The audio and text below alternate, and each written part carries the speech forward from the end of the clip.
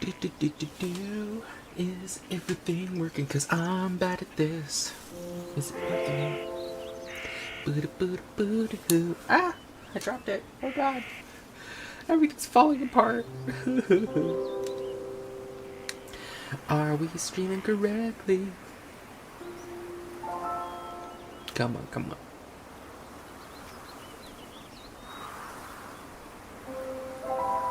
I believe we are.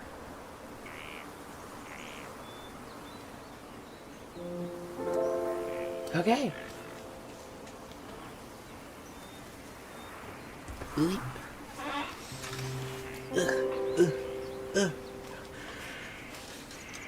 Okay. Welcome to Wytchwood, everybody. I've heard this is a cute little game where you get to be a witch, and you know what? I love that. So this is what we're gonna do. New game. The swamp. Once upon a time, there lived an old little witch in an odd little house. She spent most of her days tending to her odd little garden and resting her in her odd little chair. On this day, however, her sleep is interrupted by an odd little noise. Goat. Brrr. Who's there? Get up. I don't want to. Oh my god. Is this too loud? It might be too loud. Hold on a second.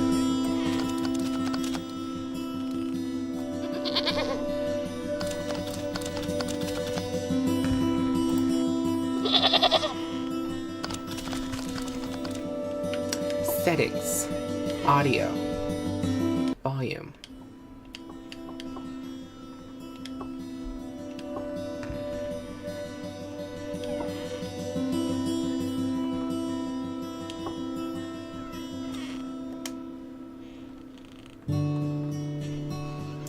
Let's try that for now.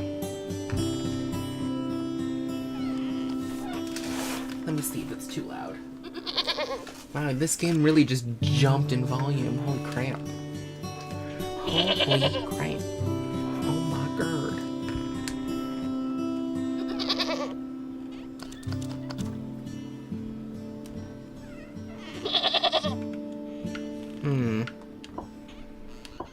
Let's make it quieter.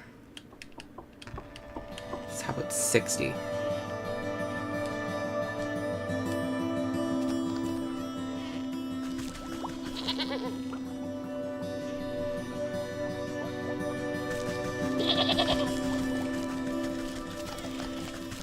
How we doing? Is it okay?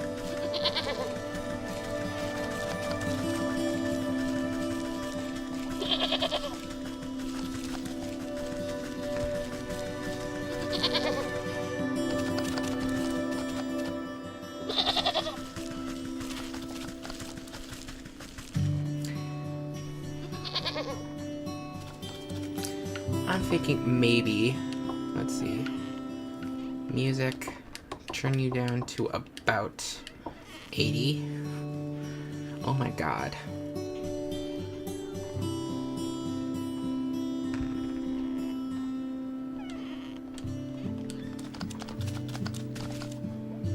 Are you better now? Are you better?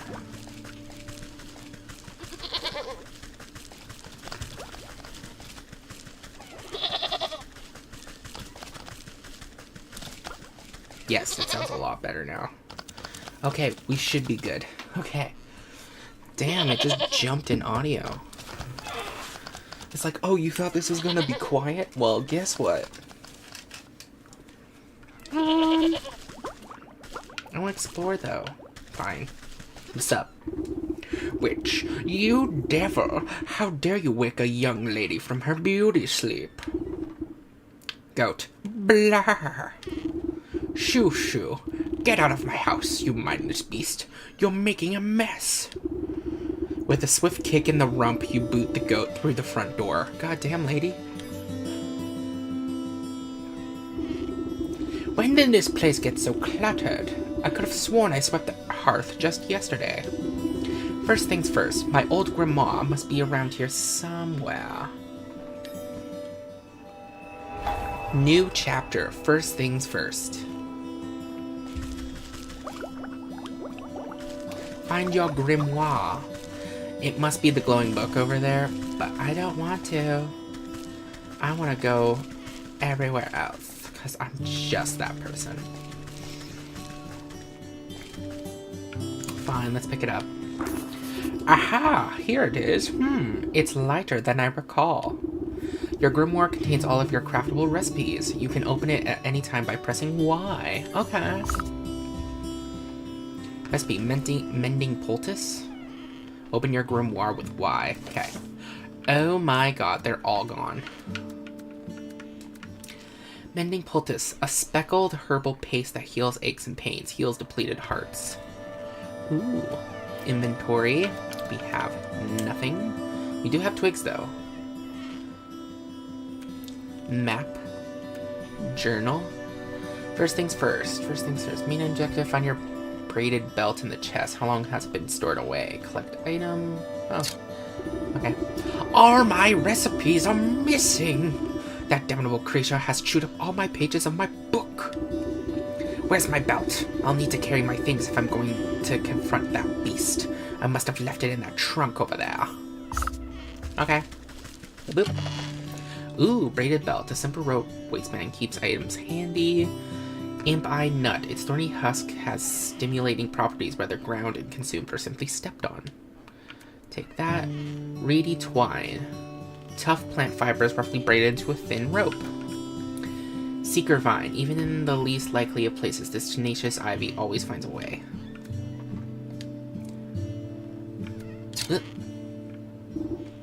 Oof, my poor back. How long was I napping for? A good dose of medicine ought to soothe these aching bones before I head outside. At least I still have the recipe for my mending poultice. Gimme, gimme. Do. Thank you. Do.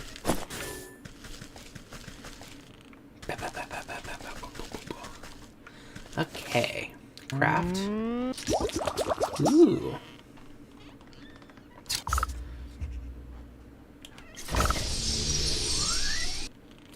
Oh, hell yeah. Booty hooty hoo. Anything else for us to grab? Okay, let's go outside. Yas, queen. Yas! Overgrown yard. You step outside into a humid marsh and immediately stub your toe on a twisted root. Ouch! Close your eyes for a wink and the next thing you know, the whole yard's gone to the weeds. Somewhere in the distance, you can hear braying through the dense bramble. Where'd that cross-eyed Billy get to? He could at least put these gnashers to good use on this lawn. Open your map with blah blah blah blah to get a better look at your surroundings. This button? Oh, yes, queen. Find the goat. Pretty sure that's not going to be hard. Boop-a-doo. I want to explore. Some shears will cut these. Ooh, we need shears, okay.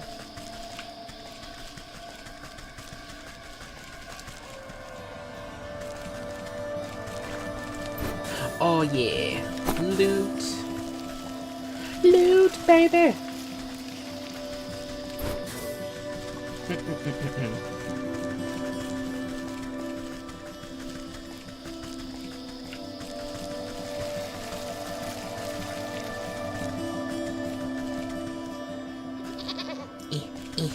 I'm stuck.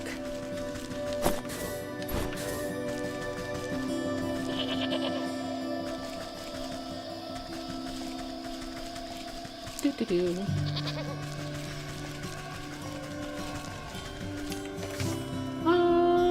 I think we've no. Now. I think we've opened most of them out. Do. Okay, what do you want? Brr. Is that all you've got to say for yourself? Brr, work. The goat coughs up a disgusting hairball. Ah, yes. Hello, hello. Can you hear me now? Apologies, it's been so long since I've used a mortal vessel. Yuck, there's dirt in its mouth. Puh, puh. You can talk? Of course I can talk. Has your mind become so filled with cobwebs that you've forgotten your old friend? You wound me, madam. It's good to see you up and about. I was beginning to wonder if you'd ever awaken, though I suppose time flows strangely in this place. Anyway, I've come to collect. Do you have the amount we agreed upon? Amount? Amount of what? Oh dear, if you really don't remember, we should go over the contract details again. Down there. The goat nods its head towards the ancient stone gateway looming nearby. And just how am I supposed to get through that solid rock? You're the one who sealed it last. Take a closer look and I'm sure it will come back to you. Witch's Eye. Open your Witch's Eye with X to inspect objects and creatures and discover their weaknesses. Ooh. What's his weakness? The goat. I'll help you out, trust me. Stone pillar, an unusual large standing stone wrapped with enchanted engravings. Unveiling powder. Don't underestimate your senses, my dear. You may be old, but you can see things others cannot. Hidden weaknesses lying below the surface. Ah, I can see it now. There are shallow runes etched onto the surface of the stone, but they are too faint for me to read. A powder of unveiling ought to do the trick. If you hadn't made a snack of my book, I wouldn't have to re-transcribe my recipes. I shall not be held liable for any losses or inconveniences incurred as the result of abyssal possession. Oh my god. By inspecting objects and creatures, you can learn new recipes to craft in your grimoire. Okay.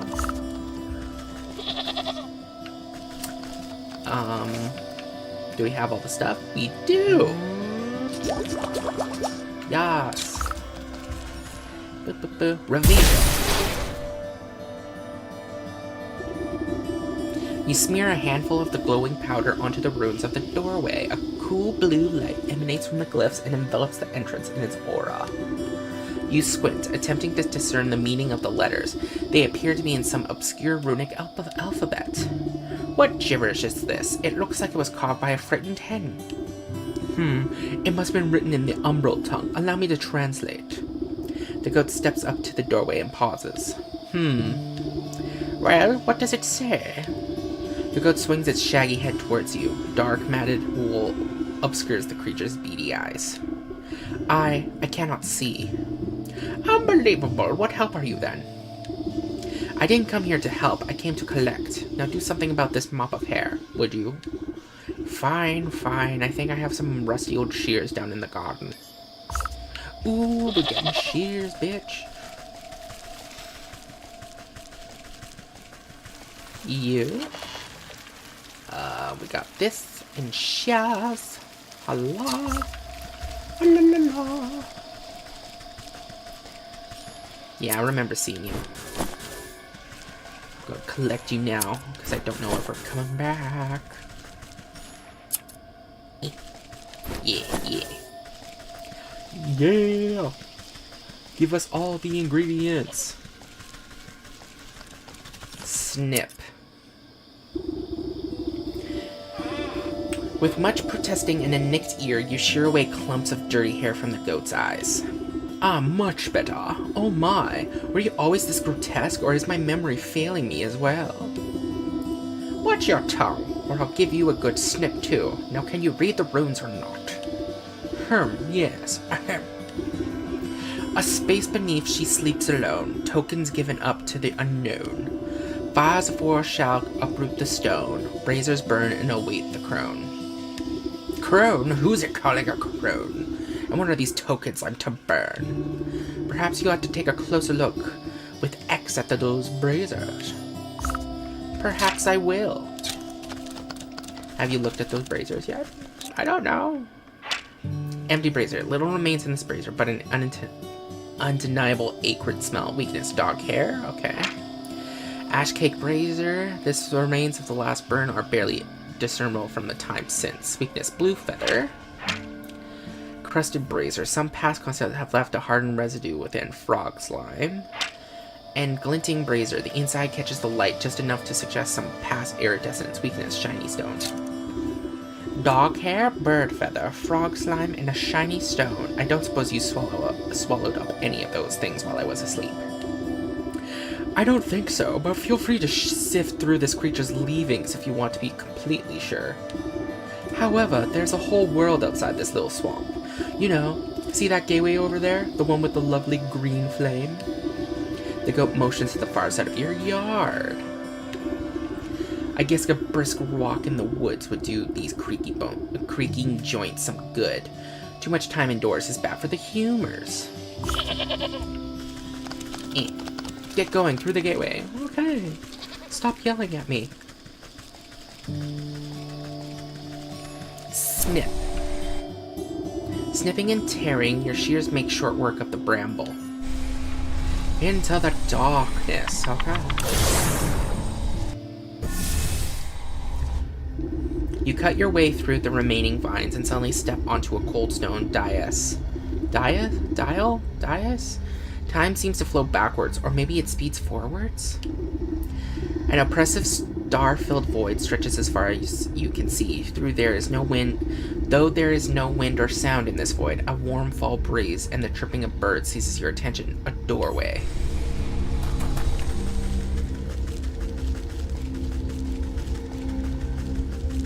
So I'm guessing this is our fast travel location.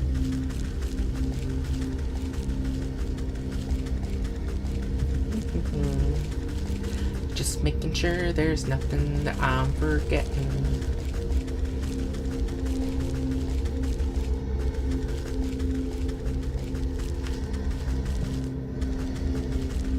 What is this thing? Recipe learned. Heartseed. What is a heartseed? Hearth seed. When thrown sharply against the ground, the seed will spirit you back to cozy comforts. Oh. Let's... Oh, and this is how I can figure out where everything is. I'll put you back here so I don't accidentally click on you. To the forest. Oh my god. Where am I? Give me that stick.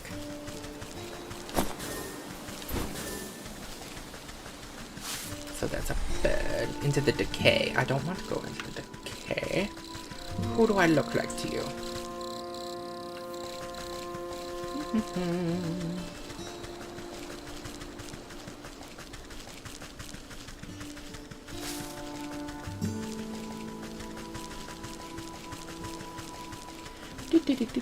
Is there anything I'm missing? This stone looks shiny. Can I just grab it? Hey, girly. Birdwatcher. The woman spins round on her heels so quickly she nearly hits you with her spyglass. Ah, you startled me. Can you see I'm busy with my scientific research? Research? What is it you're looking for with that contraption? Why, the famed indigo tuft forest lark. They're said to be native to this forest and this forest only. Have you seen one, perchance? You glance upwards at the small blue bird perched atop the oblivious woman's hat. I haven't, sorry. A shame, well, it's never too late to open one's eyes to the wonders of the natural world. You never know what you'll discover. She points at a nearby woodland critter, stuffing its cheeks with seeds. Take that squirrel, for example. Spend a few moments watching its behavior and you'll learn everything you need to know about it. Observation is key. Now, if you don't mind, I wouldn't want to miss making an exciting new discovery.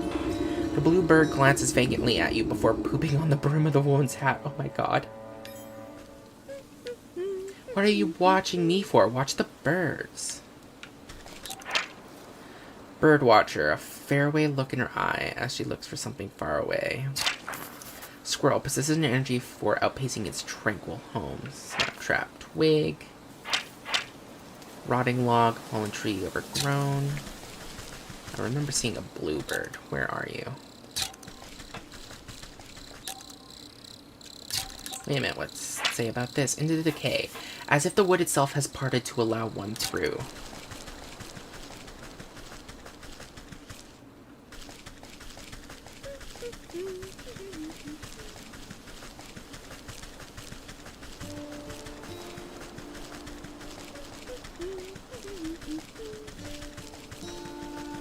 Do-do-do-do-do.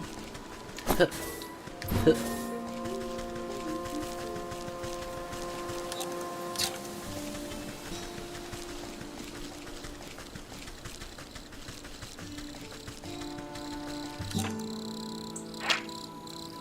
Snap trap. Cool. Cool.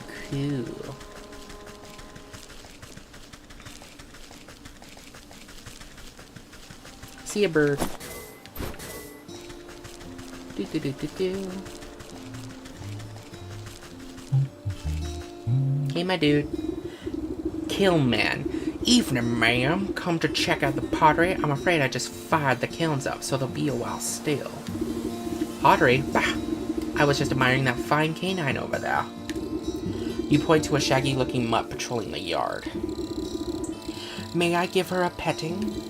Oh, you can try, but I wouldn't if you value your fingers. She's a touch bitey today and doesn't much like people getting near the ovens. I have a way with animals. Surely I can find something to calm her down. Did you find my dog a treat yet? Guard dog. Foul-tempered, snaps at anything that comes too close. Sephoric morsel?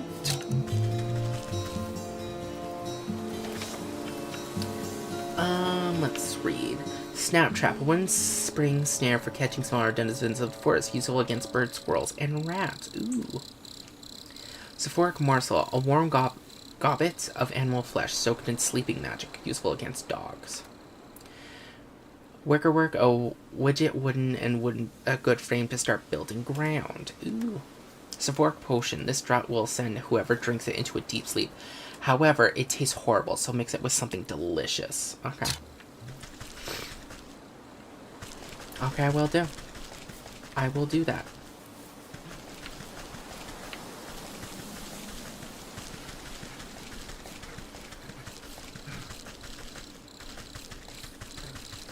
I'll check out what's the matter with that guy later. There's a whole world up here.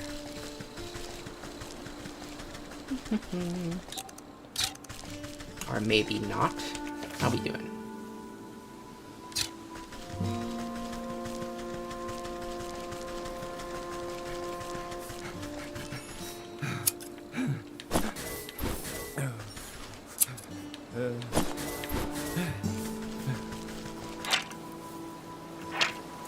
Well wisher, quite uncomfortable with the well before him. He can't bring himself to look away. Long dry well. The darkness below seems ideal for slimy creatures and other forgotten things. Ooh.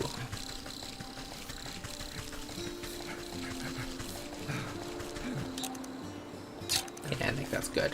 Let's talk to him. Well wisher. Aw, man. Oh, jeez. I don't know about this. You tap the man's shoulder and he nearly tumbles headfirst into the well. Ah! What's the matter with you? I could have fallen in. Then perhaps you shouldn't be leaning over the edge like some wobbly stork. I remembered I did a voice. What's so interesting down this well anyways? Well, my grandpappy used to tell me that people drop all sorts of treasure down there. Just waiting for someone to dig it up. Got myself a trowel and thought I'd give it a go.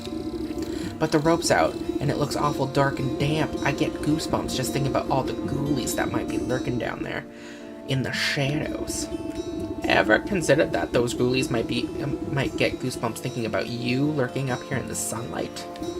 No, not really. Not sure if that makes me feel any better about them, actually. Maybe the business of treasure hunting isn't for me after all. Here, why don't you take my trowel? I don't think I'll be needing it. You can go down into the well and see those ghoulies yourself. He offers you a small trowel. It looks like it's never been used. Ooh. This old well is deep and dark. You might be able to climb down into it, but the rope has long since rotted away. Cold breeze wafts off the darkness. Reedy twine. You toss a length of strong homemade rope down into the darkness. It seems like it should support you without much fuss.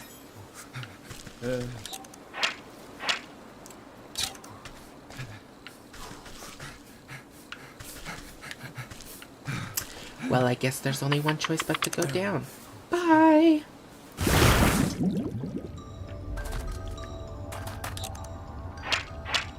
Gold coin, a singular small piece of gold suitable for exchange as currency. Clay deposit, slippery clay should contain a few handful bits. Freshwater spring, an aquifer gushing with cool, clean water. I need an empty jar. How do we make an empty jar? Ooh.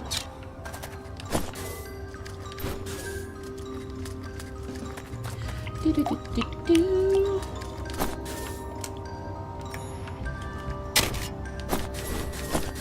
Ooh, I got a shiny stone. That's one of the thingamaboobers.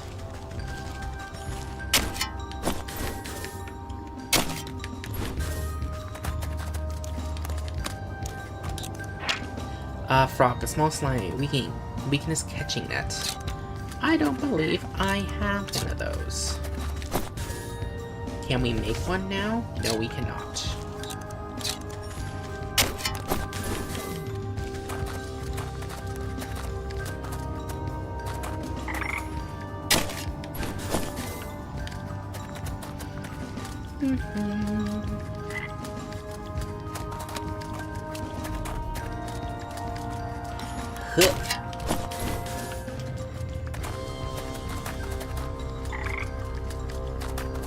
Ooh, what are you? Locked. Chest, a wooden storage box. Weaknesses unknown.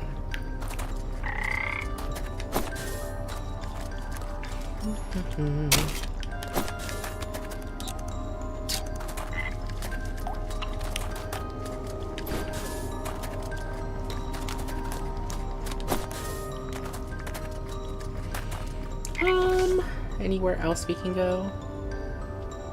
No, this is it for now. Something stirs inside but does not emerge. Okay. Fine then.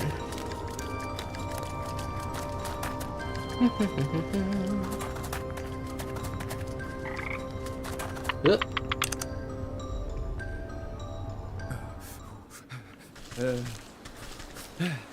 You can stop freaking out now.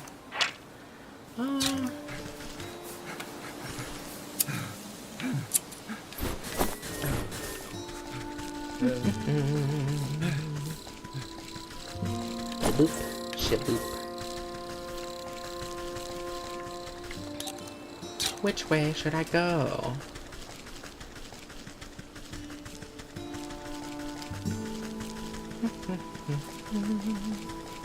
Let's go this way first.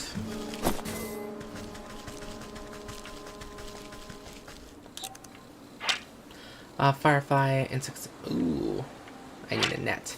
The stag, a stylized image to flatter the self-proclaimed ruler of this region, commissioned by him, of course, and probably forgotten. Ooh.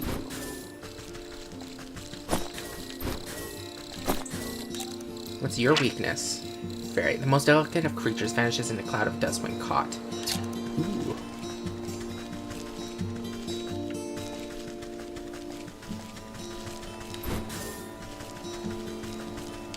Well, I got some ingredients, so I'm not gonna complain.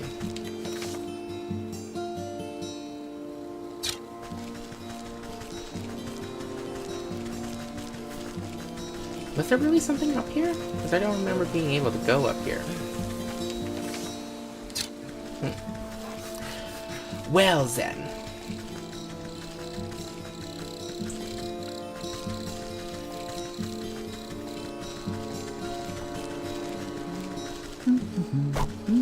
Hey, my dude. Woodsman. Ah, you there. Give me a hand, would you? With what? You seem to have everything under control. These stumps aren't going anywhere. My darn useless son was supposed to help. But he's wandered off again, probably to go bother frogs and eat bugs or some such nonsense. Anyway, I need help clearing away some of these dead logs. It's late in the season and the wood has started to rot. Just be careful of the purple mushrooms that sometimes grow inside. They'll make you powerful sleepy if you breathe in the spores. As much as I do love poisonous fungi, I'm not much of a lumberjack. Nonsense, anyone can experience the joys of splitting a fine stump. Here, my boy. Won't be missing... Oh, I thought he was calling us the boy. Here, my boy won't be missing his hatchet. The woodsman spins a sharp-looking hatchet in his hands and thrusts the handle at you. Take it. Yas.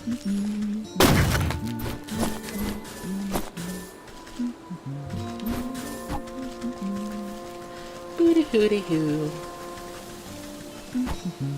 Pretty sure we'll need. Do we just catch you? No, we need a net. We do not have a net yet. Oh, woe is me. I wonder where the net is at.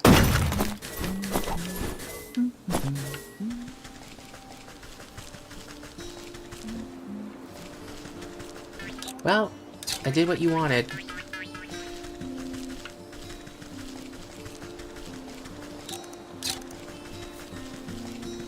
Oop.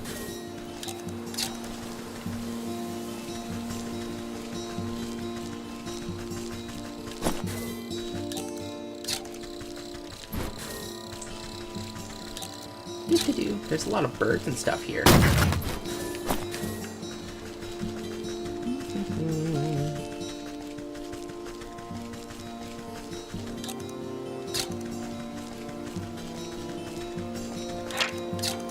Oop. Oop. Oop. Give me all your goodness. And where is this? Oh, we're back here. Okay. Ew.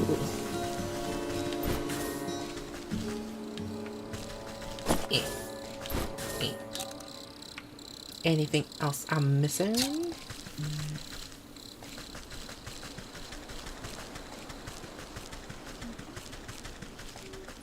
What's up, my dude?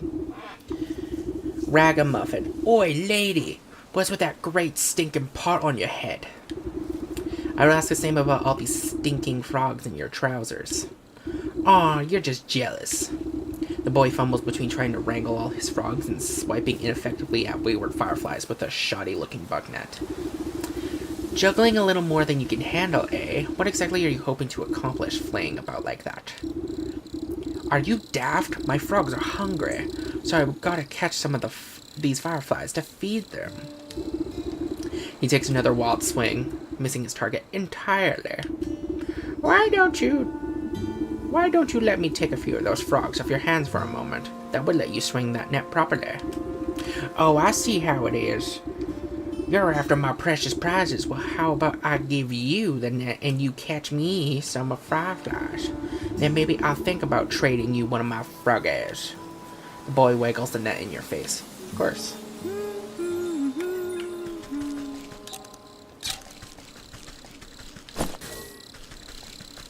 Anything else here? Gimme. There's something here.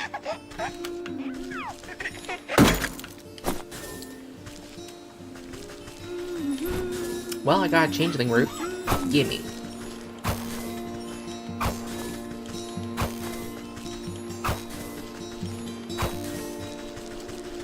Is that the lot of them? I do believe so. How are we doing with the map? I think we're doing okay.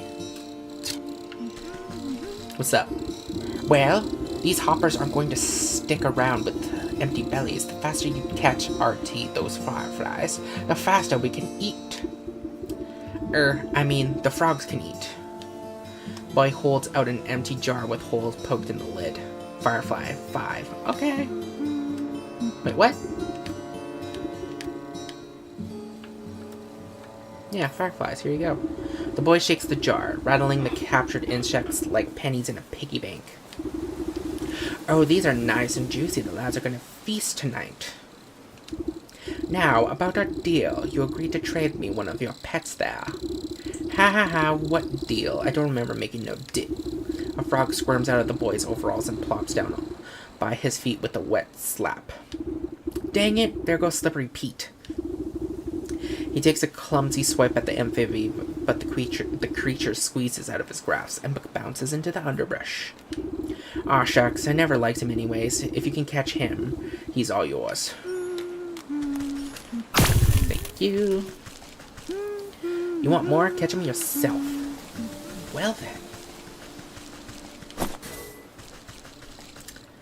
Okay, we still need a blue feather, which I think we can make. We just need one of these. Thank you.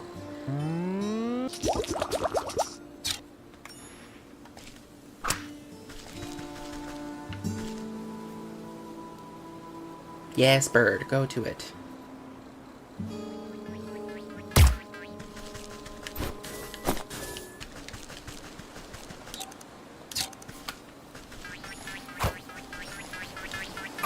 There we go, soot spirit.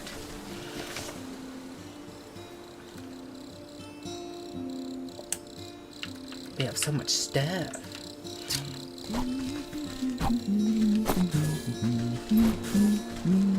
Okay, we just need dog hair now.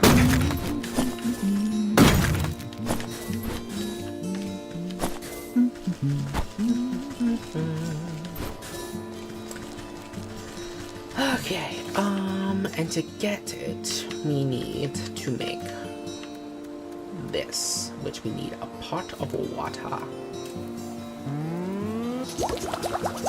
Take one of those, go down.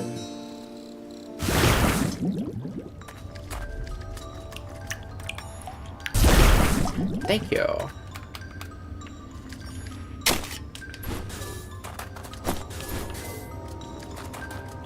A boop. Come here, you little.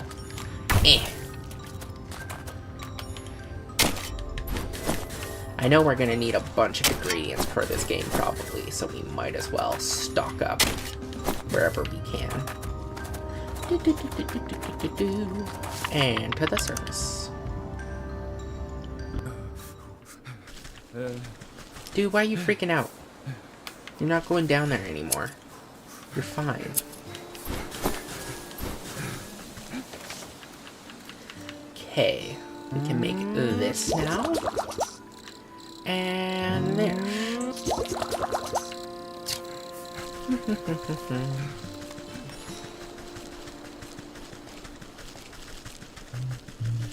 Throw.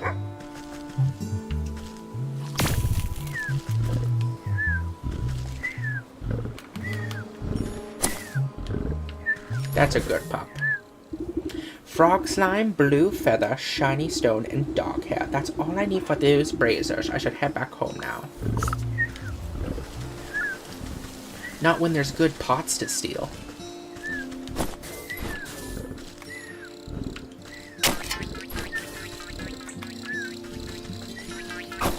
Thank you.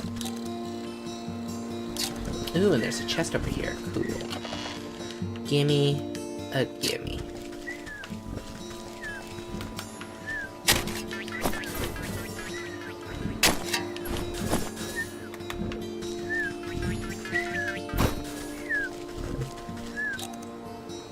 And that is everything here.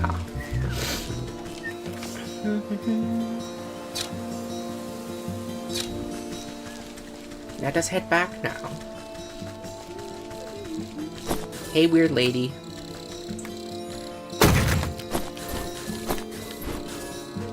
Whoop. Whoop.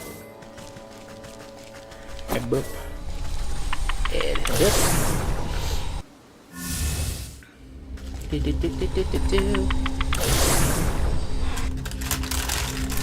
Sorry, I'm gonna get some food quickly. Yum. Home.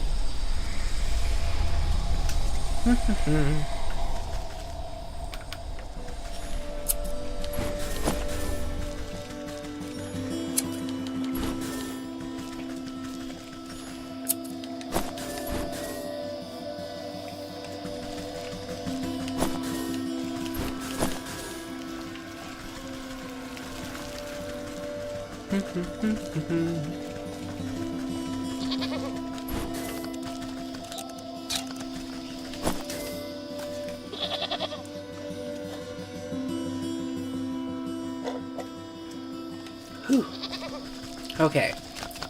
What are you giving these to me for? Set them in the braziers. I'm sorry. Ash-caked brazier. The brazier awaits an offering. Have you something to burn? A blue feather. Ash Cake Brazier. A strong force pulls the feather down into the large basin like a magnet. It bursts into a bright flash of light as coal flames engulf its essence.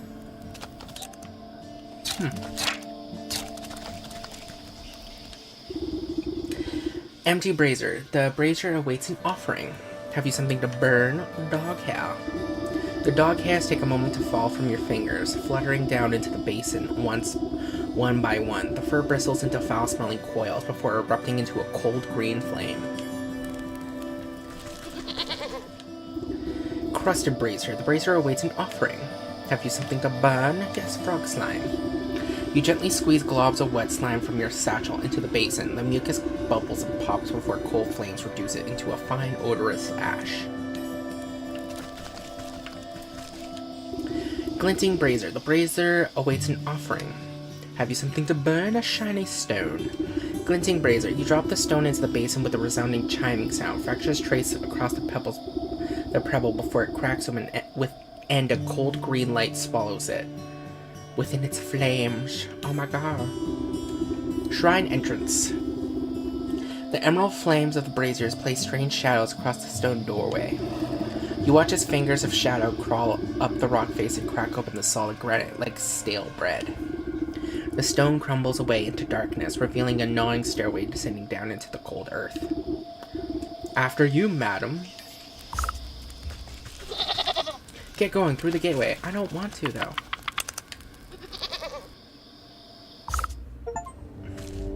First things first, remember your contract with the goat. Ooh, we just got an achievement.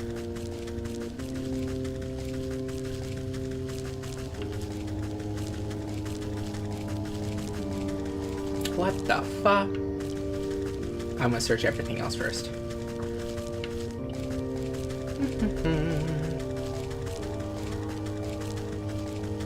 Well, there's nothing else here. Who is this lady?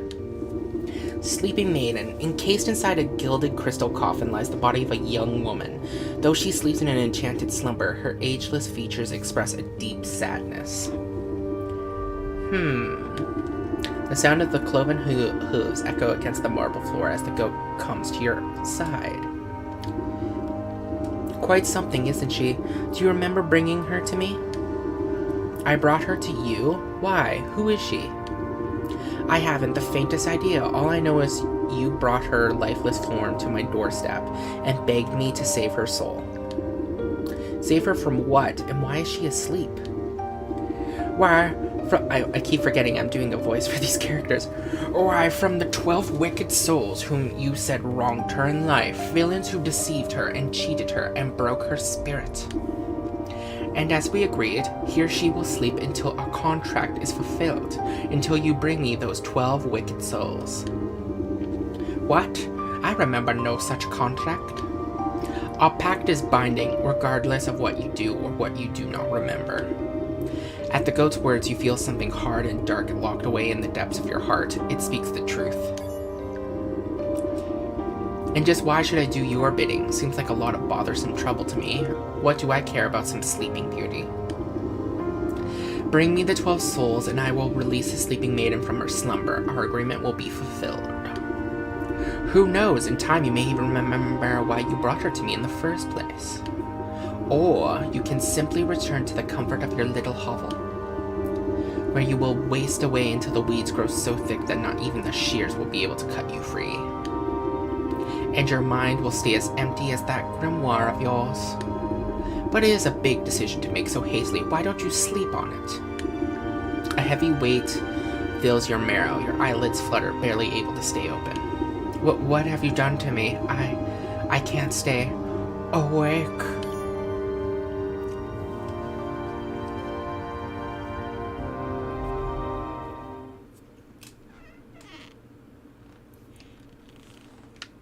Oh, okay. Boop-a-doop-a-doo. We're back home.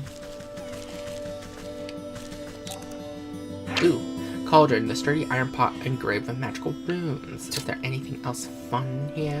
No. Fine. Outside we go.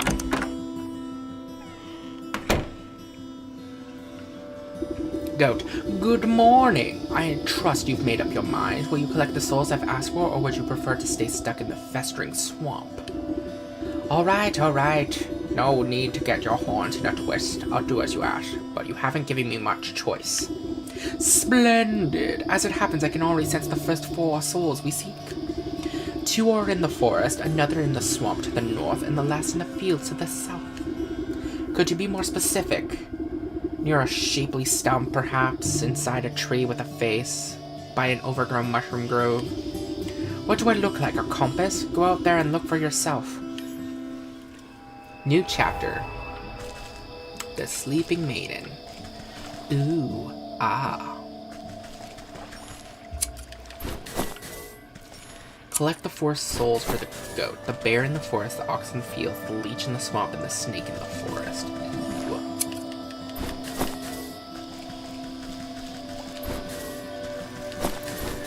Give me all the goodness.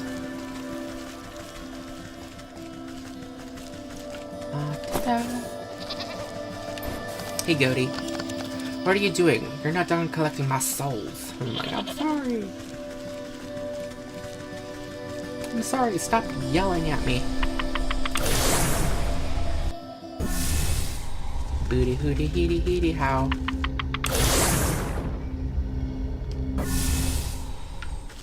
Okay, where are we to go?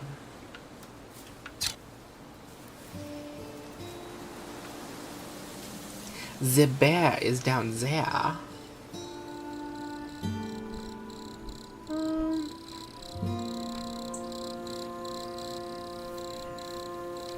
Let's go down to the bear location, because I want to catch the things here. And then maybe we will go up and see what's going on there. What's this way? You could be at the lake right now, just a little bit further. Oh, and this way's to the swamp, okay.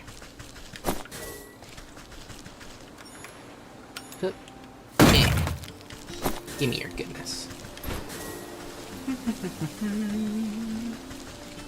Hey, lady. Spotted anything intoxicating lately? Not really. Sorry. Gimme. Gimme. There we go.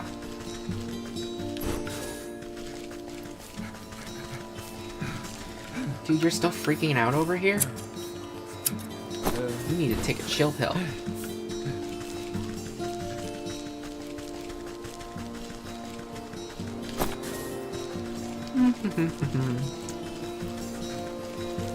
There's the dude. But I'm gonna collect fairies and fireflies. So I had to give all of them up, and I bet they're an important ingredient for something.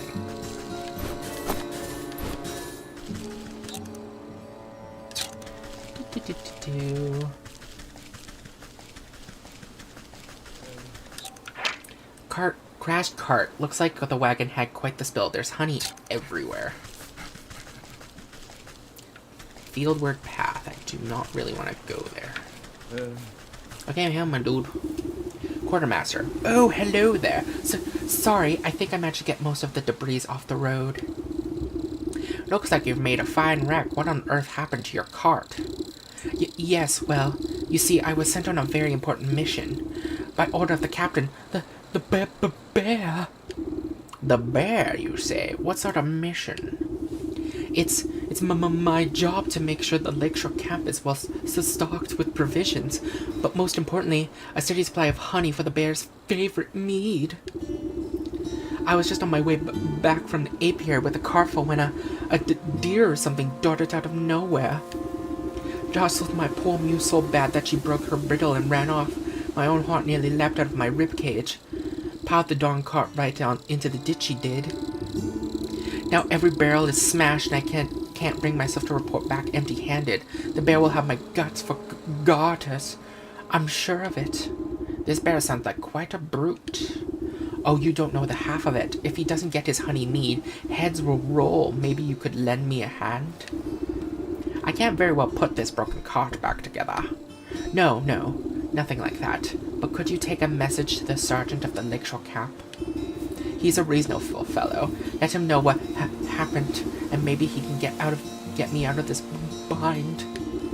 You can get to Lakeshore Camp if you follow the road to the northwest of here. I need to stay with the cart and assess the damages. Oh dear. Journal. Press blah blah blah to open your journal and review quest objectives. Track quests to display what to do next. New chapter. The bear.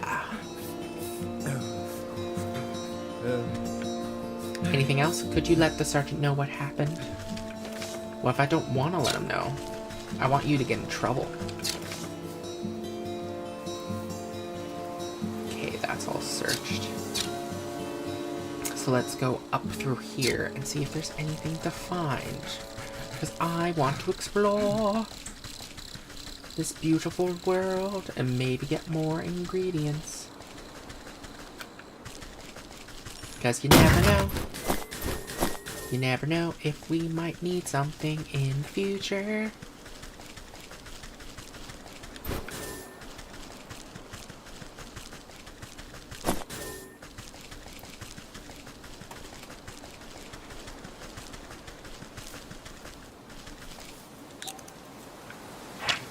Fairy totem, an inscrutable construction of fae folk. Its purpose as mysterious as they. Dryad. This tree seems particularly angry about something, maybe everything. Weakness, cinderbox.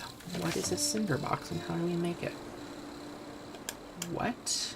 Rodent lard. Cinderbox, specifically packed for maximum combustible, burns longer than one would expect. Useful against dryads. Ooh. Ah. E. The bear.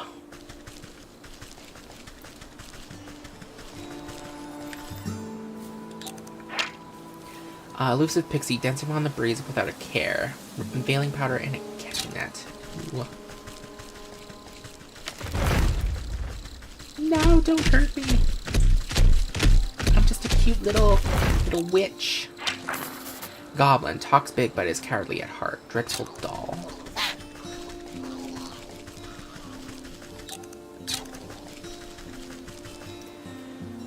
What is a dreadful doll and how do I make it? Dreadful doll ensues a rattle so intense and unsettly it shakes itself to dust. Useful against goblins and bandits. Ooh, what's this? Sewing kit, suitable for stitching edges. Be they mundane or decidedly less so. What is this? Oh, we need to go to the swamp. Well then, fine.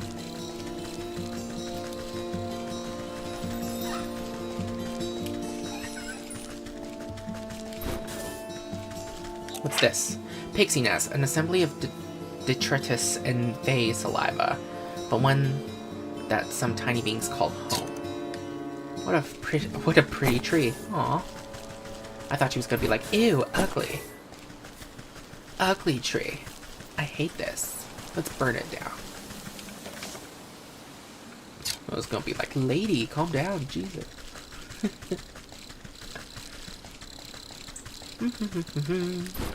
Thank you.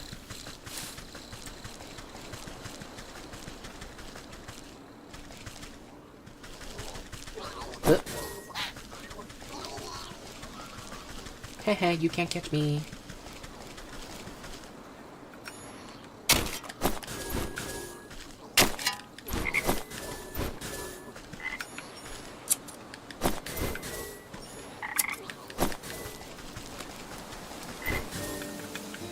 Okay. Froggy, where are you? There you are.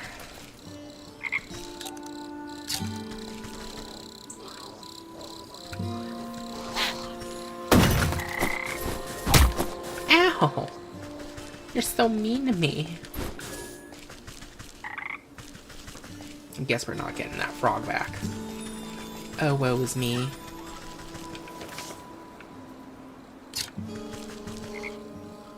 I want that frog. I want that frog because I'm a witch.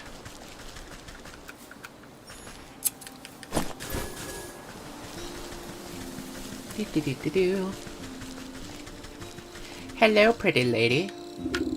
Weeping maiden. You approach a young woman weeping sorrowfully. Into her palms, she catches her breath for a moment and looks out longingly over the placid lake. Oh, my sweet songbird, why have you forsaken me to a life devoid of your love? Tears well up in her eyes as she buries her face once again. You consider leaving this melodrama well enough alone, but something about the poor girl reminds you of the maiden slumbering under your house. You draw out a tattered handkerchief and offer it to the maiden. There, there. Dry your eyes, my child, and tell old Granny what the matter is. Oh, thank you. You're very kind. She takes the cloth and daintily dabs the corners of her eyes. Swallowing the last of her sobs, she composes herself before sighing wistfully. It's my beloved, such a sweet and romantic man with the voice of a meadowlark. Ah, I get it, he dumped you? Damn, lady. Well, don't worry, there's plenty of other frogs in the swamp. What? No, he loves me, and I him. Though our families would never allow us to be together. He'd come and sing outside my balcony every night. One night we both vowed to escape and meet by the lake. Her lips quiver. I waited and waited under the waning moon, even past the morning sun, but he still didn't reveal himself. Tough break. Maybe he just wasn't that into you. Damn, lady, calm down. The woman snaps at you instantly with sudden vitriol. He would never abandon me. We're destined to be together. She slips back into a melancholic gaze out over the lake. Even now, I can still hear the beautiful melody of his lute coming from across the water. Over the dull sounds of lapping waters and quaking waterfowl, faint notes of some faraway stringing instrument whisper through the reeds. Oh, I hear it too. Maybe you aren't just mad in love. It's coming from somewhere in the middle of the lake. He's out there somewhere, I just know it. She crumples into another dramatic bout of inconsolable tears. Now, I'm sure it's just some echo bouncing off the shore. I'll go find where this tardy bard of yours has run off to. New chapter. The snake. The sneaky little snake. Woe is me, for my love has been spirited away. Probably. I'm not even gonna pretend that that didn't happen. Most likely, he's gone forever. You should move on.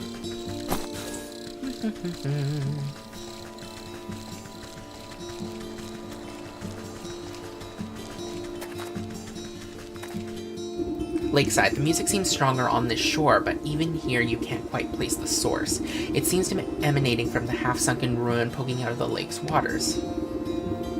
Maybe that fool bard's hiding way out there? Bah! But I swim as well as hens fly. Suddenly some unseen voice chitters mockingly in your ear. Ho ho hee hee, the musical man you'll never see.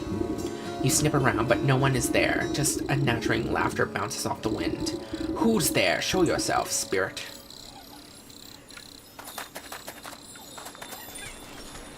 Oh, it's one of you. Humble basin. Once perhaps part of a lovely plaza, now little more than a bird bath. I need unveiling poultice or powder, whatever it's called. So, Pixie, you snap your hand around the elusive creature and squeeze. Eck, let me go. You knobbly part, you're cursing the life out of me. You trifling little pest, how do you know about this music? Music? What music? Alls I hear is the slapping waves and the peeping birdies. Your wrinkly old ears must be full of bugs. Don't you play smart with me, I'll pop off your head like a daisy. Oh, you mean that music? It's the sound of the snake's traveling circus. I thought everyone knew about that. Circus stays still, but the door's the thing that travels, you see. And right now, the door's out on that lake, but you'll never get in. You give the wretched sprite a good shake, and a shower of glittering dust sheds off its wings. Tell me how to cross the lake, or I'll make a necklace from your teeth. Only faithful can show the way. Dirty fairies built a bridge. Keep all you big folk out, unless the snake invites them in. You're a fairy, aren't you? Where's the bridge? Ha! We're a pixie, not one of those flamby-pamby mushroom herders. Besides, the bridge is invisible to pig stompers like you. The creature peers over your shoulder and waves its tiny arms. Oh look, there's a fairy now. Why don't you ask her? You turn to look, but in your moment of distraction, the pixie sinks its sharp teeth into your finger. Ouch, you sneaky little blighter. Springing free from your grasp, the slippery monster chitters a laugh and vanishes into a cloud of smoke. You look down at your dust-covered hand. Fairy or not, this bridge must be around here somewhere.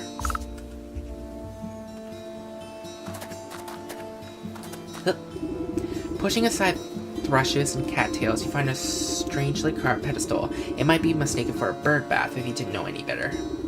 As you run your finger around the edge of the bowl, the remaining pixie dust of your hand flakes off, as if drawn in by some invisible force. Crude pictographic appears on the surface of the basin. They depict a coiled snake presiding at the center of some kind of festival. Directions on how to reveal the bridge are carved on the outside. You see symbols resembling fey dust, dancing fireflies, and bird feathers. Let's leave for now. I want to explore some more. Boop, boop, boop, boop, boop.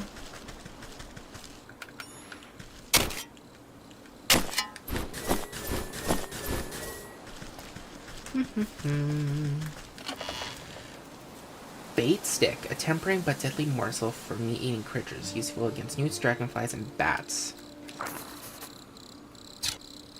Okay, Grimoire, can I make those now? Hell yeah, I can. Bait stick. Ooh, where can I get this? The swamp? Ooh, okay. Let's just put you down here for now. Or actually, I don't know. I don't know what to do with this. You telling me to decide? I can't decide.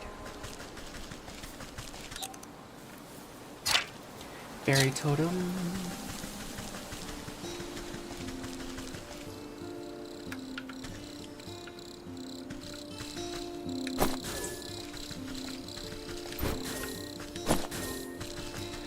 Go back. Go back to the fairy totem. I don't want to deal with y'all.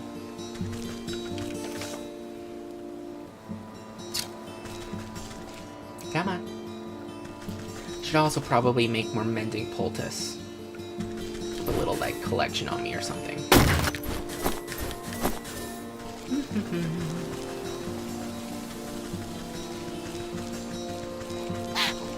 Hey, God. Oh my god. To the swamp. Let's make a mending poultice now. But first, I don't think we need this right now. We could use this though. What am I doing? 1. Let's make 6. I'll use one of them and keep the other 5. Inventory, you go here, boop, boop, boop, boop, boop. There. Heal. Okay. Set trap, run away.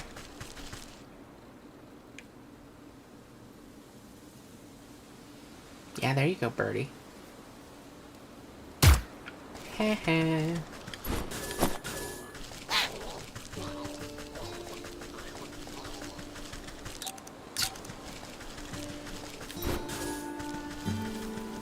Is that a dryad there? Why is a dryad there? Why?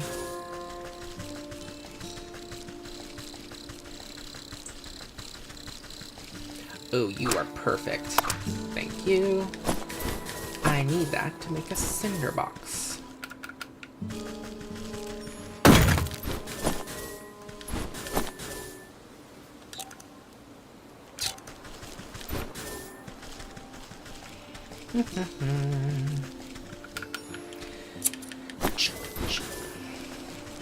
Snippy, snippy.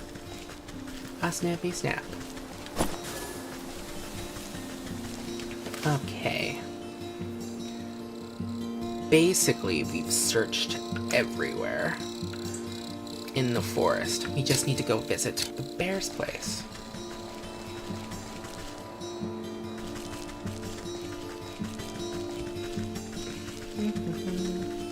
Lakeshore Path, okay.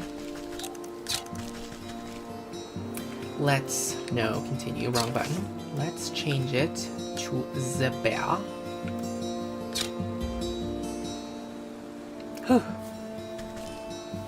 Okay, let's do this.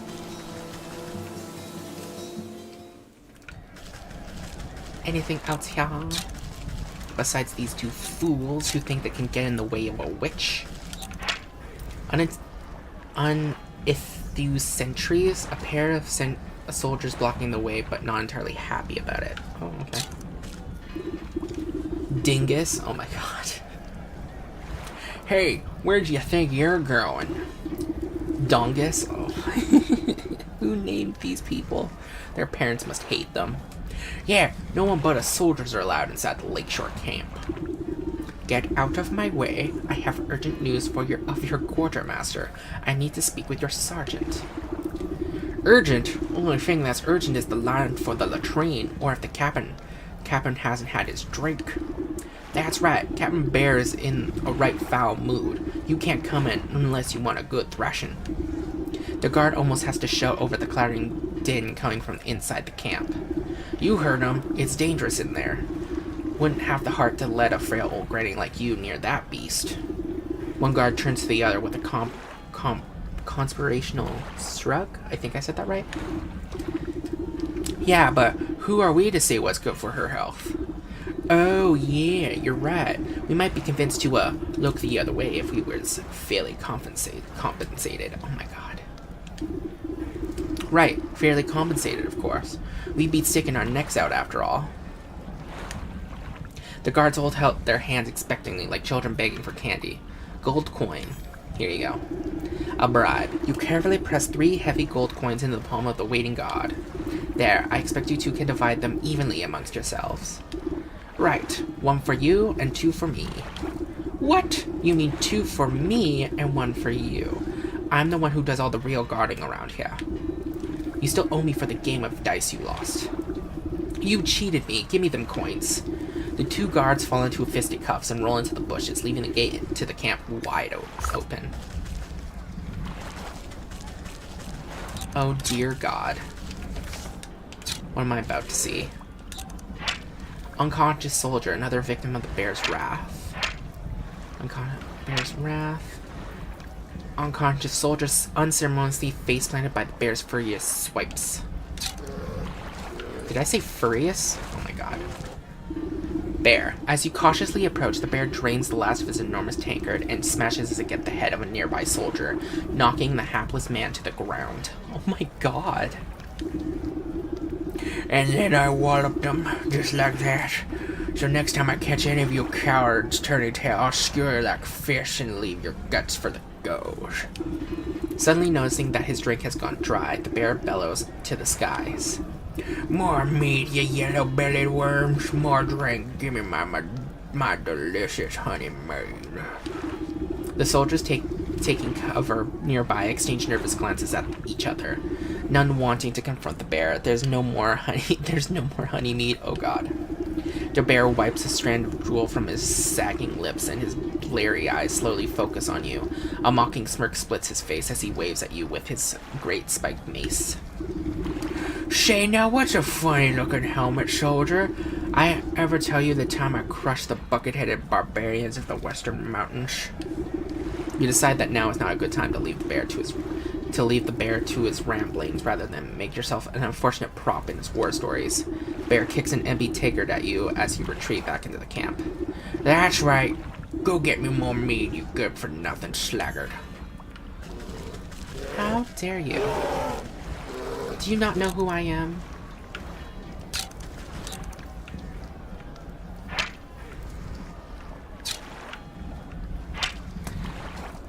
Unconscious soldiers, this one might be faking it, but he's very convincing. Oh my god. Ooh. Thank you.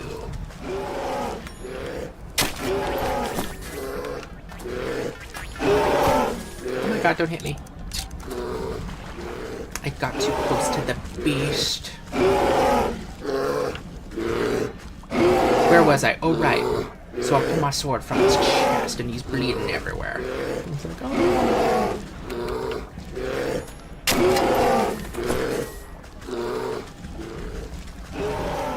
Take cover! Trembling soldier. The soldier can't decide which is more dangerous, benching his post or standing this close to the bear.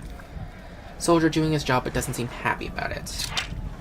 Into the tent. Roomier on the inside than one might think. Sergeant, in charge of keeping this camp and the bear in order. Found you. First, I'm gonna search everything else, just in case there's stuff around. Like more chests with loot. Because you know what I love loot.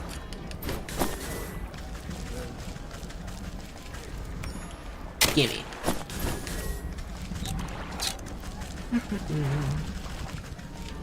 Shh, we don't want him to find us.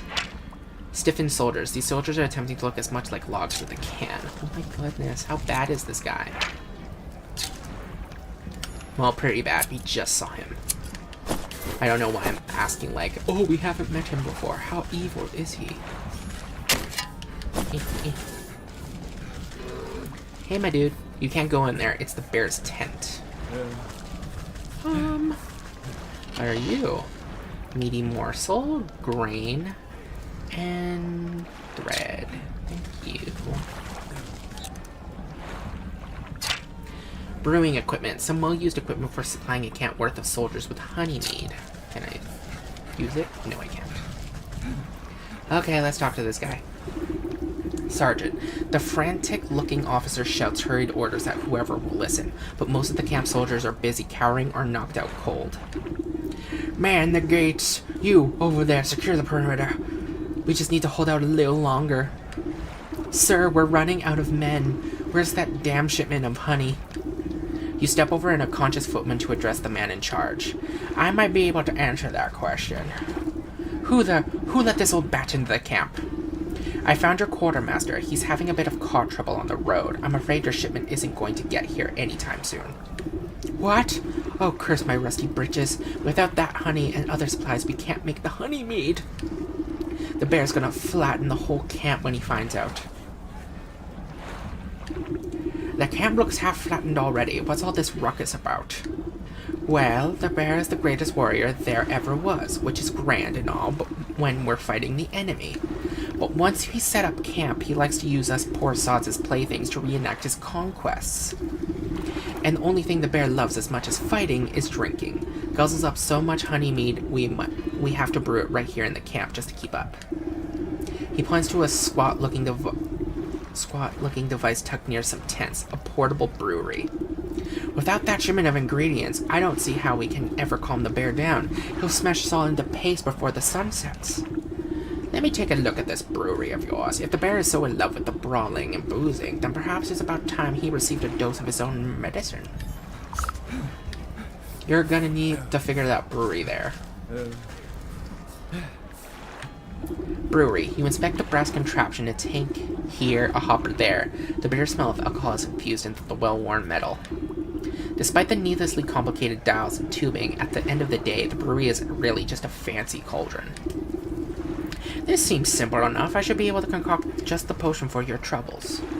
The rattle sergeant shrugs the shoulders at you. Like, oh, okay. Sure. If you think it'll help, but you'll need to fuel the darn thing first. Our supplies are a mess, so you'll have to figure it out on your own. Brewery. You open the brewery to inspect its complicated innards. How difficult could it be? We need more water. You can give him twigs, though. Here you go. You snap kindling into pieces and scatter it into the bottom compartment of the brewery. Should be fuel enough for the job. You open the brewery to inspect its complicated innards. I believe we can make at least one cinder box. Yes. Thank you. Boop. Cinder box. With the heat of the cinder box, you set the stove chamber of the brewery alight. It will bring the tank to a rolling boil. You open up the brewery to inspect its complicated innards. We just need water.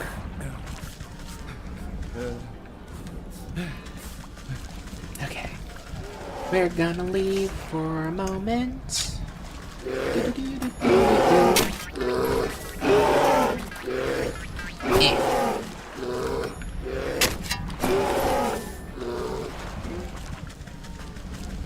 Boop-a-doop-a-doo, shoop-a-loop-a-boo. Let's go to the well.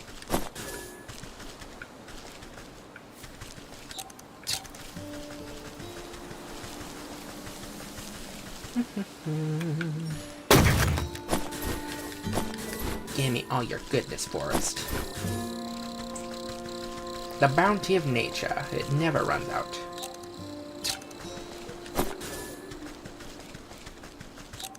Anything around here? Let's grab this and this. Ooh, yay. Grab these, cause why not? And tons of air.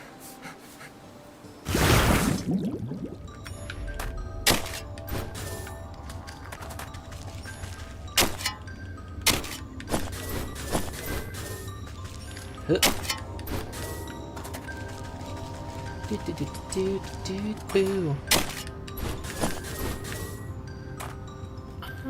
Anything else? No. Okay. Grimoire.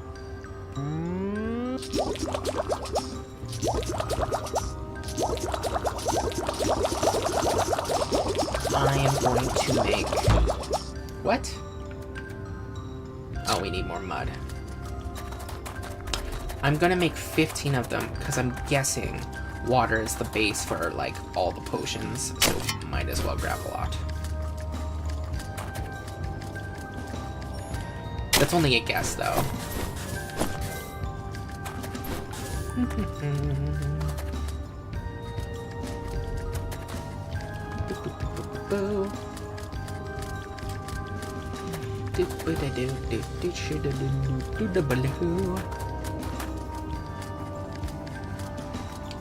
Okay, no, wrong button.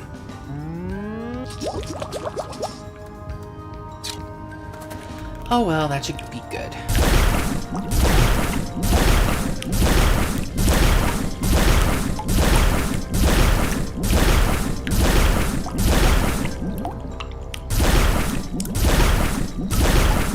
And that should be good. Okay.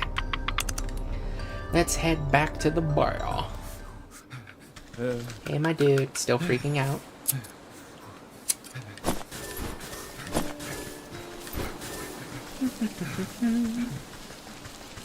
See something here.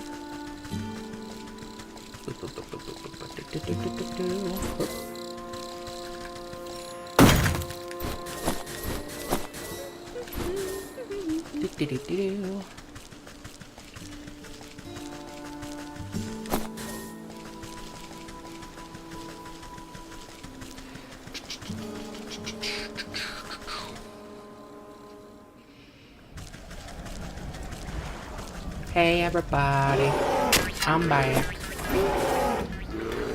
Come back here. Gimme.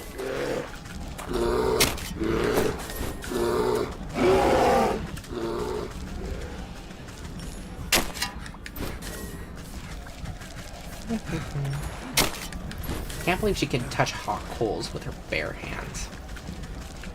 Who are you, lady? Gimme, gimme, gimme, gimme. Here we go. You open up the brewery to expect a complicated innards. Jar of water. How difficult could it be? Yes. You slosh cool, clear water into the brewery's main tank. Not the best base for potion brewing, but you want to preserve that honey mead flavor. With the hiss of steam and the sound of boiling water, the rattling brewery is ready for the next step of the process. Of course, I'll need honey for the mead. That quartermaster said he was coming back from the apiary in the field, so I best try there. Then I'll need a proper magical binder and a token of the bear to seal the spell. Something in this camp ought to do the trick. Brewery. The frothing basin of the brewery stands ready for the right ingredients. Add something to the brew. Honey, metamorphosis elixir, and a torn teddy bear. Let's leave that. You need to figure out all that stuff by yourself. Okay. Captain's tent. Through the tent flap, you catch a glimpse of pillaged trinkets and treasures scattered about the spacious interior. You surmise that one of these precious objects might contain enough magical essence to use as a token of the bear. Your eyes have only a moment to linger upon the giant fur-lined bed before a hand pulls the door flap shut. The sergeant gives you a disapproving glare as he ushers you away. Hey, you. You can't go in there. This is the bear's personal tent. You know the kind of hell that would break loose if he finds out someone's been snooping. Don't worry. I'll be careful. It seems like your men are keeping him distracted anyway. You glance over at the bear as he tosses aside a soldier like a sack of potatoes. No, how? If you think this is bad, just wait until you find it. Oh my god, my voice, I'm trying to find the voice. If you think this is bad, I guess he's an old man now. Just wait until he finds out there's no more honey mead.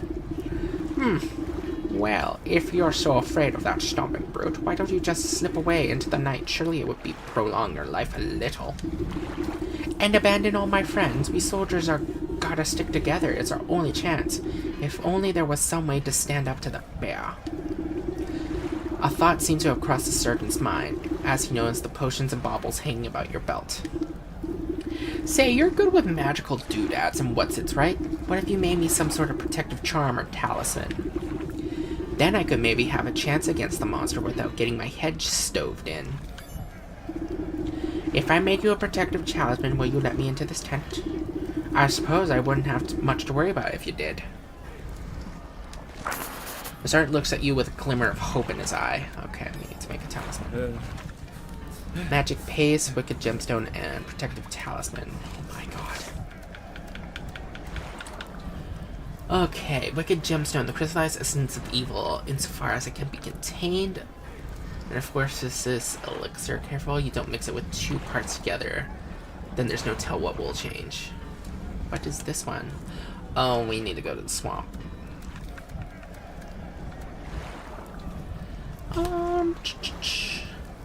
Projects a protective talisman. Projects a magical shield around bear, protecting them from harm.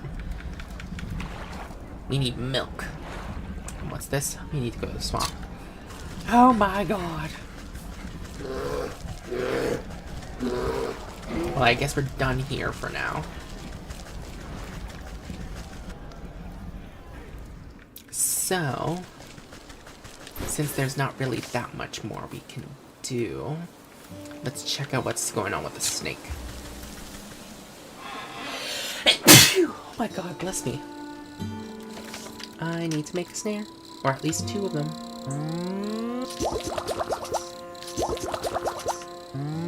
Or snap trap, not snare, I'm sorry. I'm so sorry. I'm so sorry for lying to all of y'all.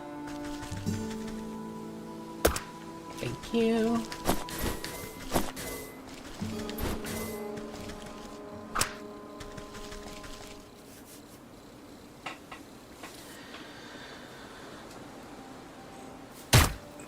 Whew. There we go. And now, if I remember correctly, there is a bunch of Fae stuff down here.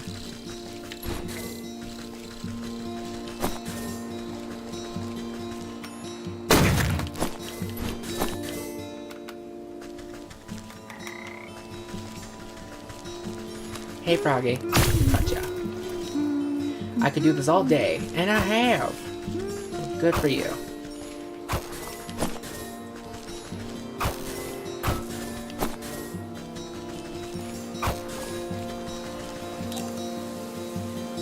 Oh, there's still something down here.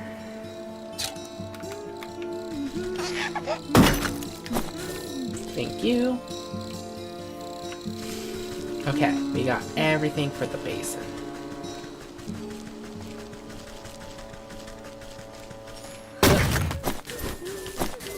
What's the quickest way there?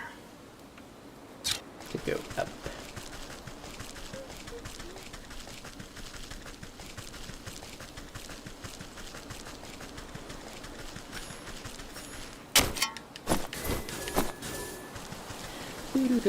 Ooh, dog hair. Do I have... I do have enough. Can we make one? Yes, let's do it. I need one of this to get some dog hair.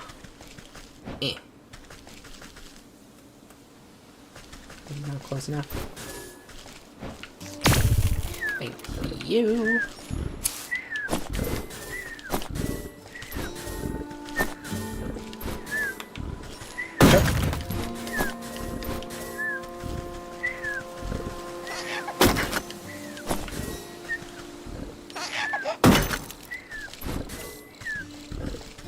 Thank you, puppy. Have a good sleep. Lakeside Basin. Directions on how to reveal the bridge are carved on the outside, using symbols resembling fey dust, dancing fireflies, and bird feathers. Blue feather. Placed in the basin, the feathers arrange themselves into perfect triangular symmetry. Directions on how to blah blah blah blah. Fey dust. Da, da, da, da, da. Firefly. Each of the fireflies alights upon the edge of the bowl, stepping delicately until they are evenly spaced. Directions on outside, you see the symbols, blah blah blah blah blah. Judging from the scribbles, these look like the right directions. Fey dust. Lakeside Basin. You shake out the fine dust into the bowl and it settles evenly to its inside surface. The basin begins to glow a soft yellow as the fireflies rise from the muck within. They begin to dance up and down, drawing circles high above the bowl. Glitter rains down gently, shimmering as it catches rays of sunlight. Slowly, the particles trace the form of a bridge leading from the edge of the water to the center of the lake. You tentatively test the strength of the spectral walkway and find that it is strong as if it were made of solid stone. Humble Basin, once perhaps a lovely plaza, more of a bird bath.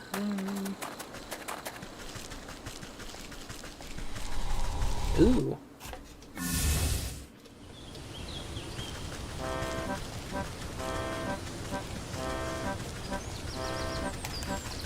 Bum bum bum bum. Villager, he's got 1,000-yard stare.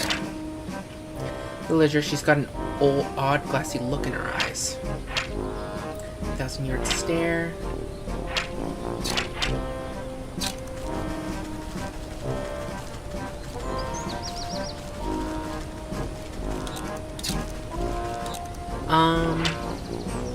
Distant strong man, a well-muscled Hulk flexing with a faraway look in his eyes. Oh, very nice. Granny? Grandmama, calm down.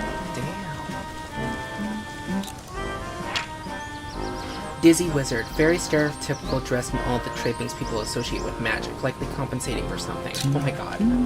People really like these parlor tricks. Metronomic juggler. The juggler on display here is humbly consistent, almost hypnotic. And hypnotic motion. Give me your stuff. An egg? Cool. The snake is good for us. I don't think the snake is good for you.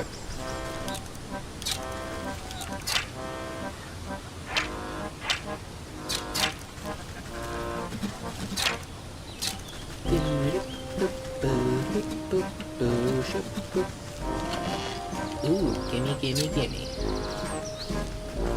Okay, I'm pretty sure this is the guy we're looking for. Weary-eyed bard. His bright clothes stand in stark contrast to his look of tired apathy. He seems to be some kind of trance. Silk tent. Let's try. The snake. Enchanting to look upon, even more enchanting to engage. What's up? Snake. Draped in glittering jewelry, the serpent stares intently into a crystal ball as you approach. Welcome, my dear, welcome. I saw that you had come here in search of answers. Pah! I just came here in search of a bard. That's him outside, right? With the lute. The minstrel, yes. He's working off a debt to me. All those folk out there seem a touch addled. What did you do to them? They're all humble folk, looking for something just as you are. I am here to provide them with the services in exchange for a bit of work. So what are you, some sort of carnival wizard? You're making quite the racket in my forest. A wizard? No, no, no. I am a seer, a scryer of the hidden mists, a foreteller of fortunes and keeper of secrets. Fancy titles you've given yourself. Sounds like you're nothing but a used cart salesman peddling your wares to the gullible. Ah, skeptic, step closer and let the crystal ball reveal its mysteries. The snake's voice drops low and seems to fill the tent with a heavy weight. I am a helper of sorts, an unraveler of knots. I make the forgotten remembered. You feel the scaly touch of the slithering coils wind around you, but you are powerless to move. And you have forgotten much. The snake's eyes swirl in a pattern you've never seen. Imperceptibly, colors collapse into themselves and fracture into kaleidoscope mosaics against the canvas walls. A voice speaks from far away. It takes you a moment to realize that it's your own. I have forgotten so much. Let me help you find your answers. The serpent coils slowly squeeze the consciousness out of you. With a desperate push of willpower, you blink away from the snake's hypnotic gaze. Wait, get off me, you worm. You wriggle your body like a sack of loose twigs. Despite your protesting bones, you manage to squirm free and tumble backwards out of the tent. When your eyes open, you find yourself back outside the snake's tent. You pick yourself up from the ground and dust off your shoulders. Harumph! I guess that sly serpent has some tricks up her sleeve. I better come up with a plan for the next time I go in there. The festival patrons seem confused after your tussle with the snake, as if the spell over them was momentarily shaken. The crowds disperse as they fumble about in the haze. Now's my chance to get a word in with that bard. Maybe I can get him out of this mess. I'm not keen to have my... what? Brain probed again. Okay. Hey, my dude. Weary-eyed bard, strumming his lute, this strapping young man has a faraway look in his eyes. Is it wistfulness, nostalgia, or even hypnosis? Wander I may, but never away, for she I call my lover. To my chagrin I stumbled in and met the gaze of another. Curious I stared, I was not prepared, and this was my mistake. A binding gaze, now I live my days in service to the snake. Cry not for me, for there is she that might still see me saved. My spirits they lived as she was a gift from before I was enslaved. A mirror but shattered, its pieces have scattered. If mended we may be set free. Down the wishing wellspring to the swamp's moonlight ring, and hiding within the pixie's tree. What's with this all about a broken mirror? You gave it to that weeping maiden? Speak plainly, you warbling fool. No matter what you do, the poor musician barely seems to realize you're there. He just keeps strumming his lute and humming his mournful tune. Ah, maybe I'll see that lovesick mix. You know that. Maybe that lovesick miss will know what he's on about. Oh my god. The snake, the center of the lake. Ooh, very nice.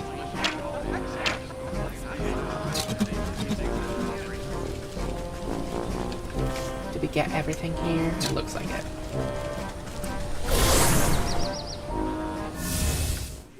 Hey, yo, crying lady. We need to have a chat. Weeping maiden. Oh, still my beating heart, have you any news about my dear sweet love? I found him at the carnival, but he's been mesmerized by the snake. Unless I can break the spell, no one in that carnival can leave. The snake? Say it isn't so. I've heard how he grants wishes, but only for a terrible price. Why would my love be so desperate as to consort with that charlatan? I haven't a clue, but he's stuck deep. The only thing I managed to gather of him was something about a mirror. Do you know anything about that? A mirror? Oh yes. It was the first gift he ever gave me. From inside her bodice, she produces a small cracked hand mirror. But one night, it slipped from my balcony and shattered on the cobblestones. I tried to piece it back together, but I could never find the last 3 shards. His song mentioned something about a wishing well, a moonlit swamp, and a pixie tree? Keep that mirror close. I'll seek out the missing shards and return them to you. Oh, Thank you. I should very much love to see it whole once again. Have you found any of the mirror shards? I wonder where they could be. No. She holds out the cracked frame of her silver mirror. Okay, you don't say anything else. Okay, bye. Oh my goodness. Eh. Oh, pixies, I know you have something.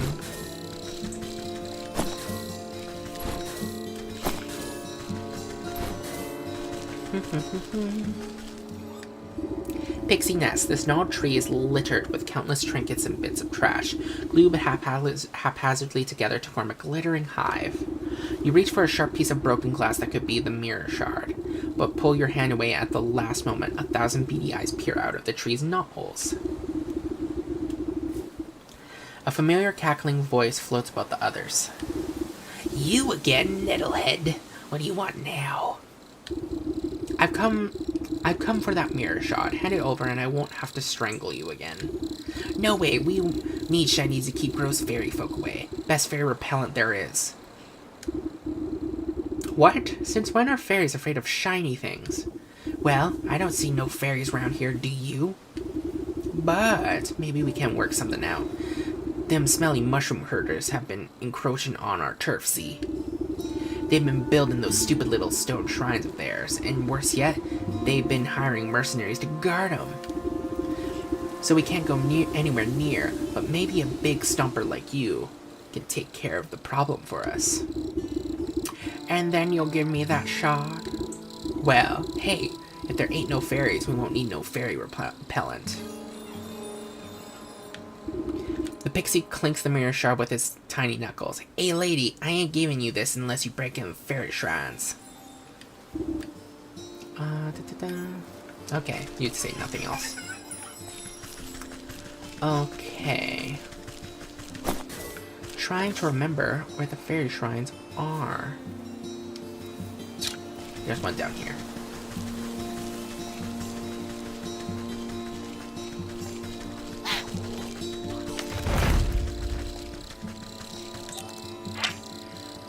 Oh, you just need to interact with it. Okay, do I have enough to make a cinder box? I do not. But there's a squirrel right in front of us, so I'm sorry, little squirrel, but you have to die. Thank you.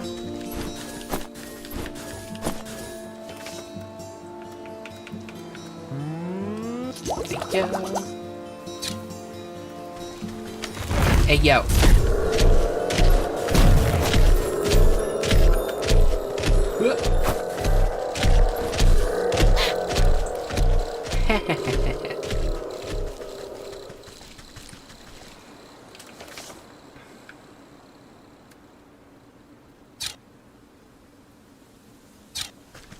Okay, we destroyed one of them. A dreadful doll. How do we make one of those again? Fields. I think...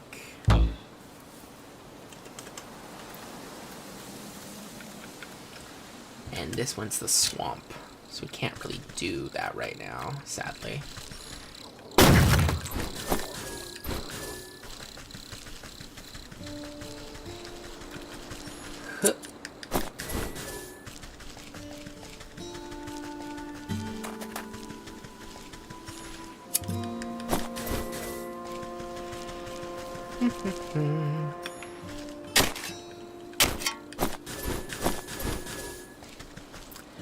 I need another sleeping morsel or spork, I don't know.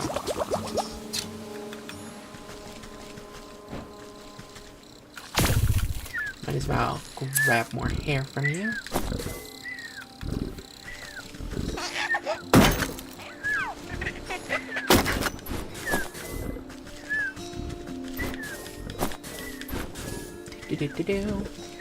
And push over.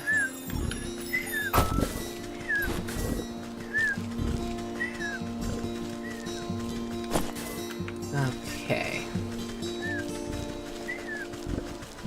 Let's go to the well now. because we need one of those doll things, and we don't have that yet. So hopefully we can get at least one of them here.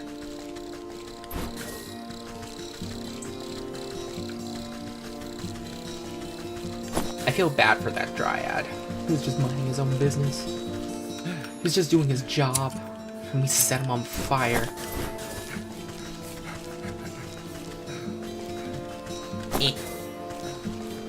Okay, down we go.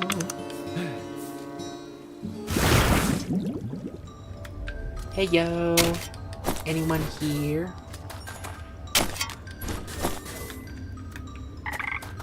Hey, Froggy, come here.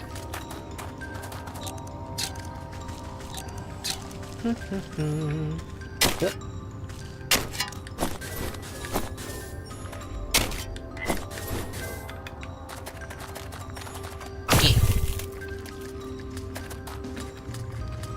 And boop.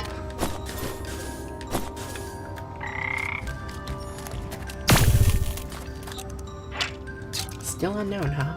Okay.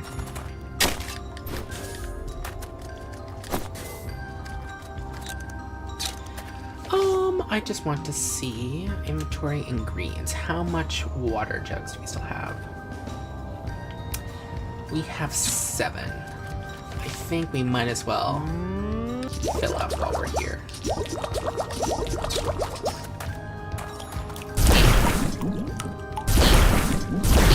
There you go.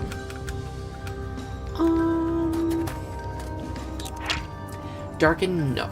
A cozy burrow for a creature who prefers to be left alone. I'll be right back because I noticed this.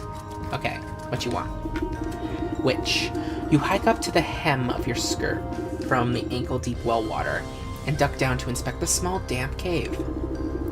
A pale shape quickly retreats farther into the dark space. You hear the labored breath of some pathetic thing, frightened and alone. Hello there, don't worry, I won't hurt you. Bloodshot eyes blink nervously up at you. The creature gazes longingly at the light of the world above, while simultaneously cowering from it. Poor dear, what are you doing down in this hole? I bet you're hungry, aren't you? The well-wretched, 2 thin, malnourished arms twist out from the crevice. One hand tightly clutches a shard of glass, while the other hand reaches out to you, begging for food. The creature uncurls its bony fingers for an offering. Roast beast. Can we make it? Witch's spice? Witch's spice. Ever experienced a flavor you can't quite describe? This is what you're tasting. Roast beast. A handsome helping of hot. What? Okay. Create this. And then create this.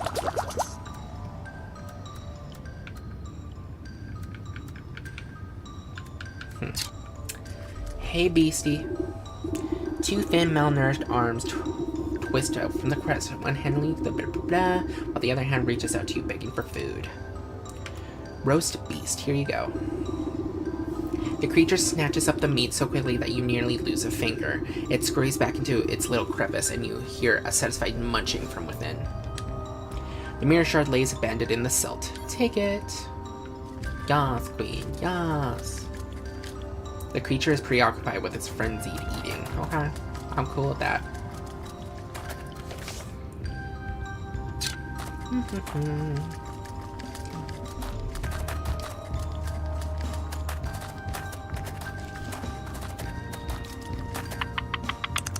Okay. So let's see.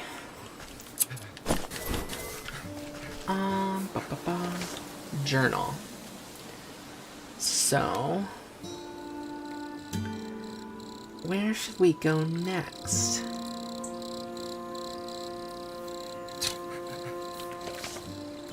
No, wrong one.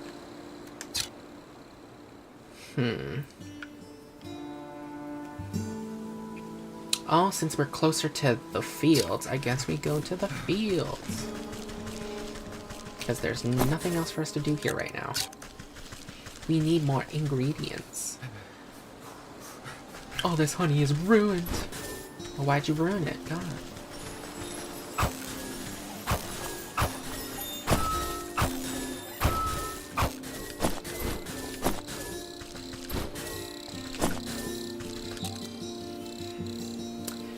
think that's everything. Excuse me, my dude. I'm gonna go past you. And now we're in the fields, I assume.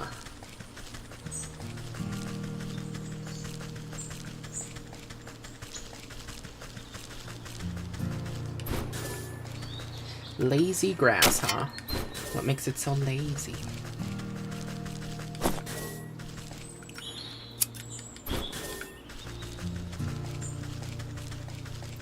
Do, do, do, do, do.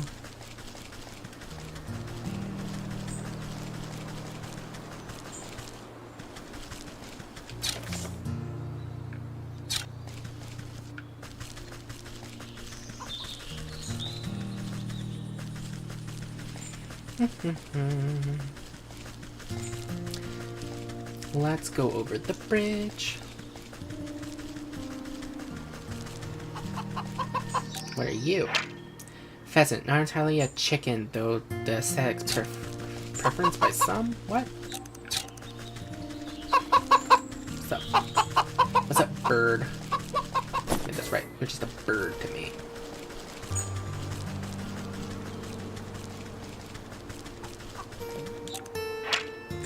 Gnome, a natural tinkerer, but stubbornly refuses to read any instruction manuals. What? What? Why?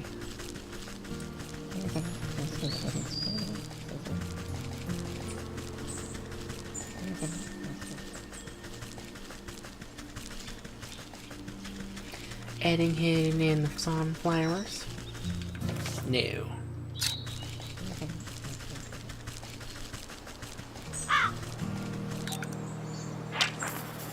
Pumpkin Jack, an unfortunate byproduct of harvest magics? What the fuck is a snag vine? An effective snare at some distance. It bites tighter as it holds. Useful against pumpkin jacks and stick totems. What the hell is a stick totem?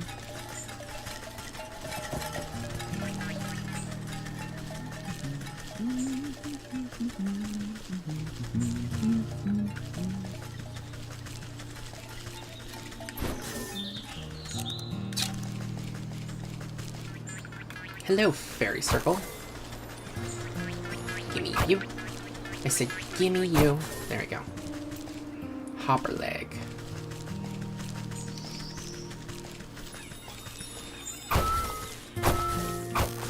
No fairy is safe from me.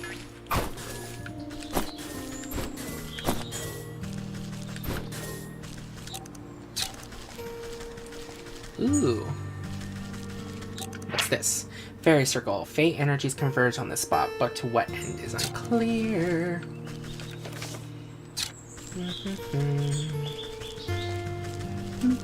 Who are you? Farmhand. Something odd about this fellow. Spending too much time in the dirt, perhaps. He looks like a potato. Has he turned into a potato? Can that just happen in this world?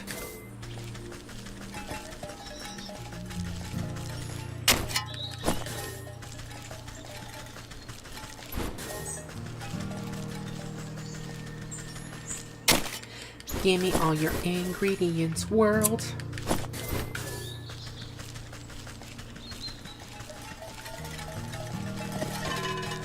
Oh my god, I made them angry.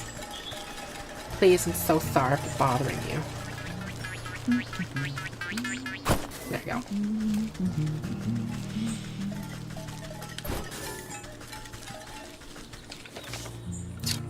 Da, da, da, da. Turkey. Eschewing the oblivious charm of its clucking cousin. Eschewing? I don't know. This fowl is absolutely terrifying. Digestive tablets. Digestive tablets. Do not eat these unless you would very surely like to have the action undone. Useful against turkeys. What? Oh, goblin snot? Ew.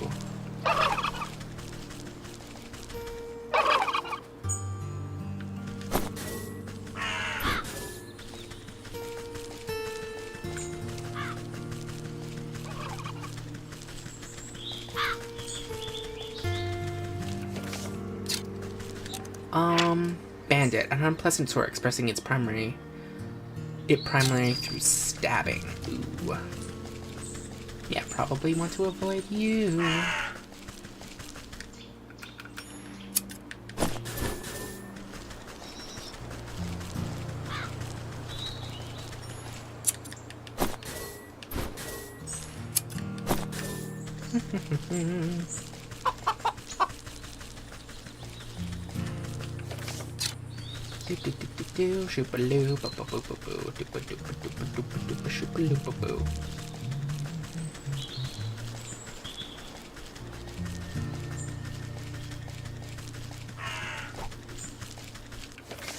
Okay, I guess we can see what's going on in this little farm. Especially what's going on with that cabbage dude. What the hell's happening with you?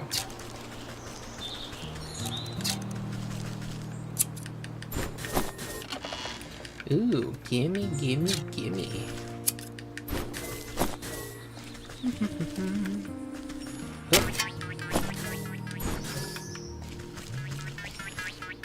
Thank you. Don't know why I'm collecting the soot sprites, but I am.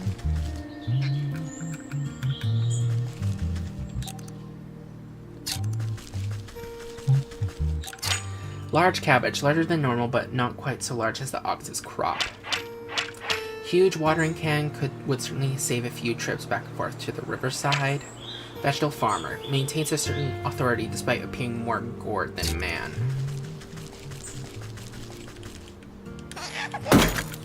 No, you don't. No, you don't.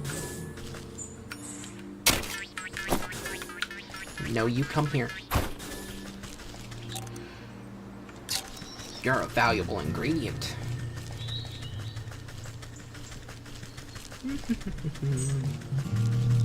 Hello. Vegetable farmer. A hefty gourd stands before you, wiping beads of dew off his bumpy forehead. He tilts up the brim of his hat and greets you with what you interpret as a smile. Welcome to my farm, stranger.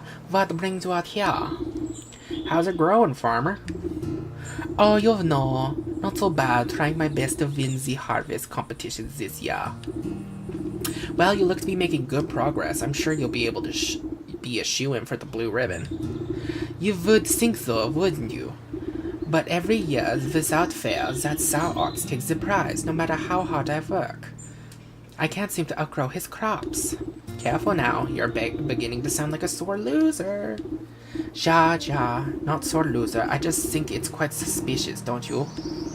Last year, the ox and his family grew the largest corn crops I've ever seen. I was only barely able to get second place because of my own little helpers. He motions to animated turnips and potatoes busy with menial farm work. But this year, his crops are larger than ever before, even though his family is nowhere to be seen. It doesn't make any sense to me. He's working the fields all by himself? What happened to his family? That's the fishy part. No one knows. They just disappeared one day. And the ox has said nothing. That does sound suspicious. Perhaps I'll go and ask him myself. Ja. His farm is down the southwest. You can't miss it. I must get back to work. Veggies won't grow themselves, you know. New chapter. The ox. Hey. I want to talk to you more. I want to talk to my new friend. God dang it.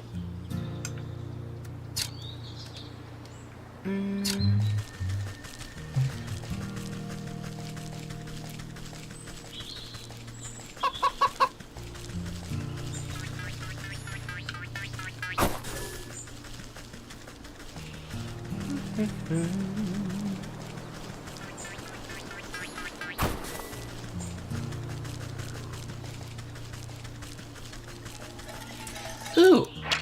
Cow. Quiet, keeps to herself. Oh, we can harvest some milk. Cool. To the ox's farm. Good to know. Hey, how you doing? Sorry if I'm bothering you. Just searching for stuff. More clay. Clay, baby. Gimme.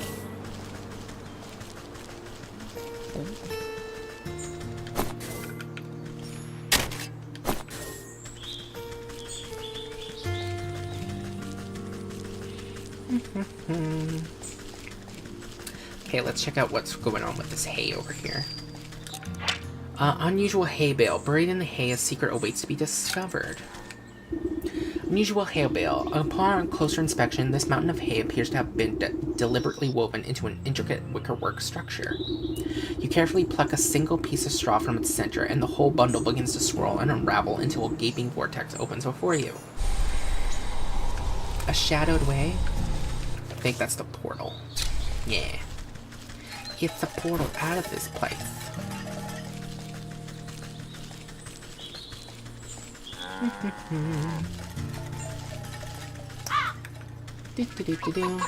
Gimme.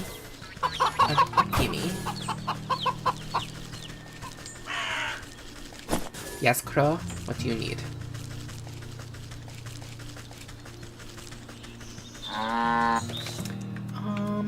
I wonder how many of these... Ooh, I can only make 5. Well, let's do it. There we go. Milk. Gimme. There you go.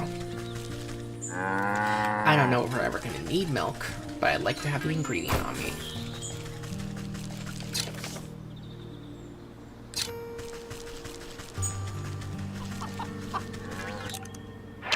Odd farmer. Not given to conversation, it would seem. Oh. Well, okay.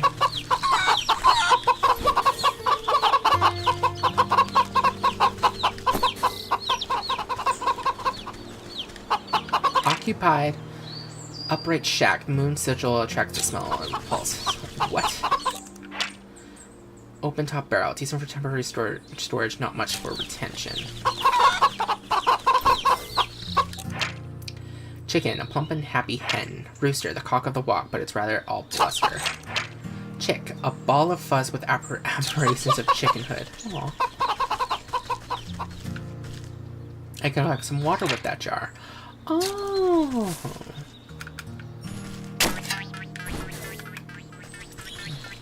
Gimme.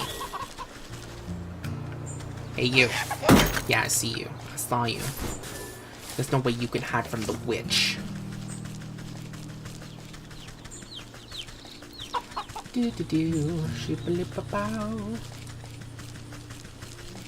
Hey, Nomi.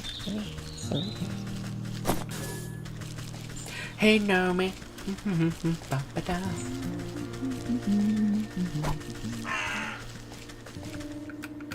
I'm guessing this.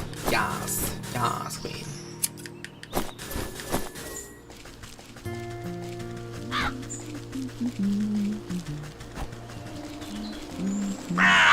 Hey, my dude.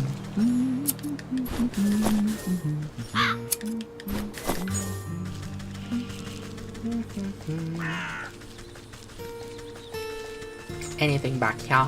No secrets? Okay. Yes, Crow, we hear you. We hear you, Crow. We get it. You need so much attention.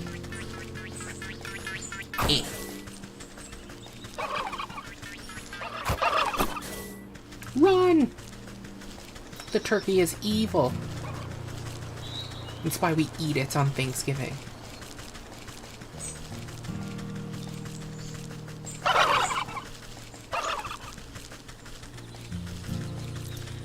Note to self, turkeys are evil.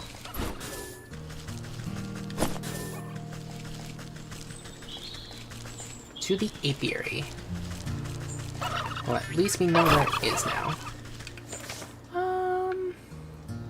Have we opened up the map? It looks like we've searched everywhere. So to the apiary we go.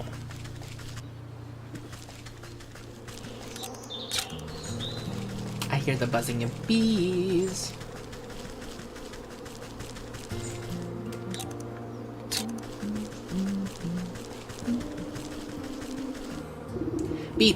Beekeeper. Howdy ho, I'm afraid we're closed for this season. Closed, but I need some of your honey right away. Sorry, our supply was cleaned out just a while ago. Funny little man with a cart, you just missed him. Yes, I've met him. He's the quartermaster for the bear, but he had quite a bit of an accident on the road. I need to collect some more honey for the lakeshore camp. The bear? Well, that explains why that quartermaster pushes so dang much. I heard that the lumbering bully would steal the nectar from a larvae if it suited him. Mom, poor bees who already worked themselves half to death for that order, and they don't have any honey left. I wish I could do something to help you, but the only honey left in the entire apiary is Her Majesty's personal reserve. Her Majesty? Why, my sweet spring flower, the jewel of my crown, the golden son of my... Yes, get on with it. My beloved queen. She's as lovely as she is wise and resides over her flowered kingdom. A shrill voice pierces the meadow and sends chills down your spine. Queen bee, ooh. Slave, where is my dinner? I order you to bring me the finest of sunflowers. Right away, my love. And make it pretty this time. I don't want another one of your dandelion bouquets, like some common wasp. Yes, my sweet. I think I had better have an audience with the queen myself.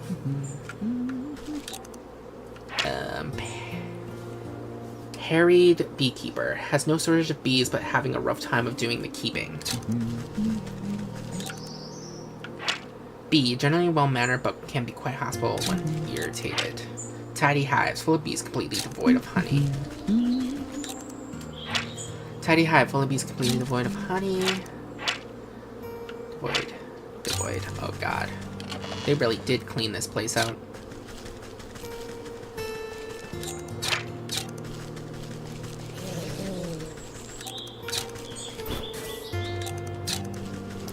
Doop-a-doop-a-doo.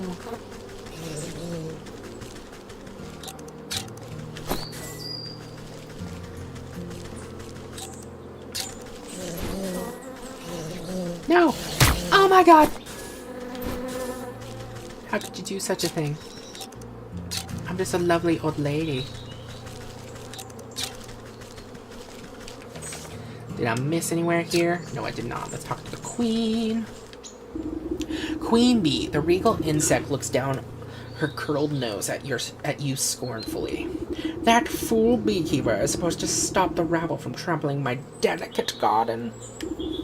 Good help is so hard to find, isn't it? And I suppose you've come to lend a hand? No, I don't think so. What do you want, little beetle? You see, it seems you seem like a very busy woman, so I won't waste your time. I need honey. Your best honey. She tilts her long neck back and lets out a buzzing laugh. Ha! Do you think I simply give my carefully cultivated riches to just any commoner? Do you have any idea how much time and energy is spent managing this colony? Everyone always wants something, but no one ever wants to work for it.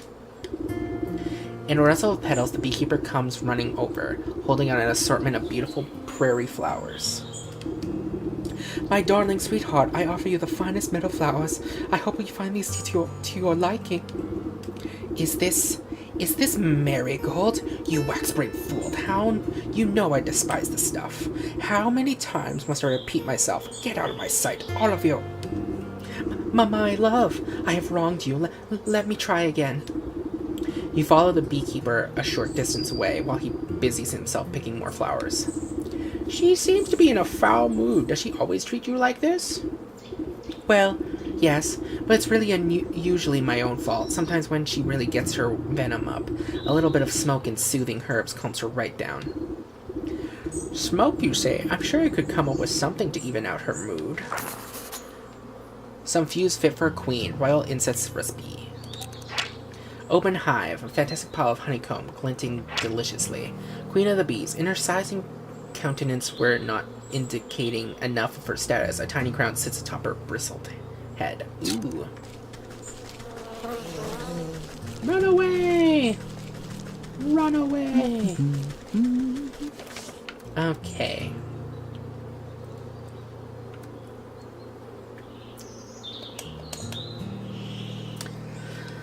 Oh my goodness. So we need some clay. Okay. Sleeping. We can do the sleeping. Witch's spice. We just need the stuff. Some clay for the smoke bomb, and that shouldn't be that hard to get.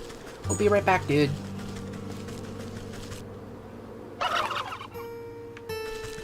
Gimme.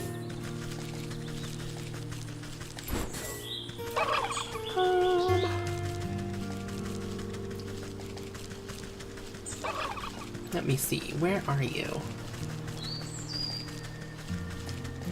There we go.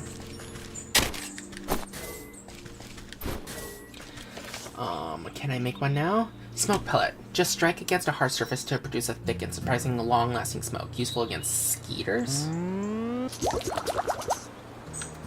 Royal incense produces smoke to calm even the surliest regent.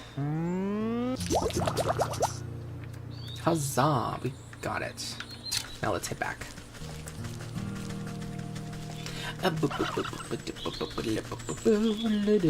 We'll come for you eventually, turkeys. Don't you worry. No! No!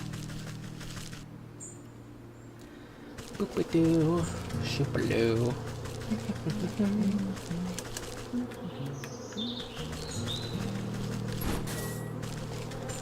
Hey, girl. Queen Bee, you sneak. Do you honestly believe that your little puff of achoo smoke can... The Queen Bee fans herself lightly as the world begins to push and pull all around her. Whew, does anyone else feel a little hot? Anyways, as I was saying, you can't just... The sparkling sun bears down on the Queen like a warm summer's embrace. My, look at all these beautiful colors. Have they always been so bright? The Queen Bee stretches her arms across the sea of flowers, brushing the tips of their petals gleefully. She arcs her limbs throughout the myriad of colors swirling about her head. It's gorgeous! Oh, and what's that delicious smell?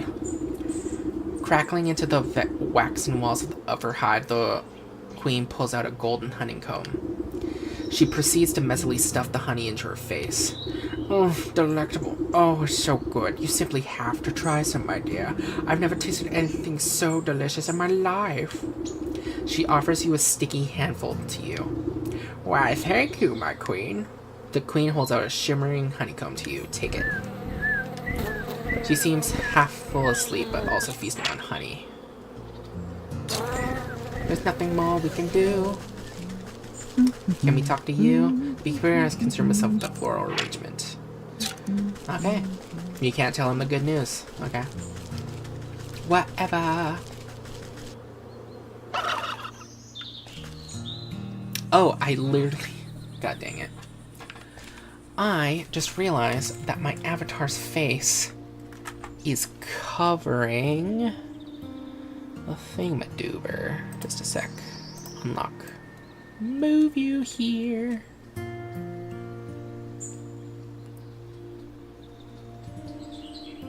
There we go. That should be better. Sorry, everybody. Now I think you can see everything. Yay.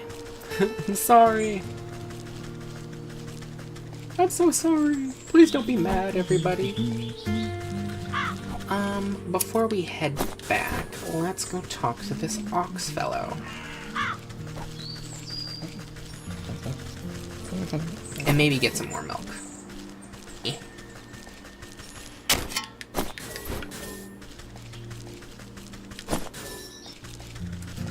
Hey. Gimme. Where are you? There you are. Hey. Gimme. Thank you. Thank you so much. I know life is hard.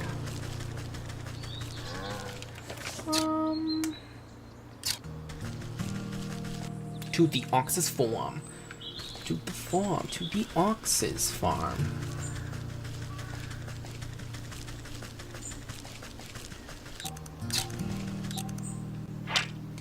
Farm dog. The Spooch's barking, biting ears are well behind him. Oh, so he's just calm now?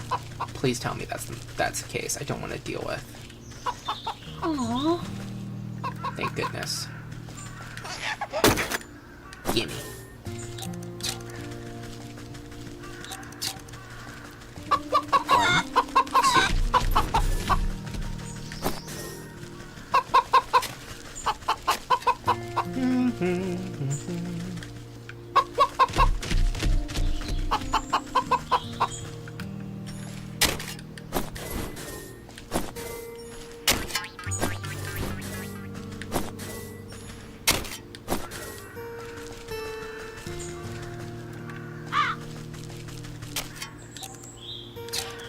you're over here. What are you? Ooh, gimme, gimme, gimme.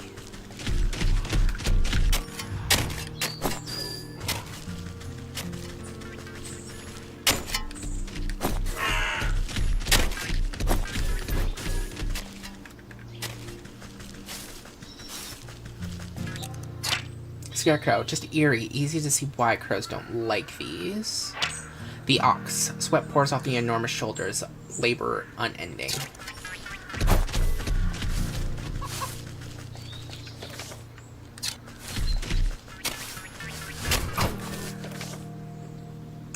And I think that's everywhere. Hey, my dude. Ox. Hey, this is private property. Why are you doing trespassing on my land? Why, I just came to admire the glow. Oh my god, I can't remember the voices for each of the characters. Why, I just came to admire the glow of your crops, Master Ox. I heard you produce the most bountiful produce in the land. Ha! Ha! Oh my god. Her! Well, you heard right. I work day in and day out till my hands are raw and my back is broken, but you won't find a finer farm anywhere else. You're sure to take this first prize at the Harvest Festival again. You and your family must be so proud. The ox spits on the tilled soil. Pah! Those lazy louts never understood the pride and joy of devoting oneself to the land. What's good's a family that gripes about hard labor? We'd have never won any of those competitions if it wasn't for my sacrifice. Where is your family, then? I can't help but notice you're working all by yourself. If you must know, those damnable bandits out by the South Bridge stormed in the place one night and stole them away. Bandits? You don't seem very concerned about getting them back. Ha! I'm better off. For all I know, they could have been already ransomed off for fertilizer, but if you're so worried, why don't you go and talk to those bloody brigands yourself? Now get your big nose off my fields or I'll toss you in the compost heap. Who are you? What do you want? If that lumpy vegetable farmer sent you, you just gotta go back and tell him to suck eggs. What? Who? Oh, don't play all innocent with me. I know a spy when I see one. Get lost, turnip head. Leave me to my toil. That gourd. Ooh.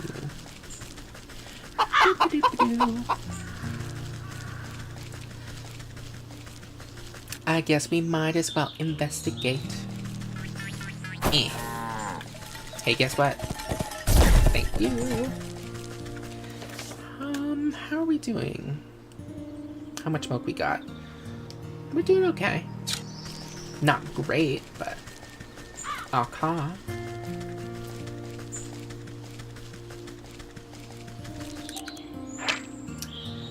Dreadful doll. We still need to make one. We just need the sewing thing, which we need to go to the swamp. Oh my god. Yes, Krah.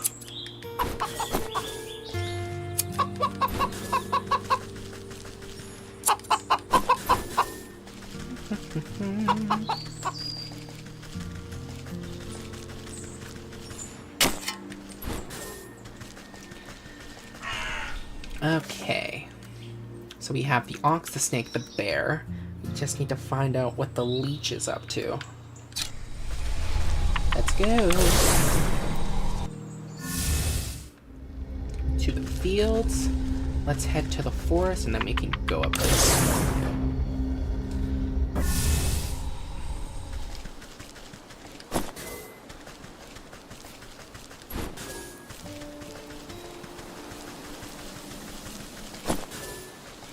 Actually, also, don't we also need to make a talisman of some sorts? Oh, swamp as well. Okay, never mind. Thought we might be able to do it now, but no.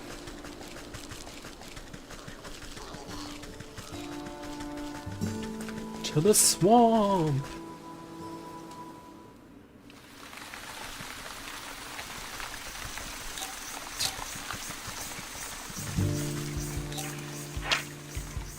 Dragonfly. They've never been this big before. Fortunately, they're only recently developed a taste for meat.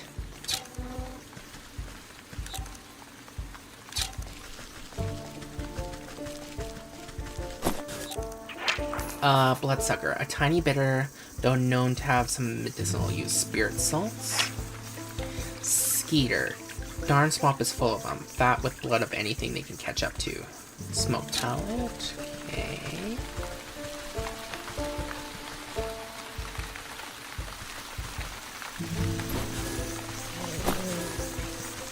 No! Ooh.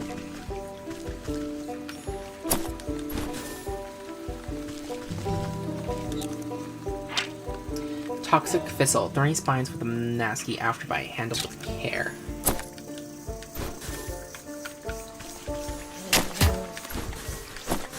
Oh my god. Don't bite me. Please. Please, God.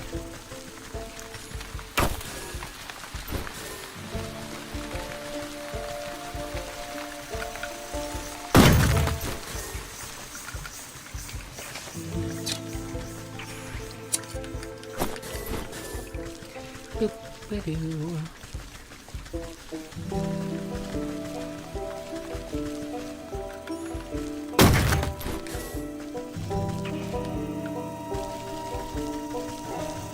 Gimme. There we go. Do-do-do-do-do. So this area has been searched. Gimme. Let's talk to the lady. Old woman of the swamp, not to be confused with the witch, of course. Let's talk to you last if we can. Fish rack, fish hung with care, not ready to eat just yet.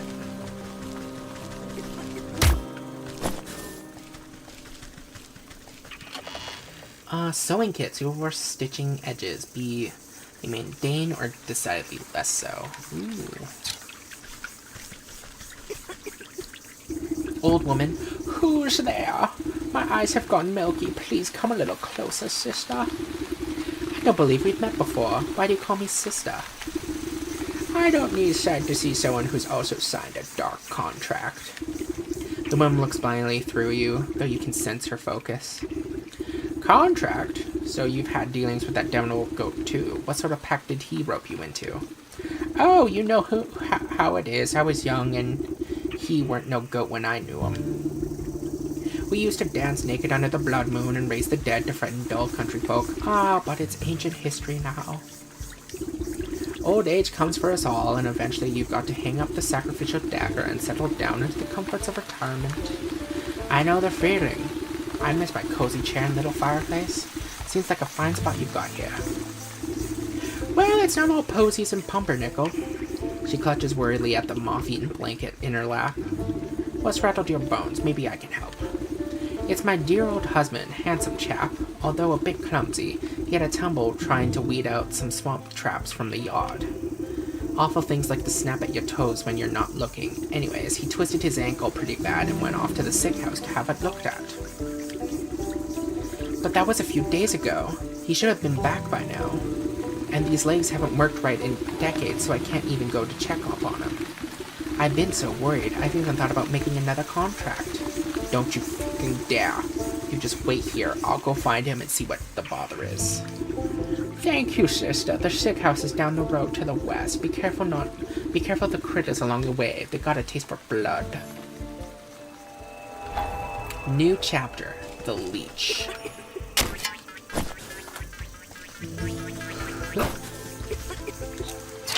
Swamp Shack. Clearly well cared for, but unattended at the moment. I hope he's alright. I have a feeling he's not gonna be. I'm sorry to say. If this game has shown me anything, it's that they're never okay.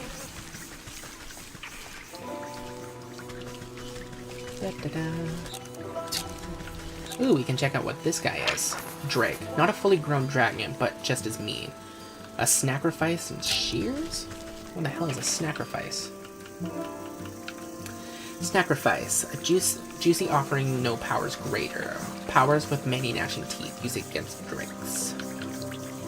Spirit salts. A reviving solution to some absolute peril to others. Useful against bloodsuckers and ghastly heads. Ooh. If I remember correctly, I have one of these. Might as well use it.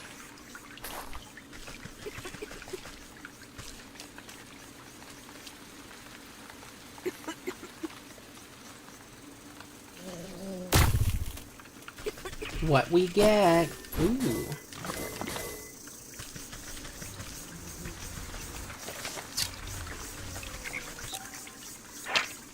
Totem Eerie somehow manages to make the swamp even less inviting.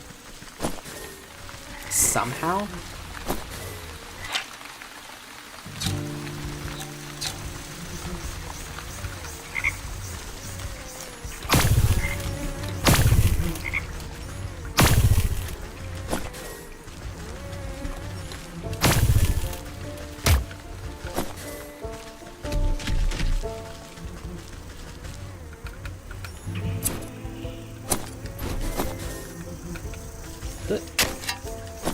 Thank you. How many frogs are here? God damn.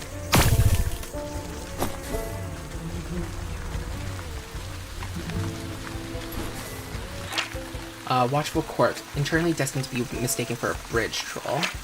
Disturbed body, swamp thistle seems to be in the process of rolling this corpse over. Rising body, plant growth throughout has lifted this body almost to standing, still dead though. Propped up body, the thistle nourished by this body have grown strong enough to raise it up once again. Plant punctured body, a forgotten corpse, now anchored to the swamp by thistles growing through it.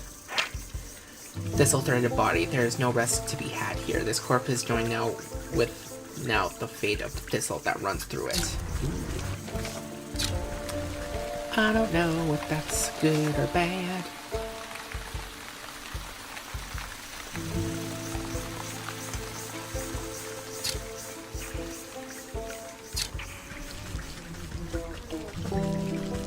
The hell are you?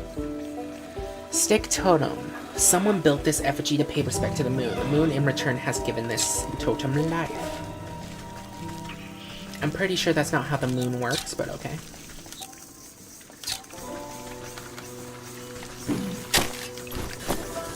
No!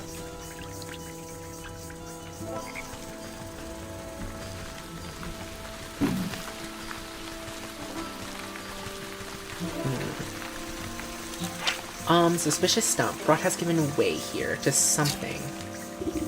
Suspicious stump. The thick moss growing on this massive fallen trunk seems to recoil at your touch, revealing strange etchings on the bark below. Slowly, a spark of swirling energy seeps forth from the waterlogged wood until an ethereal doorway opens before you. Ooh, ah. I want that thistle. Don't hit me! Oh my god. What are you? Poisonous new. Exploiting its ravenous hunger is the only way you might secure it without touching it.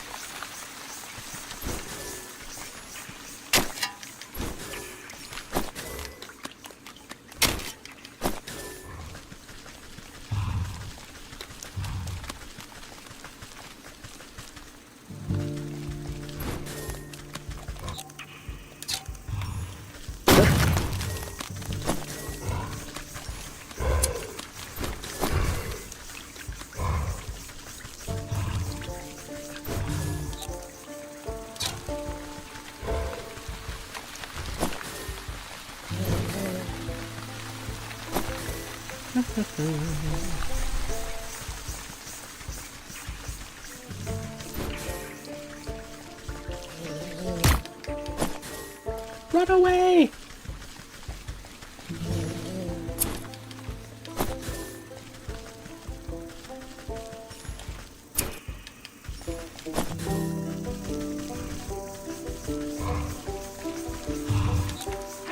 Troll, an impossible hulk unless perhaps he likes you. Troll. A fat troll sits squarely in the middle of the bridge, busy scratching an itch on his back with a fallen tree. His unmatched girth blocks the path forward.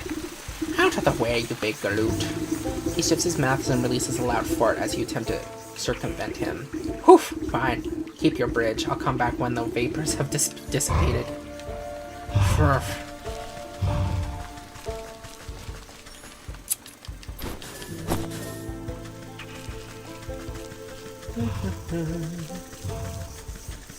Ooh, yes, thank you.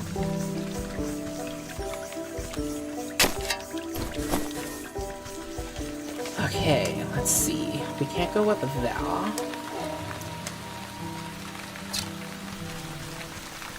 Thinking go down here and circle back.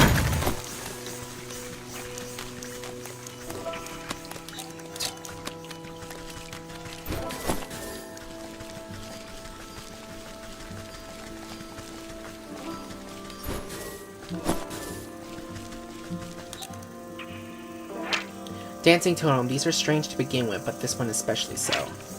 Eerie effigy. Some constructions are strange to begin with, but this is said especially so. Eerie effigy. Mirror shard. A glistening piece of broken mirror. You catch glimpses of the things that are not in the reflections. Ooh. No idea what that means, but cool.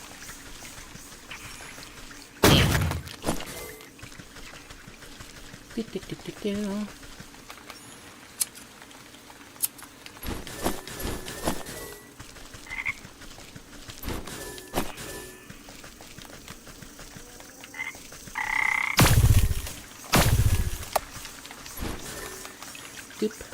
Gimme the thistle. Gimme all the ingredients. No, don't go in there. Damn it.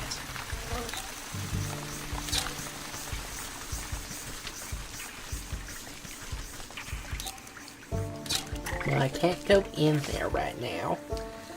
So, let's backtrack to here. See if there's anything to find. And if there's not, we'll just go to the sick house.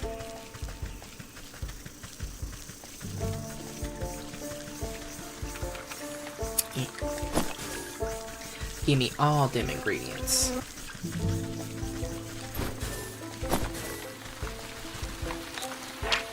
Adorn all this, ornate dress, but for what and by whom? A place of power, but to what end?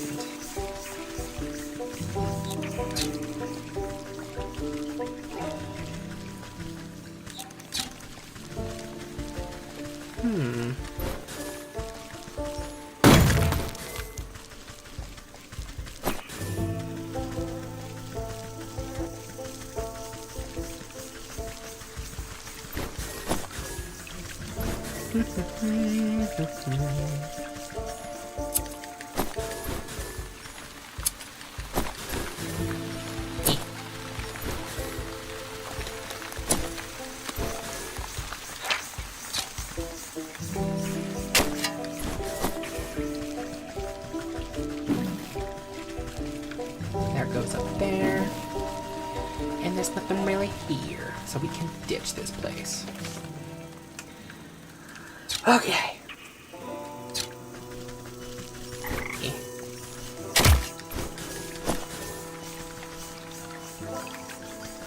Come here, frog. There we go.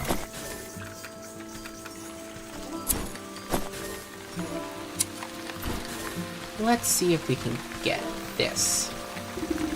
Stick totems. These animated wooden effigies seem engaged, not enraged, sorry, in a ritualistic dance. They march in stiff patterns around a reflective piece of glass embedded in the soft ground.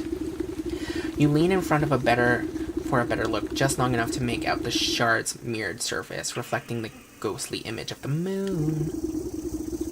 You think to reach in and grab it, but the swinging limbs of the dancing totems are too dense and quick. Out of the way, you overgrown twigs.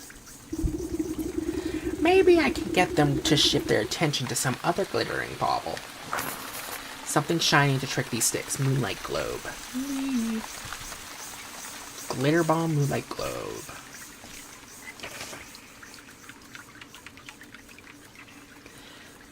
Glitter bomb might stun someone momentarily, but its long-lasting effect is purely cosmetic. Could be mistaken for a cosmic grapefruit, if not for an incredible iridescent moonlight globe. Totemic moondrop. So I'm guessing we need one of these. I'm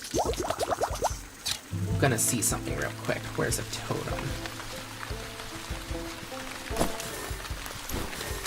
Actually, if I remember, there's a totem back this way.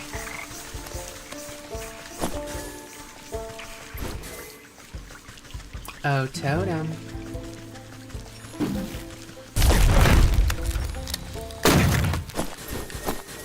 There we go. Easy.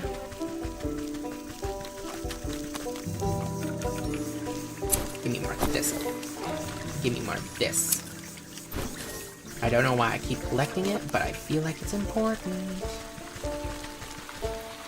Ooh, and this. Thank you.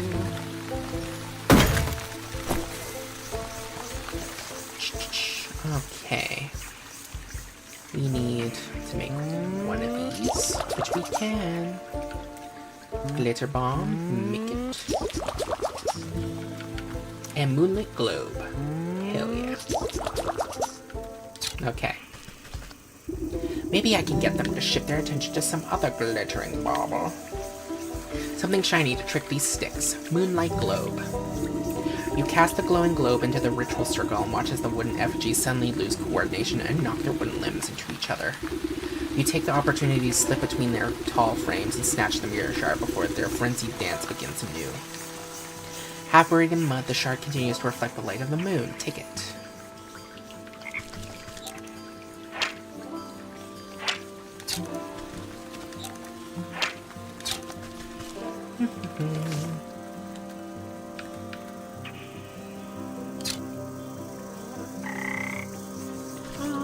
Let me see. What do I want to do? Where do I want to go? Come here, you. Let's go this way.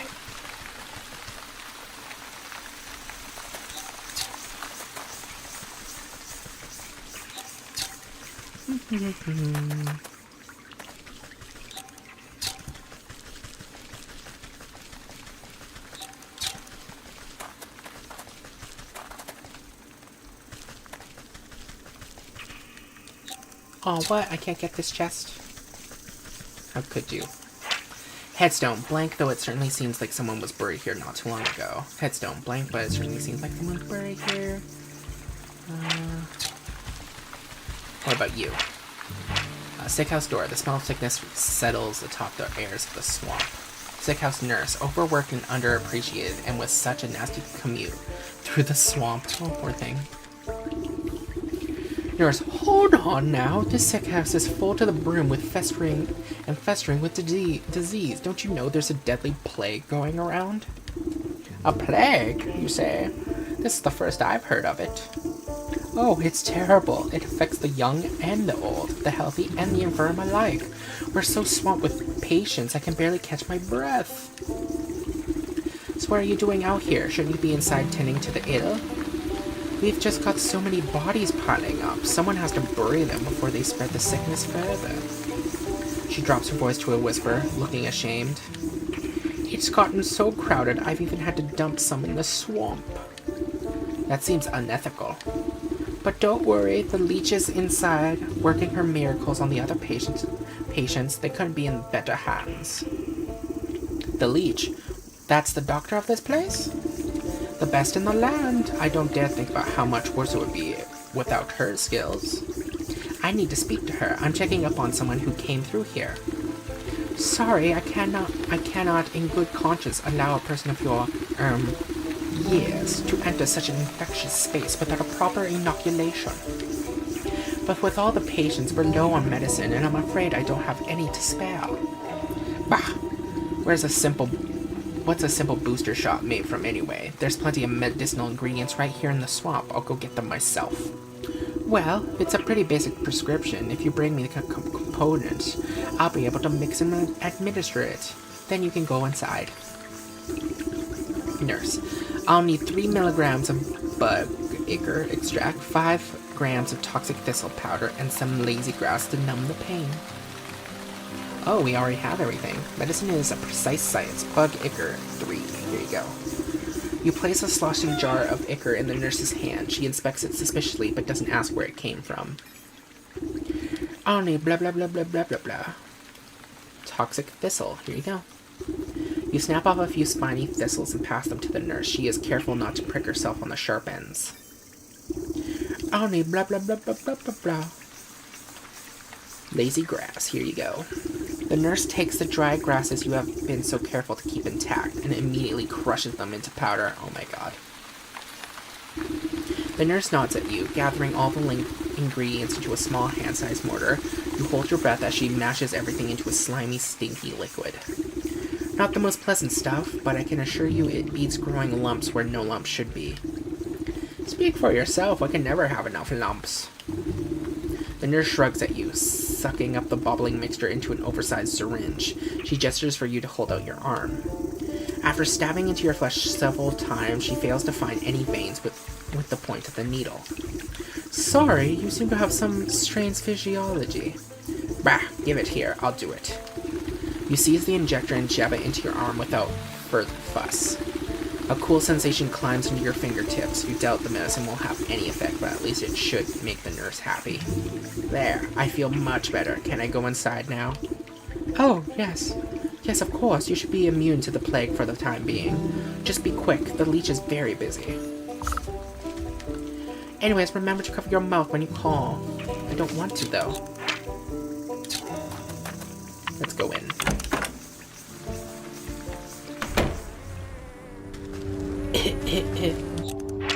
The leech, presiding figure of the House of Sickness. Heyo. Leech, the doctor slithers from patient to another, checking off little boxes on a clipboard. From under her wide-brimming hat, she appears to notice you enter, but pays you no mind. You must be the lich. Or leech, not the lich, oh my god. I was hoping you could help me find one of your patients. Do you have any symptoms? Crackling of the bones, oozing eyes, skin rot, perhaps a yellow liver. Let's get you examined. The leech extends her toothy snout, prodding your body and searching for some hidden malignancy. You slap her away with the swift palm. If it's sickness you're looking for, you won't find it on me. My dear, we are all sick with something. Whether it's a broken heart or a broken arm, we're all suffering in one way or another. You peer through her tightly wrapped garments and see a deep darkness underneath. Despite the warmth of her words, there is a sense of hunger and urgency in her tone. I am here to heal, to mend, to put all your troubles at ease. Now tell me, what ails you? I told you already, I'm in perfect health. I'm here to find someone, a man who came through here with a sprained ankle. Half the patients who come to me have a twisted this or a broken that.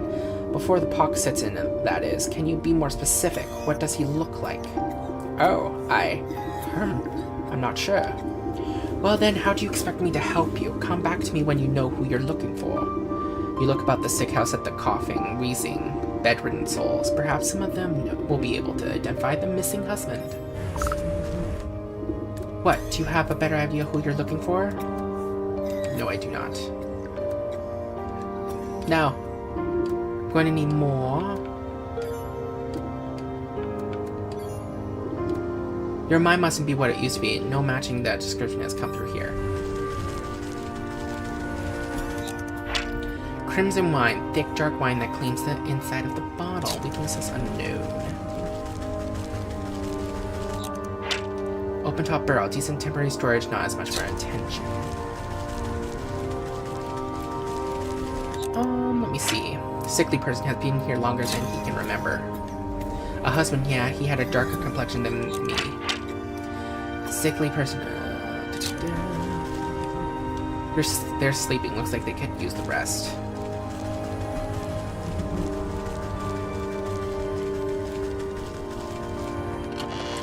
Ooh, thank you very much. Bedridden for some time. Exhausted from this whole ordeal. Not a patient in the care of the leech. And seen better days. This patient just stares into the distance, silent. It's the bearded guy you're looking for. So beard, dark complexion. Can't find the short guy. Sorry, I can't help you. I don't know where the short fellow got to, eh? Aches and pains are even half of it. A bit greenish around the gills. He has gills? Does not really seem to be getting any better. Each snort has a disturbing wetness to it. Looks like death not long from it. I miss that man with the beard. We don't know where the short fellow got to. Leave me alone. Beery guy you're looking for. There was a fellow with dark hair, dark eyes. Well, do you have any better idea who exactly you're looking for? The fellow we're looking for was shorter than most. I'm going to need a bit more than that. Alright, he has a fair complexion, dark features of middle tones. Dark features. Narrowing it down, give me something else. Last one, he had a grand mustache. He kept himself shaven or a full beard. Ah, yes, I remember that poor man now.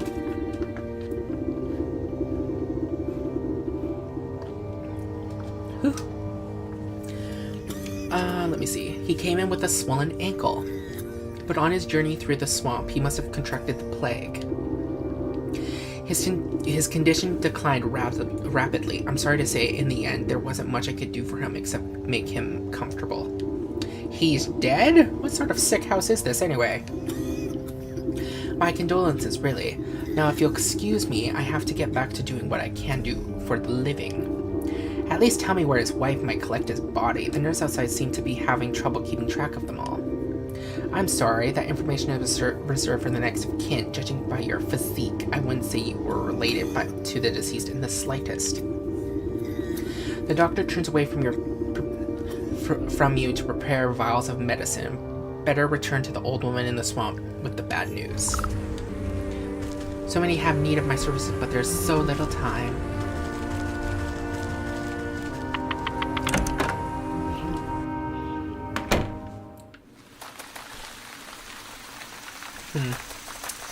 Oh well, better deliver the bad news.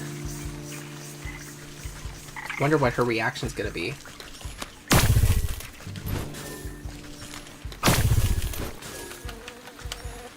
Give me all the ingredients.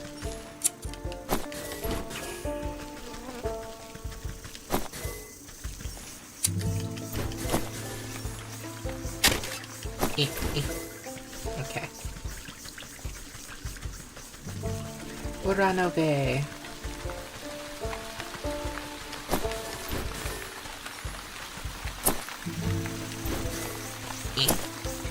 Come on. Give me your goodness.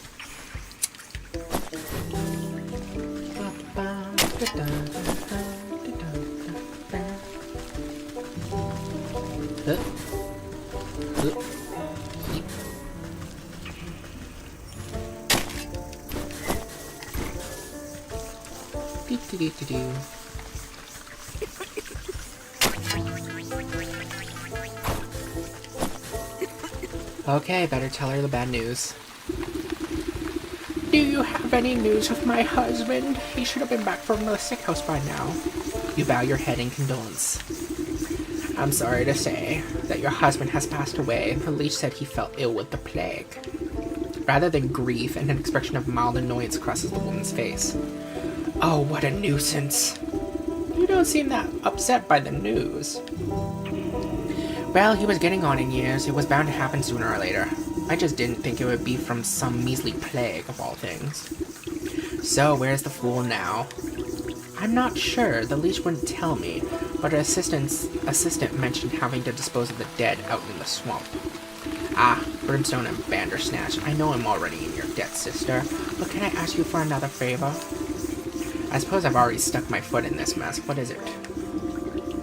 There's an old circle of power just west of here. It served me well in my younger years, and I expect it's still got some juice left. I need you to dust it off and fire it up again. I'd go do it myself, but by the time I get there, my poor husband's body would already be reduced to worm farts. What am I to do with this circle? Your nod will last. The engravings on the obelisk should explain the rest. To the circle of power, sister, everything you need is there. Okay. I know exactly what you're talking about.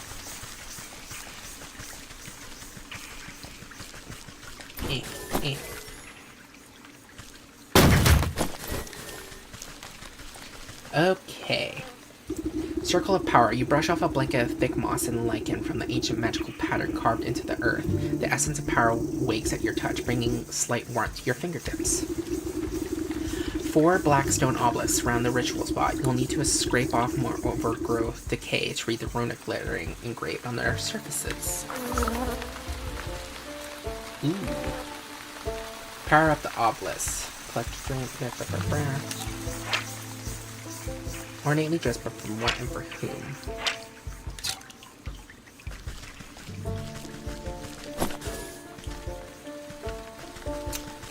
Okay, let me see.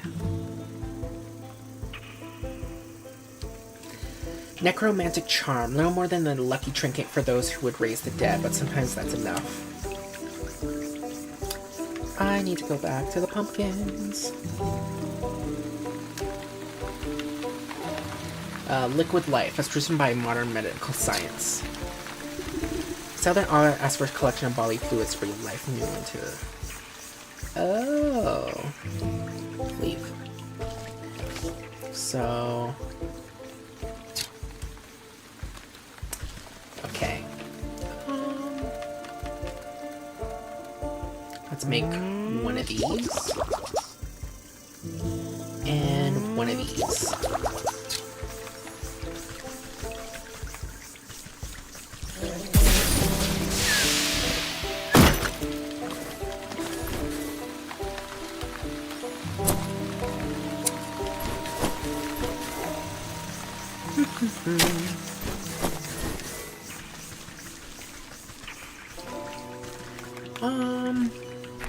Put this. Actually, grab that. Let's see if we can get some Eye of Newt.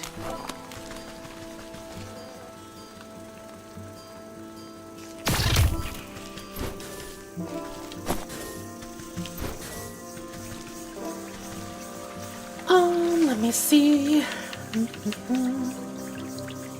Still need more bigger. Let's make another one of these. We'll need another one of those as well.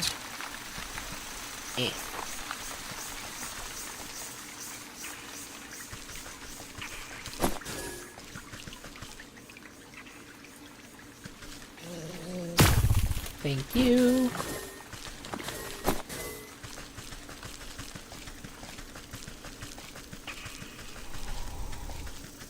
Now if I was a mosquito.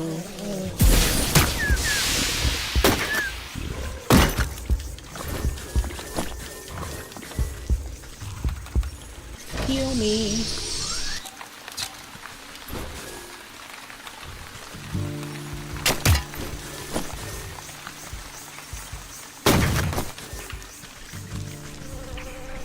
Do. Can I make the thingamaboober now? Yes, I can. Okay, we need one of those. Let's go put it in the thingamaboober.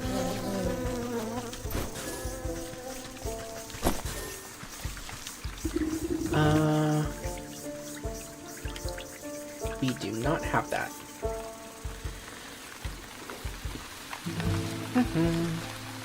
Let me see, it was you, right? Rooted Obelisk. The Southern Obelisk asks for a collection of bodily fluids to breathe new life into an unliving vessel. The bowl beneath the obelisk awaits an offering. Apothecary humors. Here you go. Rooted Obelisk. You fill the bowl with an offering of anatomical liquids. The fluid slowly disappears as if being drained by some unseen thirst until only the wet residue remains.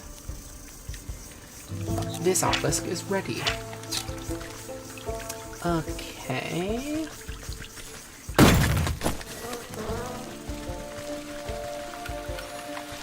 Gimme.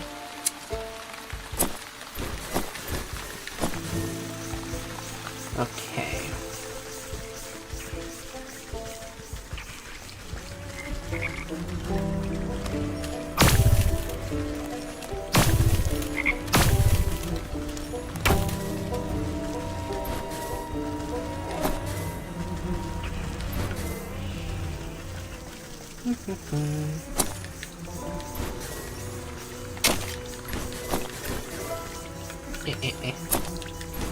Thank you. Now, if I remember correctly, yeah, sacrifice. Sleep, blue, and meat. Okay. Magic paste. Make one of those. We also need one of you. And we need one of you. We do not have enough.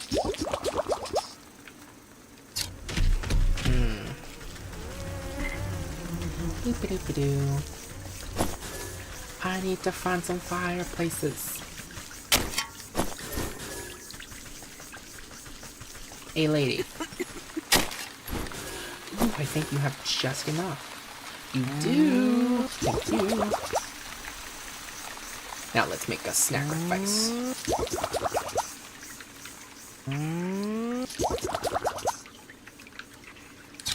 Boop-a-doo.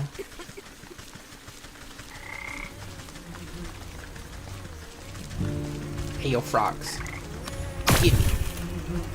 Give me your goodness.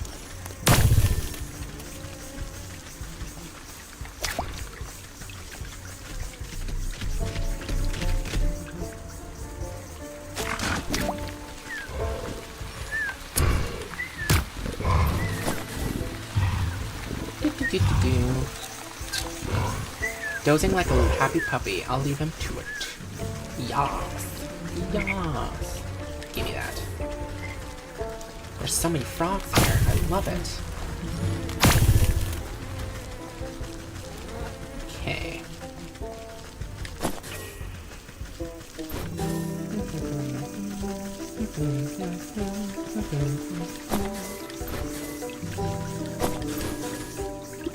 The Northern Ominous calls for the proof of the dead. The afterlife is nothing if not bureaucratic. The death certificate from the leech would fit the bill.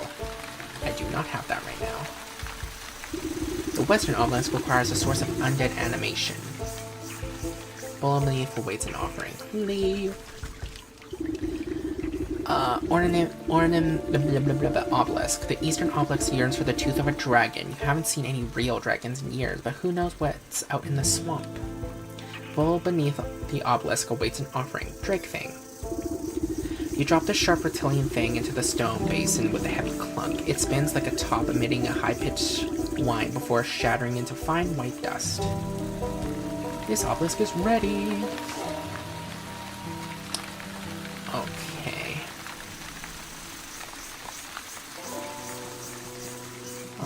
There wouldn't be harm with getting more of those thingy-maboobers. Hey, you.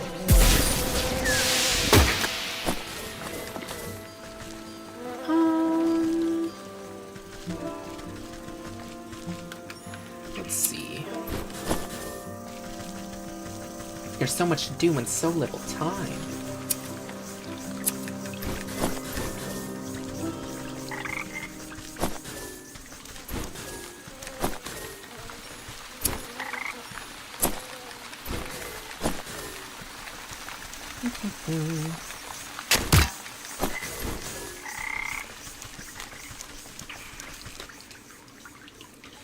Doop-a-doop-a-doo.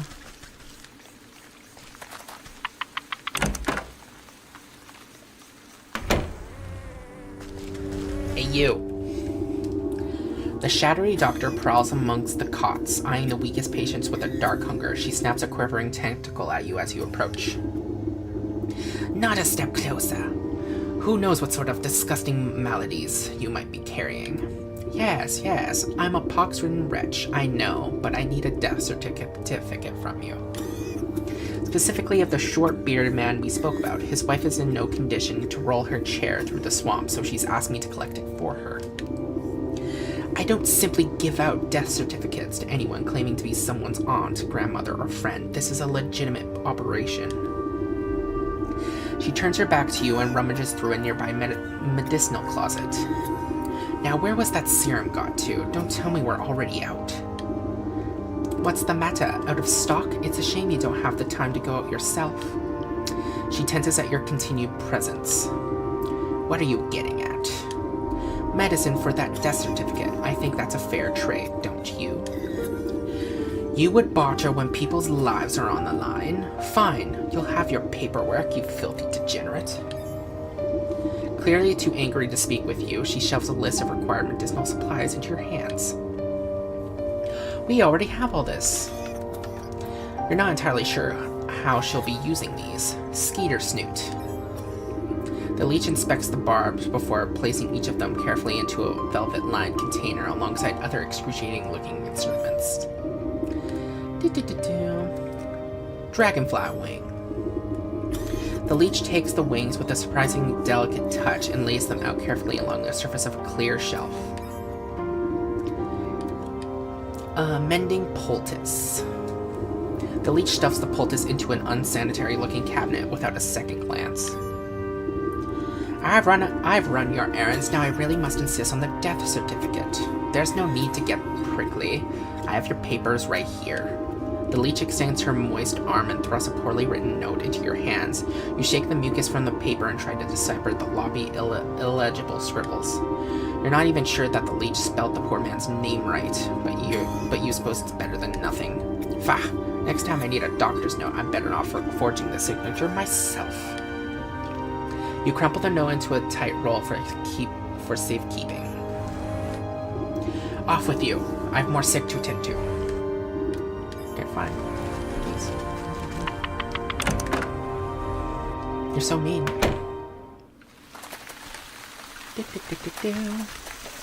Let's make more mending poultice. Just in case. I'll make one of these. Because I have a feeling we'll need more of those.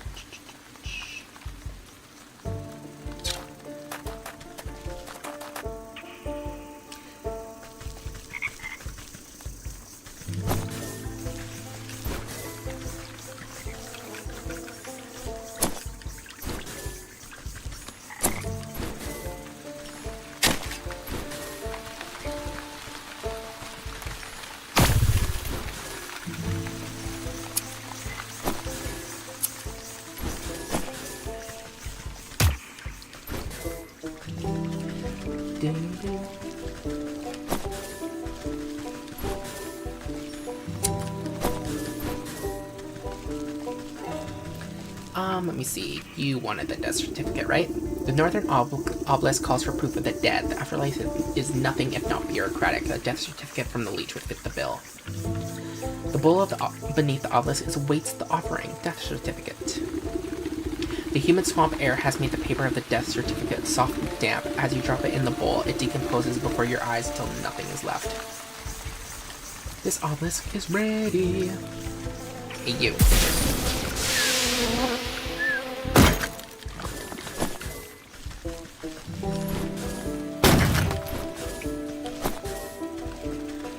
Okay, now we just need Grimoire.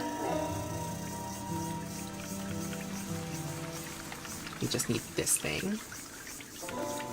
Wickerwork, we can make that now.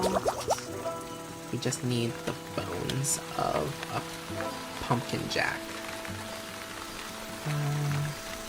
Useful against pumpkin jacks, okay.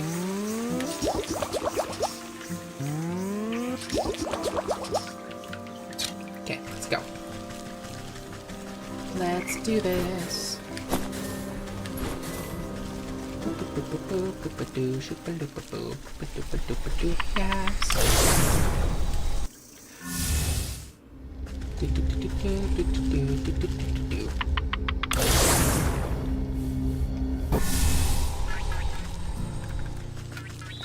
Come here, you.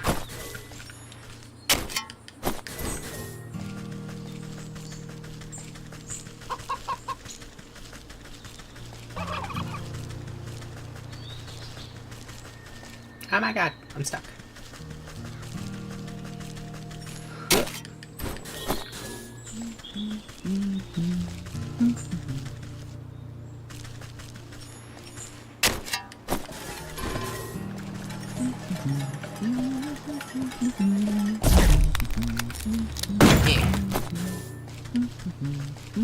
Hiya. Let's make this thingamaboo. Now we can head back.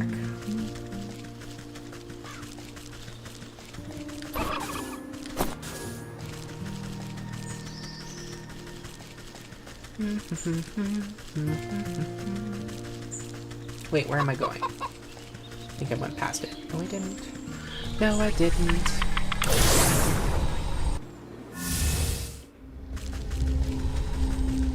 Boop-a-doo.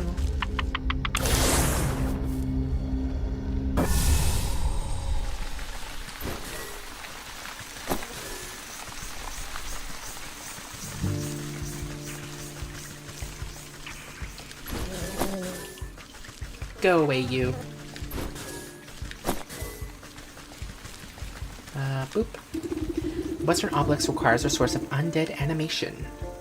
The bowl beneath the obelisk awaits the offering. Necromantic charm. You place the token of undeath into the basin. It flutters like a candle for a moment before the shadowy umbra of the obelisk snuffs it out. With the final offering accepted, the obelisk surrounding the circle begins to hum. You can hear a strange melody playing through their discordant tones. The carvings on the ground burn with renewed energy, driving away the undergrowth. You're quick to step away as you feel a vacuous force pull at the circle's center. I suppose that's done the trick. Let's see what the writing has to say for itself now. You rotate your head to read the glowing letters on the edge of the circle. Place the vessel of the deceased, yada yada, recite the invocation of Necromundus, blah blah, apply the cannabis ointment. Right, seems straightforward enough. All I need to do is go fetch the body of that poor fool husband. He should be here in the swamps somewhere.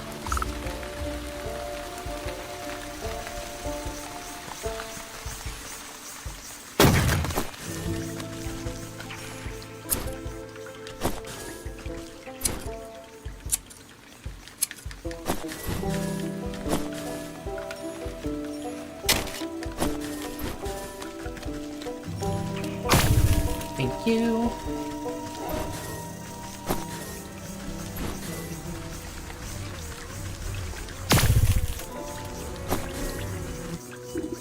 Ugh, this must be where the nurse has been dumping the surplus of corpses. I'll need to take a closer look at each one of them to find the fellow. Gimme.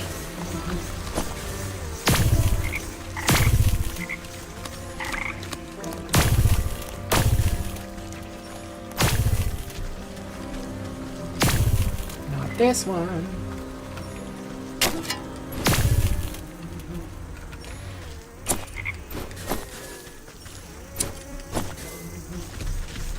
I think this is the one.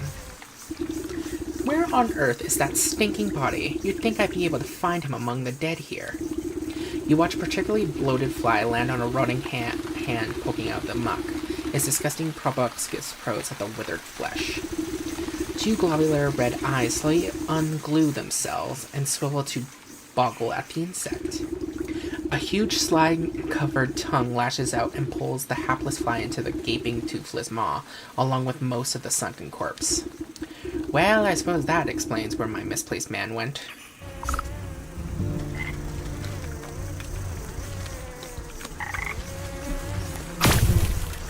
And let's see, Frog King, much larger than a conventional witchy familiar. Ooh.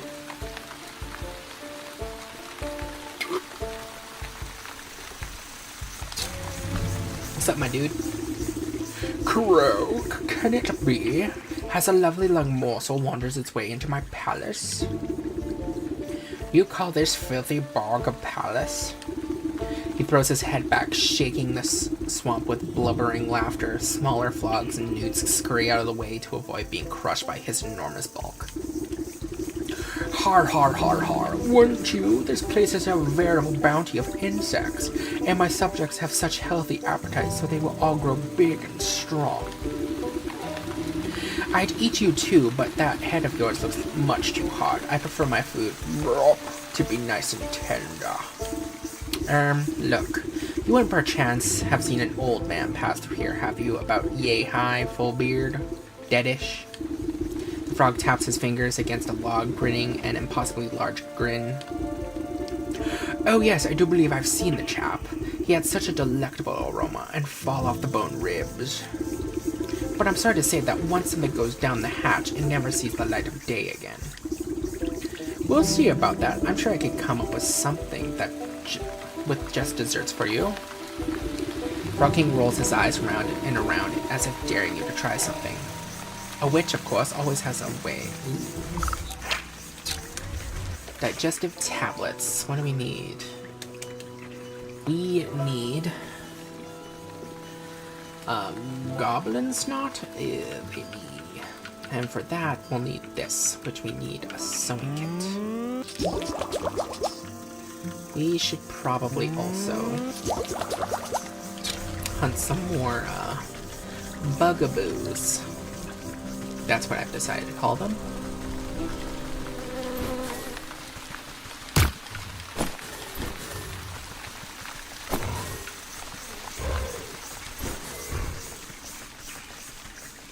Hey, you two. Come this way.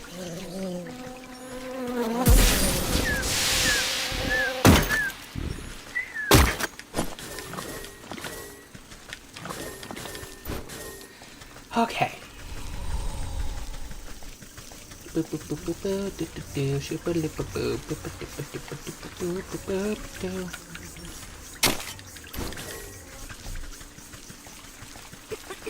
Hey, lady.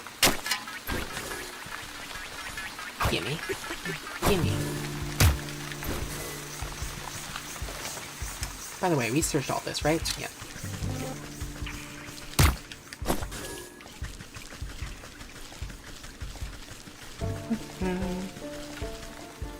If I remember, there is a goblin right out here. Wrong button.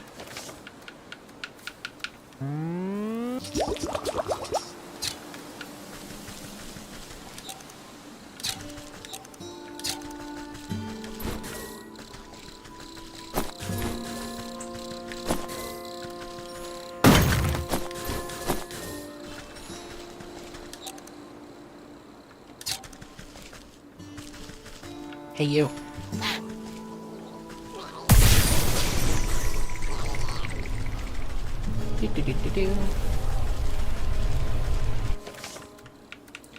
And now we can make this thing.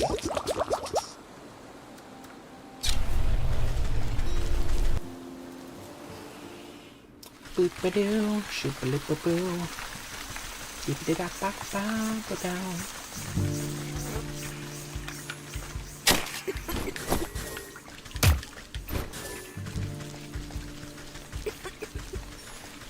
Ooh, gimme. Okay, you overgrown toad. I've got something for you. You better enjoy it.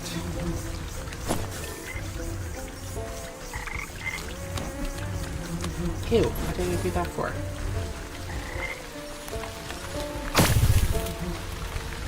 Oh well. The frog rolls his eyes around and around as if daring for you to try something. A witch, of course, always has something she can try. A digestive tablet. You wrap a juicy-looking grub around the medicine tablet and offer it up to the Frog King. Your Majesty, I really must find the whereabouts of that gentleman. Perhaps this small tribute will persuade you to loosen your tongue. The frog gulps down the tantalizing meal without even a thought. Ah, a delectable gift, thank you, my pretty. Now, I already told you where... His nostrils flare for a moment, then he sneezes, sending specks of wet mucus flying. The frog's throat suddenly expands, filling with gas. The belch that erupts from his lips resonates so loudly that the entire swamp ceases its buzzing.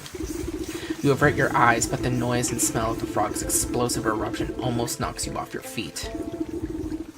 Great Galinda's ghost, what a stench. The frog wobbles on its legs, looking thoroughly emptied. He teeters before rolling his huge body back into the swamp with a tremendous splash. You spot the slippery body of the husband floating in the bog water. Luckily, he seems to be missing some bits and pieces, so he should fold up quite nicely. How is that lucky? With some snapping and squeezing, you manage to get him down to a transportable size. Stuff him in your satchel. Oh my god. I hope he's not mad. Because we are going to resurrect him, so he might be a little miffed. The circle of power is ready and waiting for its necromantic purpose. Place the husband's body in the center? Absolutely. With considerable effort, you unfold the husband's decaying body from your satchel and slap it down into the middle of the circle. Invisible shackles wrap around the corpse's limbs and pull its spread eagle against the ground. Strange mist rises from the obelisk, casting everything in a sickening green light. Slowly but surely, the corpse begins to levitate off the ground. It rotates to face each obelisk one by one. Oh, get on with it. I haven't got all day. You give the rotting head a good kick as it passes by you. With a gasp of stale air, the body drops to the ground. Suddenly, it bolts upright. Zombie husband. Oh my god. Grrr. I want to see. Reanimated husband. Still withered, still waterlogged, but spry beyond his outward appearance. Ooh. Hey, my dude. Well, hello there. You caused me a lot of trouble, you know that. The reanimated corpse claws at his throat. Oh, sorry. Wait a moment. Near your feet, you see a disembodied tongue flopping about on the ground like a worm. You scoop it up and quickly toss it into the man's gaping mouth. Blah. Though he moves his jaw, his lurching voice seems to be emanating from someplace beyond. Murderer! What? I am not. You are quite dead when I found you. No! Leech murdered me! He clutches at his hollow chest as if trying to feel his heart beating. Gave me plague, drained my blood. Leech murdered others. He swings a limp arm toward the body-filled bog. I knew there was some awful stink about the sick house. What sort of doctor infects her own patients? Check her office. Find proof. Don't you worry. I'll make sure that parasite gets what's coming to her. But you should head back home. Your wife is worried half to death about you. He turns and looks longingly over his shoulder. You can hear his vertebrae popping. Yes, I'm late. As he shambles into the choking mist, he gives you a crooked nod of thanks. I want to check on them first. Are they together again?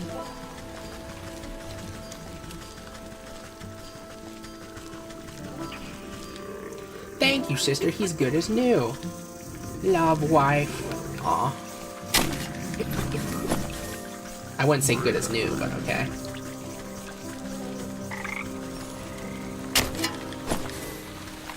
Boop-a-doop-a-doo. Shoop-a-loop-a-doo.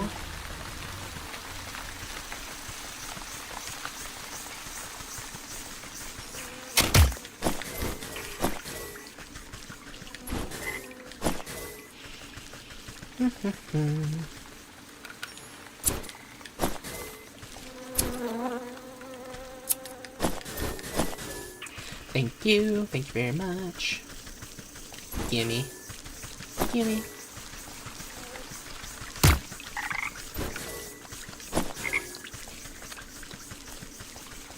To the sick house. Hey, lady.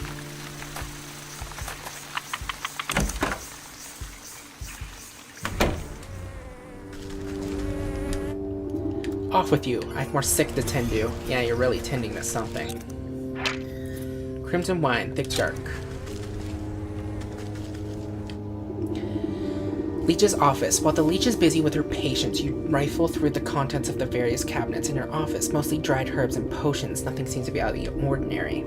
That is until you notice a suspicious-looking bookcase set against the wall. The books are all fake, just chopped down spines glued to a solid plank. Your fingers race across the medical tiles and quickly find a loose volume. With the click of a switch, the whole bookcase swings open to reveal a secret compartment. Your heart jumps at the sight. Racks upon racks of bottled blood are arranged like fine wines. Each vessel meticulously cataloged, the name, description, and age of its source. It looks like that thirsty slug's been sapping the living for years. On a nearby table, you spy a decanter half filled with ruby red liquid. You wonder whose blood it contains. A dash of salt will remind that slimy worm that there's worse things out there than bloodsuckers. Spirit salts. We can make that now.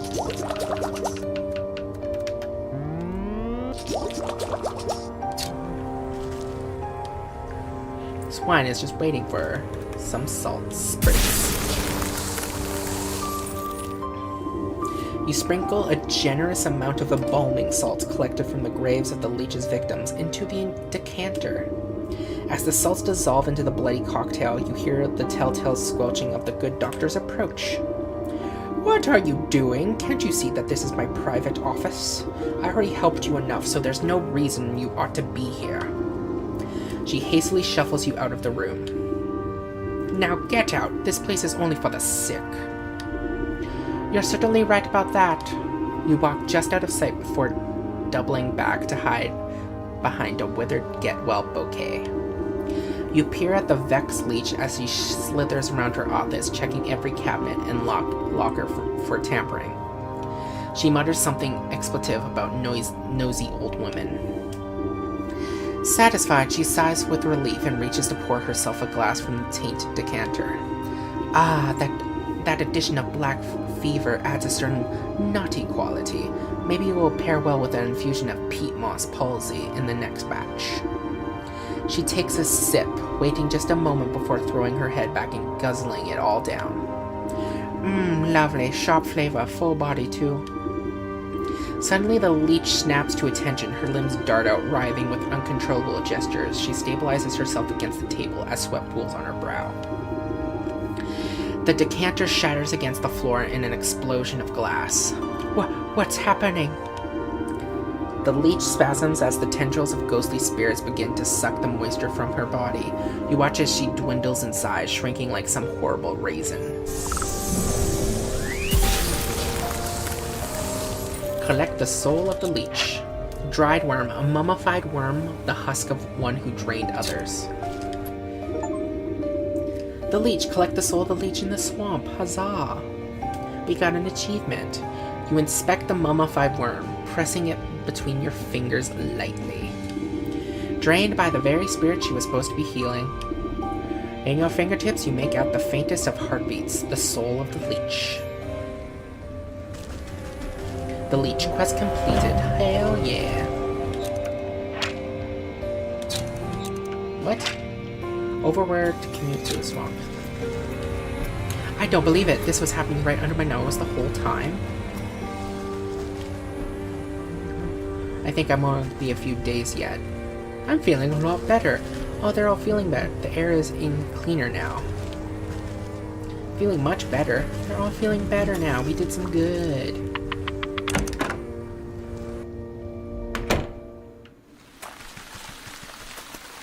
Okay, that just leaves who to do next. Wait.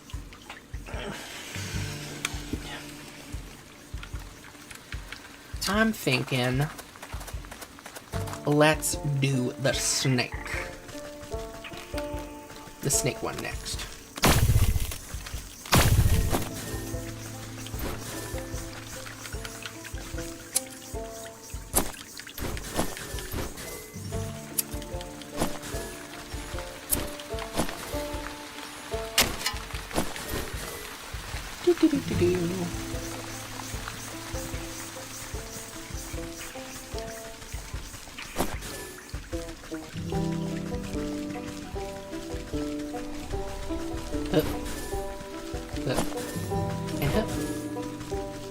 Okay, let's get out of here.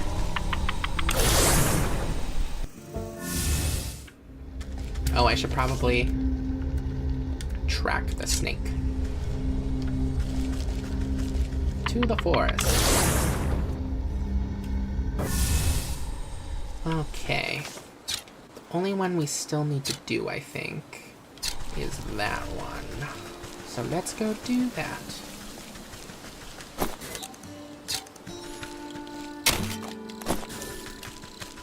No! There we go.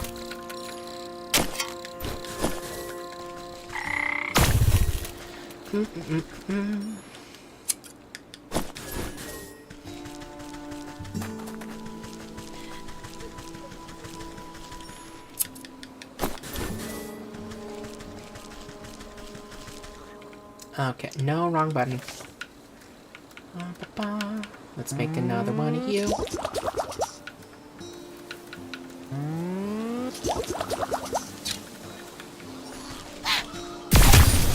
Oh my god, ow.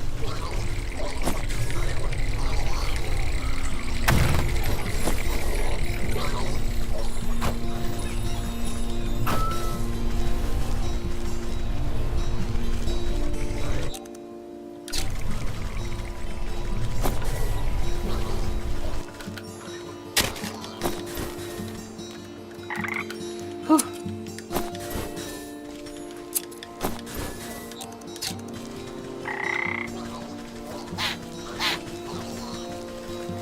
Whatever. Return to the forest pixie's tree. I will do that.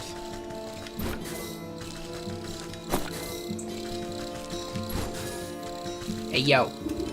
I kicked over those little rock piles like you asked. Now give me that shard or I'll kick over this nest too. You smashed fairy shrines? Good, good. Take it. We don't want your trash.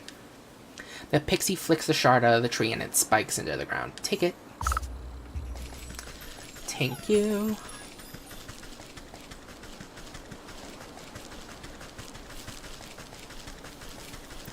Hey, girlie. Have you found any of the mirror shards? I wonder where they could be. She holds out the cracked mirror frame of her silver mirror shard. Here you go. You gingerly hand her over the broken glass shards from the maiden. She's careful not to cut herself on the razor-sharp edges as she slots them into the mirror frame. The pieces click into place perfectly, and the surface of the mirror ripples like the water of a lake. The ripples calm, settling into the form of a pristine crystal mirror. She gazes in at the mirror with awe. Look! It's as good as new! Oh! The maiden's reflection ripples and morphs into the visage of the handsome young man. My love, is that you? Overcome with joy, a fresh stream of tears rolls down her cheeks. I can't believe my eyes. I don't understand what happened. Where are you? I'm imprisoned inside my own head. It's horrible here. You have to get me out. You went to the snake, didn't you? Why would you do something so stupid? Listen, my love, I have a confession to make. I'm not actually that good of a musician. What are you talking about? You were so beautiful upon your balcony, a bum like me would never get your attention, so I asked the snake to help me out a little. I thought I could protect myself from the snake's hypnotic gaze with this magic mirror, but then you went and broke the darn thing. I didn't break it, it slipped out of my hand. Wait, don't put this on me. How could you be so irresponsible? One problem at a time, children. We fixed the mirror, so it should be able to break the snake's spell now. Yes. Oh, you have no idea how unbearable it is being stuck in here. There's nothing but awful poetry and song lyrics that don't even rhyme. Please, Granny, take the mirror. I can hardly stand to look at this buffoon any longer. Babe, wait. She presses the mirror into your hands. Take it. Confront the snake. Oh, I will.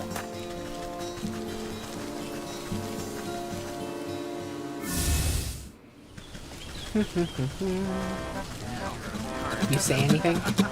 No. Let's go.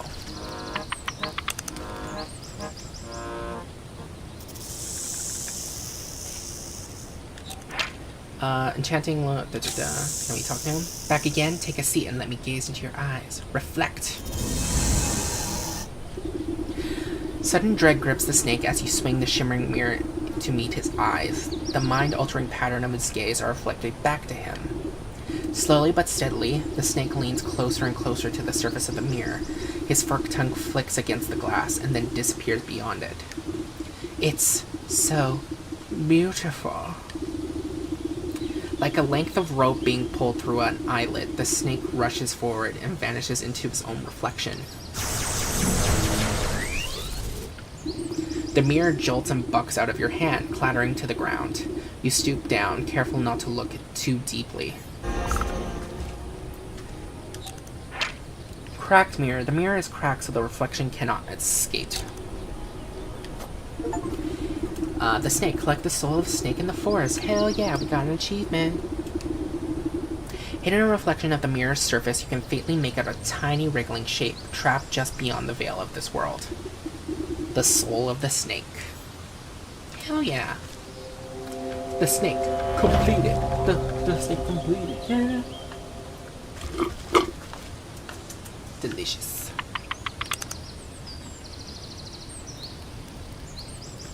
Oh, the place is empty now.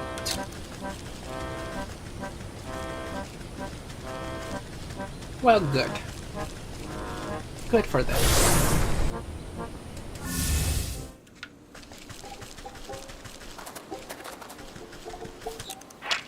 Reunited lovers. As he strums, she listens. Both have their eyes full of hope. Looks like the two of them are working things out.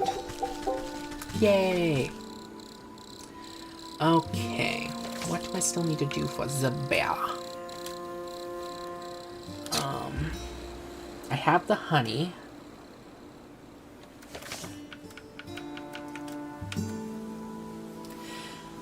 Metamorphosis. We can make this now. Let me see. We need this. Glue. And this. We still need dragonfly. Okay.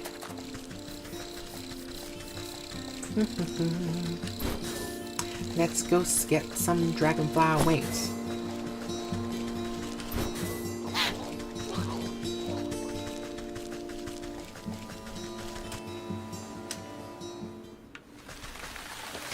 Okay.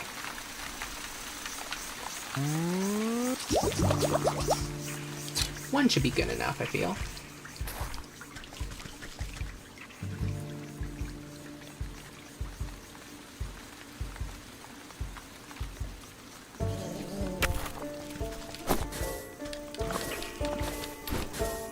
Yeah.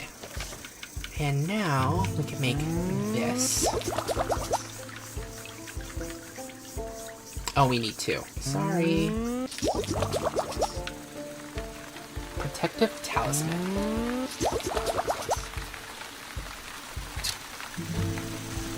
Now let's go. Let's go take care of the bear. Oh, give me that. I don't want to use this accidentally.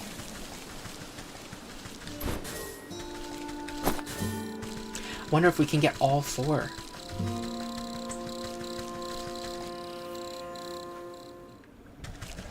Boop-a-doop-a-doo, shoop-a-doop-a-doo.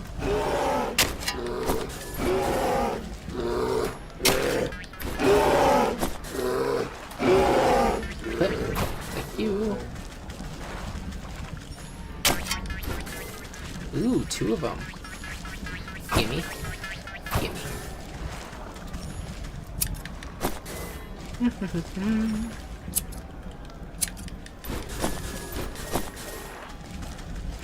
Okay. Sergeant. If I make you a protective talisman, will you let me into this tent? I suppose I wouldn't have much to worry about if you did. The sergeant looks at you with a glimmer of hope in his eye. Protective talisman. Here, this ought to shield you from harm for a time. He grins nervously as he puts the charm around his neck. Then he clobbers himself in the face with his own fist. Wow, you weren't kidding. Though that's nowhere near the kind of punishment the bear can dish out. I better find some more stuff to test it out with. Then I'll give that bear a piece of my mind. He stumbles off into the camp to find other objects to try against his newfound protection, leaving the bear's tent unattended. Let's go.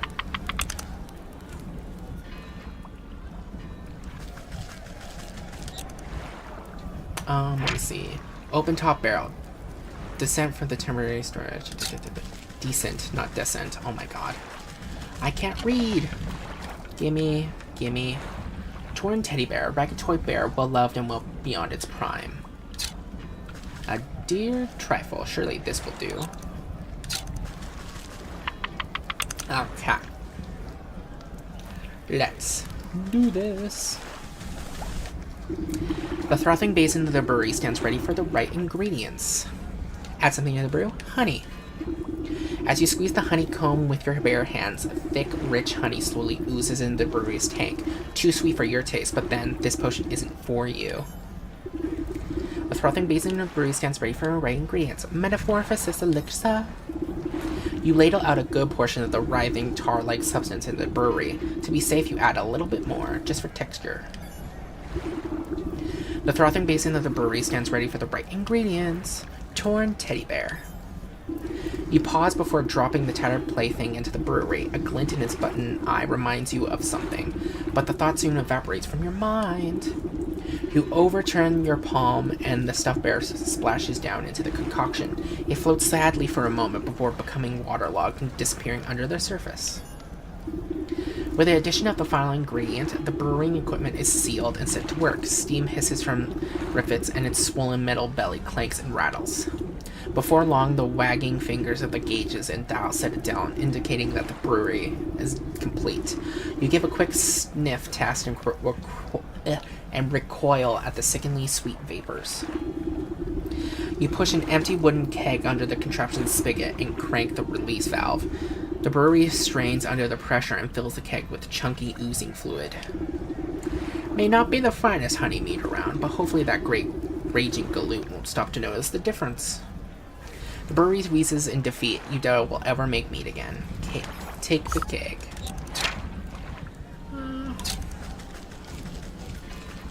Oh my god. Come here, you. Thank you.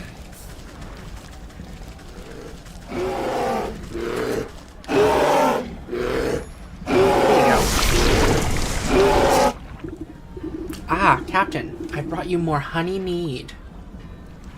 The bear swipes up the tankard with his massive paw and tosses the contents into his slathering maw without hesitation. He licks his chops, savoring the peculiar flavor. With a sudden jerk, he bears down on you with suspicion. Say, this tastes kind of funny. What did you do, soldier? That's a new recipe. I thought you might enjoy something with a little more sting in it. Rawr.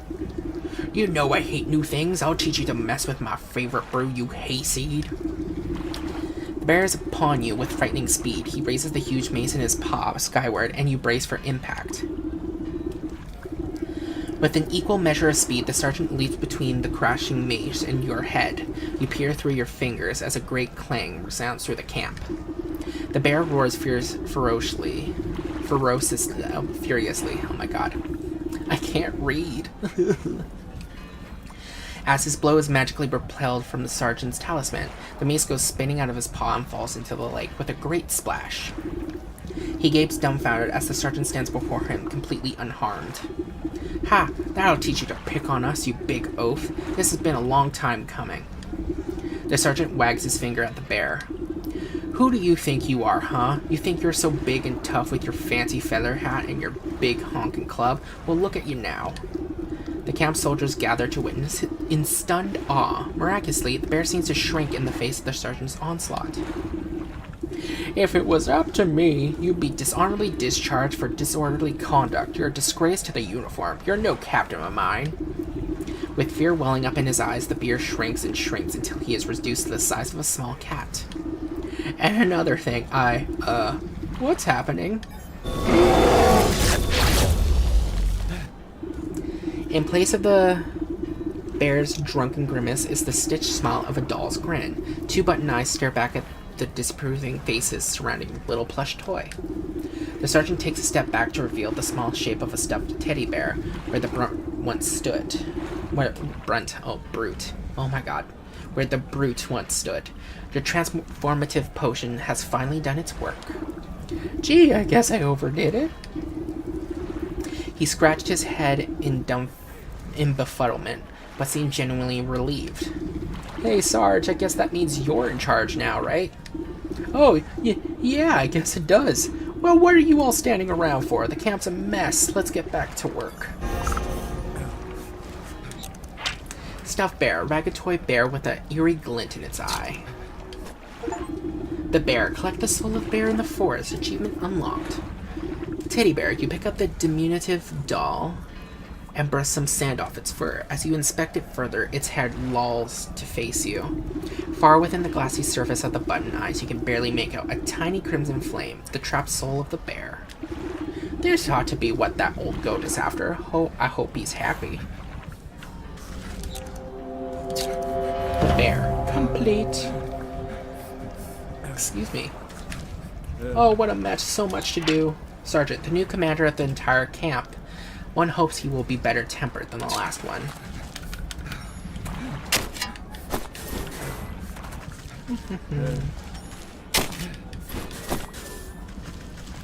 Oh, you're back too. What a relief. The bear has gone. We can all rest easy now. Try to keep the bear. Is he calm now?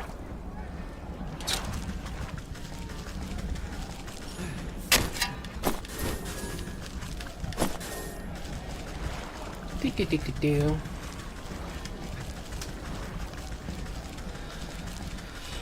Oh my goodness. The only thing to do now is see what's going on with the ox.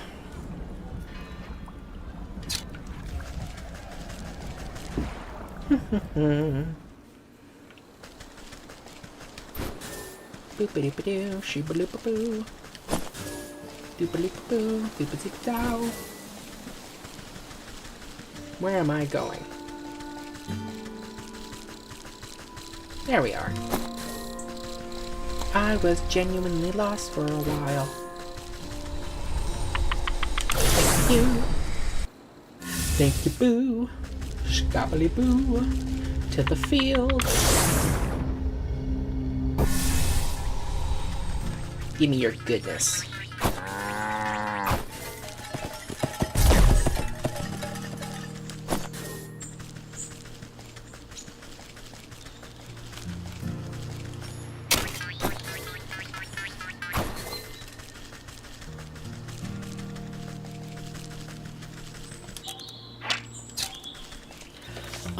Okay. We need you. I think that's all we need, right? Yes.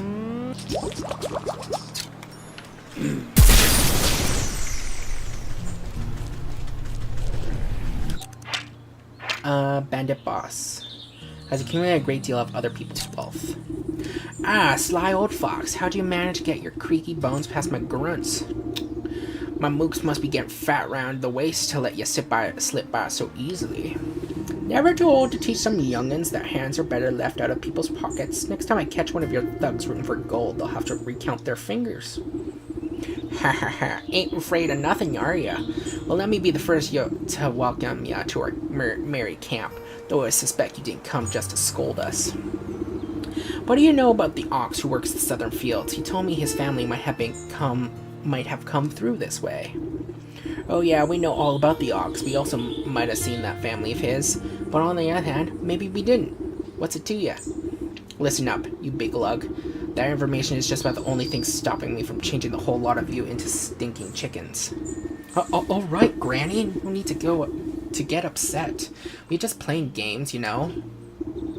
Yeah, we seen that family. A boy and his mom. If I remember, always walking in that big ox's shadow. Always looking afraid of him. So you didn't kidnap them. Where are they now? You know, you remind me of my dear old ma. She didn't take no guff from no one neither. Ah, she used to bake the most delicious meat pies. I sure do miss her cooking. Me and the boys have been awful hungry lately. Thieving is hard work and crime doesn't always pay. Say, do you know how to bake? I even got ma's pie recipe right here. Who knows, on a full stomach, I might even remember something about that missing family. The brew could use a healthy helping of crow. Humble pie.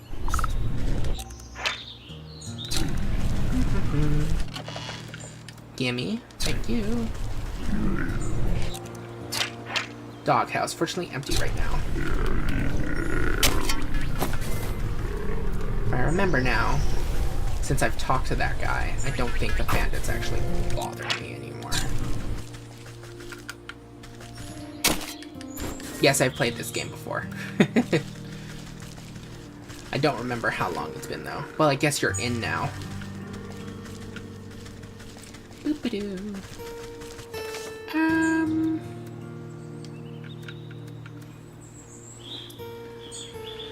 So I need you, which we can easily make now. Roast beast.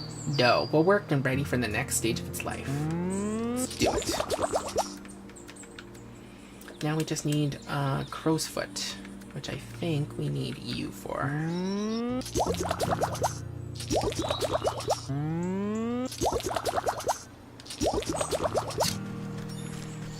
And a boop.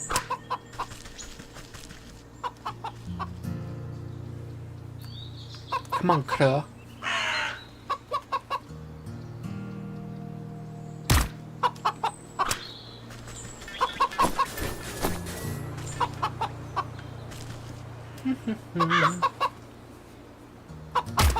Yeah.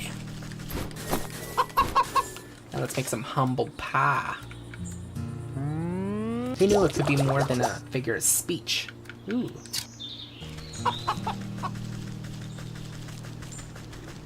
What's up? Say, do you know how to bake? I even got Ma's recipe right here. Who knows, on a full stomach, I might even remember something about that missing family. This brute could use a healthy helping of crow. Humble pie. Fee fi fo fum, I want pie in my tummy tum tum. Come on then, have a helping. The bandit plunges his hand into the pie, grabbing a fistful. He barks in delight as wet chunks of pie filling splatter on his gob. Ah, delicious, just how like Ma used to make, but something's different. He picks a small black feather from between his yellow teeth. Is this crow? I figured you could do with a serving of humility. The gargantuan man's lip begins to quiver, great watery tears well up in his beady eyes. What's the matter, dearie? Are the spices too strong? Sniff. Nah, it ain't the spices. It's just... He deteriorates into a great shuddering sobs that shake the camp. Ma always said I was a bad seed. Said I weren't good for nothing but eating and thieving. But all I ever wanted to do was dance. I was gonna make the greatest dance troupe the world had ever seen. Had a name in mind and everything. Picking the leaping pockets. But, I ain't been doing nothing but taking, always taking. Oh, Ma was right. I'm a bad apple. Come on now, dry those eyes. You're not all bad. He snorts a dangling glob of snot back into his nose. Sniff, you really think so? You gently reassure him that another helping of pie. Oh my god. Of course not. You're going to tell me all about the Ox's family, aren't you? Oh, right. Well, you see, we've been spying on that ox for years now. Every full moon, he'd go out into his field all by his lonesome. He'd howl at the sky. What was it he say? Oh yeah, he'd yell, "Abracacorncob." Then it always sounded like he got into an argument with someone, but there was never anyone else there except that creepy old scarecrow of his. You pat the sniffling rogue on his stubby cheek. That's a good lad. Maybe it's time to think about trading the daggers for dance shoes. He stuffs more handfuls of crumbled pie between his blubbering lips. Sniff, yes, I'll do it. I'll dance. Still weeping into his pie.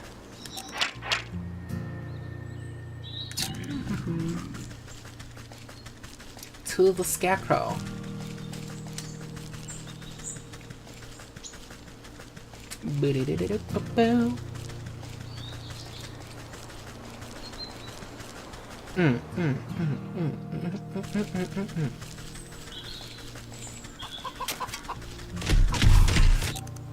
Scarecrow. Ooh.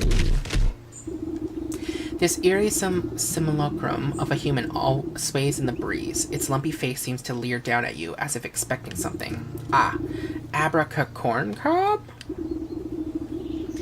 The figure creaks against its pole as its vegetative head twists to look at you. It takes a wheezing breath, expelling a moth from its mouth hole. Hello, yes. Have you come to strike a deal with the great and magnanimous Harvest Master? Ugh, no thank you. I'm involved in quite too many dark contracts with supernatural beings already. Why then have you summoned me? Has the ox made a deal with you, perchance? The ox? Why, yes. Terrible trade, I say, but a deal is a deal. What sort of trade? Does it have to do with his missing family? Yes, he said he wanted to win pretty prizes, grow the best crops, said he would give up anything in the world. So he offered me his wife and son, and I'm not one to refuse a bargain like that. Where are they? What did you do with them? Don't worry, they're fine, but as long as I make the crops grow, they belong to me. And if the crop should fail, your deal would be broken? Ha! I'm the great harvest master. My harvest will never fail. We'll see about that. I better take a closer look at these prize-winning plants. Healthy crops. The crops are robust, thriving beyond anything else. Withering can. Harumph. These stalks don't look so sturdy to me. A good herbicide ought to shrivel these right up. That'll teach that ox a lesson about proper agricultural practices. I'll need a sturdy enough vessel to hold poison, though. Maybe I can convince the vegetable fellow to give up that nice big watering can of his.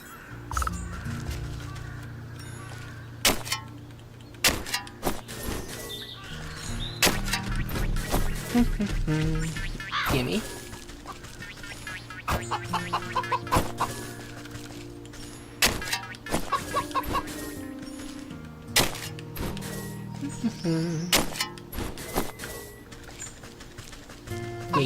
Yeah. Gimme. You get back here. Thank you.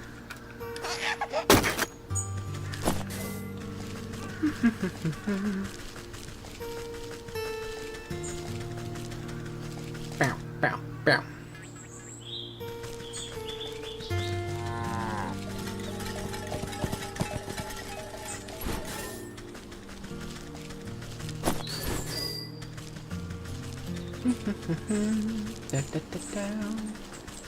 Hello. Gimme. Gimme your insides.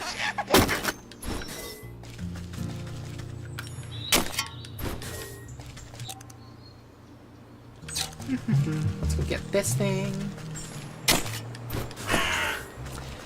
Erker. What's up? Well, hello again. Find anything out about what that ox is up to? As a matter of fact, I have. It seems he traded his family to a turnip wizard or field genie or some other such nonsense.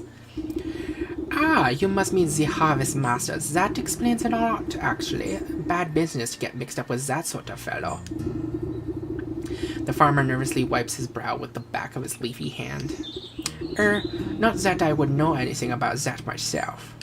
Listen, I don't have time to exchange farm gossip. I need to borrow your watering can over there. Ah, I'd be happy to lend it to you, but unfortunately, I still need it to grow my prize-winning vegetable. You glance down at the fat head of the cabbage bobbing gently against a blanket of big swaddling leaves. You think you may have heard a faint giggle coming from deep within the fronds. Seems plenty big enough to me. Ah, just you wait. My little baby is going to grow up so big to be a great big baby. It's going to be the belle of the ball at this year's festival. But if you were to, say, grow a little bit faster, I suppose I wouldn't need my watering can at all. You swear the farmer winks at you despite not being equipped with any eyes. Does nobody here grow produce in an honest way? Let me take a look at the little tyke. You look down at the fattest little cabbage you've ever seen, but if it gets your hands on that watering can, it could stand to be a little fatter. Fertilizer help it along. Jar of water. You spritz the cabbage with fresh, clear water while uttering a simple horticultural charm. The water beads like dewdrops before the leaves drink them up and brighten in color. You look down at the fattest blah blah blah blah blah. Leaf. Okay. Growth potion. A little goes a long way to stir the mind and the body. Oh my goodness. What about the pellets? Oh, we can still make some. Oh, turkeys. Got something for ya.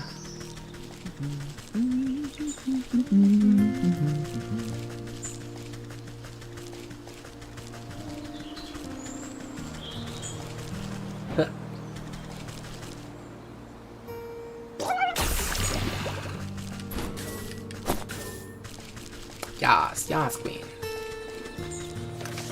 Okay, and now we need this.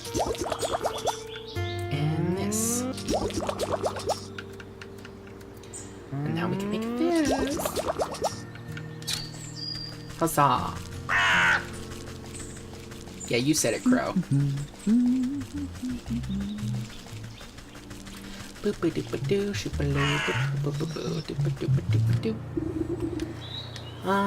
Growth potion?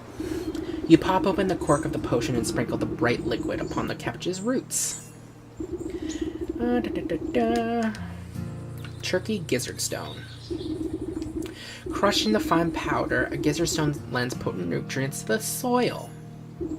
The budding plant changes to a bright purple, then blue, then yellow. It suddenly goes rigid and shrinks to the size of a marble. The farmer gasps in horror as his precious baby disappears back into the earth. He turns to you, shoulders stiff and pitchfork in hand. He takes one step in your directions, but stops abruptly when a tremor shakes the ground. You look to your feet and watch deep cracks split the earth. Hold on to your hat. This one's gonna be big.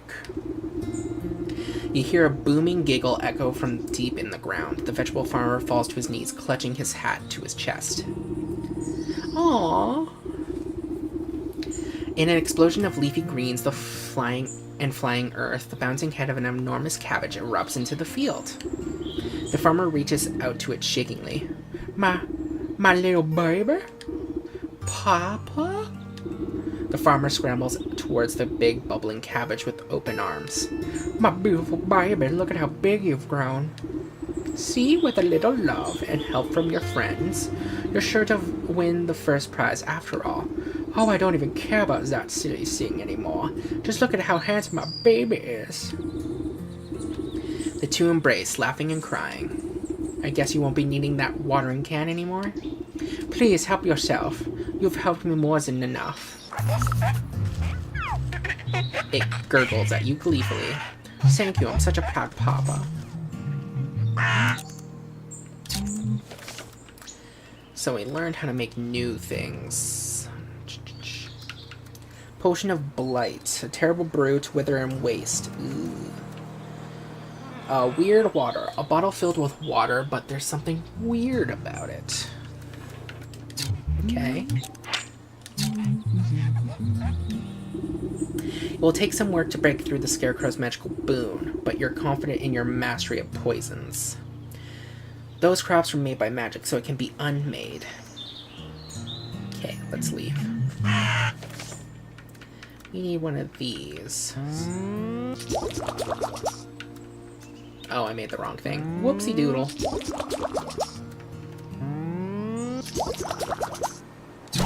Okay. Let's go see one of those pumpkin things.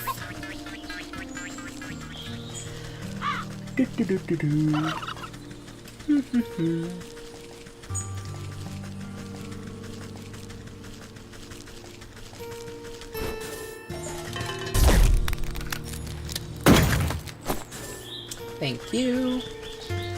And we can make this. Oh, we just need an Eye of Newt.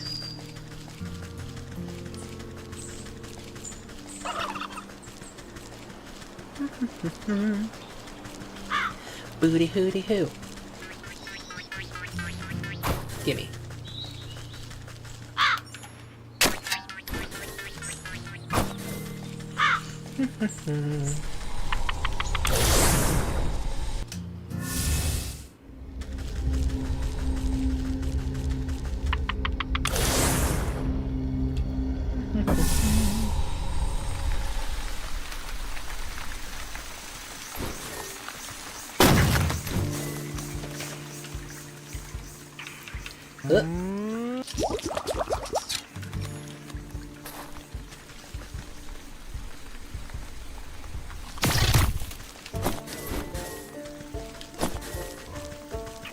Do-do-do-do-do.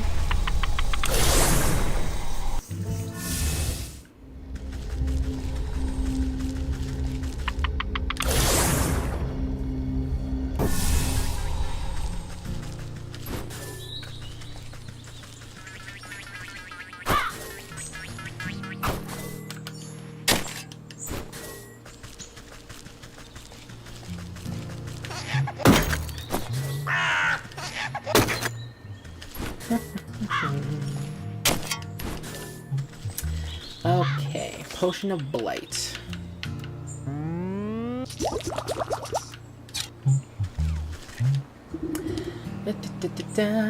Potion of Blight. You hold your breath and empty the poisonous vial into the container. The toxic fumes make your fingernails curl.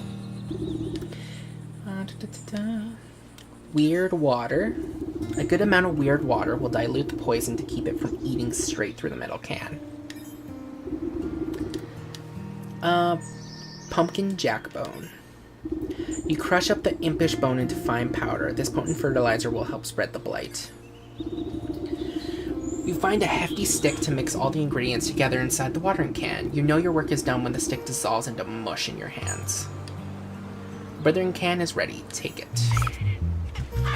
Wither the crops. I will.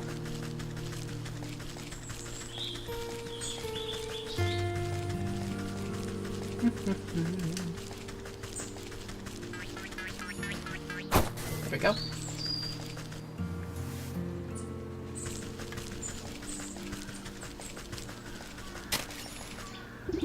Hey, I thought I told you to beat it. He raises his hoe and brandishes at you menacingly.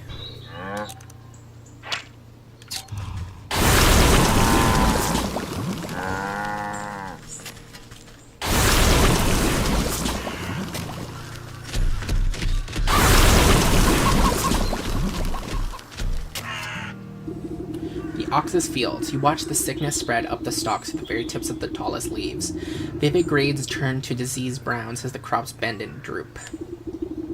No! What is happening? Harvest Master, we had a deal. You promised my crops would never fail.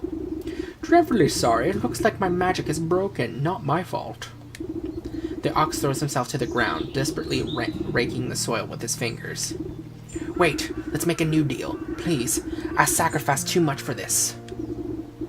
A new deal? What is your offer? Anything you want, just bring my precious crops back to me. Anything, This is acceptable. Worm-like roots suddenly wrap around the ox's feet and begin dragging him into the soil. Wait, I didn't mean...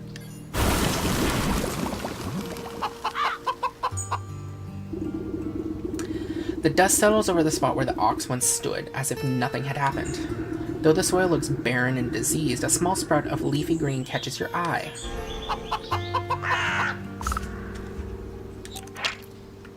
Ooh, dead crops. These crops have withered away to almost nothing. A hardened seed, a spiteful-looking sprout, blooming with a hateful seed. The ox. Collect the soul of the ox. Huzzah! Achievement. Where the ox once stood, a green tendril has pushed its way through the earth.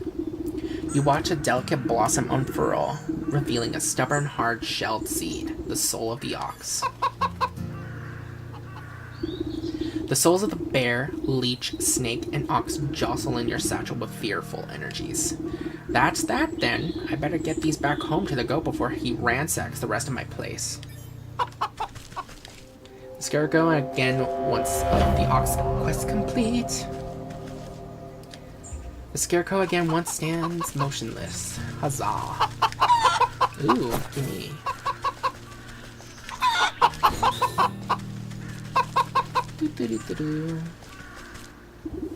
Ox's family. Standing at the front gate, the ox's missing wife and son blink in confusion as if they had just burst forth from the earth itself. Ma, what happened? Ah, welcome back. I suppose you don't remember much. He really did it, didn't he? That stupid festival prize was worth more to him than us. Where is he? Where's my husband? Don't fret. I've already set things straight. He won't be troubling you again. And you've got this nice fertile farm all to yourself now. My son and I worked ourselves to the bone for that horrible man. Thank you for lifting this curse. Just do me a favor, and don't make any deals with suspicious scarecrows. Don't worry now, child. We don't ever have to fear him again. Good, good. Let's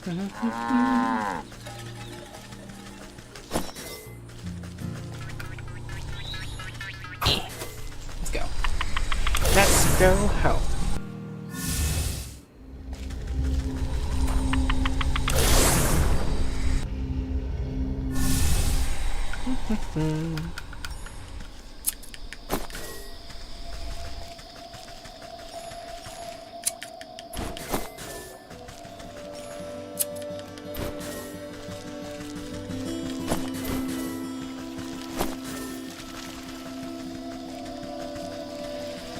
Doopity-doop-boo-boo. Where the hell's the goat? I'm guessing he's inside.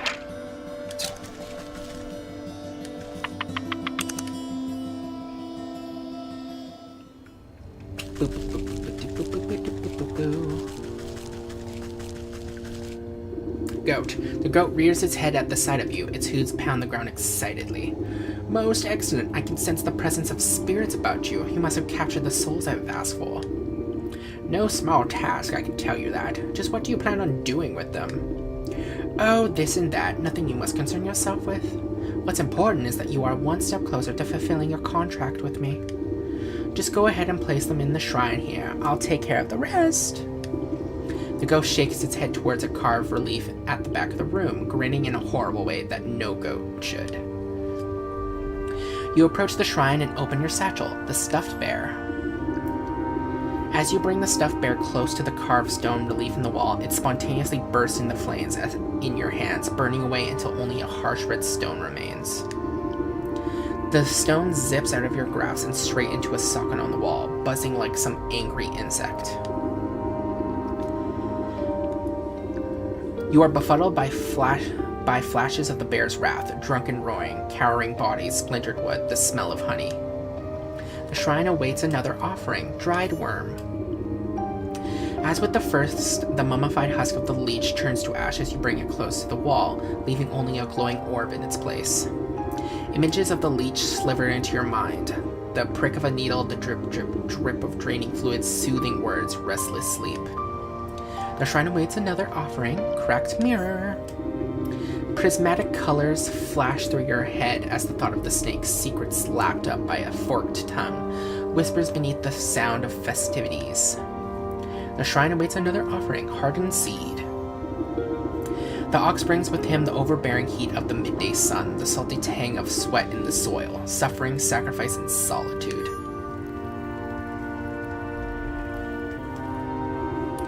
You step away from the shrine and smoldering stones. Your burden suddenly feel much lighter.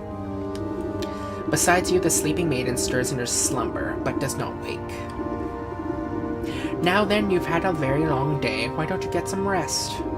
Tomorrow we shall pick up bright and early. Yes, I am quite tired.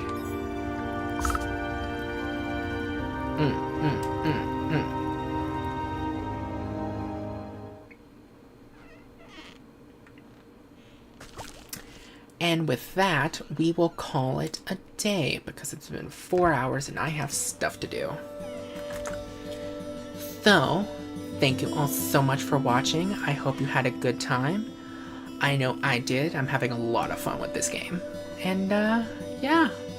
I'll see you all next time. Be safe. Bye.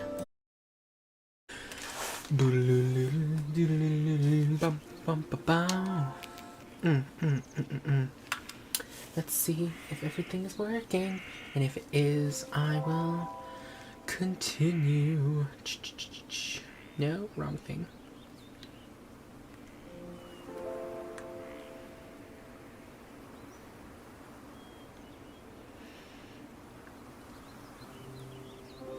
Are you working correctly?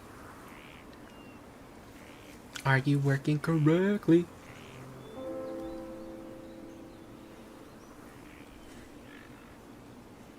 You are working correctly.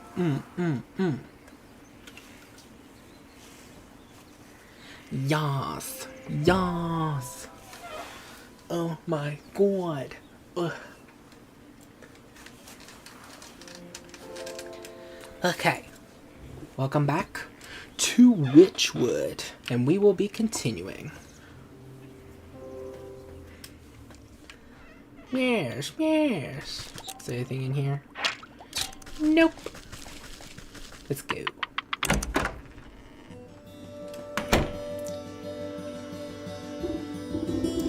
Ah, good morning, my swamp lily. I trust you slept well?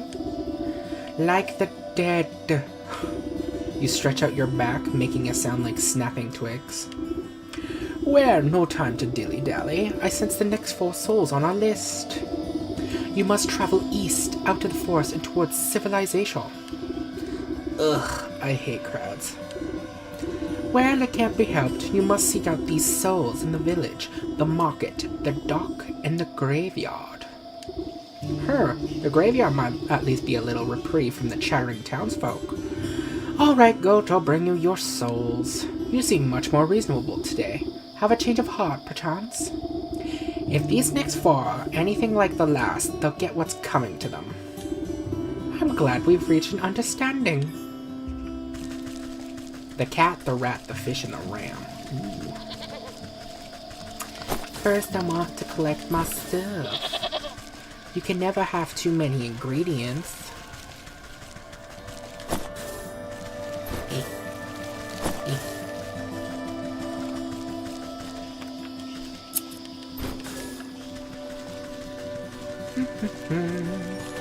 Gimme.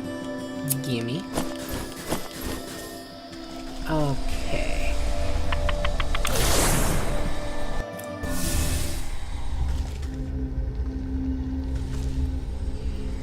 So I'm guessing we get there through the forest.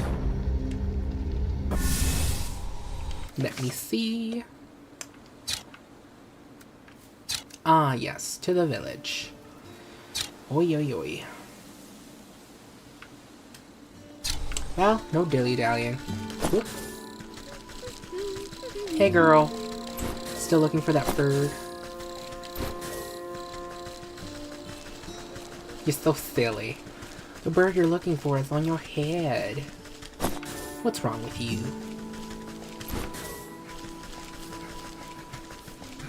That guy's still crying or freaking out. I don't know what's his problem.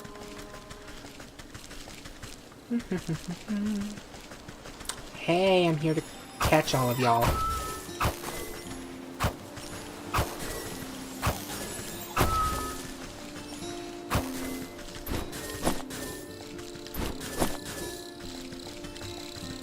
And hook. Oh, I believe we're good. I missed it. I need to go up. Whoopsie doodles. While we're here.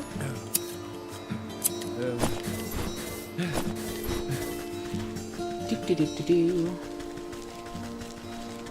To the village. Aha.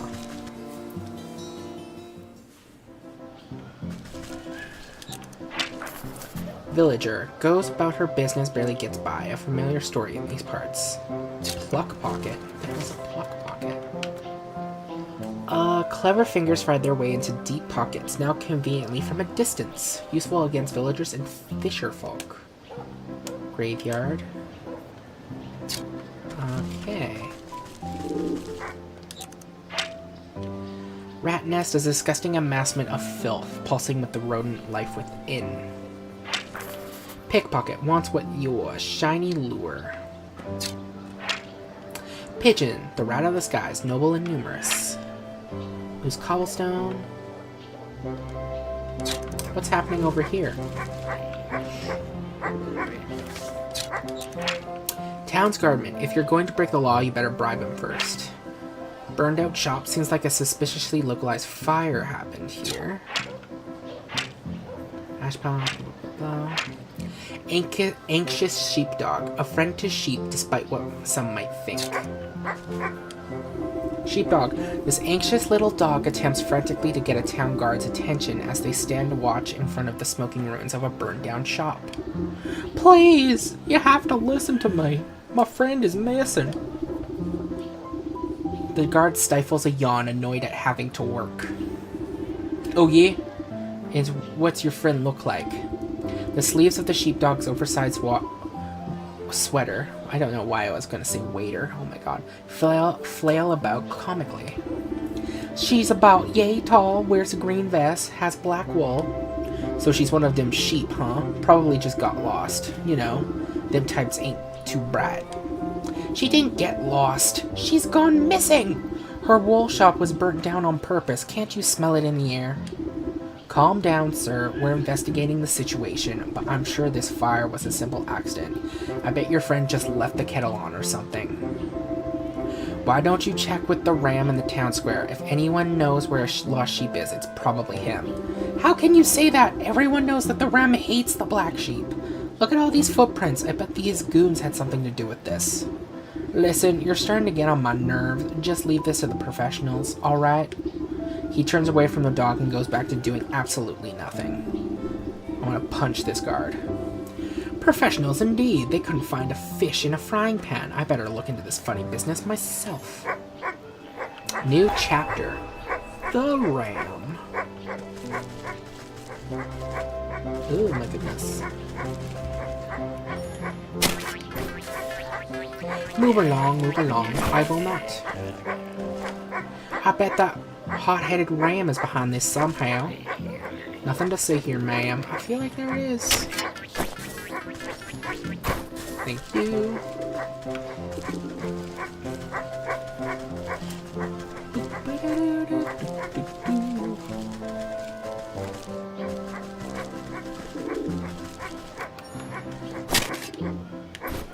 Ooh, cobblestone.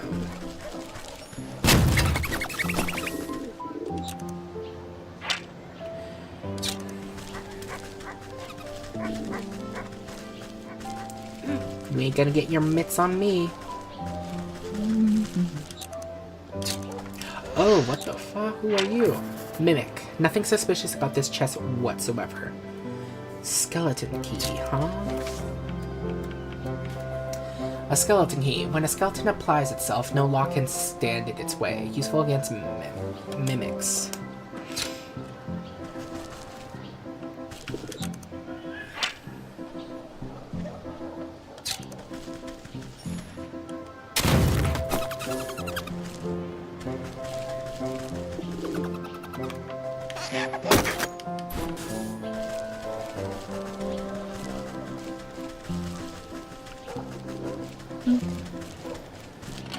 Ooh, thank you.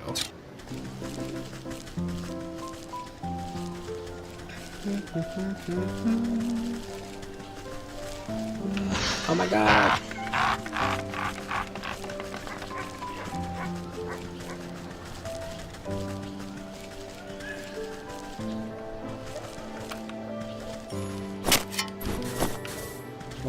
What is this way?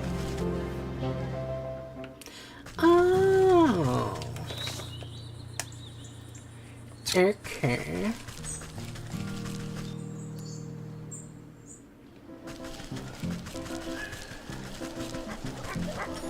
Gimme.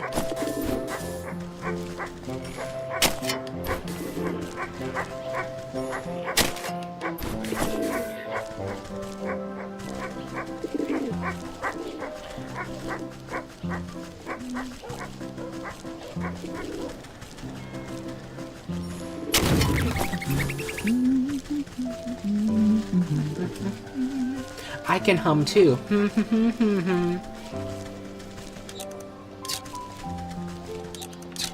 Ooh, kitty cat? Cat, disinterested in the lowly affairs of humans. Weaknesses as a cat treat.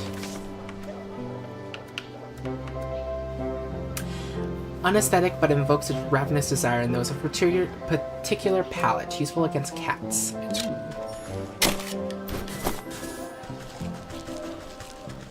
Where does this go? Nowhere, apparently.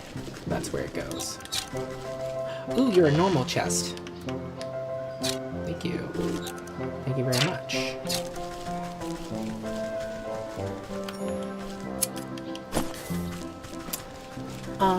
Let me see. Disregarded shanty. You unusually run down for this area, but the townsfolk pass by it without a second look. Disregarded shanty. At first glance, this looks like a neglected shack, long ago fallen into disrepair. But your canny gaze reveals its construction to be beyond the ravages of time, standing overlooked yet constant until properly disrupted. Running your nail along the grain of one of the nailed-up boards proves to be just the disruption it was waiting for. Yeah, fast travel!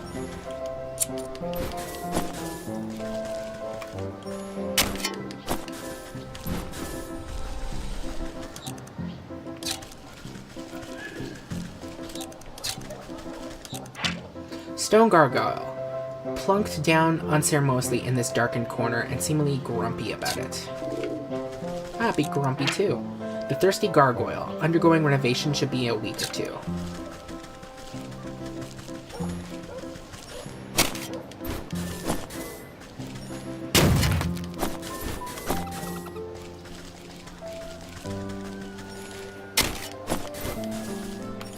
Boop.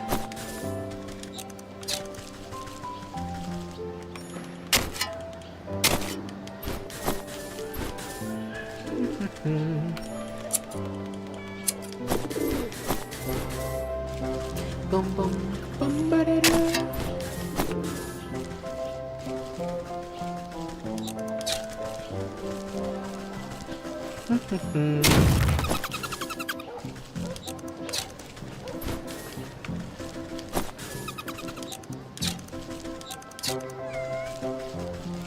Hey, kitty. To the market. Let's not go there yet. A skeleton key. Why is one just laying around? Is someone up to something and we disturb them?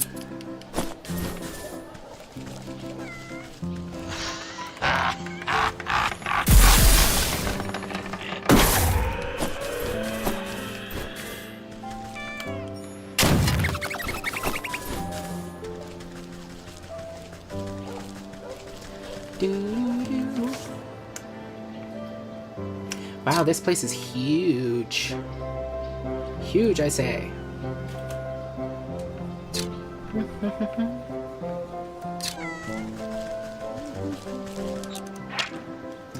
Mine's is business. Mine's if you do too.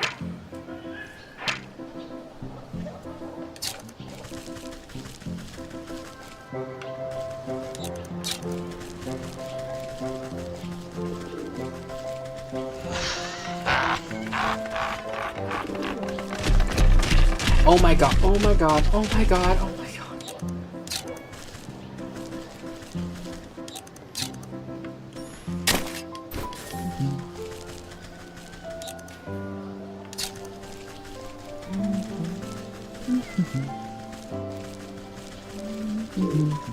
Do-do-do-do-do.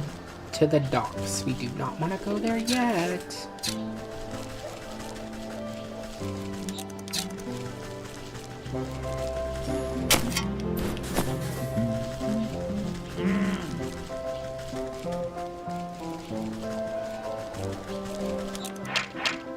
Elf.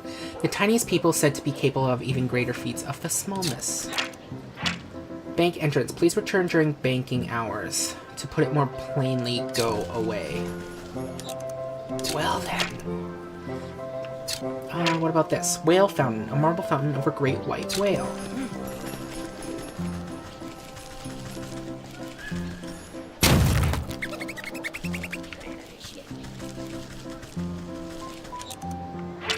Town's garment. If you're going to break the law, you better bribe him. First, a gallows. Quite tidy considering. Considering what? Do people get executed often?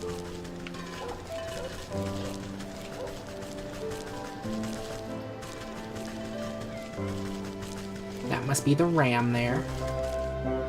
To the graveyard.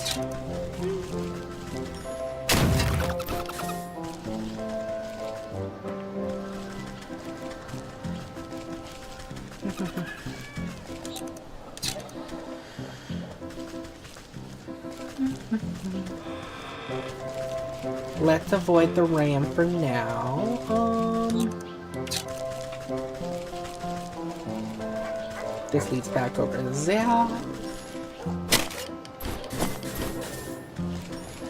Whoop. Inventory. Ingredients. How much water do we still have? We need more water and we need more milk.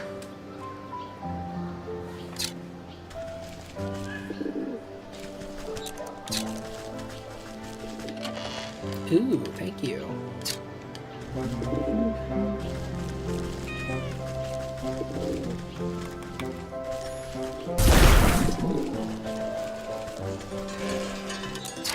A sheep.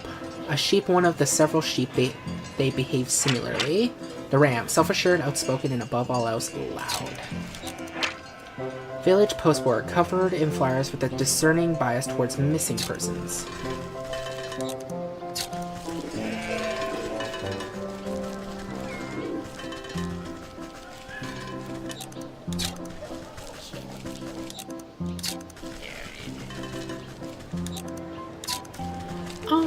I think we've searched the entire area. Yes, we have. Oi, oi, oi, oi. Let's see what this ram is about. Listen closely, brothers and sisters. We must wear our wool proudly and show the world that plain is best. That's right. Plain wool is the best wool. All of these outlandish colors and head-spinning patterns do nothing but confuse and enrage the senses. They are the product of misled individuals. And as we all know, individuals are weak, only the united are strong. Together we speak louder than a single voice. Wait, are all colors bad then? What about gray? It's almost plain white. Gray is forbidden. Gray is a gateway to blue. And where there's blue, green isn't far behind. Then what's next? Yellow, purple, even red? Oh no, anything but red. No. Always remember, colors lead to discord, to chaos, and with chaos, the wolves will come for us all. Aye, not the wolves. Watch out, there's one right there. The near sheep nearly jumps out of its fleece when it notices you. I'm not a wolf, you half-wits. Maybe not, but you're different, and that's just as bad. Right, boss? That's right. So what is it an outsider wants with us? Are you here to tempt my flock with your anarchic ideals? I doubt you lot would have room in your heads for any more ideals, but no, I'm here looking for the black sheep. It seems her shop was burned down last night. You wouldn't happen to know anything about that, would you? Brr. That bothersome black sheep is a thorn in my side. Never heeds my warnings, always goes against what's good and proper. But I assure you, I was tending my flock all night, so I had nothing to do with her disappearance. That little sheepdog begs to differ. He says you've always had it out for the black sheep, and I'm inclined to believe him with all your prattling. Lies and slander. You have no proof of any wrongdoing. For all we know, she may have just left the kettle on. As the sheep stomp about, you notice flakes of ash leaving black marks on the cobblestones of the village square. Proof, eh? Looks to me like some of your flock have sooty feet. I wonder where this suspicious trail will lead.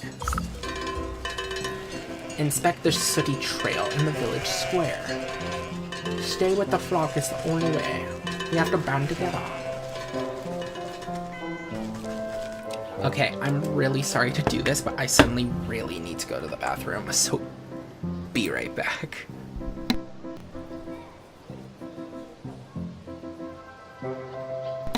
Hello. Boom ba da doom. Ugh, I am so sorry about that. Oh my goodness. It should be good now.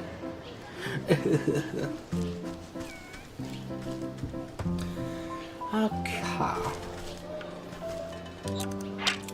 Ash leavings. It seems some mess wised up to the ash they were trailing and shook off the rest. Ooh. I was like, messed up? What? Reveal! He sprinkled the revealing powder over the cobblestone to reveal hidden footprints, still blackened by ash. It appears as though several individuals were dragging something away from the town square last night.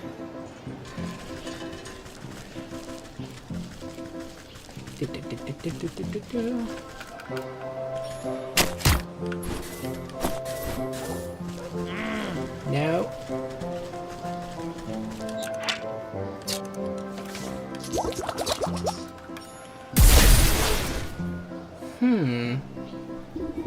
Sooty trail. A struggle must have occurred here. You find the remnants of a torn burlap sack and some scattered fistfuls of wool.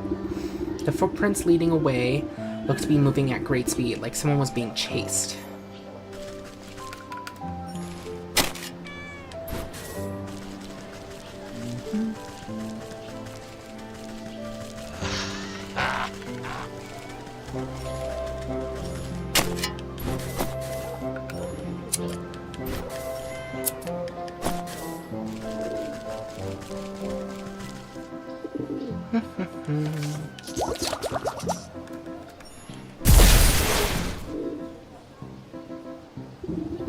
A pair of lone footprints duck into the vegetable garden. You notice some more footprints searching in confused directions farther afield. The black sheep must have been trying to hide from her pursuers. Maybe she managed to throw them off her trail?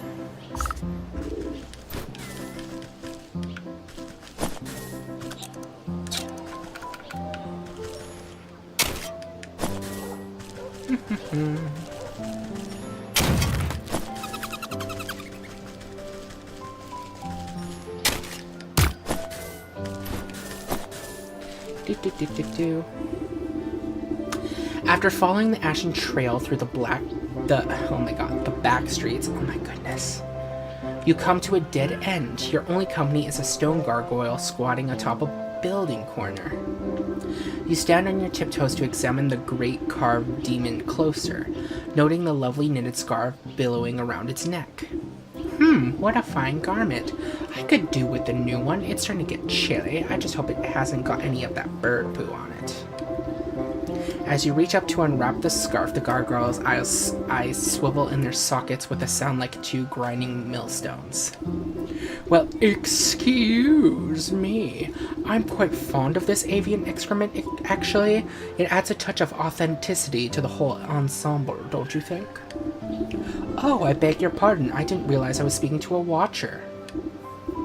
Ha! A watcher? Why is it that no one ever comes to watch me? I'm handcrafted from the finest block of artisanal granite, so masterfully chiseled that I came to life. Nothing on this earth or beyond has a greater claim of beauty than I, and yet, day after day, I sit up here and no one gives me so much as a passing glance. Well, maybe if you cleaned up once in a while. Oh, hush. I don't need to take fashion tips from you. And besides, the only one looked up at me because of this fabulous scarf. Admit it. I was merely following this trail of sooty footprints. But now that you mention it, that scarf has a fine knit to it. You didn't happen to get it from the black sheep, did you? Why, where else would I have gotten something so swanky in this dreary little town? That black sheep is the only other person around here that appreciates good taste. Unlike that ghastly ram, always ringing that gaudy bell and his poo-pooing everyone else's fun. This world is alive and needs a good splash of color once in a while. You know where the black sheep is, then? Hold on, how do I know you aren't another agent of banality like the ram? Just look at that skirt, so last century. You'll have to prove you're an ally of the fashion scene before I say another word. Now, I've had my eyes on some new shoes for ages. Why don't you just snag a pair from the village? Surely no one will notice. Pah! Those clogs aren't fit for a horse. No, I've got my heart set on elf shoes. Delicate, dainty, exquisite, and absolutely to die for. Plus, I could do with a nice hat to go with my fetching scarf, and maybe some needle and thread to do some alterations. Well, what are you waiting for? The fashion scene moves too quickly to stand around idle. Ooh. Elf shoes, sewing kit, and gnome hat. Oh my goodness.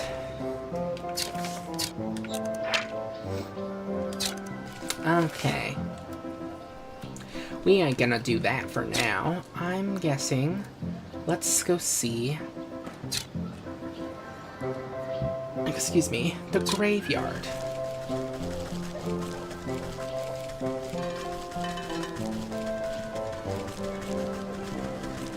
It is this way, right? Yes, it is.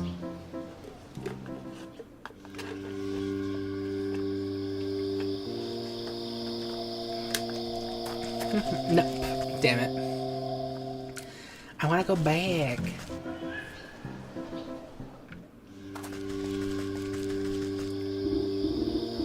Psst, you there. Can I get a word with ya? Psst, you there. Can I get a word with ya? Fine, damn it. Jesus. Sorry, ma'am, but I must warn you, the graveyard's not safe right now. If you got flowers, I can go lay them at the grave if you want. Blech. When I croak, nobody better bring me posies. What's the matter? Something's got the spirits of this place riled up in a real bad way. All restless and cranky they is. There's this horrible howling coming from the mansion up the road. A scream that'll chill the bumps right off of your goose. Every time I gather up my wits to go take a look-see, my knees turn to jelly as soon as I set foot on the path. Mark my words, that creepy old place is haunted by something more than just a sleepless spirit. Pah! Ghost stories are for children. When you get to be my age, it takes something special to put the fright in ya. Well, if you're so sure about that, could you go up there and tell me what you see? Maybe it was something to do with what's going on with these ghosts so agitated. New chapter. The Rat. The mansion's just up the road to the right. You can't miss it. Well, let's go check it out. Why not?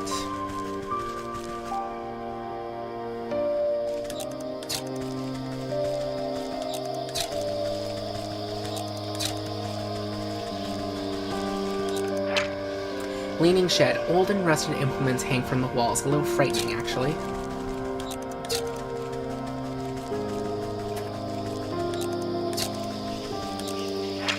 Strange well. Something weird about this water source.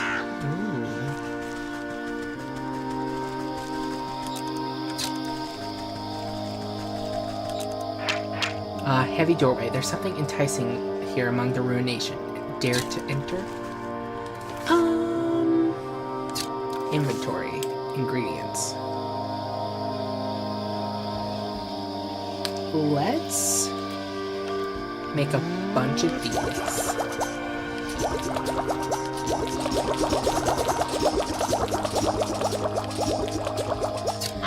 Thank you. Yeah, weird water.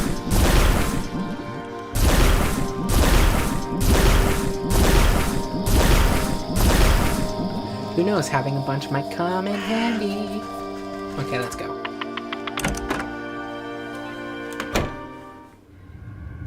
My god. As you walk through the dilapidated estate, the temperature drops drastically. The floorboards and walls groan angrily as if the whole building is upset at your invasion. A gust of wind suddenly rushes up the staircase as though the house itself was drawing breath. An ear-splitting scream stirs dust from the rafters and makes your knees weak.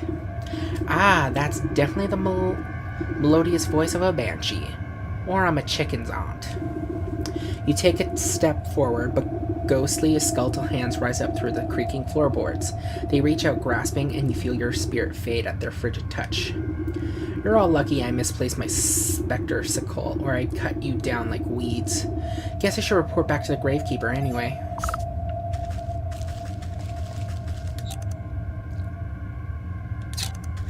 And I'm guessing we'll be back. Antlered ghost. Haunted now haunting. The creeping antlers seem to be an optical illusion.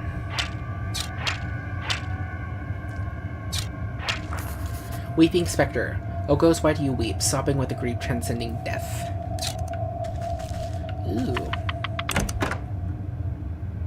We learned some new recipes. Let me see. Soothing rune. Arcane forms to calm the distressed and set up painful at ease. Useful against weeping specters. Exorcism charm. Sweet release for both the possessor and the possessed. Useful against antlered ghosts. Okay.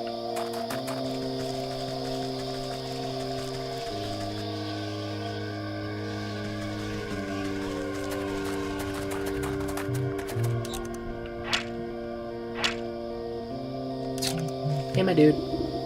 You're back. It's a demon from the underworld, isn't it? Oh, or maybe a lich come to summon up an army of darkness. Relax, it's just your run-of-the-mill banshee. A banshee? I knew it. No wonder the dead have been so angry lately. How are they supposed to get any rest with all that racket? But a spirit only becomes a banshee when it's been terribly wronged.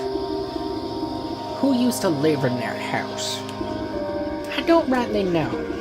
It's been abandoned since before my time. Always was pretty creepy though. The place was so haunted that I couldn't get in for a better look. A good exorcism ought to clean it right up. This sort of stuff happen often? Why, just last year I had to deal with a ghoul that wouldn't stop breaking into the crypts. Darn feller was trying to find his long-lost love or something. The old man turns to rummage through his cluttered shack, looking for something. Anyways, eventually I had to call in the Grave Squad exterminators. They got that nasty ghoul rounded up before he befouled too many tombs. But they left behind this, where'd it get to? Aha! They gave me this to ward off any angry spirits that might be left over. He holds up a rusty-looking lantern. A ghost lamp? I thought those things got recalled because of all those possessions. Huh? I never heard nothing about that. Now this thing ain't powerful enough for banshees, but it should keep the lesser spirits away. He gives the lamp a shank, but only a puff of purple smoke rises off the wick. Ah, geez, looks like I forgot to keep it fueled up. I'd go and get the gas myself, but with the graveyard in this state... He shrugs feebly at you. You're hopeless. What does the ghost lamp need for fuel? He squints at the fading label on the back of the lantern. Let's see. A strange lamp requires strange fuel. 3 bat wings, ghostly ectoplasm, and crypt color silk. Hey, puppy.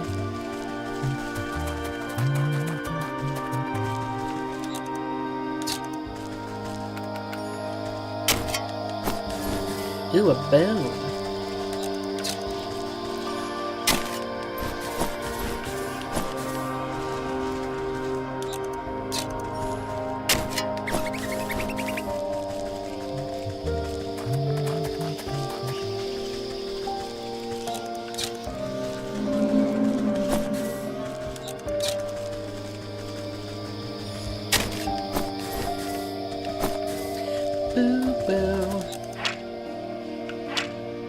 Wooden pump. If you're willing to do the work, a cold beverage may be in your future. Ooh. Thank you very much.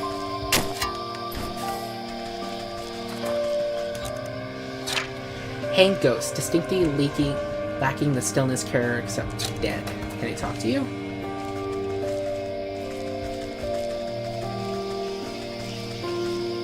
Thought he was gonna be like, hey, sup, I'm the dead guy.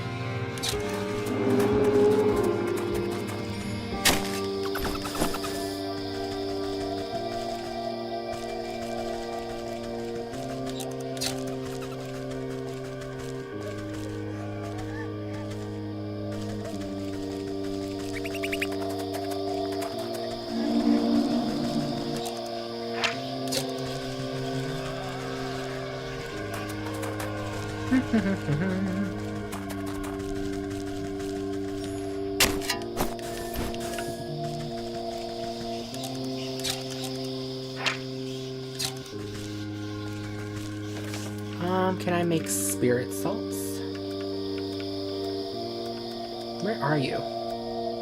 I know we have you. There it is. I need one of you.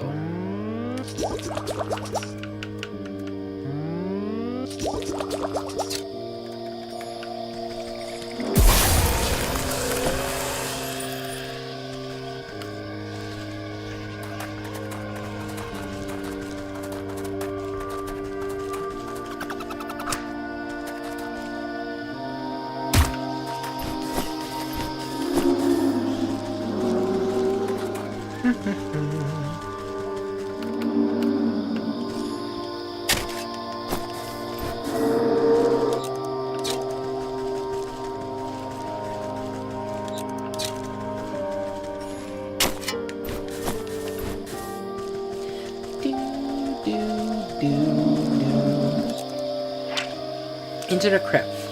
Few come here, fewer leave.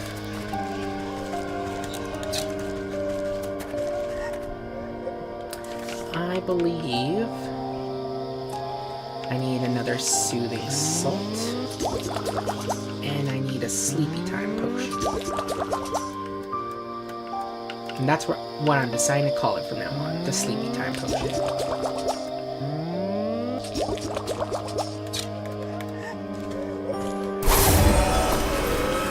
Ooh, spectral tears.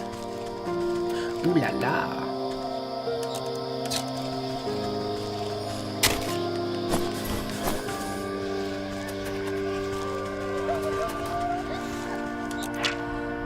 Macabre Shrine. It's an odd location for a shrine. In fact, it looks less substantial than it ought to be.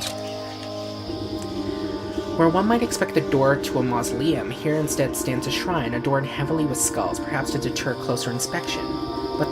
But their arrangement does not serve the dead nor their memory, instead being placed to mask a path beyond. Your knowing finger reduce it to dust with a tap. Yay!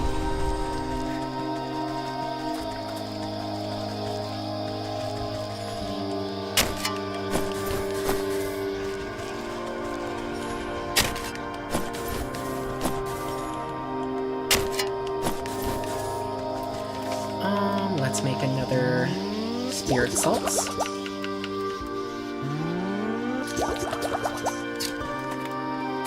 Hey, you too.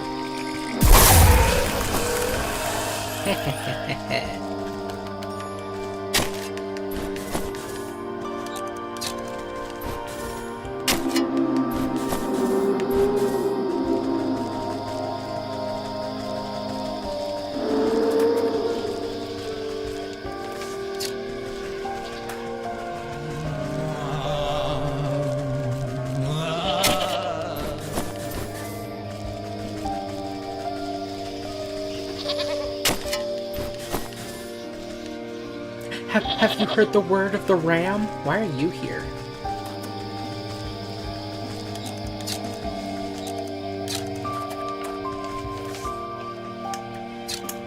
Okay.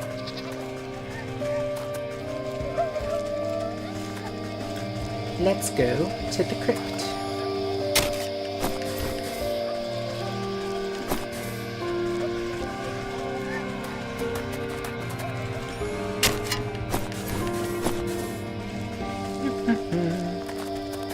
To the crypt.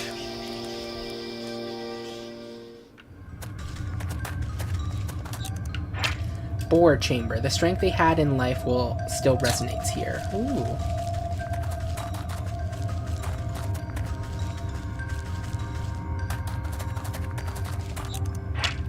End cap. Chances are there's still a corpse here. Okay.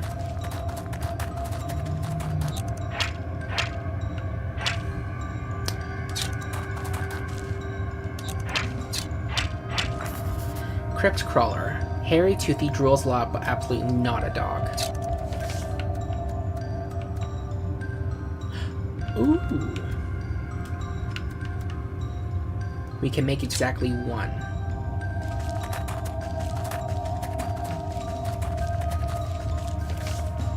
Might as well try it out.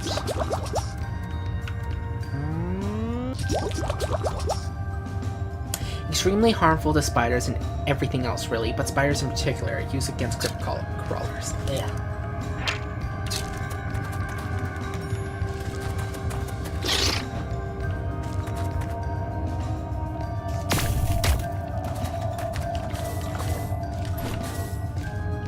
Ooh. Ooh, ah, ee.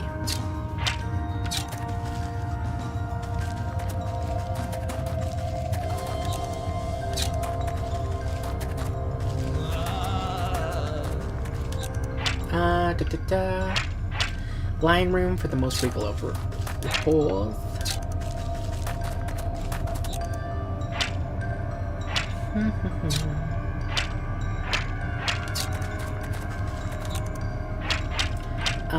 Bull chamber, solitary and steadfast.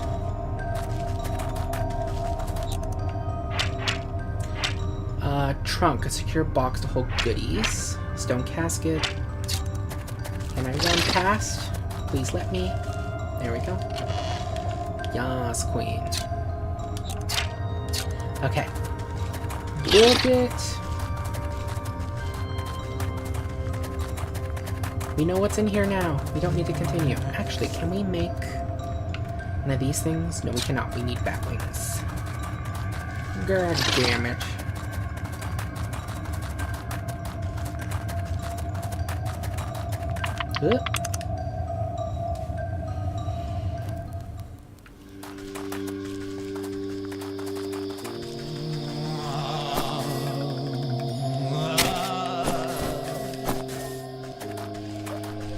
Let's go in here.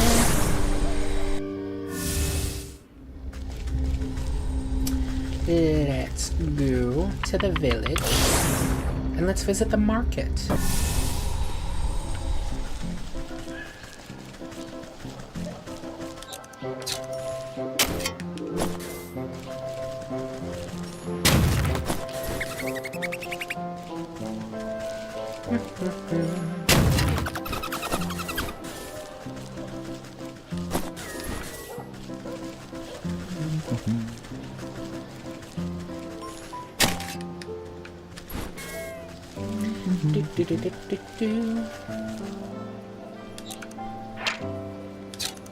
And we'll worry about you later.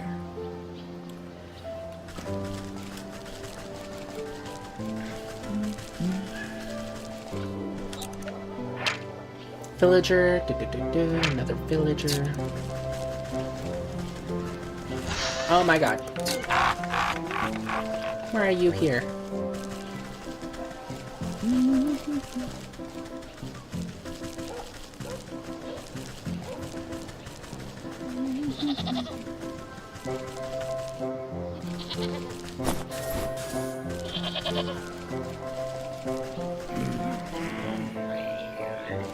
Why are they all fighting?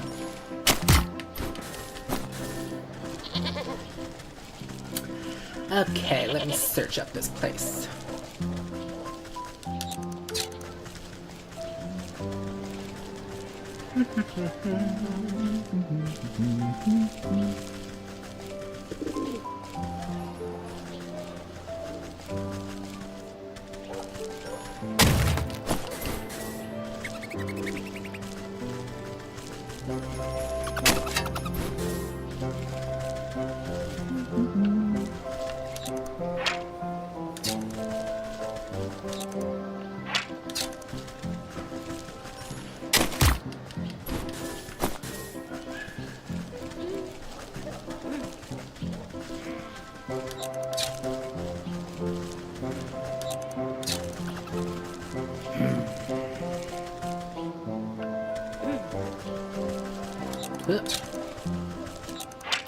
Merchant, a proud artisan who doesn't take kindly to thieves.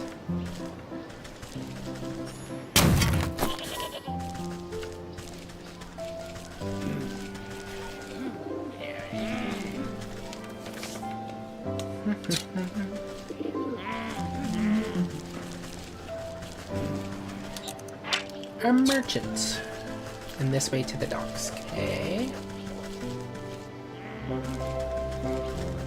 Let's ignore that area for now.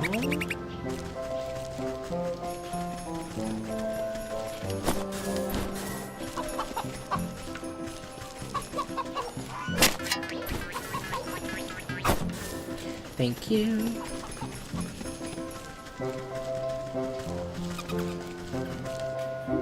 The merchant's eyebrows raise at your approach, but he remains generally cordial. Fresh fish for gold? Leave.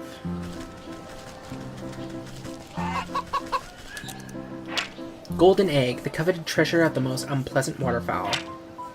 Chicken, goose, perhaps the nastiest of birds. Agreed. Ooh, thank you.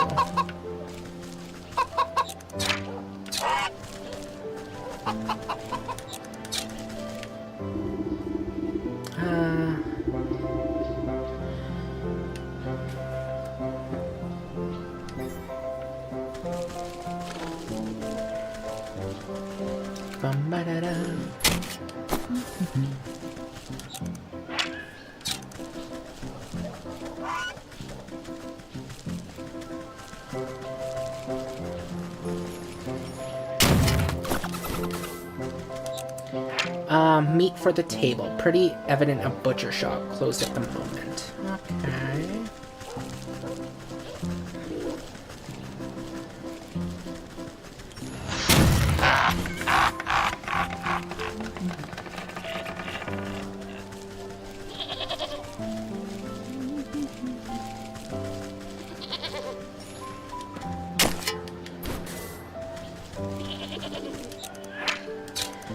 Probably just wants gold.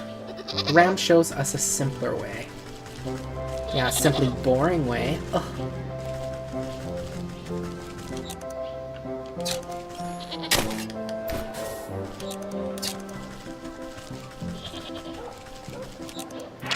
Cooking pit, suitable for a large cookout, though it hasn't seen such for a very long time. Ooh. Gonna start a picnic at some point?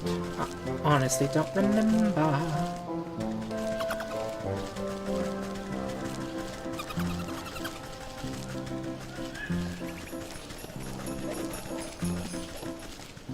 I love that their feet jangle every time they step. Tall pig, another of the pig siblings, neither the largest nor the smallest. Workers only. But I want to.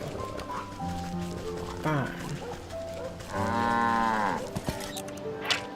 And then there's a cow. Let me see.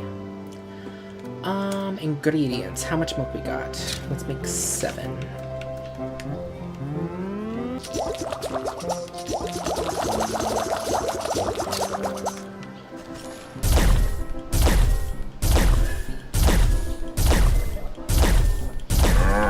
Thank you. Okay. I think I have searched everywhere except for the town square. Or the market, whatever it is. Sad unicorn. Hard to say whether this is more donkey or more unicorn, but whichever it is undeniably sad. Oh dear, they're fighting again. You elbow your way to the front of a crowd that has gathered to observe a 3-way shouting match. A trio of merchants are yelling wildly at each other. You treacherous fiend! I know it was you that snuck into my shop and put mealworms in my bread. Worms? Do you think I have time to traipse about your silly little bakery? I have to make sure you stay out of my smithy. Firecrackers in my coal? I could have lost an eye. Ha! And you would have deserved it, you traitor. I know you ruined a whole batch of my candles with that sulfur stunt. Now my store smells like a mule behind. The men launch themselves at one another, fists swinging in a whirling melee. Off in the shadows, you catch a stealthy figure watching the chaos with a delighted grin. Yeah, dance, dance! How the idiots prance! With a flick of her tail, the feline disappears through the maze of market stalls. What's all this commotion about? A dull, monotonous voice drones out from across the square to reply. You don't even know the worst of it. New chapter.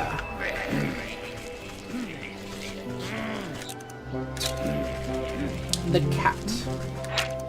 Knightly statue. Copper monument and some long-forgotten conqueror. Smith, local blacksmith, more fired up than usual. Baker, something's up in the baker's bonnet.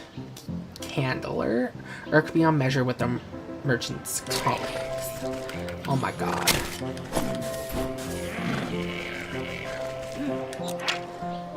What does this say? Conveniently placed basket. Quite a set of offerings for the nameless hero.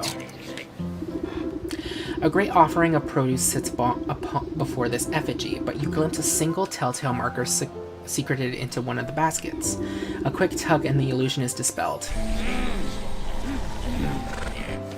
Ooh. Ah. E.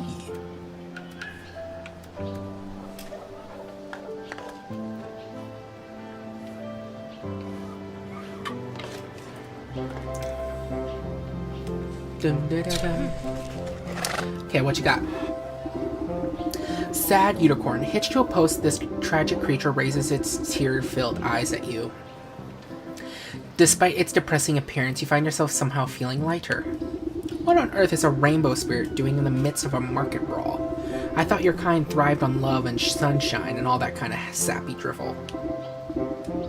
Oh sure, normally this market's a wonderful place to be, but lately it's been nothing but misery and unrest. Just look around.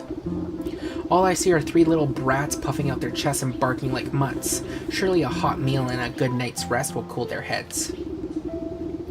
I'm afraid it goes deeper than that. You see, all sorts of awful things have been happening. Vandalism in the folks' gardens, trash in the well, wagon wheels tampered with, rumors spreading like wildfire about this or that, cheats and lies. Now, I'm usually the one who keeps the peace around here with my trusty magic horn, makes the truth flow and keeps folk honest. But with all the deception and treachery in the air, it's as limp as a noodle. My powers are useless. A droopy horn is no laughing matter. If you had a bit of a pick-me-up, do you suppose you could get this place under control? Sure as sugar. I just need to get some of my strength back. A good snack ought to perk you right up. Let's see what treats old Granny has in her pockets. Rainbow roll. Okay, how do I make that, though? Dough is easy. Glitter bomb. Oh, and just a pot.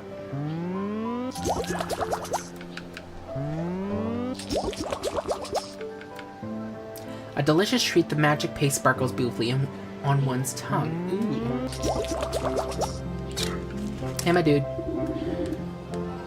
Here's a rainbow roll. The miserable creature dips its snout to investigate your tasty dessert. Is this for me? It troubles me to see a benevolent beast afflicted by such melancholy, and the quicker that horn of yours works, the quicker we can sort out this mess. Throwing back its head, the unicorn swallows the odd confection without even chewing. The spots on its back glow a soft lavender, and its hoofed feet levitate off the ground for just a moment. From above, a thin sliver of sunlight breaks through the clouds and sparkles off the unicorn's horn, momentarily blinding you in a dazzling flash. When you look back, the unicorn is happily wagging its tail at you. Its horn looks reinvigorated with a pearlescent sheen. Ah, that hit the spot. Looks like the old truth detector is working again. Well, what are you waiting for? Blast those fools! The unicorn lowers its horn and takes aim at the feuding shopkeepers. A long moment passes as the unicorn's body quivers with anticipation. Wait, I swear this never happens. My powers are all charged up, but none of them are actually lying. So they really did sabotage each other's businesses then. My horn will only be able to blast the lies out of someone who's truly false. As far as they know, they're each telling the truth. Which means someone else must be responsible for this mess. The feuding shopkeepers run out of insults to hurl at each other and all storm back to their businesses in a huff. I'll go investigate the scenes of the crimes at the shops. Maybe I can turn up some clues. Ah, no hum. Let's see. If I remember, the Candler is down here. Doth Queen. The Undying Flame. Candler of Repute. I think that says. Hey. Thank you.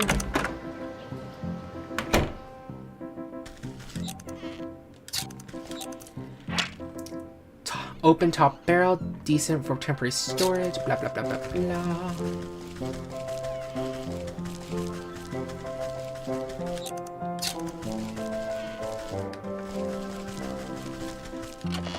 Ooh, thank you very much. Candler. It's the Candler dripping with sweat searching for the cat. Ooh. That insufferable baker. I'll tear his nose off next time I see him. Settle down, Master Candler. You're being duped by a prankster. Pah, a prankster? It was that baker. I'm sure of it. I don't see no evidence to the contrary.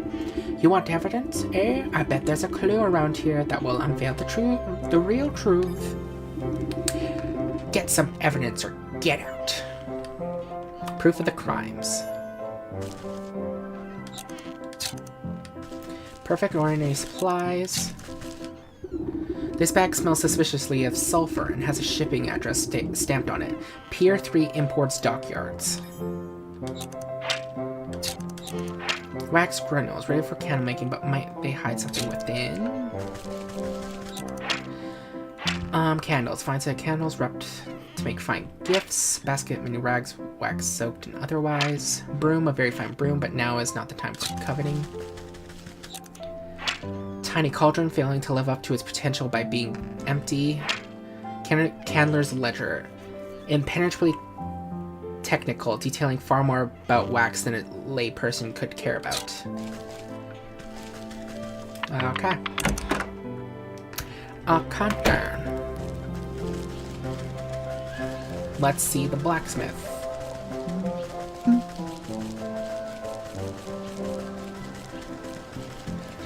Why are there so many nails here?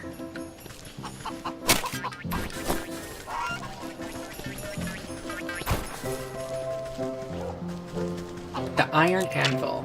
Smithing and metalworks.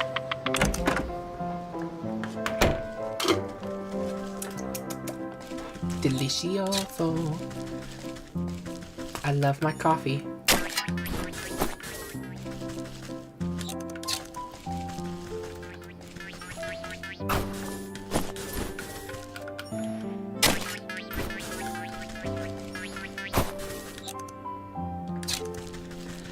Let's see what this says. Smith. The smith glowers left, then glowers right, hoping to lay his glower upon the cat. Glower? I don't know. Arr, that blasted candler. I'll wring his scrawny neck. Calm yourself, Master Blacksmith. You're being played for a fool. Ha! Fat chance. Only some hard evidence could ever convince me that it wasn't that blundering knave. If someone really has been sneaking around in here, there ought to be some clues left behind. Only evidence could possibly change my mind. Cold hard proof.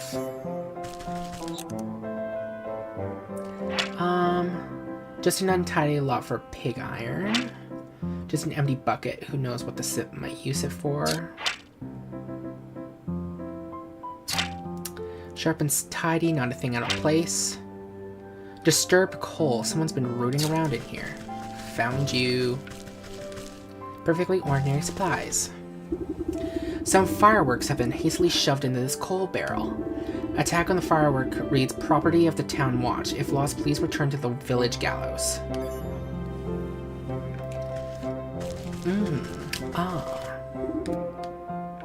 Leave.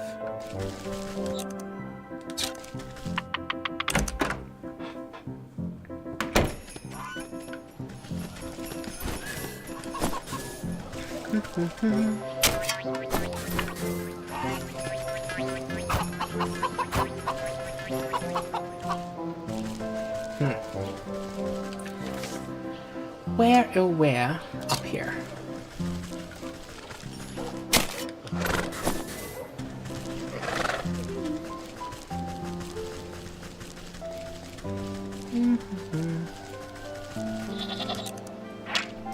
Bake it till you make it. The smell of this place carries well across the market. Ooh.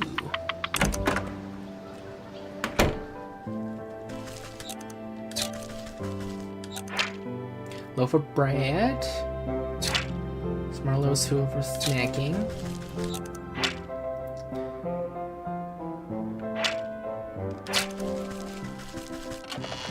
Ooh, yes, please.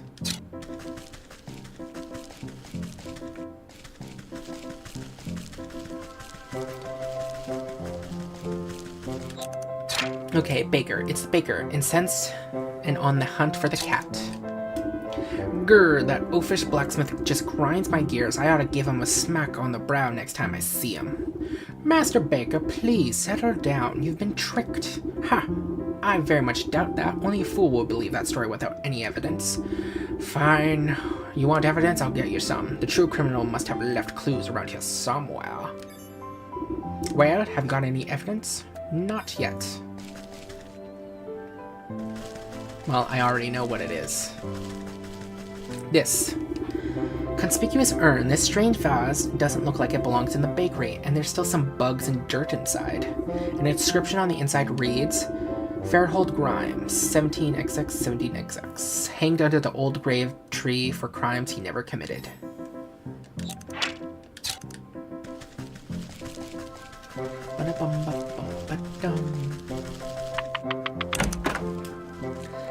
So much to do, so little time.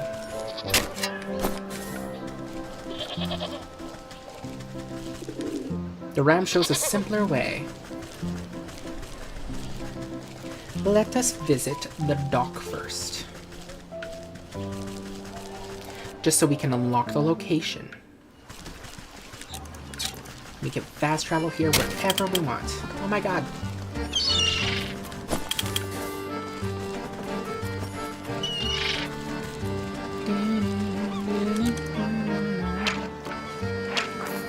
Crab. Each of his pinches is a statement. Here I am a crab. Encrusted rock, clean with an intensity outstanding among their kind. These barnacles look prime for your purposes. Fisherman, he's been spending too much time in the salty air. Is that why he's green?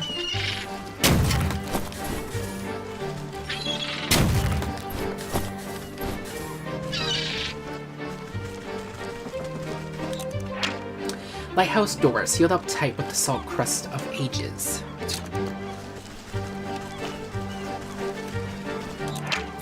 The people have a certain look, fisherwoman. Ooh.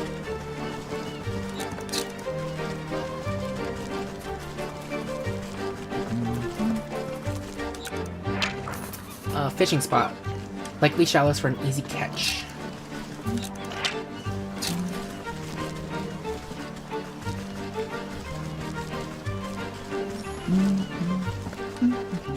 Cockatoo ripe. They all look like fish. Is that what happens in this world? If you spend in a place for too long, you just suddenly turn into an animal?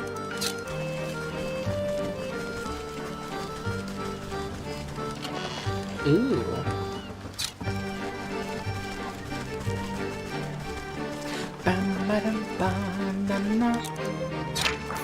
Deep one. Not quite a fish, not quite a man. Something from the depths.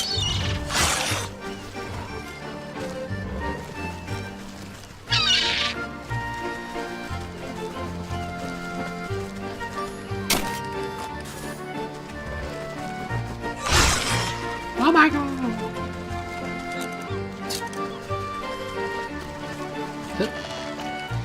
Thank you.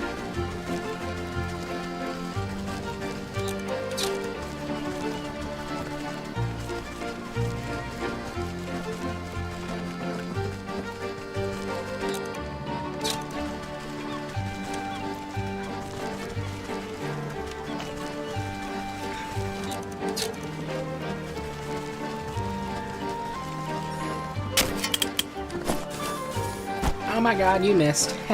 Loser. You're a loser, crab.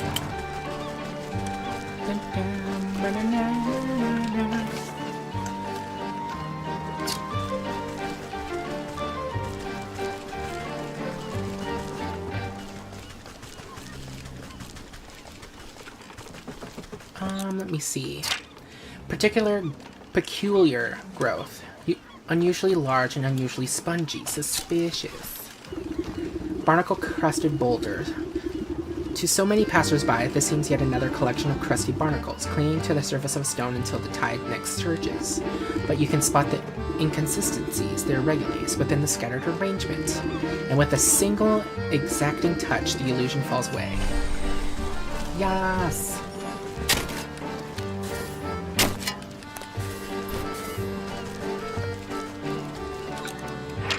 Child, a ragged-looking kid sobbing and clutching a fish for comfort. Sniffle. We'll talk to you later. What the hell are you? Shore skipper. This fish seems to have skipped a few evolutionary steps.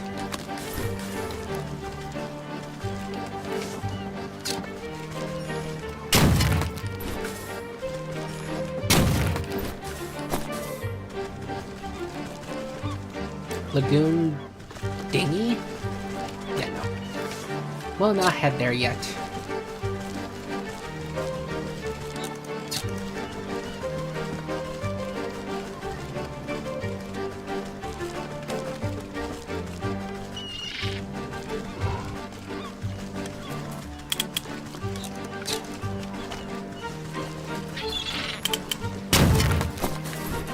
No. Haha, loser. You're such a loser. Ooh, yes. Thank you.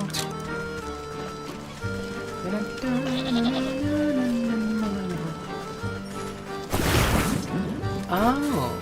Ooh.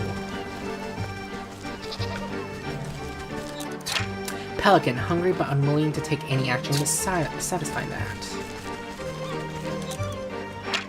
Hazy water, something lurks beneath, a cloud of misplaced ocean sand.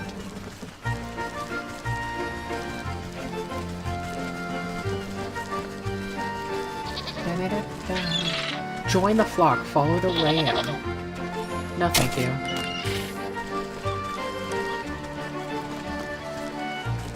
Guessing this is to the village, yep.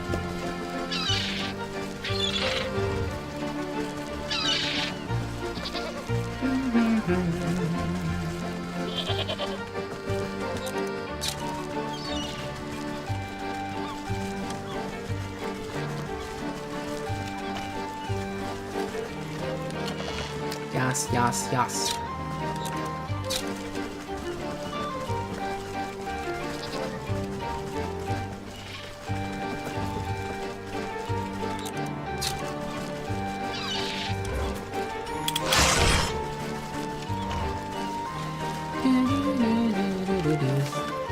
Have we searched everywhere? Yes. Yes, I think we have. Okay, so it's Pier 3, right? Ooh, we can already build one. Though appearing delicate, is a fact strong enough to land even the largest aquatic hulls. Crab trap. To a crustacean, there is something irresistible about this vessel. Used against crabs and shore skippers. Tidal tincture, the waves call them back. Useful against deep ones.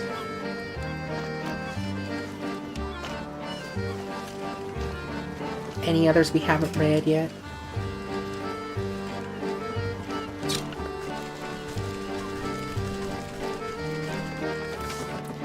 Okay, craft it up.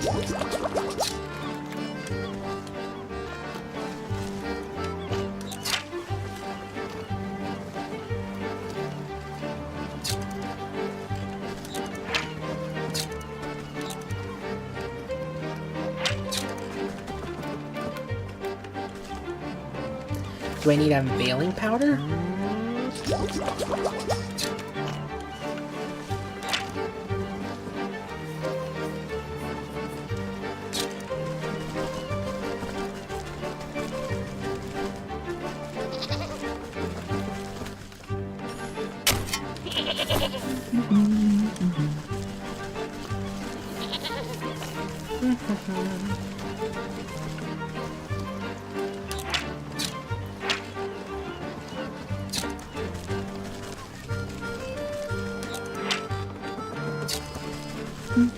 I'm confused.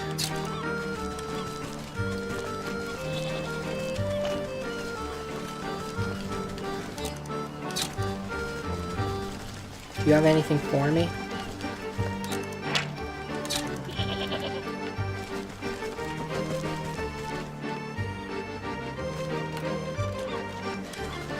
Let's leave the area and come back, and maybe it'll... Because I honestly don't know what to do.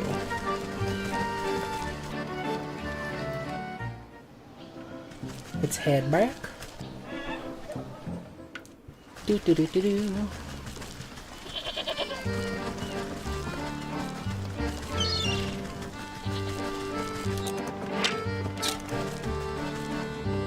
Huh. Well then. Let's go check on the little girl and make sure she's okay.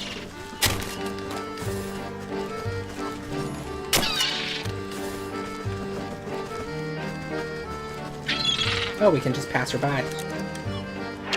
Rough sailor. He's been around clearly and likely will be for years to come. I'm busy, buzzer. Okay. Excuse me. Can you spare any seashells?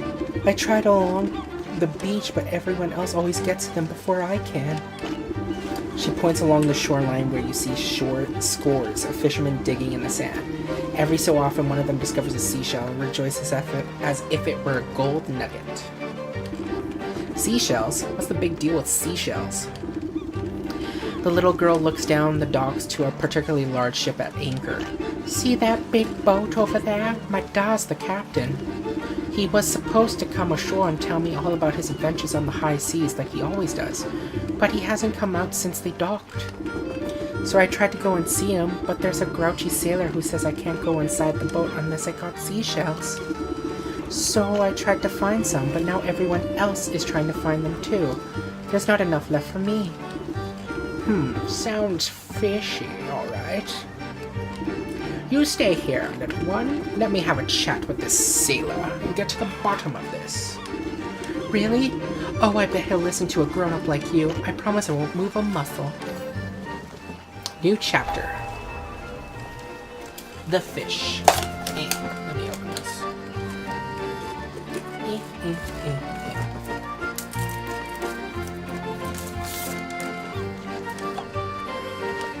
I can't find any shells. The fisherfolk already took them all.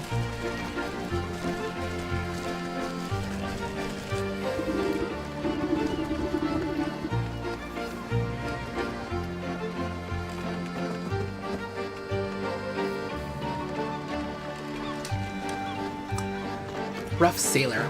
Whoa there. Where do you think you're hobbling off to? Me? Why, I've come to visit my son. You're hard. No, you ain't. The only family anyone on this tub has is the sea herself. And no one gets aboard unless they pay the toll in seashells first. What's a gull-brained swabby like you want with a bunch of dirty shells? Tain't for me, the captain got his own business with them shells, and I ain't one to question him. So either bring me your dues or cast off. Bring me seashells, the nice kind too, ones that sound like the ocean waves. Some of the fisher folk must be carrying some shells. Leave.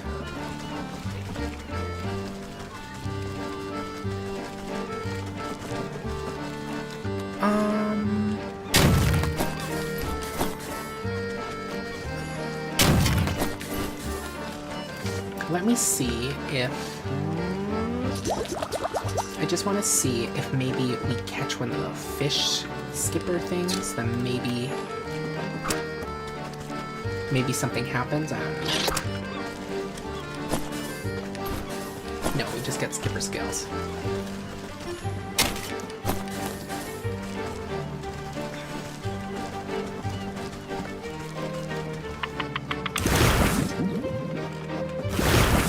What is here?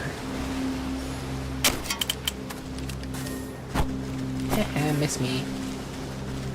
Miss me, you dink.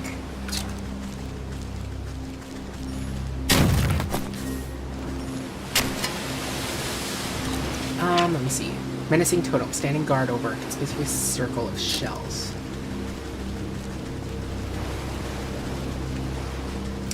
Huh. Well, let's go back.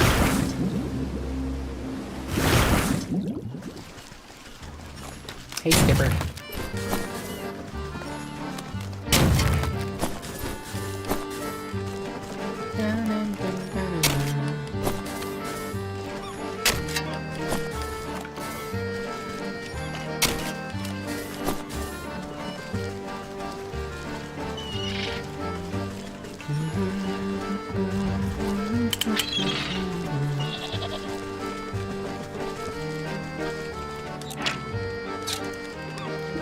Ah, I just need to click on it. Deepwater. This is the shipping address for the sulfur crates, but you don't find anything incriminating. You do, however, stop something wedged between the watery piles on the pier. Something must have gotten knocked off the donks, or was purposely disposed of. Let's reel it up and take a look-see. There we go.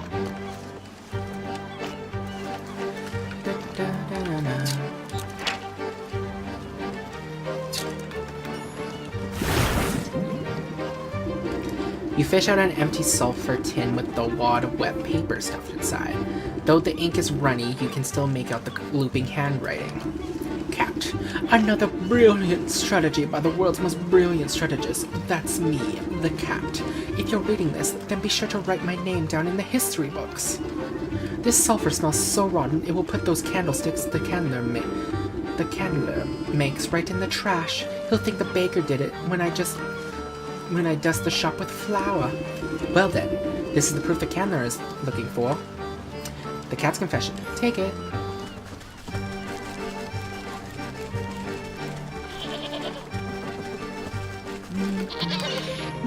Oh, gimme. Okay. Let's do this one.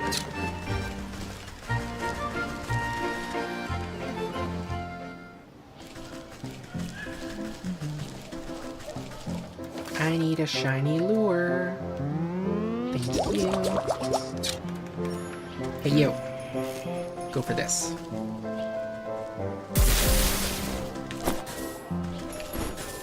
Oh, we get 2. That's nice.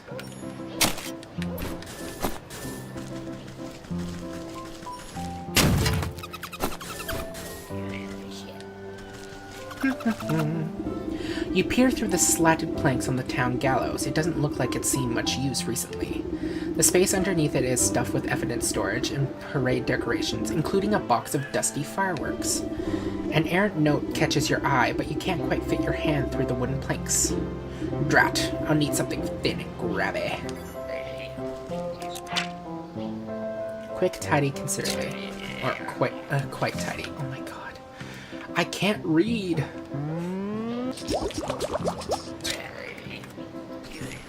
A pluck. You pluck out the slip of paper from under the gallows. It looks like a torn notebook page, hastily stuffed in a crack, almost wanting to be discovered. If you're reading this, then you've no doubt been witness to my greatest crime spree.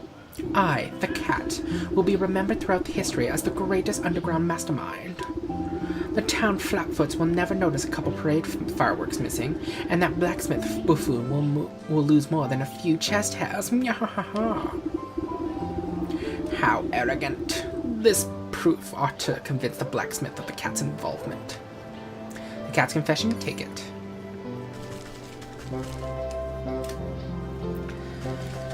Okay.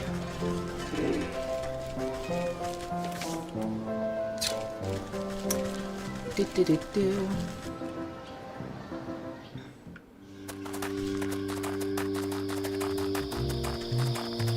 Hey, yo, hanging dude. What's up? Hanged ghost, the crooked fellow peers down at you as if you're someone else coming to make fun of his eternal predicament. You spot a piece of paper floating inside his translucent body. What do you got here? What do you got there? Don't suppose I can convince you to cough up that paper, can I? Ooh.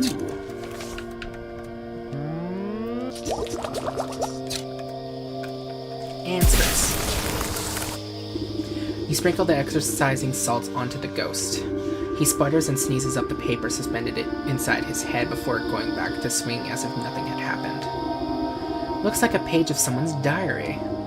My best plan yet. These grave bugs will make the baker's bun taste like embalmed eclairs? Yeah, eclairs. Oh my god. I'll just dump the dirt out of this stupid urn and carry them. This should be proof enough to convince the baker who the real culprit was. The cat's confession. Take it.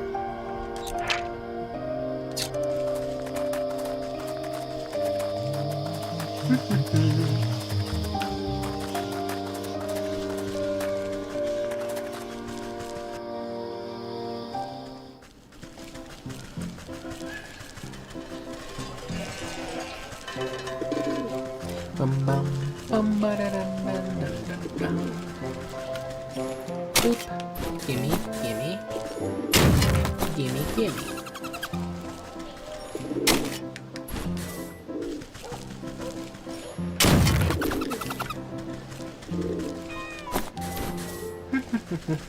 Hey, kitty. To the market.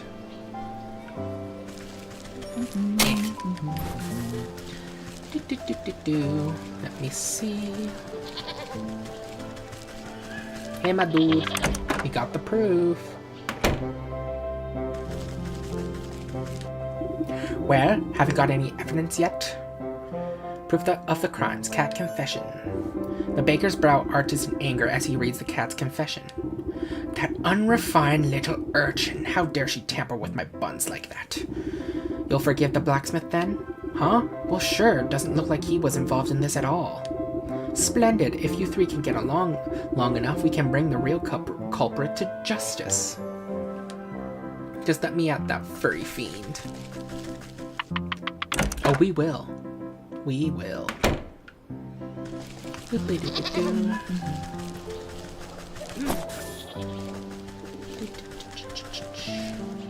Oh, Candle Dude. By the way, Candle Dude, calling your shop the Undying Flame is a little, on the nose, I feel like. Candler, get some evidence or get out. Proof of the crimes. Cat's confession. The Candler's cheeks flush a bright red, stomping and shouting at the cat's confession. Why, that yowling pest. That's my whole livelihood she's meddling with. You agree the baker's innocent, then? Him? Pah! Looks like he didn't have a hand in this horrible crime. Though his bread's still stale, if you ask me. As long as you three put a stop to this ruckus, maybe we can put an end to this grudge, after all. I'll keep my eyes peeled for that darned cat. She won't show her nose around here again. That's for sure. Cat's gotta be around here somewhere. Well.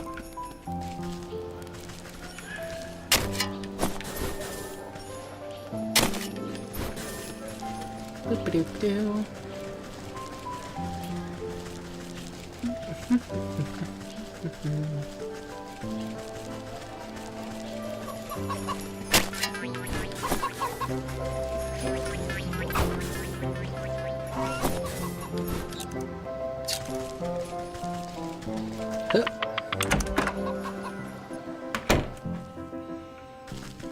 Just a second, my dude.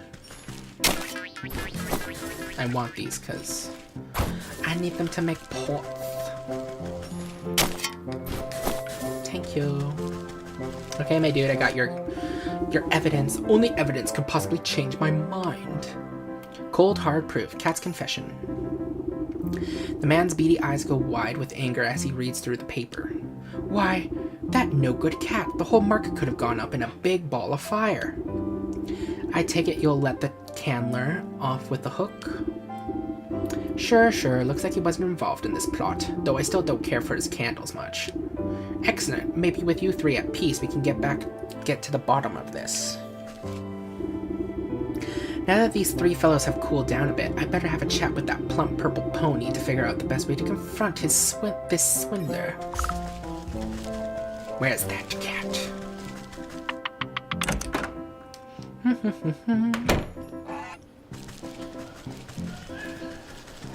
Hey, you. Oh, joy, you're back. Did you find anything in those shops? It would appear our market is plagued by the mastermind schemes of the cat. Well, maybe not so mastermind. She did leave behind a bunch of clues for me to find.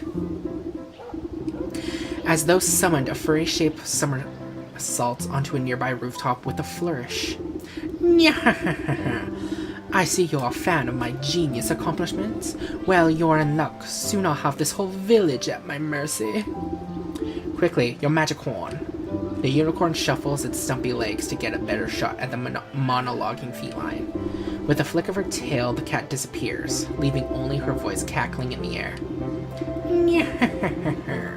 You'll have to be faster than that, Slowpokes. Oh no, I'm sorry. I'm not very maneuverable in high-pressure situations. Ah, don't fret. We'll just have to make sure she stands still next time. I should be able to concoct a tantalizing kitty treat strong enough to keep her attention. I'll set it up by that big statue there. You just get ready to fire. A curiosity fit for the crime. Feline curio recipe. Stuffed burb. Let's see. How do we make a stuffed burb, though? Pigeon beak.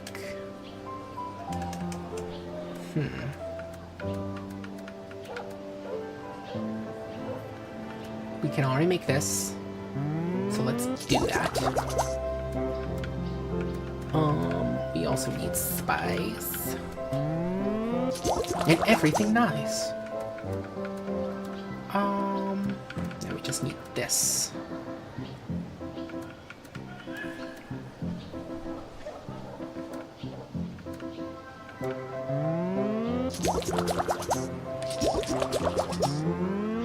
Let's make 2 of these. I wonder, can I catch a pigeon here?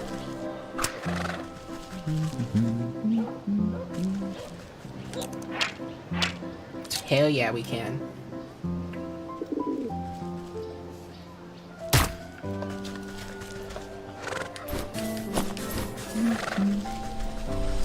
Now to the forest.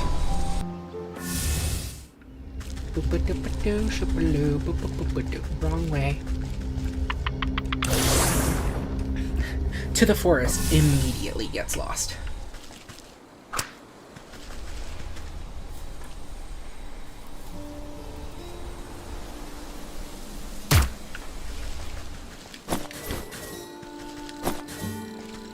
And now I believe we can make this thing. A charming, rough facsimile of an actual avian. Feline curio, an enticing thingy covered in bobbits and gubbins, enough to keep any cat busy for hours. Huh.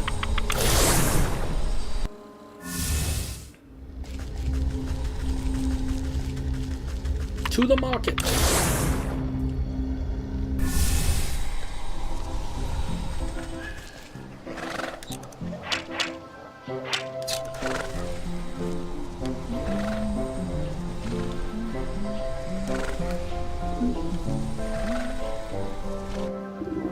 You place down the scrumptious-looking cat treat and duck behind a pumpkin to hide.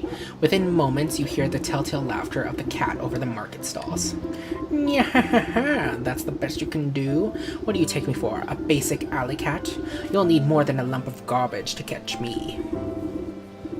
Despite her lofty words, you see her eyes go wide and her tail flick as the scent of fish and catnip reaches her nose.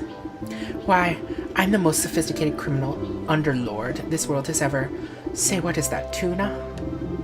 You give the signal to the unicorn, but see that the beast is still facing entirely the wrong direction. Ugh, must I do everything around here? Hey, you.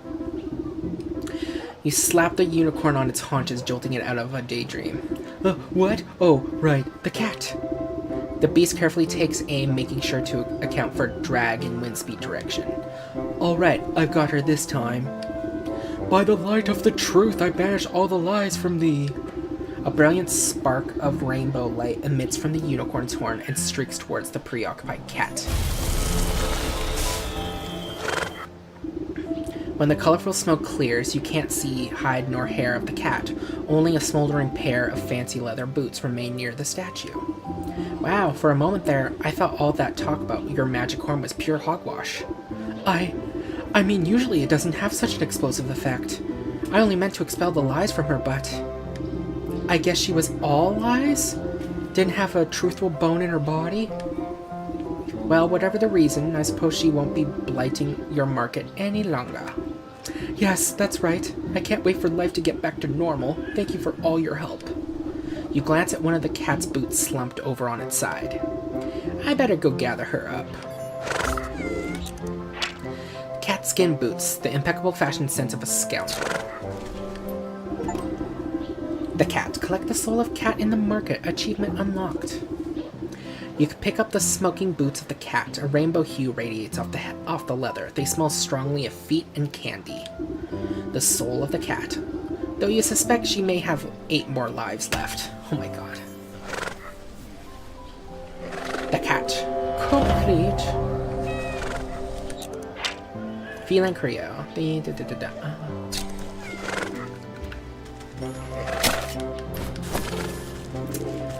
Oh, Aw.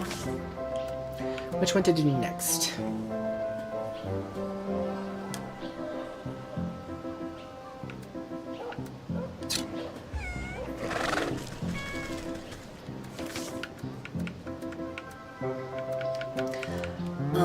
One. I think I'm gonna need at least 3 of these shiny lures.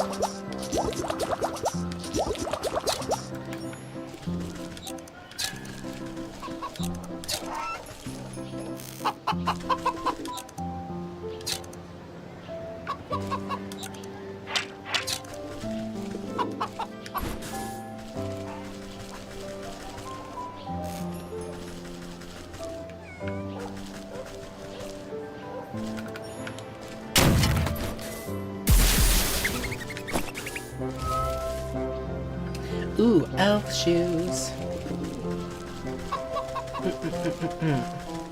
I feel kind of bad. These elves have done nothing to me. I'm stealing their footwear.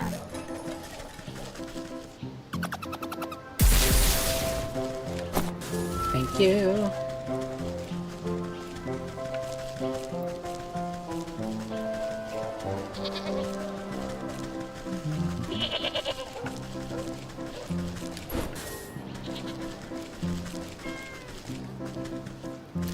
There you are.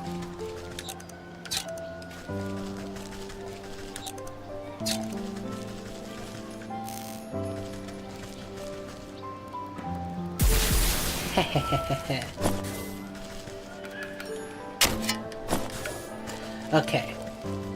Let's go see the gnomes.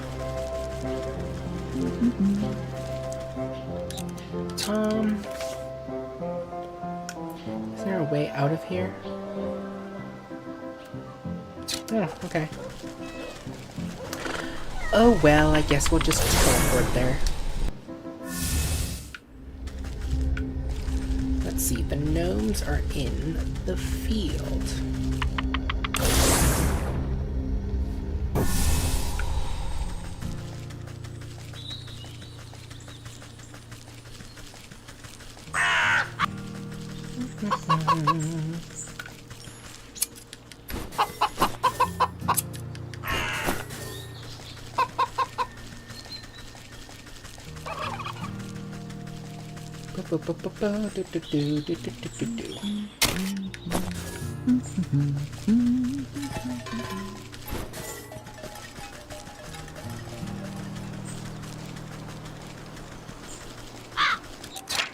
Gnome, a natural tinkerer. Puzzle box. Ooh, we can make one now. Little more than a mechanized toy, but apt to fascinate those with a tinkering mind. Useful against gnomes. Hey, Gnomeo.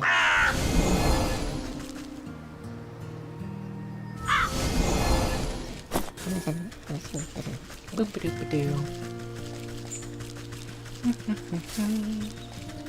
Let's go back.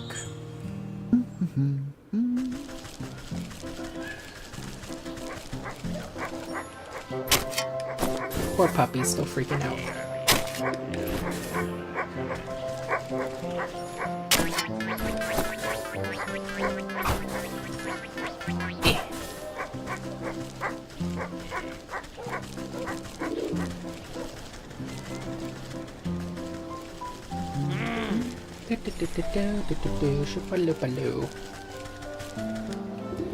Well, what are you waiting for? The fashion scene moves too quickly to stand around idle.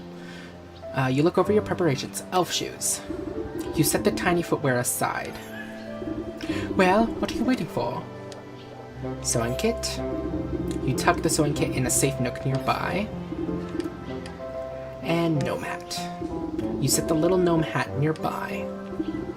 As you present the handful of tiny clothing, the gargoyle lets out a grinding screech. Eee! What? What's wrong? These are simply magnificent. Urgh. The excited statue seems thrilled about the elf shoes in particular. You nearly gave me a heart attack. And I don't see what's so great about those things. They're barely the size of thimbles. Ignoring you, the gargoyle sleeps the minuscule shoes onto its wiggling toes. Oh, but aren't they just lovely? And they match my scarf. Well, I think you look ridiculous. Now tell me where the black sheep is, or I'll turn you into gravel next.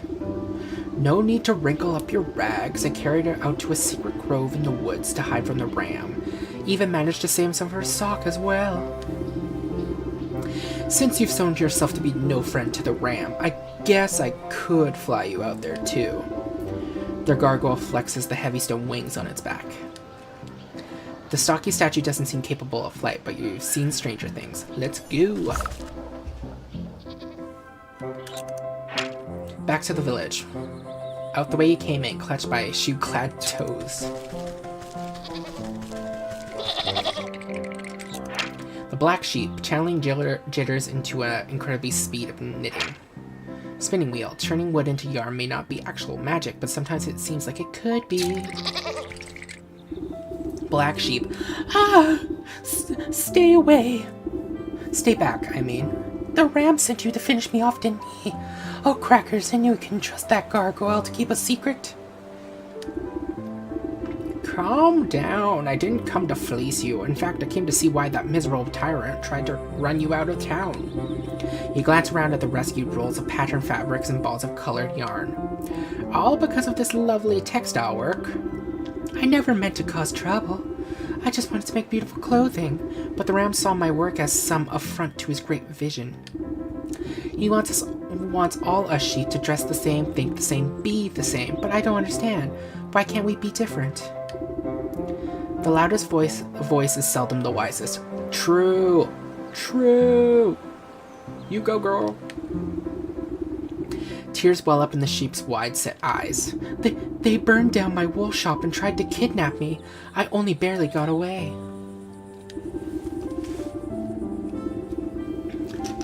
Thankfully, that helpful gargoyle was able to salvage some of my things from the fire.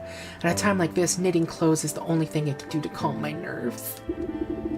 I hope I have enough yarn to last me. My poor spinning wheel was broken on the journey here, so I don't think I can make any more.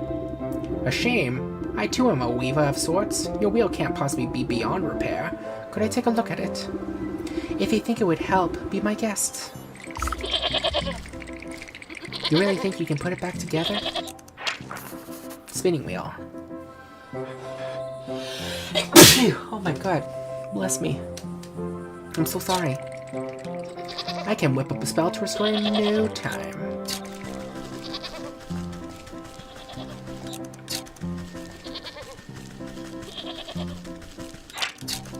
Ooh, what's in here? I'll take all that.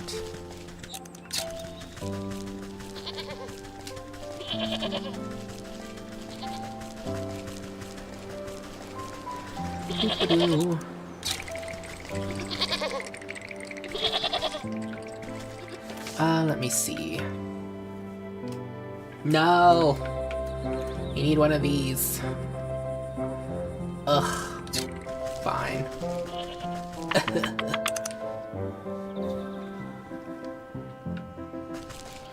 I guess we can...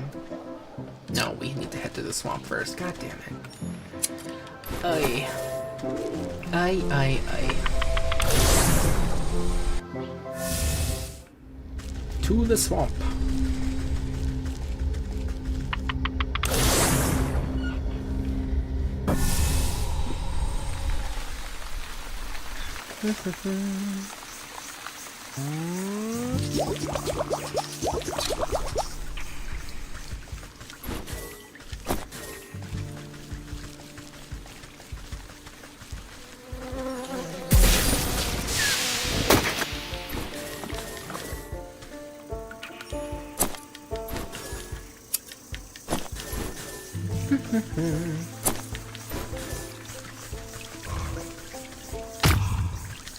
You're still here?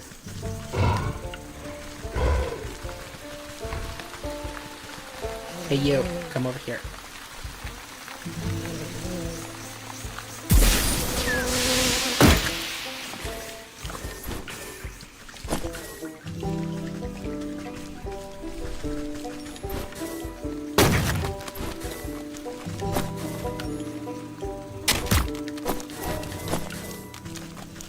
Do.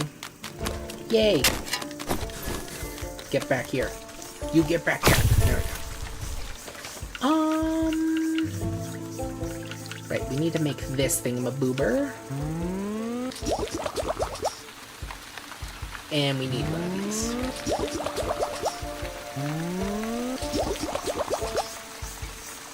Let's see. We can make that now.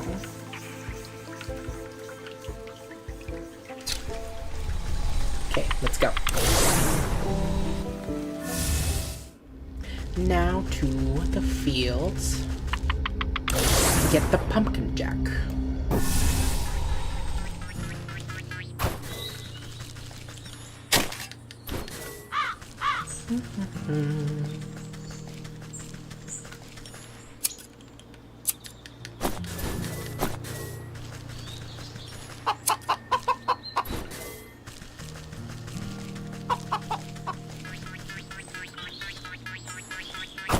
Thank you.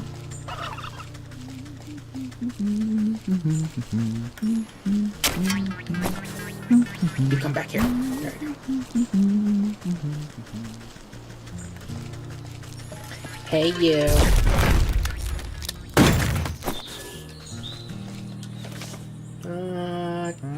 Make this. Make this. This figure has so commanding a presence as to demand order of things disobeyed in its presence. I'll make one more of these as well.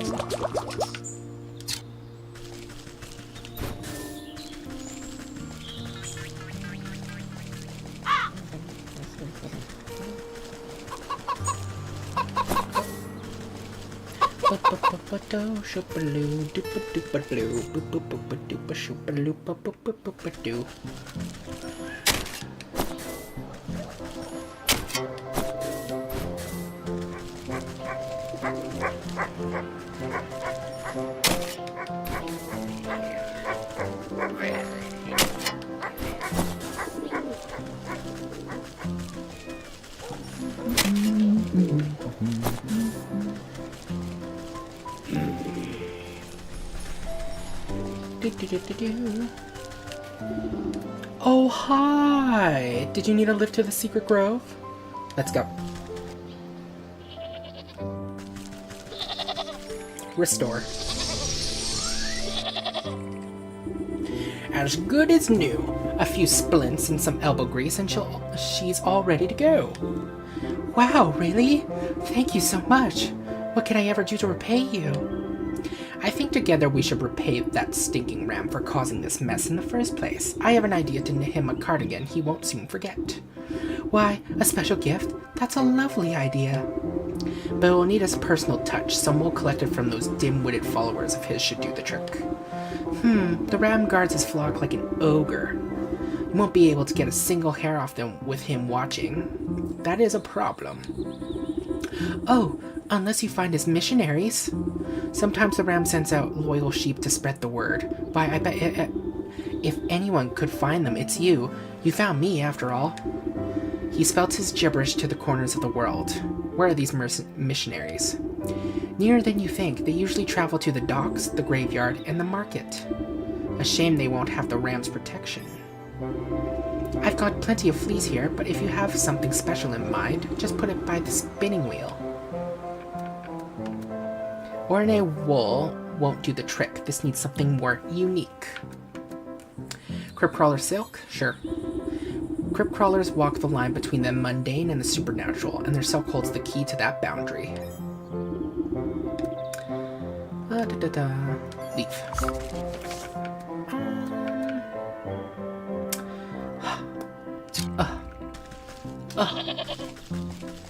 Okay, let's go.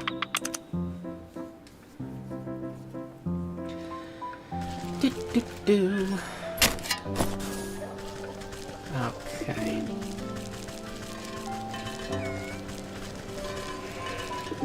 Let's go to the graveyard. To the graveyard. Graveyard.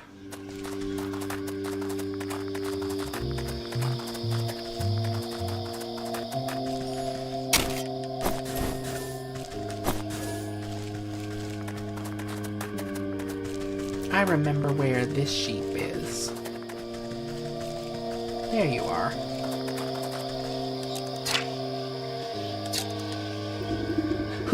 Who's there? Aw, you're cute. Look at you. Look at you all scared. Who's there? Show yourself in the name of the ram. No need to be jumpy, my friend. I'm just a lonely old woman coming to grieve. Oh, I thought you were one of those nasty ghosts. Usually this place is pretty dull, but lately there's been nothing but angry spirits. He glances over his shoulder in near panic. Oh, why'd the ram send me here? This place gives me the creeps. You scratch your cauldron in the thought as the sheep jumps at a nearby patch of mist. Looks like all I need to do is give this chap a good fright, and his wool will be mine for the picking. A nice chatting companion should scare him straight. A haunted mannequin recipe. This feels mean. This feels mean.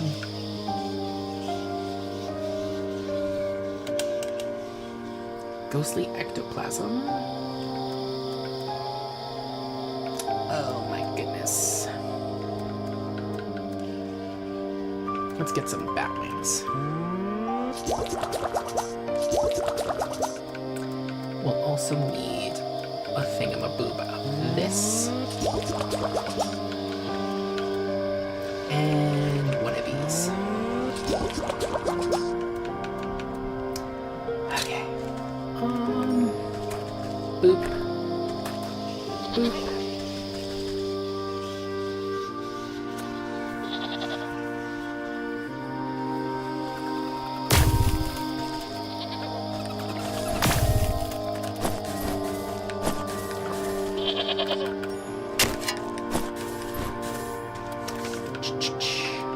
Okay. Utterly harmless, but utterly horrifying if you're not expecting it. Okay, where is that horn one? I know there's a horn ghost here. I've seen him.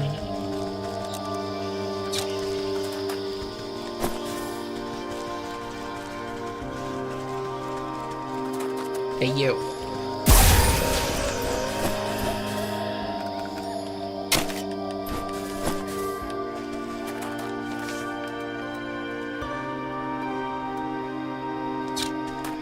Now to the fields to get some wheat. Or grain, I should say, not wheat. Ay, ay, ay.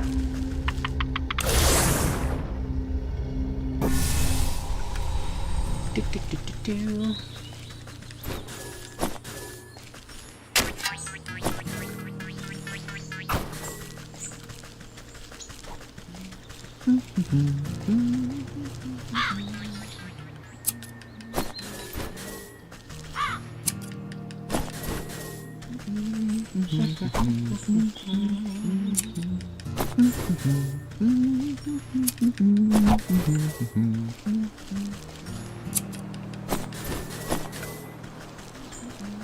Okay.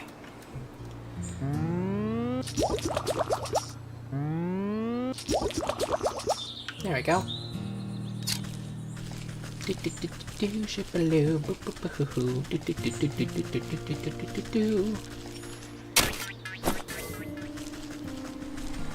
I'll leave you alive. Towards the graveyard. Let's do this. Let's do this. Let's do this.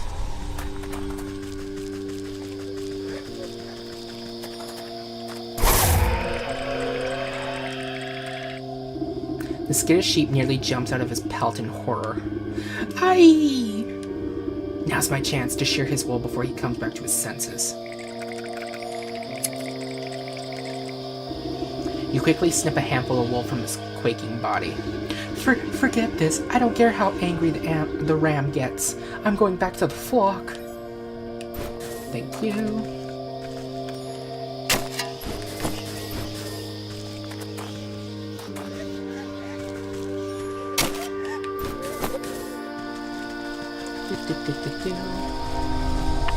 Now let's go to the ducks.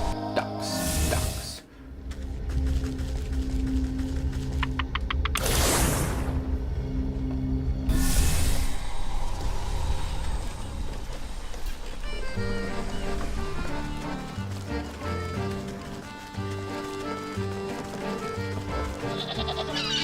Hey, my dude. Hey you. You know what sinks around here? Your breath? Maybe cut back on the crabgrass.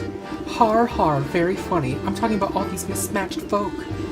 Walking around like disgusting individuals. Don't they care about unity at all? Aren't they lonely? Don't they want to be part of something bigger? How are they not full to the brim with pure horror of existential dread? You leave the sheep to spiral deeper into his own metaphysical pit. This fellow seems to be projecting some deep-seated issues. Perhaps if I give him a little push, he won't mind if I pilfer some of his wool. Something is at his mind spinning. Bottled despair recipe. Oh my god. Oh, and we can already make it.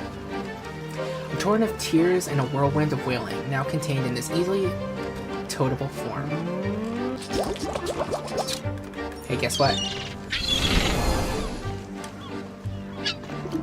The sheep's eyes glaze over as he looks deep into his soul and sees only nothingness. What's the point of it all? I'm so alone. Poor fella, he'll feel better when the curse lifts, but it'll be too late for his wool. Snip, snip. Thank you. You collect a clump of wool and pat the sheep on his fluffy head. There, things aren't always so bad. Why don't you run off home to your flock? You're right. Maybe I'm not so alone after all. The sheep wipes a dewy tear from his face and lopes off towards the village. Delicious. Hehehe. You can't catch me.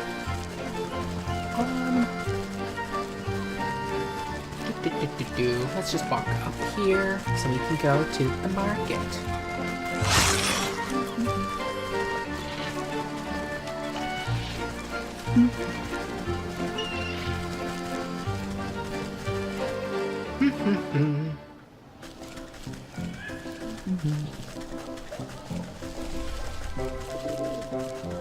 Hey, you.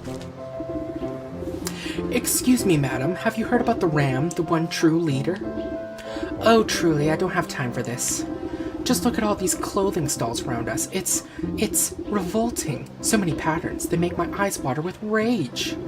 Oh, I'll show you some eye-watering patterns, all right. A good magic show ought to set you spinning. Give him the old razzle-dazzle. Prestidigation deck recipe? What? Where are you? There you are. I need a glitter bomb, and I need a light snare. Get you. What about the glitter bomb? Just a pot.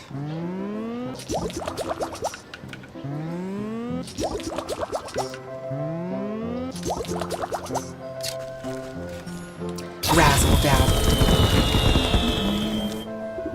The sheep goes cross-eyed at the blinding display of pure magical speculation. Speculation as you shuffle the deck of enchanted cards. Ah! It's so... Ah, I can't see! That's right. Keep your eyes on the pretty colors while I shear you bald. Oh my god. Snip. Before the sheep can recover his eyesight, you snip a healthy patch of wool from his backside. Ack! I can still see the colors even when I close my eyes. Out of my way, I can't preach like this. I've got to get back to the flock. Okay.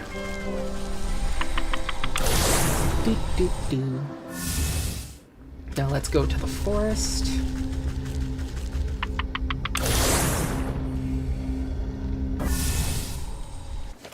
I need a cinder box. Boop, boop, boop. Where are you, dryads?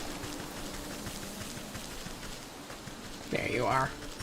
And you, knight. We'll cool off eventually. I'm so mean. Yes. There we go. Now we can go back to the black sheep.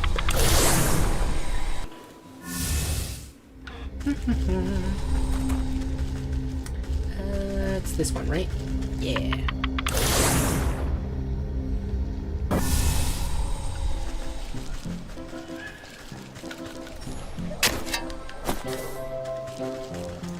In a boop. Oh, hi! Did you need a lift out to the secret grove? Absolutely, I do. Thank you, boo. I'm excited to spin for you. I've got plenty of fleece, blah blah blah blah, to put it next to the spinning wheel. Sheep wool? The 3 lots of wool taken from the ram's flock are most eager to please any hand that guides them.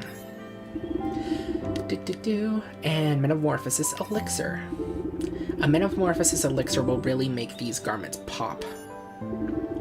With all the goods at hand, you wave the black sheep over to the spinning wheel to get started. A bit stiffer than I'm used to, but I can work with this. She rolls up her sleeves and prepares the bobbin. As the black sheep manages the wheel, you assist by weaving your own magic into the fibers as you feed them through the device. Dazzling colors of every hue shoot out of the whirling wheel, sending sparks dancing into the underbrush. Soon a large ball of rainbow-tinted yarn is wound together. Wow, I didn't even have to use any dye. I could use your help anytime. She gathers up the yarn and admires it before handing it to you. The mesmerizing colors seem to dance across threads. Take it. My thanks to you. I couldn't have done it without your skills at the wheel. Say, you should think about returning to the village soon. Your little doggy friend was quite worried about you last time I saw him. Oh my gosh, I was in such a panic that I completely forgot about him. But what about the ram and his flock? I'm a goner if I go back there. You leave that to me.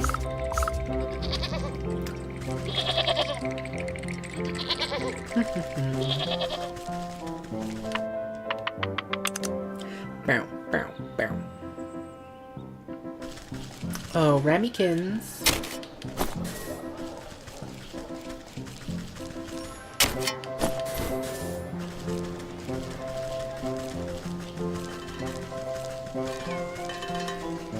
Hey. Color is the path to division, and division is the bedfellow of damnation. Brr, brr, brr. You twist a length of your multicolored thread into a makeshift lasso. The shifting colors make the thread appear to be alive. What nonsense. I'll just lop my magic yarn around each of these sheep and show them the world is more than black and white.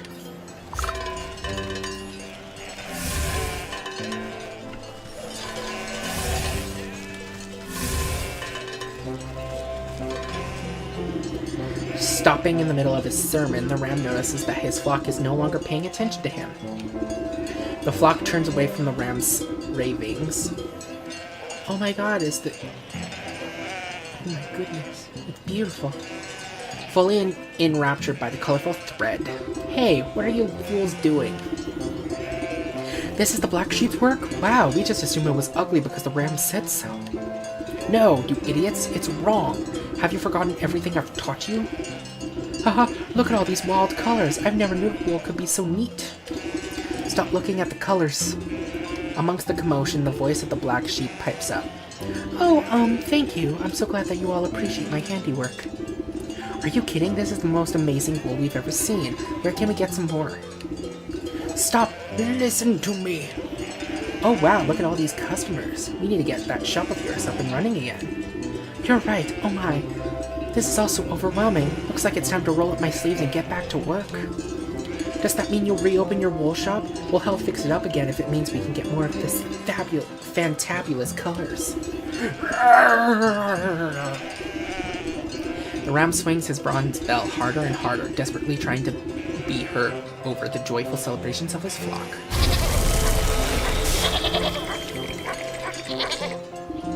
Oh my, what in the dickens happened? I guess he clanged that awful bell of his just a little too hard, gave his own head a proper ringing till it couldn't take anymore. You glance over to the ram's empty soapbox. A fitting end, I suppose. A shepherd is nothing without his flock. Ram's bell, the silent bell of he who would lead the flock astray. The ram, collect the soul of the ram in the village. Hell yeah. You pick up the bell, but not a sound emanates from it. Something is muffled. You turn it over to look inside and find that the metal clanger is covered in a familiar bristle white wool. The soul of the round. The round quest complete. We did it. We did it. We did it. Looks like I'm going to be busy. Thanks for your help. Look at them partying.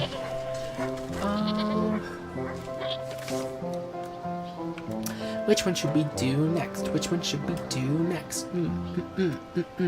Ba ba ba ba ba.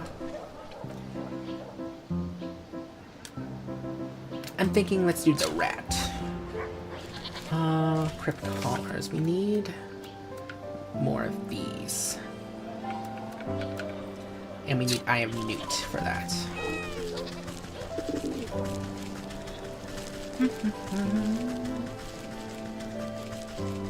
Let's go to the swamp.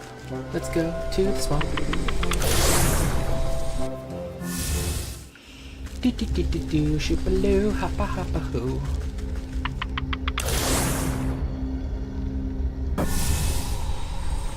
Let me see. Let's make 2 of these traps.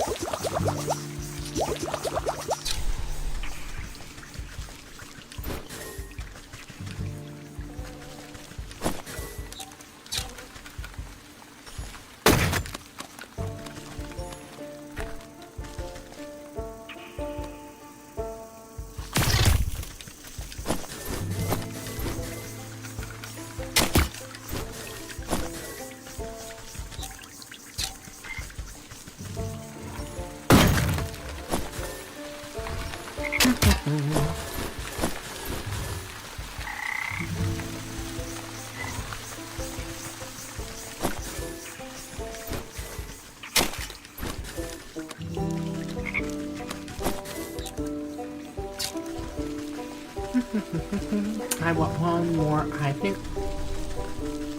Or one more Newt, I should just say. Do, do, do, do, do.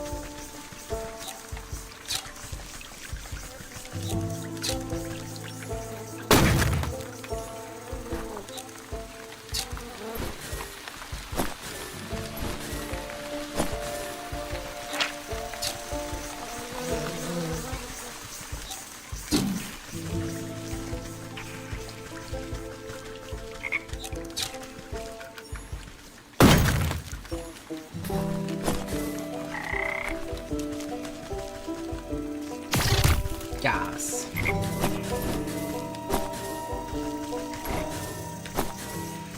Okay. Let's make 2 of these and 2 of these. Okay.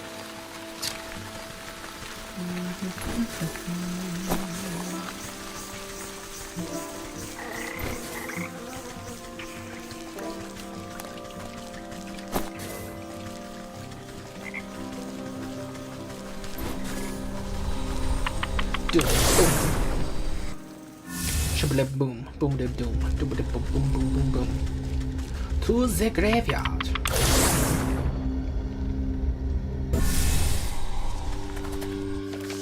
Okay.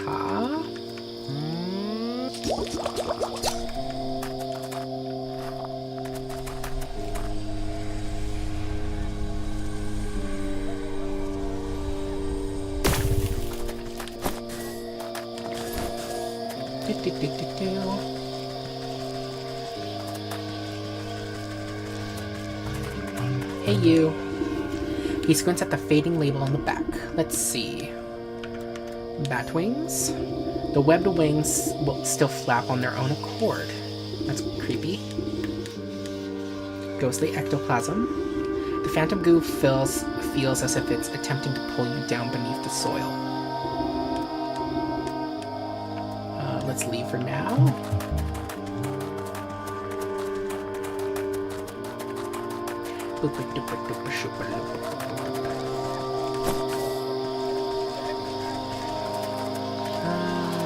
There it is. I'm like, where's the crypt?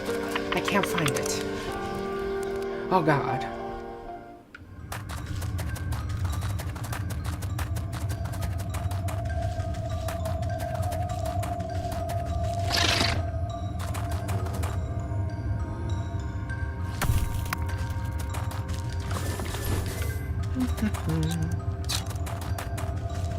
Boopity boopity zappity boopity hoo.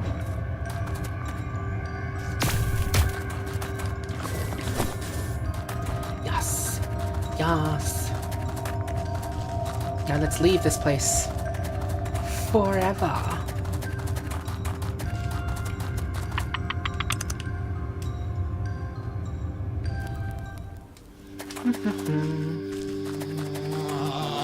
Hey, scary guy.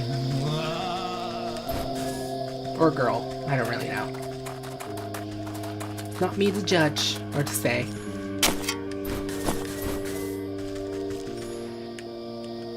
Come on. There you go. Hey, you. Let's see. Crypt Crawler Silk. Your Crypt Crawler Silk is thick and smells oddly of lilac. I seem to have misplaced my reading glasses, so maybe you better prepare the mixture. You read off the well-worn instructions printed on the lantern. They're horridly confusing and riddled with spelling mistakes. How did these contraptions ever make it to the market in the first place? You better stand back. If I do this wrong, things might get a little explodey. You grind together the gruesome ingredients to a waxy paste before rendering the whole mixture down over the gravekeeper's cooking fire. The odor coming from the wet, bubbling soup makes the hairs in your nose prickle, but you power through it and pour the ghastly oil into the lantern with the rusty funnel. The gravekeeper raises one caterpillar-like eyebrow at you. No kaboom! Perfect! Give her a good shake. You swish the oil around inside the lamp and light the wick. Slowly, a bluish, unearthly glow fills the space around you. The light makes your teeth itch when you look directly at it. Take a look at that, fresh as a daisy. Just wave it around should any unwayward ghoulies try to accost you. It should clear the way to that miserable banshee, if and maybe you could ask her what all the fuss is about. Okay. Let's go talk to this banshee.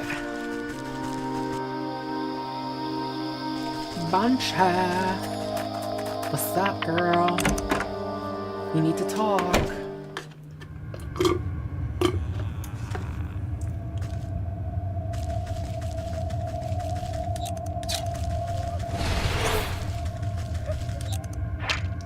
Coat of arms, once proud sigil of the manor's owners.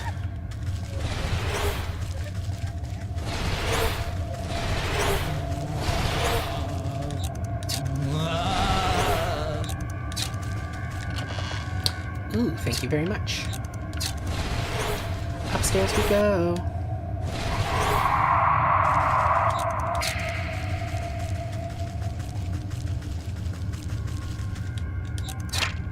Lock chest. Despite its age, this strong box has retained its function admirably.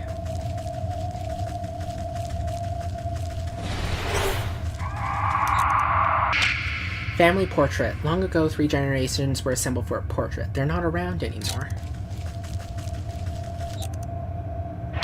Banshee, howling with pain to transcend the veil. Scree! Come to taunt me as well? Taunt you? I come to find out why you're throwing such a tantrum. You raise the dead with your wailing. Whoa! The wraith's jaw drops to her collarbone, howling as her ghostly arms reach for you. You quickly raise the ghost lamp high, bathing the room in the cold light. The spirit recoils away, covering her eyes with translucent hands. Yay! It burns! Why do you torment me so? Oh, quit being so dramatic. Now tell me what's got you so upset. It's gone! That sneak, that thieving, plague-ridden rodent stole it! What's gone? Who stole it? My family's crypt was defiled by that wretched rat!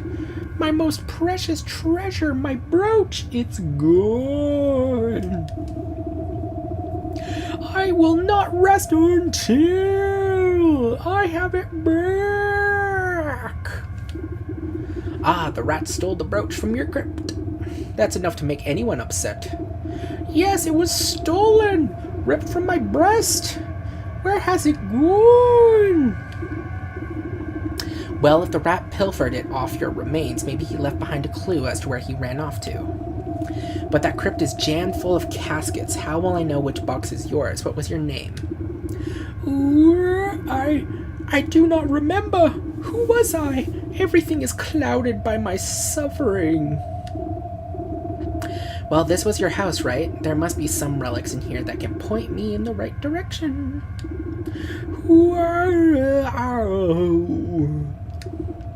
Okay, I get it. I'll get to the bottom of this. Then you can stop all this howling. My brooch! I want it back! Let's see. This corroded picture frame has almost completely deteriorated. You can barely make out the ghostly figures sitting together on the rotten canvas. A shame. Time has almost forgotten this family. Maybe I can restore just this little piece of them.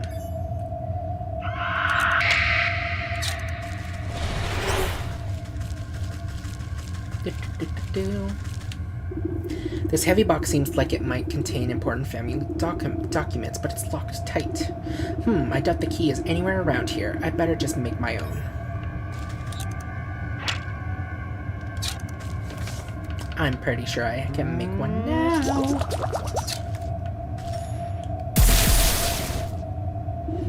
You crack open the chest to find a collection of moldy papers and bills, but a heavy book at the bottom looks promising. In the cracked leather-bound tome, you browse through long-forgotten obituaries, and we mourn her death, the third of her siblings to pass. Much beloved, she will long be remembered for her beautiful singing voice and tireless pursuit of justice. Sounds like our banshee, the third to die. That will mean that her casket will be the third one in her row.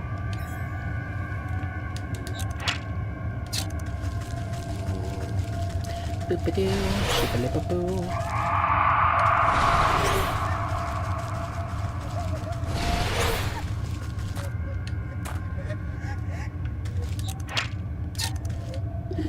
This embossed shield looks like it might be a coat of arms, but the face is so badly encrusted with patina that you can't quite make out what it is. A good cleaning ought to get this looking spick and span. Something with a little more zest. Purification water recipe.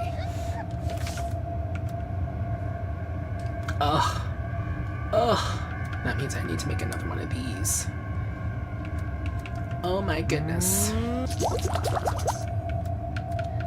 And I will also need one of these things.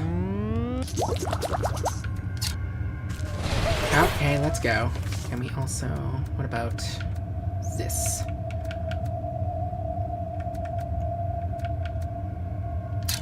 Oy, I have to head back to the swamp. Boo-hoo-hoo. Boo-hoo-hoo-hoo-hoo. Oh, woe is me. I wondered, do bats come here?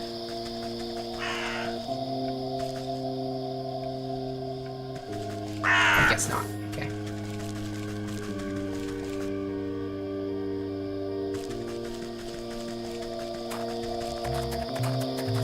Huh.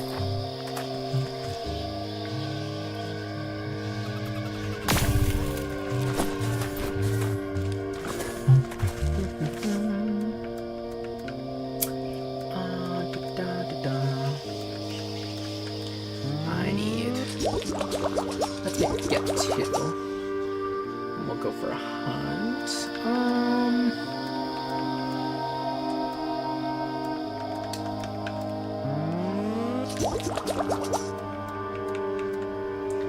Its frothiness is the key to its efficiency.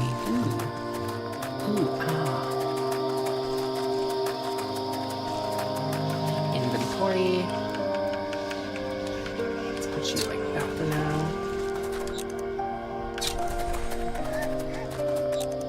There you are, antler ghost.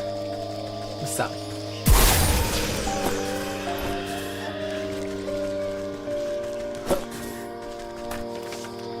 Let's make one of these so I don't accidentally use it.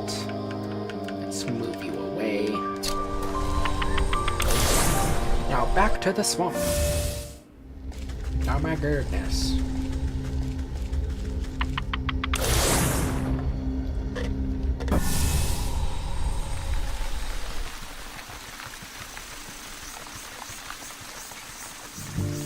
Hey, you. Come this way.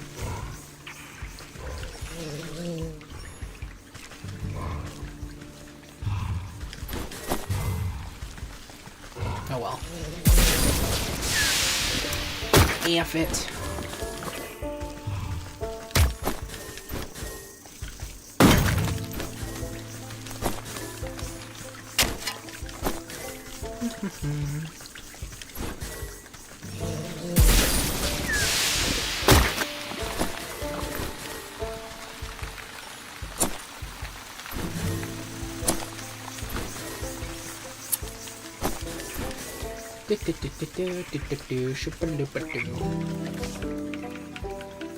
Let's make this. Let's make this.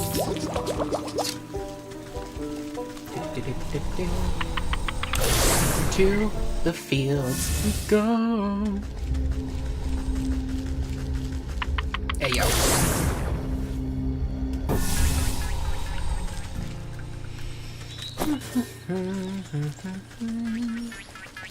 Huh.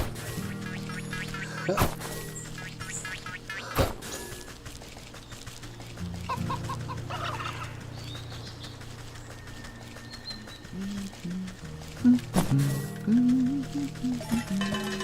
Hey, you.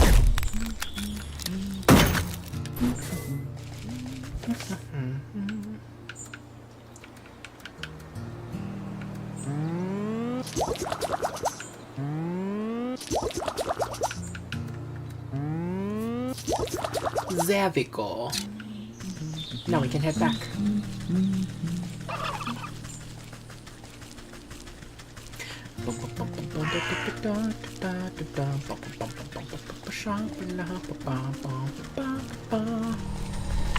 In we go. To the graveyard.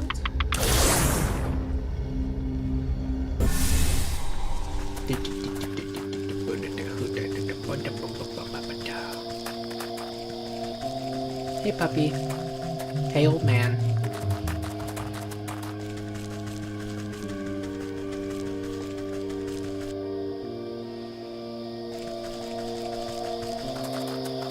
Heavy door. Let's go. Light.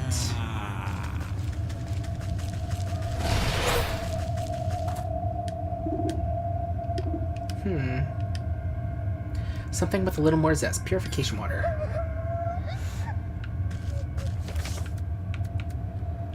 No, wrong button. Inventory. There we go. Clean. You clean away the grit and grime to reveal a proud lion staring back at you. This crest looks like it matches one of the burial rooms in the crypt.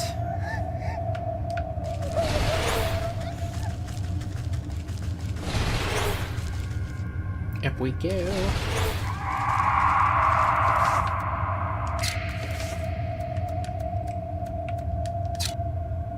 Restore. Color and light flood back into the faded painting to reveal a content-looking family. You recognize one of the younger girls by her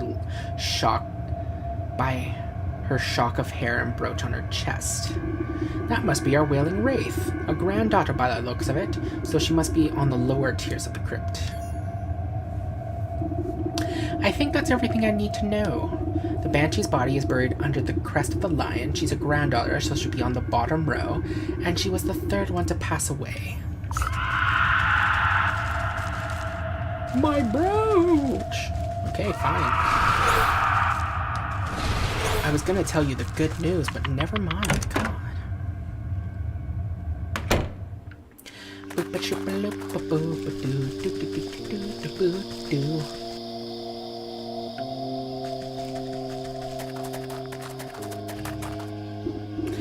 You're back. Find out anything about our predicament? It seems like you've got a grave robber on the loose. The banshee had a brooch stolen from her family crypt. Oh, a grave robber? Oh, damn those despicable degenerates. With the increasing ghosts, I haven't been able to do my nightly patrols. I need you to get to the crypt and find her body. The thief might have left something behind. Well, good luck. That place has more spiders than I have liver spots, so you'll understand if I stay behind. I smell a rat in all of this. In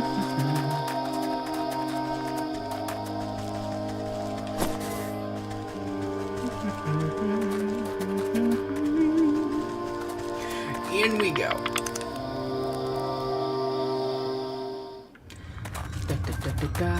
Boar, I do not want this room. Owl, I think not. Hey, spider. Lion. This fun. You dig your nails underneath the loose plaque and begin to pull. The rusty bolts pop off the corner of the end cap as the whole thing rips off from the mossy wall. You toss away the grave cover and peer inside the dark hollow. Holding your lamp aloft, dozens of small beady eyes blink back at you. Rats! You quickly jump aside as a torrent of vermin come pouring out from the coffin. Filthy little biters, come to pilfer more graves. Squeaking and hissing, they flow like some lumpy liquid, rushing back towards the entrance. You get the feeling that these rats are far more organized than any normal pest. Where are you off to, little devils? Running back to your master, perhaps?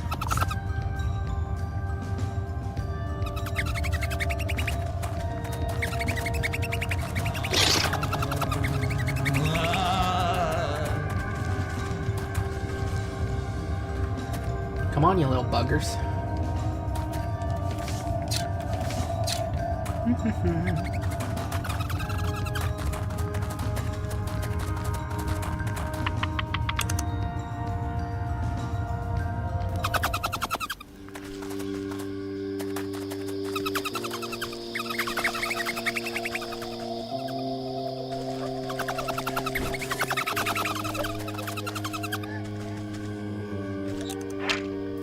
Knotted brush. These tangled plant matter wound round roots are an earthy den for vermin. You track the swarm of rats into thorny bramble, their bodies whirling in a vermilious mass. This does not, however, seem to be their permanent nest. If you could only flush them out, perhaps they could flee to their true source. A good spark ought to set this dry tinder alight. Can't hide from me, beasts. We need fireflies, god damn it. Why? Why? We'll be back. To the forest.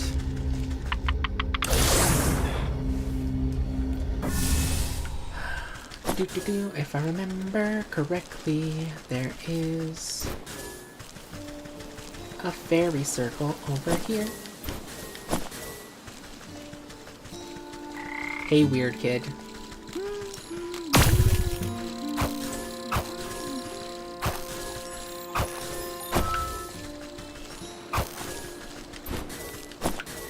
Boop, boop, boop. There we go. And da-da-da-da-da. Can we make one now? Yes, we can. Hopefully, I do not need to make another one. Let's head back. Do-do-do-do. Boop, boop. Do-do-do-do-do. Shoo-ba-doo. Boop, boop, boop, boop, doo.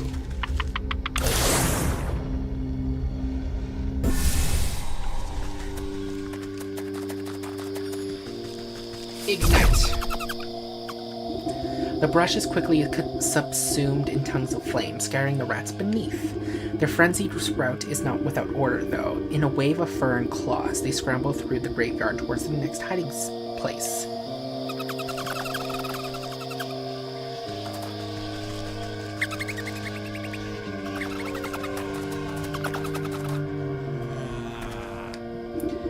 Neglected mausoleum. The horde of rats pour between the bars of this crumbling mausoleum, swirling in a gyre just out of reach. Once more, they have found temporary refuge. Such a closed-in space seems ripe for a good smoking. They won't be able to hold their breath for long. Girl, you evil. The smoke emitting from the pellet is thick and concentrated. Even though they are out below the worst of it, the choking fumes are enough to flush the rats out. Once more they rush forth, this time fleeing towards the shadow of the ruined church.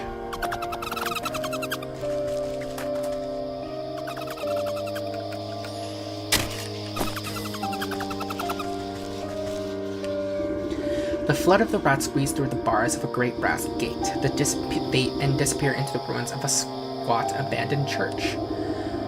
Heavy chain binds up the gate, and the rusted padlock is well beyond accepting any sort of key. Something more potent will be needed to open it. A strong acid should eat away the rust. Can I make it now, though? Ooh, we can make it now, thank God. Corrodes anything except itself, thus explaining this unconventional bottle.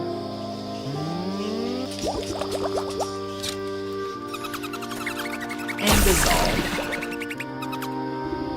The iron of the padlock wheezes in protest as it melts away into blackened goo. The chain falls away and you push open the gate to the churchyard beyond.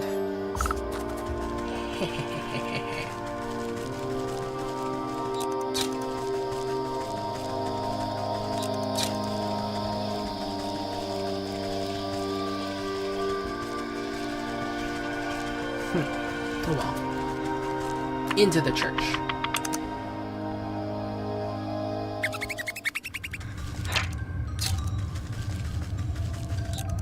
Let's see, back to the graveyard, leave this place to the devout or the fallen, as the case may be.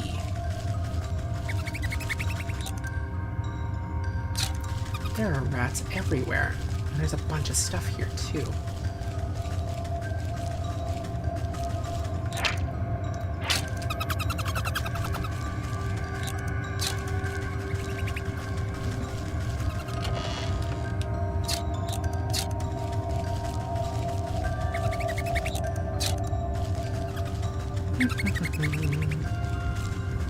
Is all this yarn? What?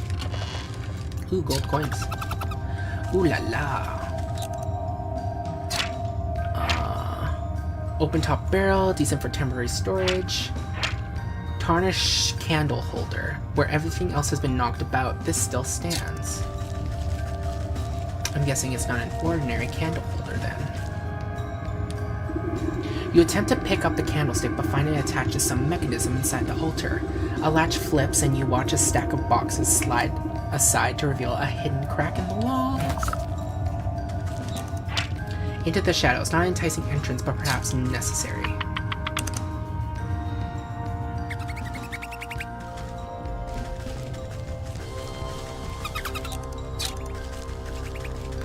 Oh my goodness.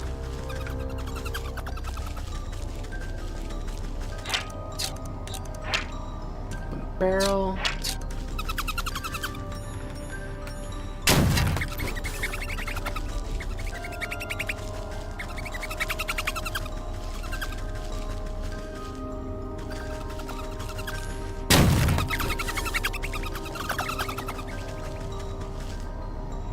I'm stuck.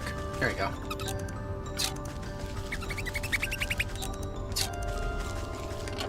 Ooh, thank you, thank you. The rat. Not content to sit on his hoard, the rat's eyes dart about for earning opportunities. Hey, who in blazes are you? Who let you in, huh? I let myself in. You should really hide your secret lair a bit better, though I must admit, this is quite the collection you've acquired here.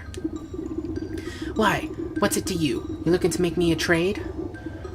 We got whatever you need, sister, if you can pay the price, that is. As a matter of fact, I'm looking for an old antique brooch, and I heard you're the one to talk to. Yeah, we got plenty of brooches. Any of these beauties catch your eye? The vermin flips open his cloak, and you see it's lined with rows and rows of jewelry. You lean in for a closer look. The items all look like priceless family heirlooms, but you can't pick out the one belonging to the Banshee. I'm not sure. I'll need to confer with my friend as to which is the right one. The rat narrows his eyes suspiciously and hides his wares back inside his cloak.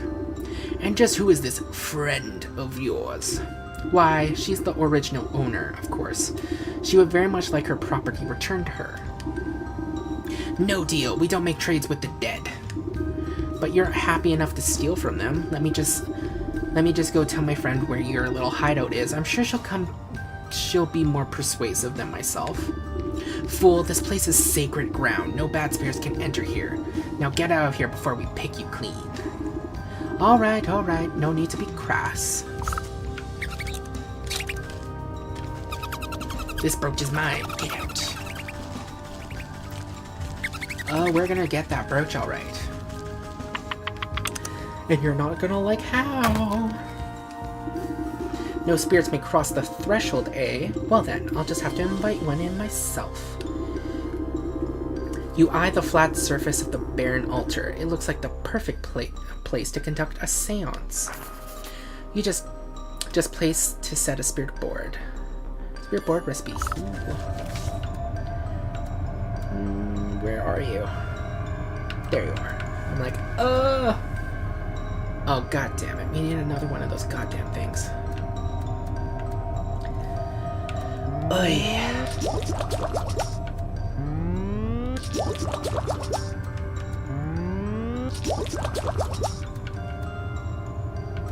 And we need one of these.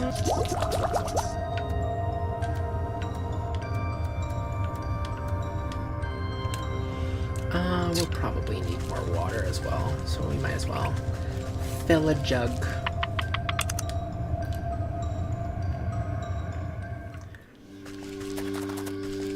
Ay, ay, ay.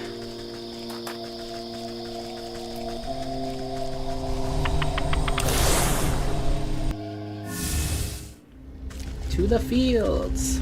Again! Oh my god. So much backtracking. Kind of my fault though, but not really. I refuse to take blame. I kind of like how she moves like a chicken. Hey, you. Oh, what, you stuck? Oh, I'm so sorry.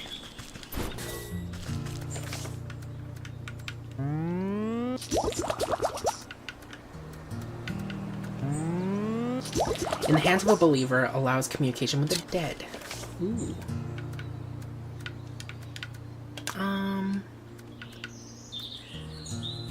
Yeah, let's get more water.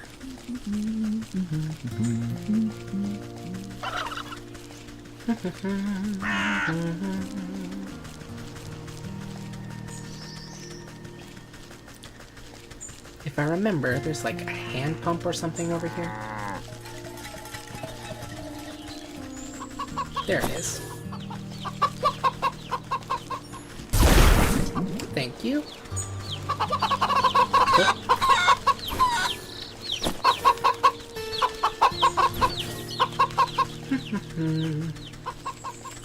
Now let us return to the church.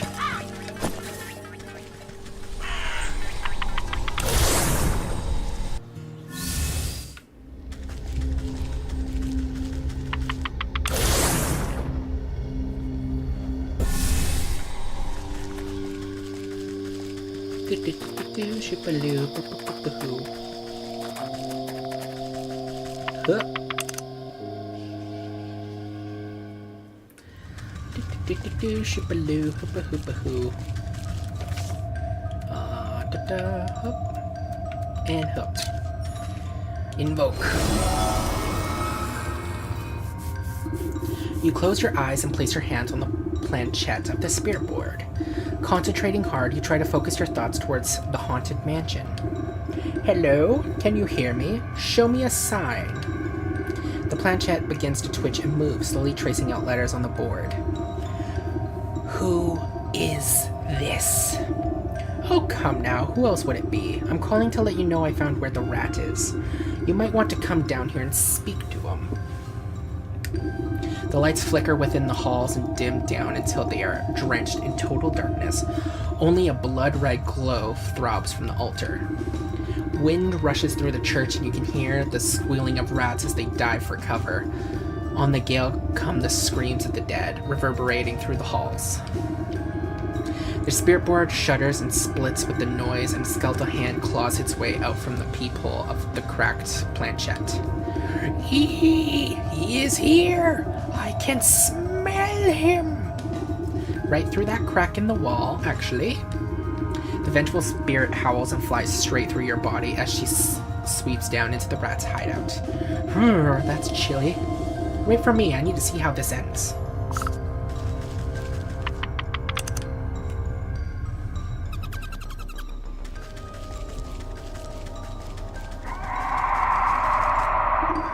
You dare take from me?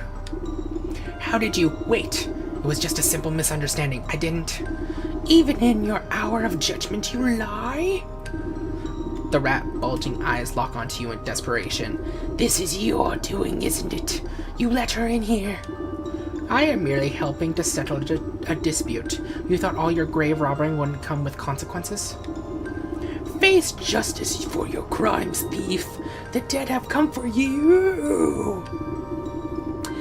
The banshee whirls around like a hurricane, drawing with her an innumerable host of ghosts and spirits. No, get off us, you wretches. You are dead, finders keepers. The spectral claws grab onto the rat and his verminous minions and drag them squealing into the underworld.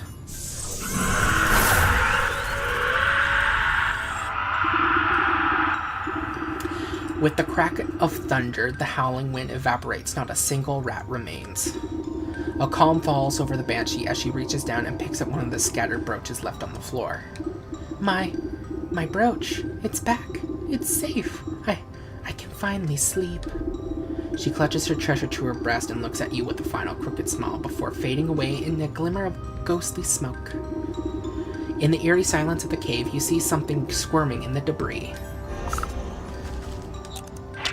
Rat knot, a horrid tangle of rat tails, the essence of their thieving king. The rat, collect the soul of the rat in the graveyard, achievement unlocked. You brush aside some pilfered treasure and uncover a writhing mass of pink rat tails, tangled together like worms. Ugh, looks like they got all knotted up trying to escape. The soul of the rat. The rat quest complete. Huzzah!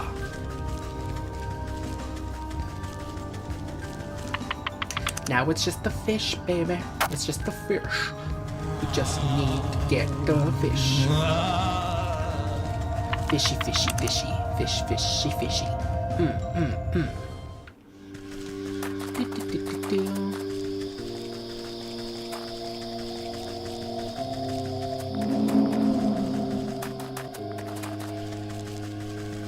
Hey, puppy. Finally, some peace around here. Okay. Actually, I think we need one of these things. Oh, we could just go to the dock. I thought we needed to get some thieving gloves, but no. We can just head straight there. To the docks.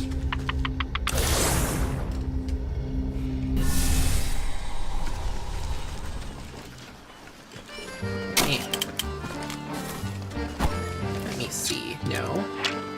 Crab trap. We can make one of those, right? Yep. Oh, you need two. Why didn't you say so?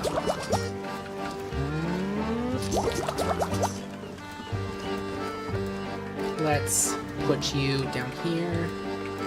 And I'll make 2 more healing poultices. Just cuz.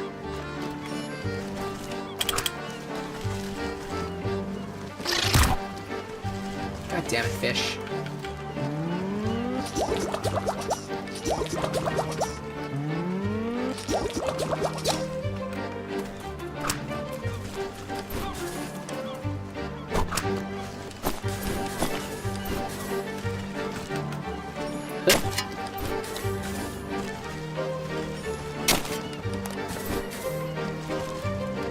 Okay, let's make one of these thingamaboobers.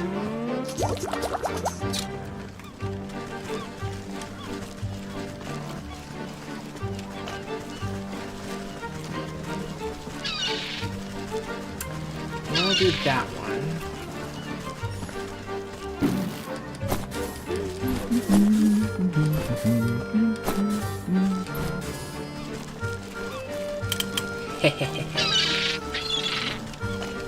Oh wait, I should probably track you. There we go.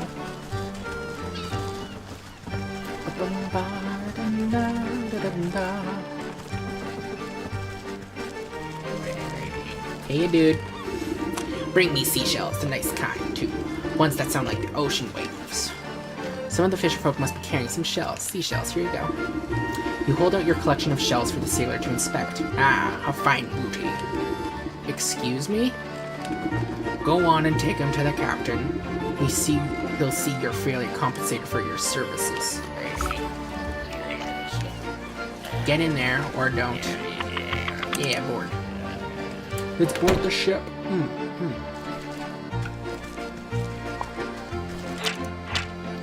Fishy sailor. Walks like a sailor, talks like a sailor, but something's different here. Fins where there once were ears behind them. Gills. Something strange is afoot.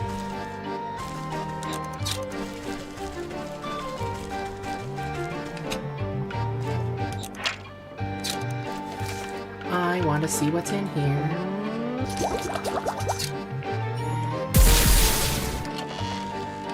Ooh. Sand dollar, totally worthless piece of maritime. Well. The fish seems preoccupied with something. A dapper fish sits up beside a hoard of seashells, obsessing over each one like a jeweler, sorry. He grabs the nearest one and runs his thin fingers carefully over the shell's spines. Bringing the seashell to his lips, he blows a low trumpeting note. His bulbous eyes light up with hope as if waiting for something to happen.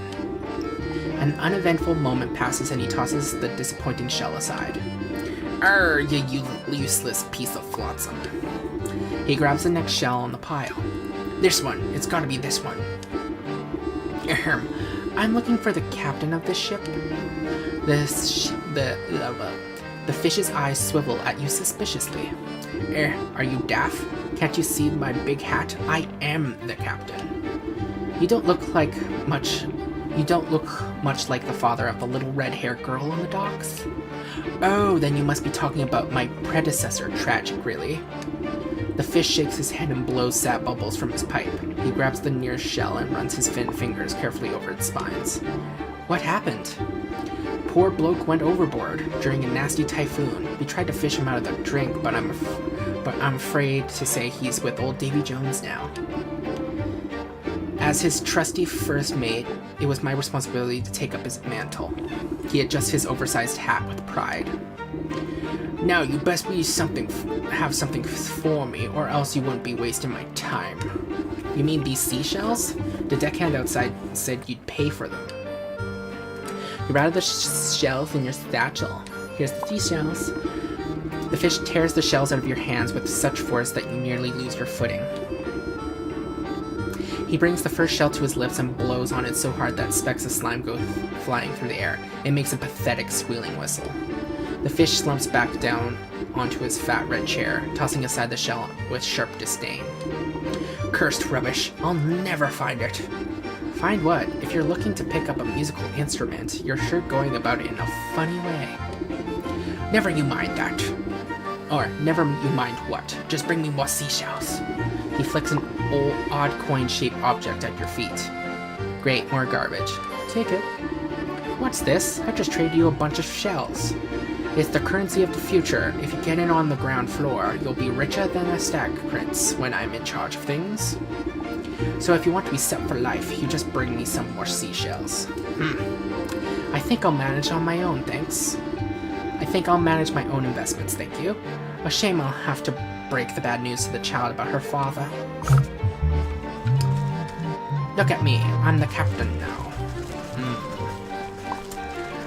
Not for long.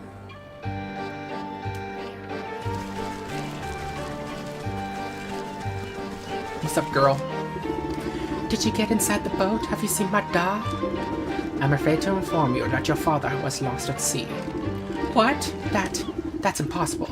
He's the captain, and a captain never abandons his ship. Who told you that he was lost? Was it that slimy first mate? The fish? As a matter of fact, it was. Why? Of course, that explains why everyone is collecting seashells. He's trying to find the conch. He's swindling everyone in town just so they'll help him find a conch shell? It's not just any conch. My dad used to tell me a story of all those who'd listen. One night, during a terrible storm, a handsome young sailor fell overboard. As he sank down into the sea, a beautiful mermaid came to his rescue. She brought him back to the shore beneath a lighthouse. It was love at first sight, but alas, they couldn't be together. She had fins and he had feet. But they made a special promise. Whenever he missed her sweet voice, he'd stand under the lighthouse and blow an enchanted conch. No matter where she was, she'd hear the sound and come to see him. That way, they could be together, even if only for a moment. Isn't that romantic? It's just a silly fairy tale, girl. But that gross fish believes it. I bet he thinks he can make the mermaid fall in love with him if he gets the conch. They both got fins, after all. And maybe my dad's still out there. Maybe he got rescued by a mermaid, just like in the story. Oh, please. You have to find the conch before the fish does. It might be the only way to find my da. If the fish has everyone in town combing the beach for this thing, what makes you think I'll have a better chance? Maybe they're all looking in the wrong place. The sailor in the story lived in a lighthouse, not on the beach. The sailor in the story blew the conch under the lighthouse.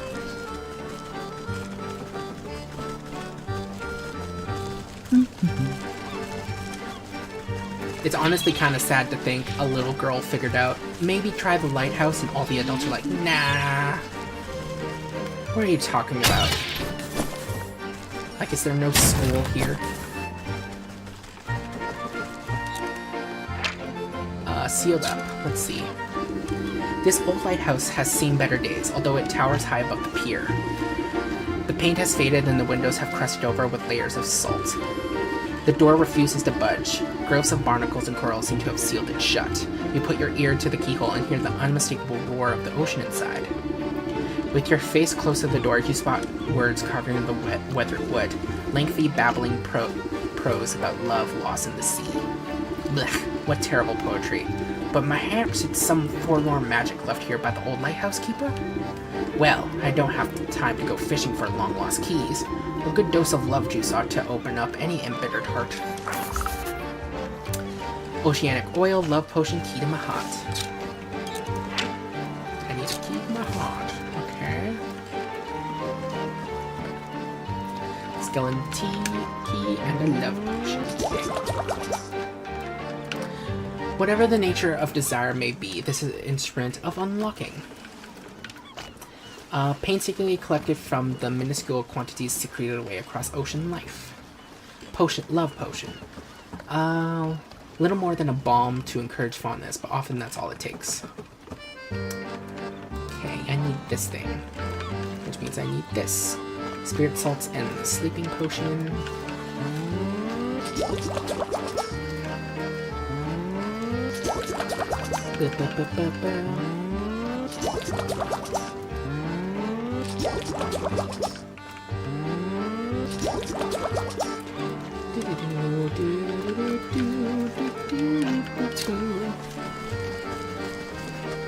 Okay, where's one of the big fish buoys? Hello, fish buoy. Yes, you.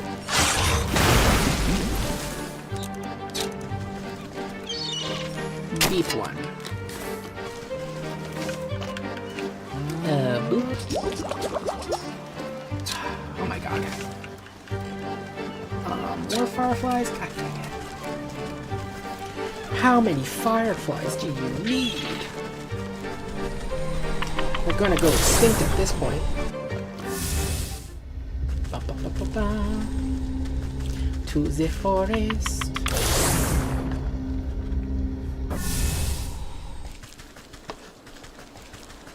Okay, grab this.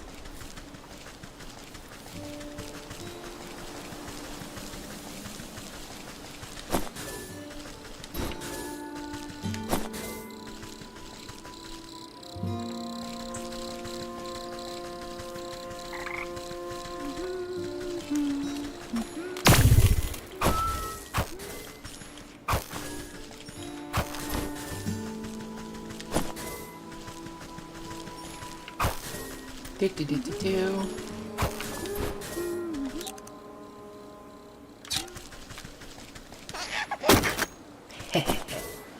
Let's craft one of these. Okay, let's burn down a dryad.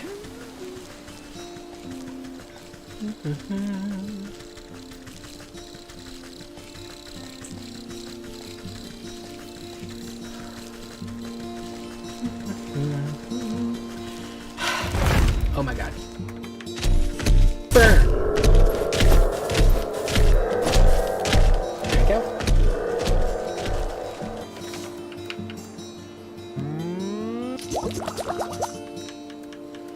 And now you. Okay. Oh, let's grab this.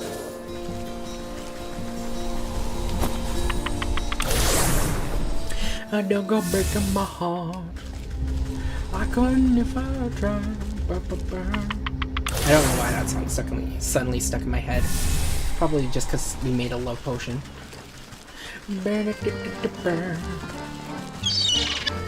You put a smile on me.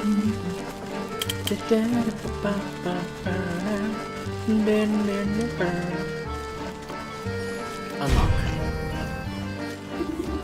The rusty lock makes a sound like a sloppy kiss as you turn the key inside. Bubbling and creaking, the aged metal hinges protest as years of grind dissolve away. The wooden door swings open to reveal a wall of emerald seawater. You can see fish swimming about inside, but not a drop crosses the threshold. Oh my, the entire lighthouse must be filled up like a bottle. You prod the salty aperture with your finger, sending ripples along the surface. Then, as if you pulled a stopper from the tub, the water begins to drain. Slowly at first, but quickly building ferocious speed, the waves cascade around you. You catch notes of a trumpeting sound droning above the crashing swells. The music turns to a soft whisper as the last of the flood is sucked away, leaving the inside of the lighthouse damp and encrusted with stranded sea life. You bend down to examine the source of the drainage. A golden conch shell is wedged between the waterlogged floorboards. A forlorn singing voice can barely be heard over the sound of falling waves. Take the conch. You put the conch to your ear. It sounds as if an entire ocean is contained within it. Ah, what a marvel. I wonder if the mermaid will still answer the call after all this time. The child's story is said to blow it out over the water under the lighthouse.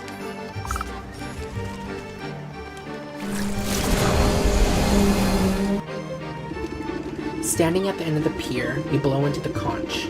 You feel a warm breeze pass through the salty waves and uplift your spirits.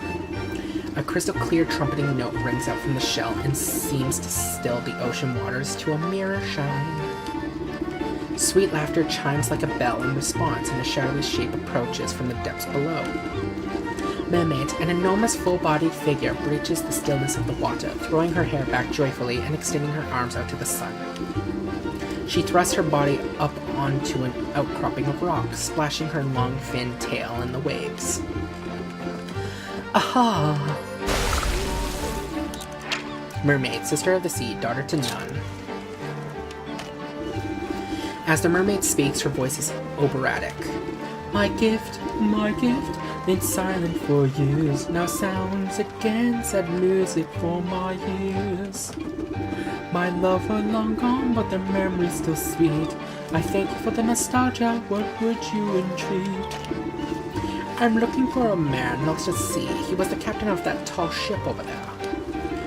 You point to the high sails looming over the docks. I don't suppose you've had any dealings with him. This man I have seen, though his fate is not known. Placed on a plank overboard he was thrown. Downward he plunged, though not to the bottom. No, a great serpent swam up from the deep end. Got him. He was pushed overboard. That grubby fish told me he was lost in a storm. Did you see where this leviathan got to? The lagoon by the shore holds a secret below. Send away the tides and the serpent will show. Keep that conch close, blow and I shall abide. I bring the strength of the sea to your side.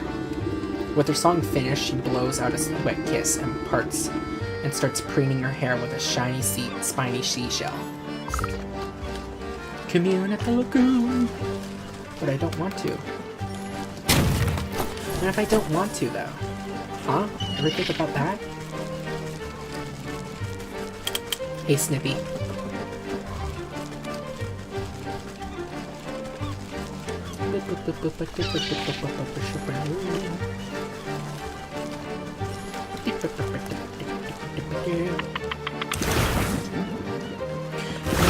Let's do this.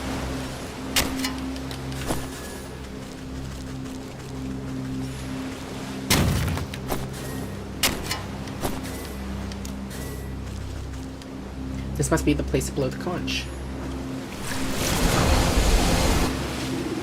You take a deep breath and press the conch to your lips. Oh my god. Its clarion call echoes across the rippling tide. You feel the waves swell around your feet, reverberating with the sound of the conch. The water disappears so fast that you're unsure if the tides are receding into the ocean or if the seafloor itself is rising from the depths. Oh god. When the waters recede, you look across the island to a yawning cave opening. From within, you sense the steady rhythm of enormous breaths.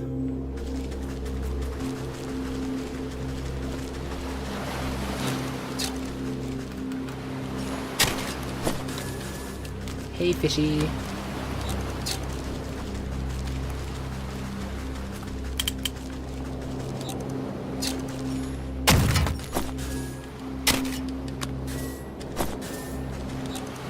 Okay, in we go.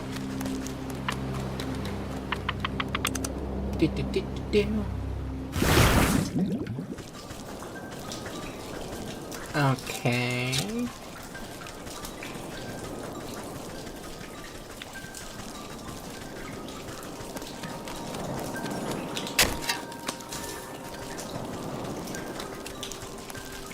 Can I pet the sea monster?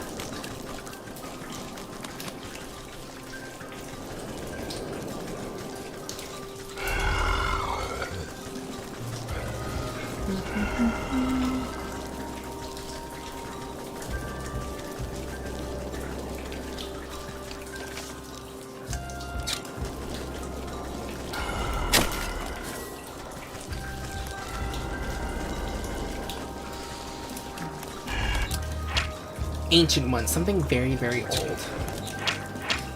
Whirlpool to the surface, return to the light, the breeze, the normal. I guess we just talk to you now, right? You can't help but shudder under the powerful gaze of the monstrosity before you. A booming voice sounds throughout the cavern, as if you were in the very throat of the beast. Who dares enter my sanctum? I have come looking for a man lost at sea. The coils of the serpent shudder and wheeze. You brace yourself as the creature reels back and unleashes a cough loud enough to shatter a mountain.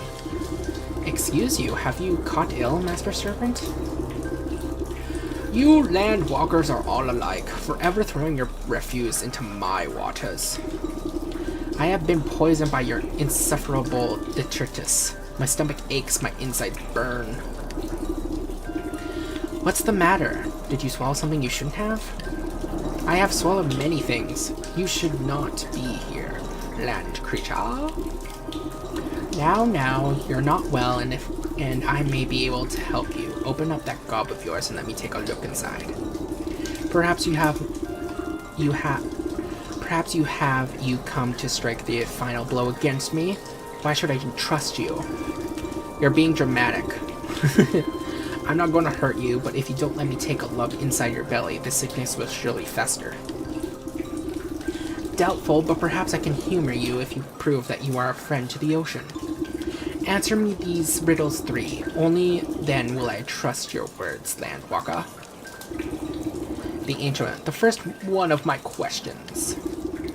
You pull my water from the ground to quench your thirst. What manner of beast sits atop the well of your forest? An octopus, a fish, a dragon, I don't know. It's a fish. Another question. You may bury your dead in the earth, but there is no escape from the call of the deep. Whose watery gaze watches over your graveyard? A sea serpent? I believe it's a mermaid. The final question. You landwalkers desire gold over all things, but in front of your banking house, what creature rules with true happiness? It's a whale, right? The enormous creature rolls back its yellow eyes, bellowing with laughter. The laughter quickly succumbs to another bout of violent coughing. Curse my miserable body! Can I not even enjoy a moment of levity? It appears I was mistaken about you, Landwalker. You have proven yourself worthy of my trust. The beast opens wide its cavernous jaws, filling the air with a fishy stench. Enter, but heed my warning. Break your word and I will digest you without hesitation. You could crawl right in, given sufficient motivation. Yeah, sure, let's go. Can you F off?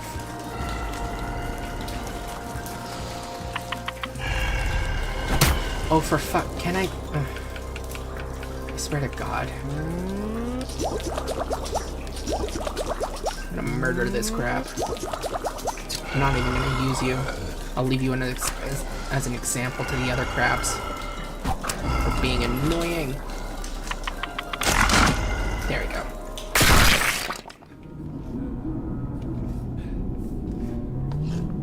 Dude, did you eat a whale at some point? Captain, ahoy! Don't tell me that overgrown eel gobbled you up as well. Come and warm yourself by the fire. We ain't gonna be anywhere soon. You look at the throbbing red walls on the monster's stomach and notice the discoloration and spotting. The campfire smoke is surely the cause of the beast's ailment. Actually, I came here looking for you, Captain. How do you know I was Captain? There's a little minnow waiting on the docks for her father. Oh, my little girl, my heart and joy. I promised I'd see her as soon as we anchored, but I never got the chance. Has it got anything to do with that fishy fellow captaining your ship? Raising his arm in anger, the man stomps his feet on the fleshy floor. The outburst causes the serpent another coughing fit, rocking you back and forth. That rotten son of a barnacle. We were just a few weeks from home when he conspired to mutiny. Ever since I told him the tale of the mermaid and her conch, he got his hungry look in his eye. Ain't never seen someone so obsessed. So he and the other bad apples jumped me in the night and tied me up, the rest of the trusted crew as well. Then that flopping flounder made us walk the plank into the briny deep. I was praying to Neptune and he must have answered my call. This great bloody serpent swallowed me up and saved me from drowning. Been stuck in here ever since, can't seem to get out, but the fire keeps me from going all the way through the other end at least. Though with that metal head of yours, you ought to have no trouble, passing through without much fuss. Just what I needed today. Say, all that smoke is causing our host great discomfort. I'm sure you'd both be happier if you parted ways. How do you suppose we do that? Let me see what I can cook up with that fire pit of yours. Tiny fire pit. If you were to build up enough irritants, the beast may be provoked to explosively expel the source. All the smoke would make anyone sputter. Potion of blight, royal incense, and allergenic potpourri. The way out. Ooh, I don't think I like the way out.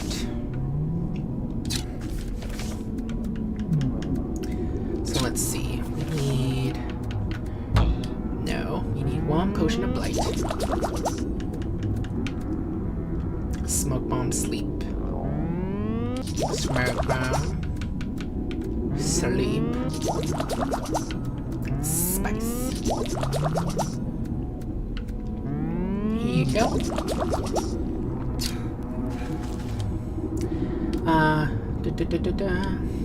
Potion of blight. You set the smelly preparations beside the fire. Royal incense. You set the smelly preparations beside the fire. Allergenic potpourri. Ah, there you are. Let's see. Dog hair, cat hairball, and rat tail. Okay. We will be back. The way out. Ew. To the surface.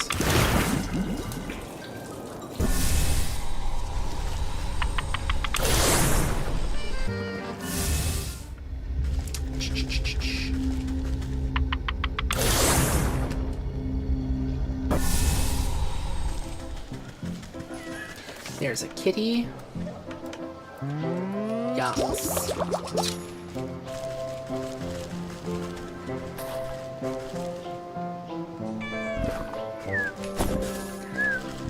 Okay, now I just need the dog here. I'm trying to remember. Is there a dog here?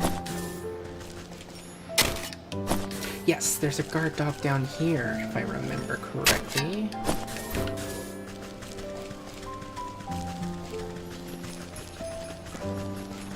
Yes, there you are.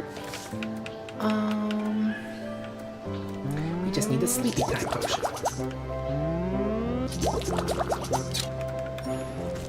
Whoop.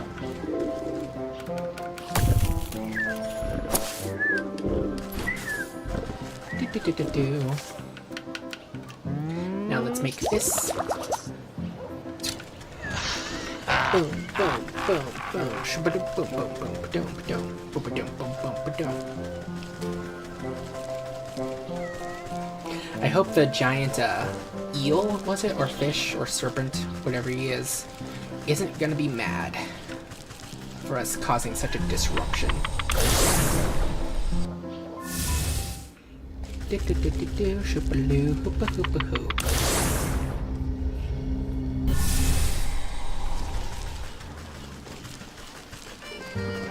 Hey, fishy. To the room.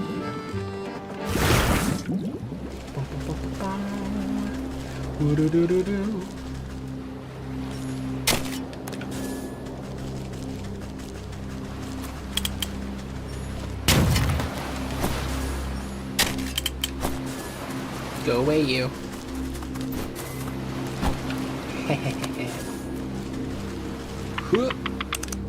Thank you. Do-do-do-do-do, ship-a-loo, ba-ba-ba-ba-doo.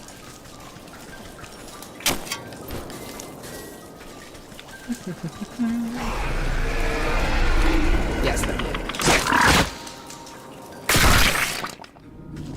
Hey, my dude. Allergenic potpourri. You set the smelling preparations beside the fire.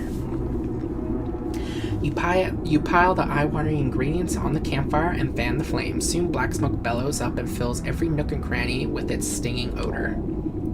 The captain scratches his nose and stifles a great sneeze.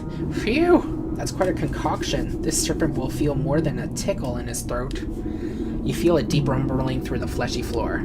Get ready to set sail, Captain. We'll be out of here soon enough. You kick up the smoky coal, spreading the aggravating haze until a rumbling quake knocks you onto your backside. Landwalker, what have you hurrah? The captain leaps into your arms, and the two of you clutch each other tightly as muscles contract violently beneath your feet. A surging contraction forces you up and out of the serpent's blowhole like a gunshot. You shoot out of the serpent's cavern and clear over the lagoon. The captain holds you tighter than a life buoy as you sail across the blue sky. The tiny harbor front below grows closer and closer until the hulking mass of a ship rushes up to meet you. With a crash of splintering wood and rushing water, everything goes black.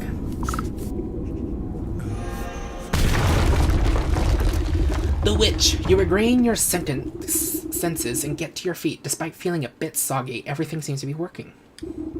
Behind you, the fish's base of operations has been cracked open like an egg. Fishermen are busy rescuing shell-shocked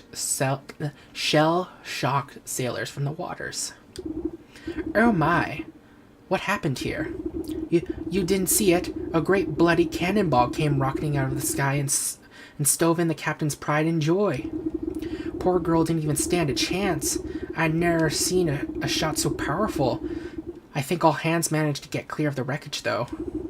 All hands? What about the fish? The buccaneer wipes a single salty tear from his face. He points to something familiar that has washed up on the nearby shore.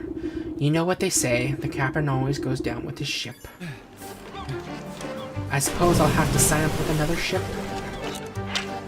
Captain's cap, the hat of a would-be captain, still crusty with brine.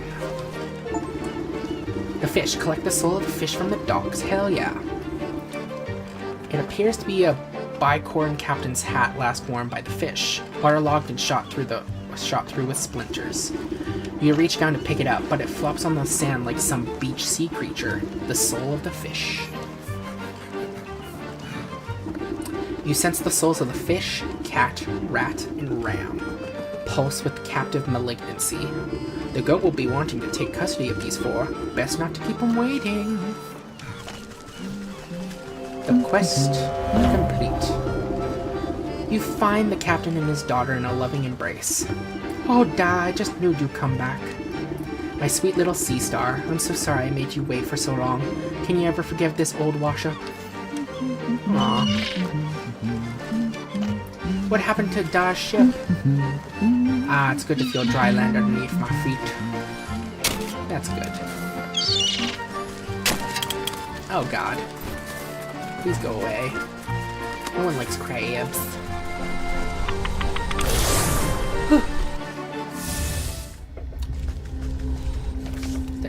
Oh, there's also one more thing I wanted to try before. Because I remember there being a chest in the, well of the forest. So... I just wanted to see if a skeleton key would open it.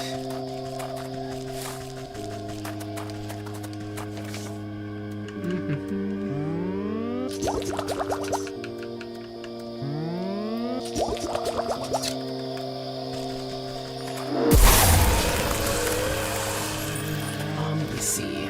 Okay. Skeleton key.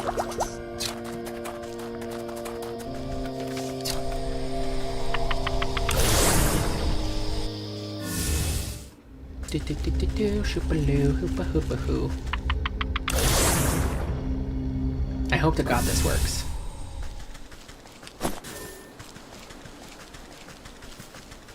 Unless it's an area we're not supposed to get to now, but I don't...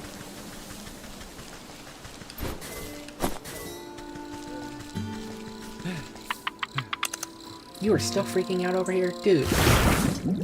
Come on. It's not that bad. By the way, how much water do we have?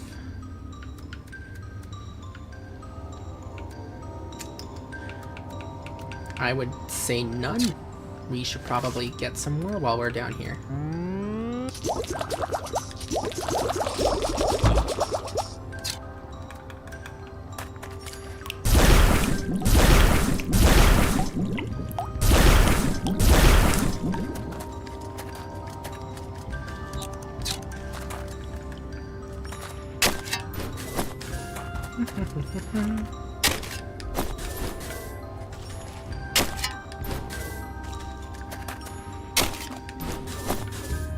I'll let the frog be.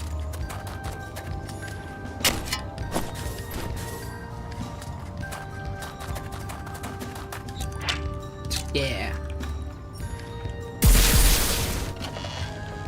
Oh.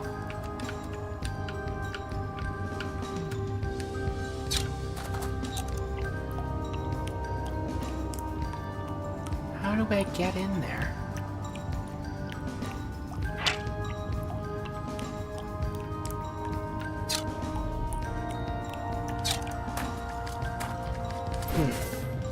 Maybe I'll have to Google it.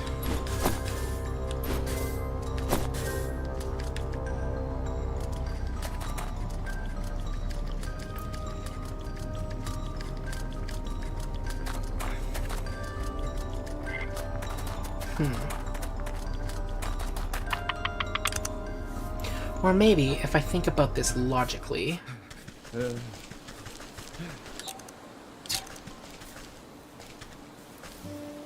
Isn't there, like... I feel like there should be a hatch or something here?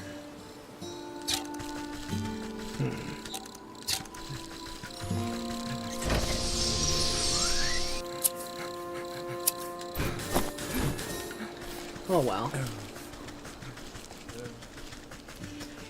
Let's head back. I'm gonna be honest, I'm probably just gonna cheat and Google it. And be like, hey, what's the deal with this area?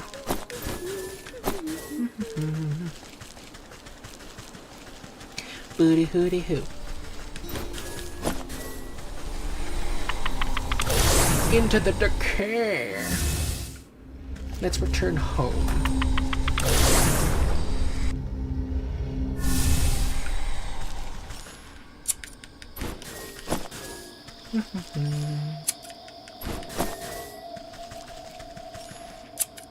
Gimme.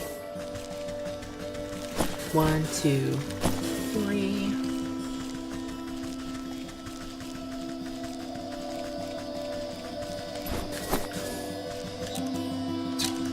Okay, let's head down.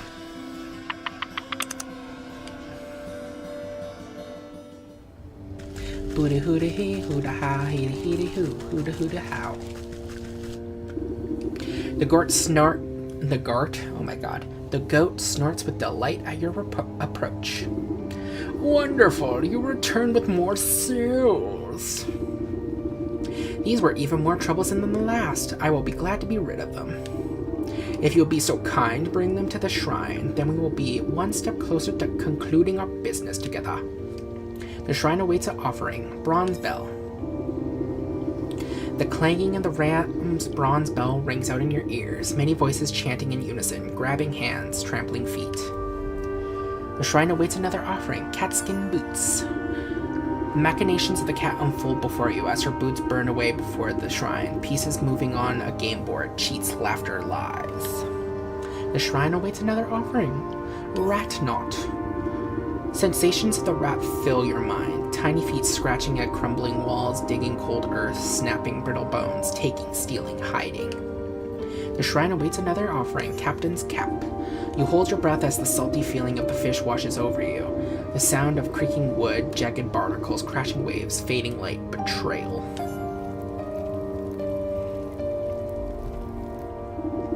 Your shoulders straighten as if a great weight is lifted from them. The maiden stirs in her sleep, troubled by fitful dreams. Only 4 more souls left until your contract is fulfilled. But I expect it has been a tiring day. Come, you should get some sleep. Yes, I could rest.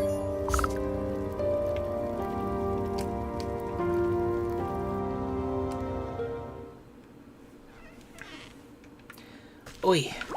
And with that, we will call this session to its conclusion. So thank you all so much for watching. I hope you had a good time. I know I have. We're almost done with the game. We'll probably finish this game next session, if we keep continuing the course of doing 4 each one. So, but yeah, thank you all so much for watching, and I'll see you next time. Be safe. Bye. Shibbity boop bow bow. Bow bow down. Let me see if everything's working for thee. Shiboobity doobity dee. Are you working?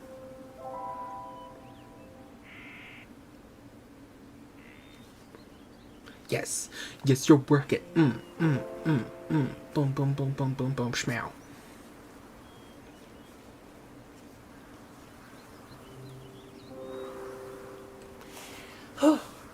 Oh my goodness. Ugh. Put that there. Ugh. Okay. Welcome back to Wytchwood. We are going to continue today.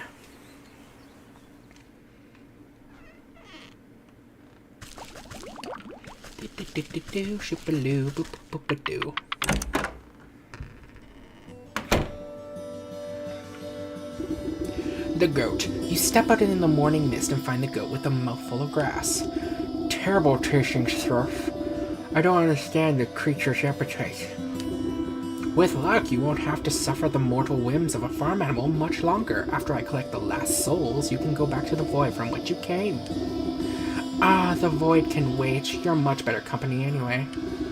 But you are correct. There is only one leg left to our journey. The final 4 souls have revealed themselves to me. Where are they this time? 3 linger in spaces you have already tread. The village, the market, and the fields. And the 4th resides far to the north, on the cold slopes of the mountain. I will track them down, no matter where they tried to hide. Marvelous!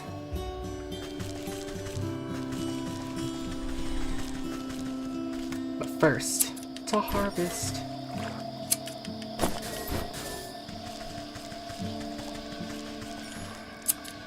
Give me all your resources. Give them to me. Yes, yes. Give me all your shrooms. Hey, Goldie. You're close. Don't stop with these souls down. I'm not gonna stop. Go on.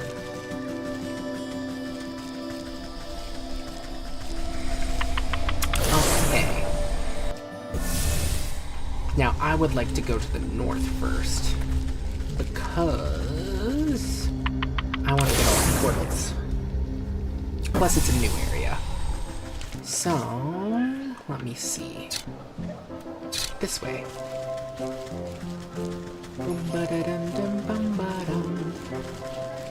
Up the mountain path. Yes, yes, queen.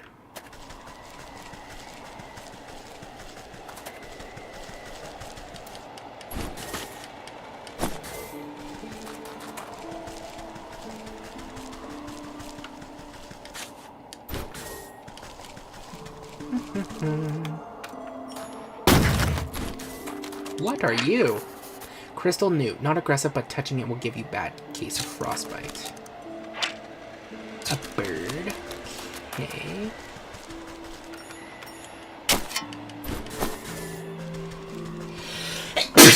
Oh my goodness, I'm so sorry.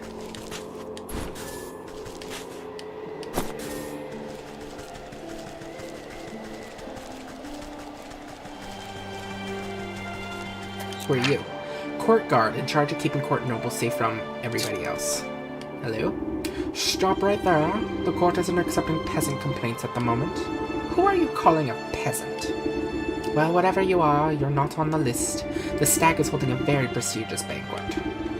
If you want to air your grievances to one of the royals, you might have better luck with the buck. New chapter. The stag. Ooh.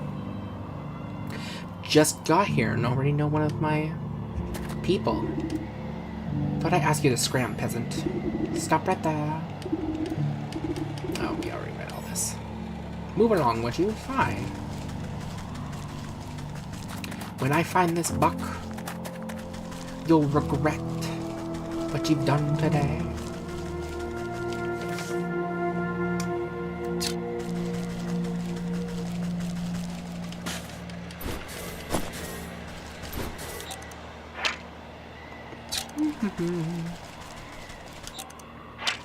Silver Fox. The thick coat has little to improve its disposition. Frozen treat. What about you? No! Go away! Oh my god, you guys are everywhere.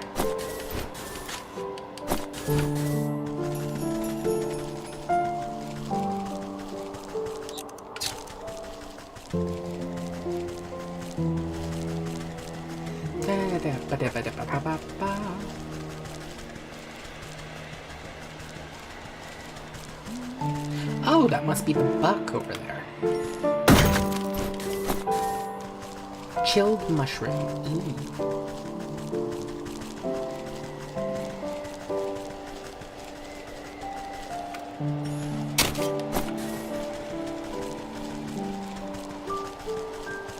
To the forest. Ooh, okay.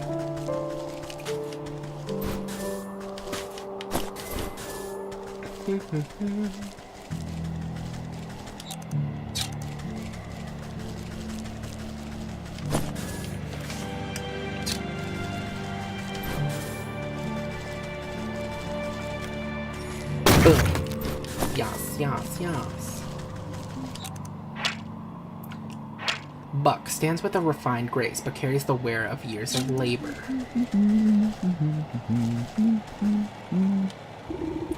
The buck. Stay back, spirit. I have nothing you want. Tisk. Keep your wits about you, boy. I'm just an old woman. Oh, so you are. My apologies. You can never be too careful traveling about the mountainside. Plenty of tricksters like to disguise themselves and play pranks on me. I meant no disrespect. None taken. What are you doing out in the cold, anyways? I've come to collect ice berries for my brother's coronation. He's going to be crowned king of the whole realm today. King? According to whom? Well, according to him, I suppose. He is the eldest, after all. He says it's his destiny. Some days I'm not so sure, though. I feel like I should be doing more than just tending to the castle's gardens. So he gets to be king, and you get to pick berries till your fingers fall off? It's not so bad. I like the crisp air and fresh snow. There's something magical about the wilderness. Ah, but listen to me prattle on. I still need to collect the ice berries my brother requested. He's very particular when it comes to, well, anything really. A job shared is done twice as quickly. Let me help you before the frost bites. Why, thank you. I'm getting a bit chilly. I only need a few more ice berries. A few more, huh? I called 10 more than a few, but okay.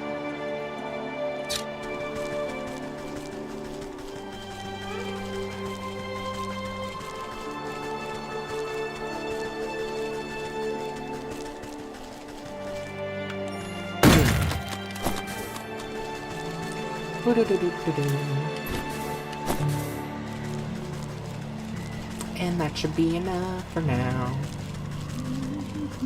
What's up, my dude? Any luck finding those ice berries?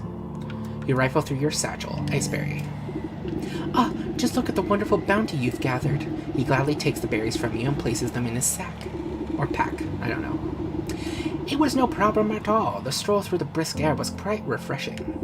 If only my brother cared as much for the beauty of this place. He's always been content staying amidst the nobles of his court. I should like to meet this brother of yours. He sounds like quite the ruler. Well, why didn't you say so? I'd be happy to invite you into the castle. The buck lifts his arm out towards you in gentlemanly fashion. You take it with your gnarled claws and nod. Let's be off then, shall we? Royal Guard. The prince isn't accepting peasant complaints. Scat, you old crow. How dare you speak to my guest with that tone? Apologies, sir. I didn't know she was your guest. Don't apologize to me. I'm not the one you disrespected. Right, I'm sorry, miss. What I meant to say was, welcome to the court of the magnificent and benevolent stag. Louder and with more pomp, please. I hereby welcome thee, lady of the swamp. Lady of the swamp, to celebrate with us on this most auspicious day, the bequeathing of the kingdom to whom he whose antlers reach the hithermost clouds and shine with justice and... That will do just fine. Carry on guarding. Right. The buck turns to you and nods to his pack. I've got to prepare these berries for the ceremony and do some final pruning in the hedge maze. I'll meet you inside. On your way, then. Still being snivy, huh? We'll see about that.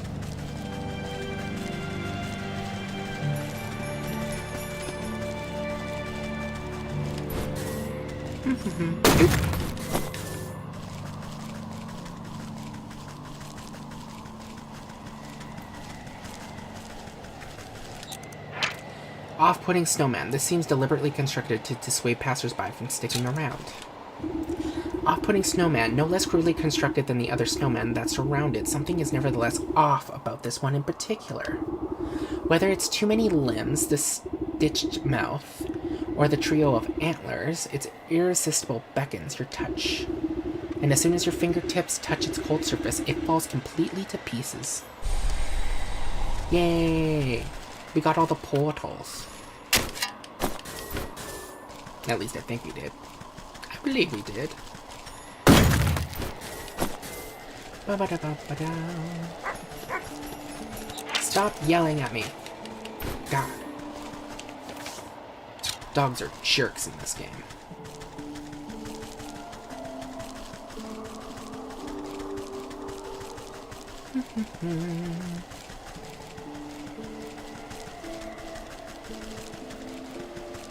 Anything up here? Gimme, gimme.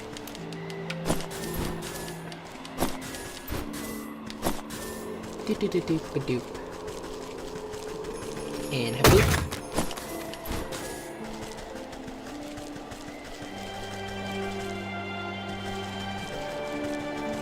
Oh, berry bush. Thank you very much.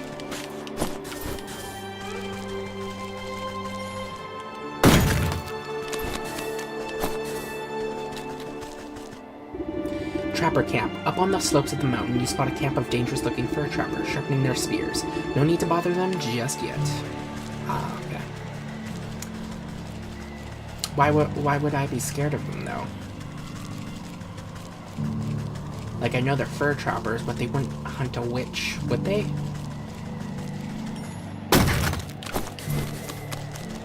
Da-da-da-da.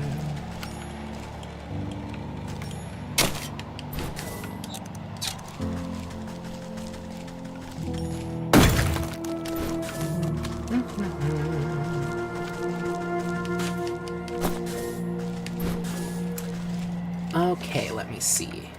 I think... yeah, we've opened all the areas we can for now.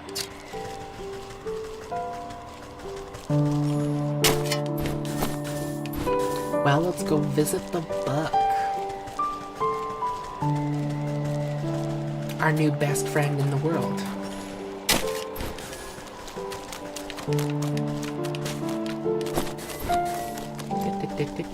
Hey, bunny.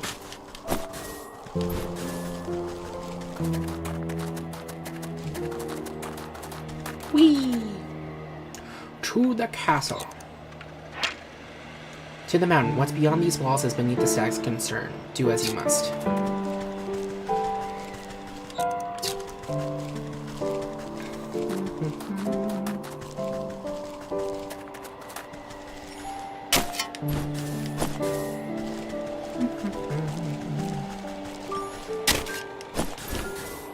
Hooty hooty hoo, shibbaloo, ba-ba-ba-ba-do. Yas, queen. Yas. This witch is a queen of this place. Or she's gonna be. We will make it so.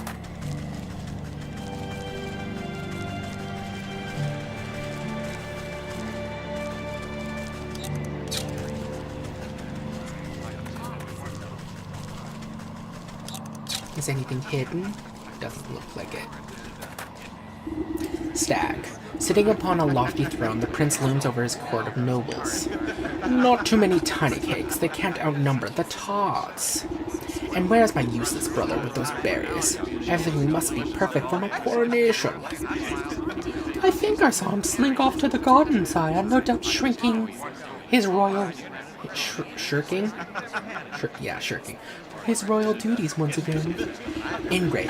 I do ever so much for that little rascal, and he doesn't even bother to show me the respect I deserve. I should have had him exiled long ago, if only he weren't my brother. Ugh. A fantastic idea, Your Grace. He will be shown the door as soon as the ceremony is concluded, I assure you. Ha! My days of sharing the throne with that dandelion are almost over. It is best he lives out his days on the mountain. Lord knows it's where he belongs. The stag's eyes narrow suspiciously at a cluster of nobles. Speaking of my brother, have you three taken care of the statue in the hedge maze? Oh, yes, Your Majesty, just as you requested. Don't you worry yourself, my lord. The nobles exchange hurried whispers, but you can't hear them clearly. I wonder what all the fuss has to do with a measly statue. Something doesn't feel right. Perhaps I ought to take a look at it myself. Disaffected noble, absolutely convinced that they deserve everything they've stolen.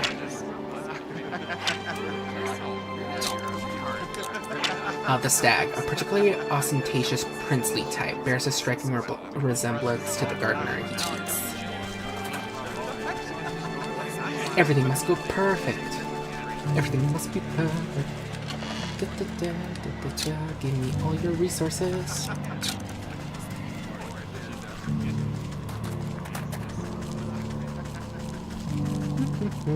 Oh, he's stuck.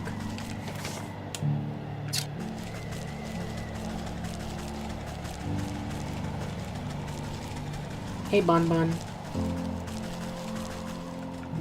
Let me see. Anything up here? No. Ooh, there's a chest down there, though.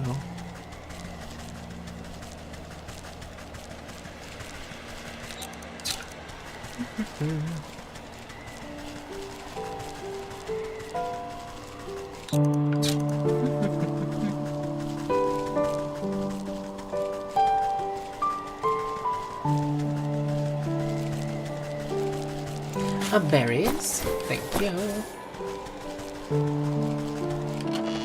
Ooh, thank you. Thank you very much.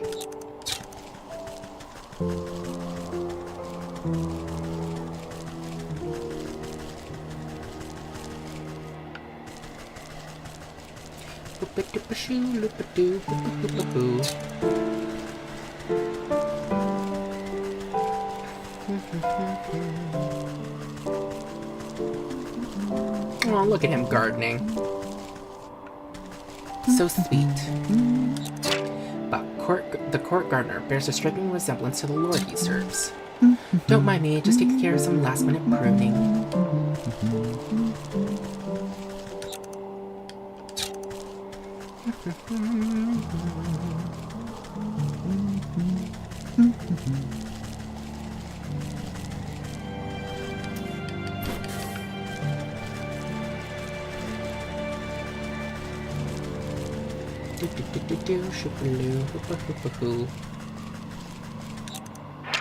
Stag statue. A newly crowned stag takes it in, king of the mountain. What? At the foot of the marble statue is a cracked and weather-beaten plaque. You wipe snow from the engraved slab and find that large chunks have been hewn away from it. Only a few words are still legible. Stag, rifle, heir, and ruler. Revealed. The choice of words is quite convenient for a royal aspirant. I wonder what the rest of the story has to say about the matter. You pick a tuft of colorful fur caught on the statue's raised hoof. It looks to be from a very expensive piece of clothing. The nobles of the court seem to have nothing but time on their hands. Perhaps some of them know the secrets of this statue. Marble plaque awaits to be made whole. We have nothing yet. So leave. Hello? What's happening?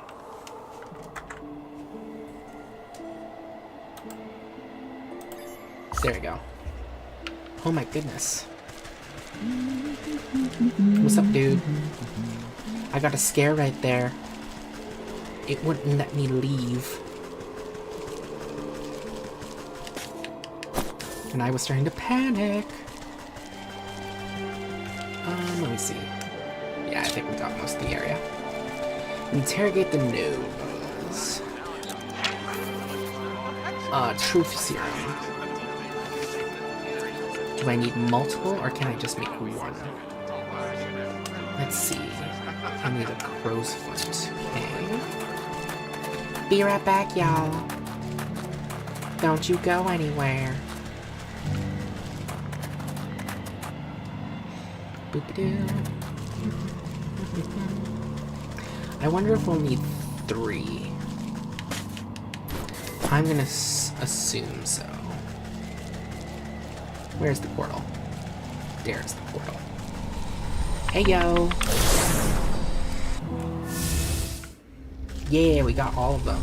Now let's go to the field.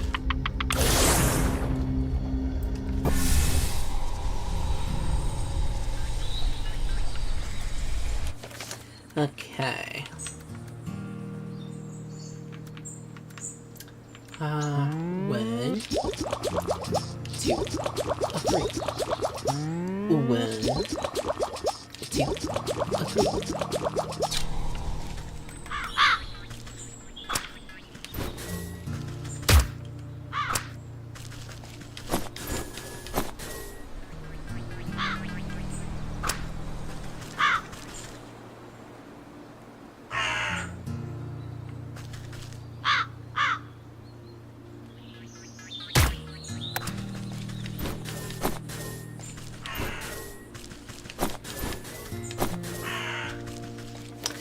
Okay, now to make the truth serum, we need one of these.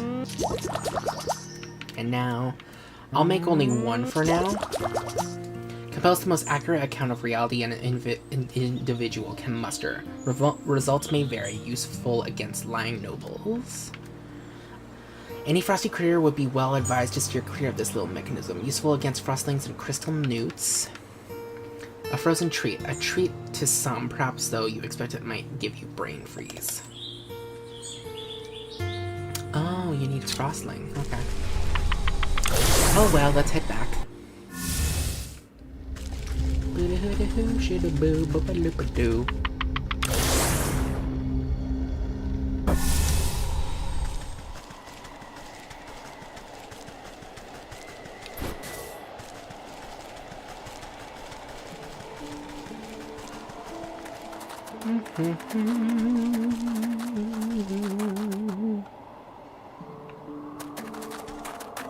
Hey, Nelbles. Come Nell. You slather a cracker with liver pate and drizzle some scintillating serum over top. Soon enough, a nobleman licks his lip and indulges himself. What do you know about the statue in the hedge maze? Nobleman scratches his chin absent-mindedly. Oh, you mean the one the stag smashed up? I'm not really supposed to talk about it, but he told me to get rid of some chunk of marble, terrible heavy thing. Anyway, I just left it behind one of the wooden benches in the maze. Did he really expect me to lug it all the way out of the castle? You snap your fingers and the noble immediately goes back to snacking as if nothing had happened. Ah yes, I think we will need 3.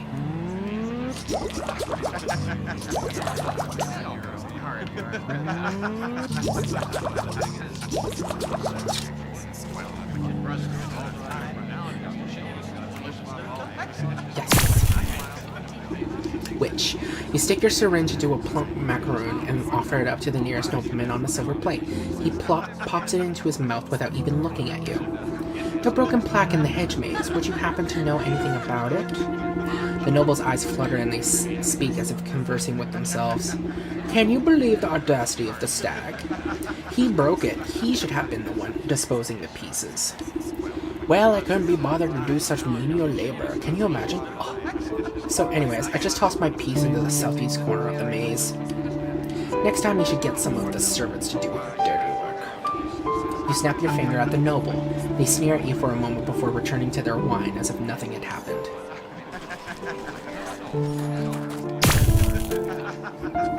A noblewoman snaps her fingers at you as you pass by. You there, freshen up my wine. Nodding politely, you dip your syringe into her glass and squeeze out a good amount of purple liquid. She sips it with her nose high in the air. There's a broken plaque in the hedge maze. What do you know about it? The plaque? It's the last time I help out the stag. I'll tell you that much. He was whining about a prophecy or some such nonsense. Told me to get rid of the piece of that plaque for him. I tore my finest winter muff trying to get the grips of the damnable thing, so I left it under a big tree in the middle of the hedge maze. You snap your fingers and the noblewoman makes a disappointed frown. She pulls up her collar in a huff and rejoins the party as if nothing had happened.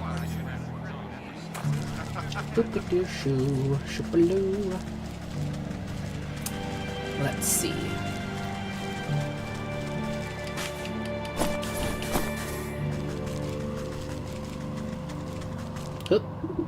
Wedged under the tree's forking roots lies a jagged piece of stone. Indeed, what? That will do, take it. Oh my god, I can't read.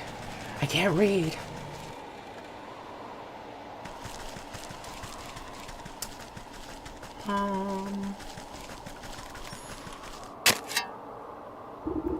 Buried beneath a heaping of snow, you finally manage to find a hunk of stone. 1 of 3, take it. Under a wooden bench. I think it's up there if I remember correctly.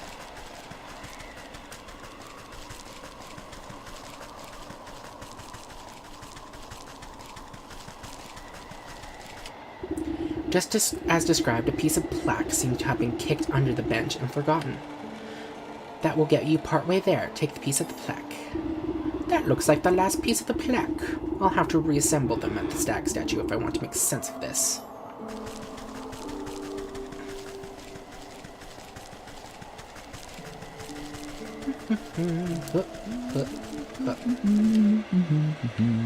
Okay, fine, damn. The nobles of the court seem to have nothing but time on their hands. Perhaps some of them know the secrets of this plaque. The marble plaque awaits to be made whole. Plaque beasts, all of them. You snap the broken chunks of marble back into place. Despite some marring on the surface, you can read the plaque quite clearly. The Buck and the Stag, a tale of two princes. Only one destined to be rightful, the heir and ruler. The king will be revealed by the touch of the truest crystal flower. It looks like the stag is trying to cut his dear brother out of his birthright. I wonder what's the business with the crystal flower. The buck knows his way around a garden. Perhaps he'll have some idea.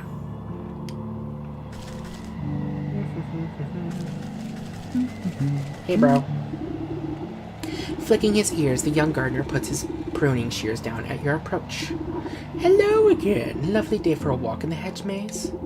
Granted, you don't get lost. Say, you wouldn't happen to know anything about a crystal flower, would you? Crystal flowers? Why, they're very, very rare. It's that they only grow in a cave at the highest peak of the mountain. According to legend, the truth of one's heart is refracted in the facets of each frosted petal. Why do you ask? No reason, I just thought one might make a nice gift for your brother's big day. Hey, you're right. That's a brilliant idea. What better gift from the quartz garden than a beautiful crystal flower? Oh, but the trek up the mountain is perilous. I don't know if I have what it takes. Nonsense. I was heading up that way anyways. You just stay close behind. Really? You'd help me? Well, all right. What are we waiting for then? Meet me out by the slopes and we'll get underway. I'll meet you up the mountain. Okay. Okay, down.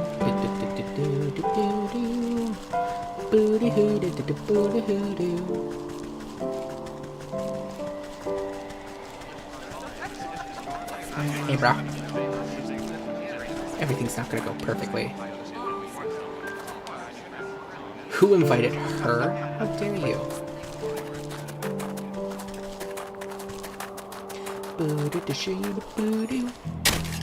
Any cool here? No.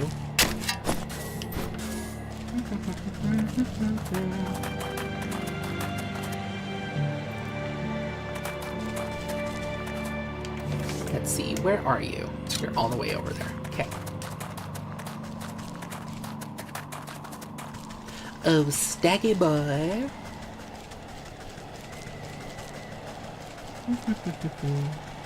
Or I should say Buck. Sorry. You're not your brother. I get you confused. I'm so sorry. Is that racist? What's wrong? You see the buck hiding behind a bush, anxiously watching something up ahead. What's the matter? Did you get cold feet already? Shh! They'll hear you. Look. Through the pine boughs, you can make out figures moving across the snow. They're covered in warm pelts and carry sharp-looking spears. The royal trappers. They keep my brother's court supplied with furs, but they've been out here for so long they'll hunt anything that moves. It would be a shame if those antlers of yours end up as someone's trophy. Wait here and let me deal with them. All right, be careful.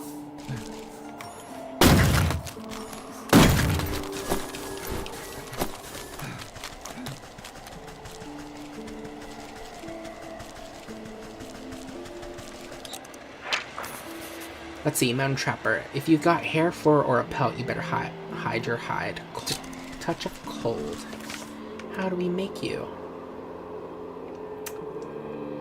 Oh. Princey.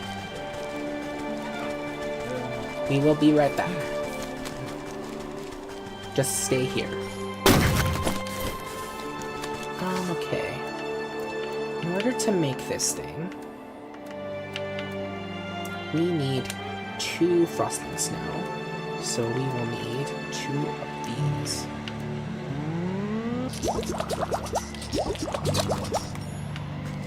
Now, where are the frostlings?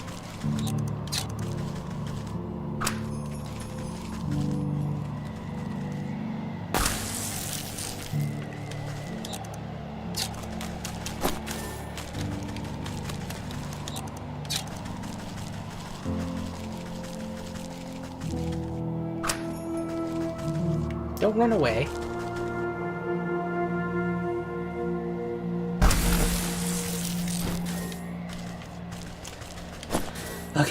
got you too. I need one of these. A catalyst for reaching beyond oneself. The further you go, the colder it gets. Useful against trappers. And now, if I remember, we just need the hot.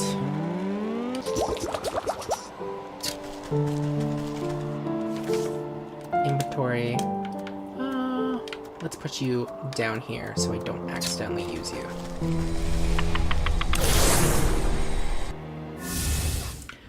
The forest.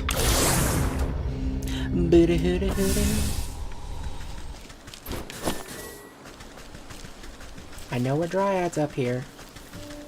There you are.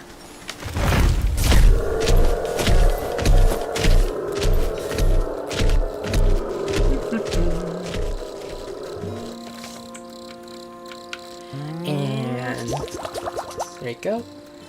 Now we can use this.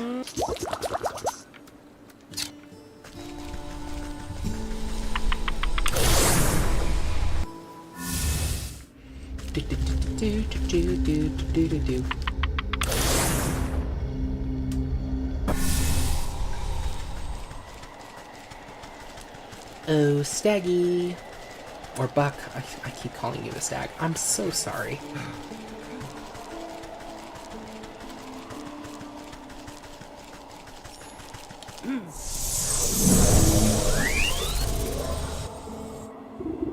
You glance at the buck hiding safely behind a tree at the far side of the camp. Making a raven's call, you signal for him to join you. The buck picks his way through the frozen trappers. Are they going to be okay? They might catch a case of the sniffles. Nothing a nice warm bowl of soup won't fix. Come along now. We're still a ways away from the mountain peak. I think I know a way up. I'll meet you up ahead. Come join me when you're ready.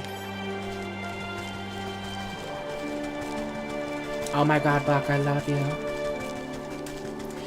You don't force me to come along. You allow me to explore to my heart's content.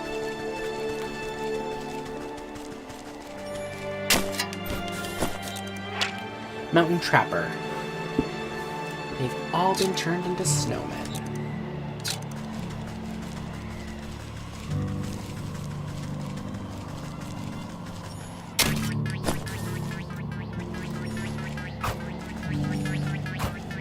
Why do you keep Why? Why do you keep going that way? There you go. Jesus. Jesus, lady.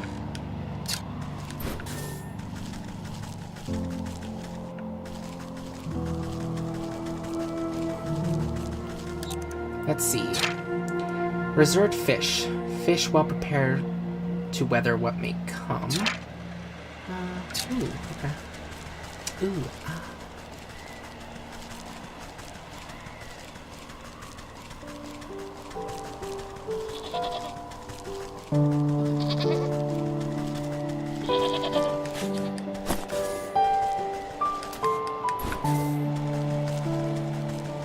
I'm confused. Why are there goats? Mountain goat, a shaggier cousin of the familiar goat. They probably need it because it's so cold up here. That's my guess.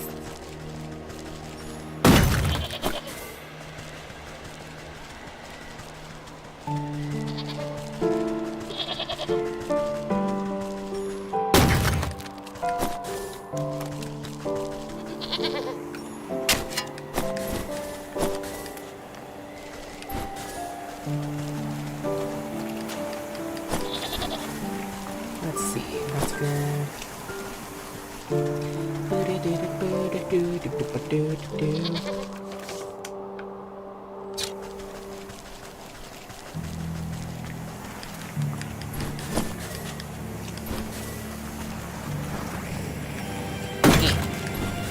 You. A small geyser. A pressure so built up as to penetrate the ancient stone of the mountain. Before you stands a looming rock face. Not even the most determined climber could hope to scale it.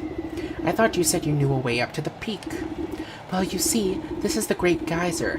When the air is cold enough, the water erupting from it freezes solid.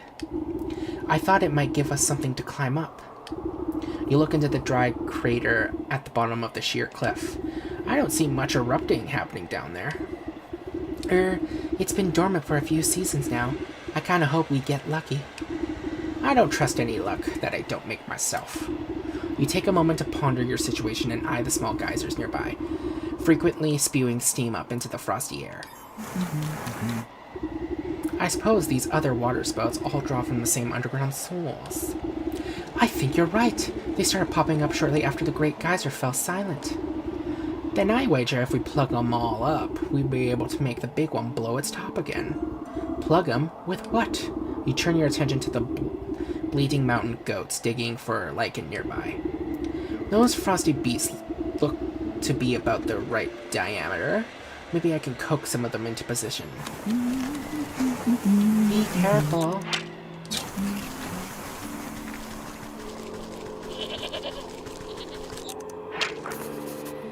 Goat perch? How's goat perch? How do I make it? Though it seems unlikely, this is the perfect size for 4 hooves to gain purchase. Useful against mountain goats. And okay, I need you. Oh my god. Okay, I'll be right back. Oh my god, so much backtracking.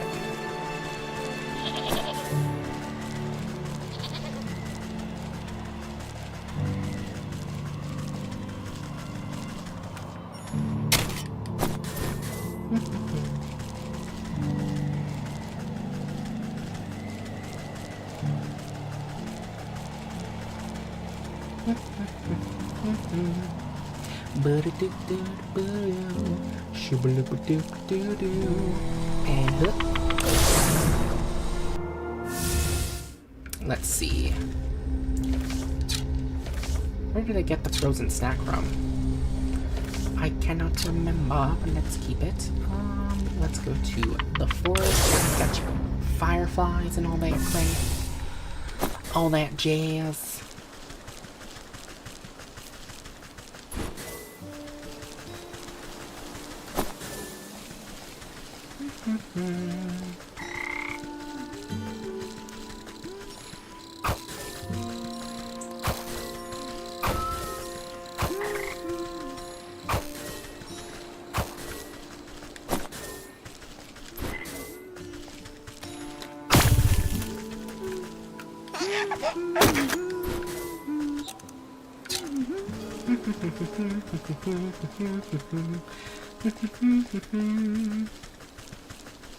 Let's head over to the other one.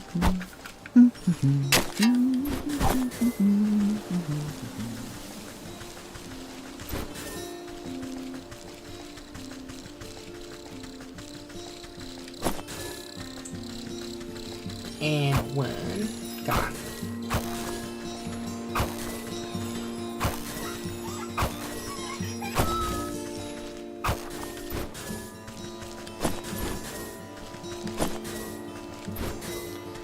Okay.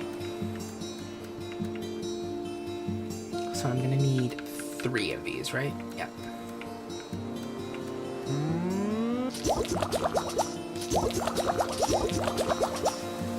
And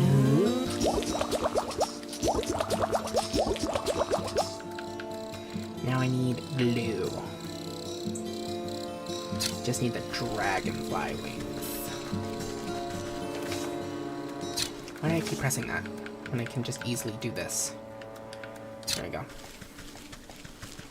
There we go. There we go. There we go.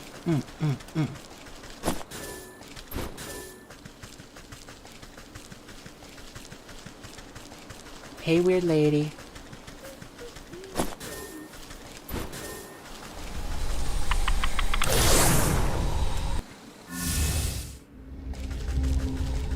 To the swamp.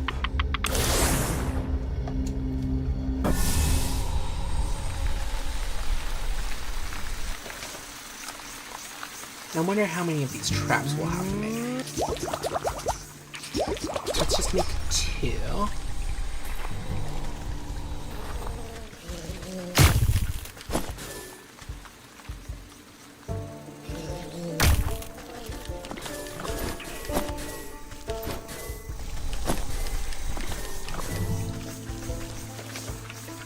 Now let's make 3 glues.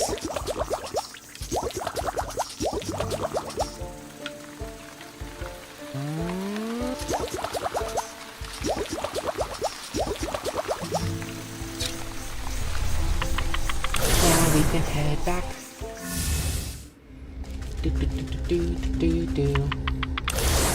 Let's go help the book.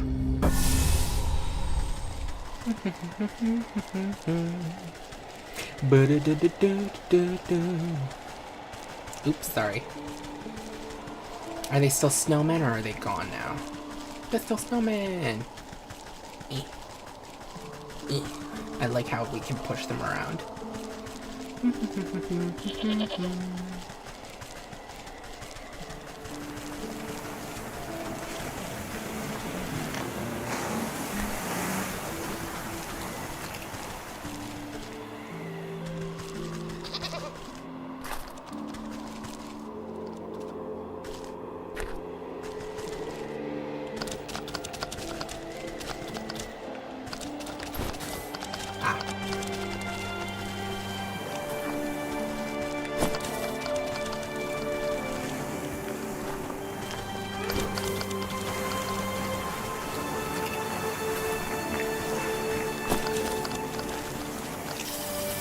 There we go. So that's how we do it.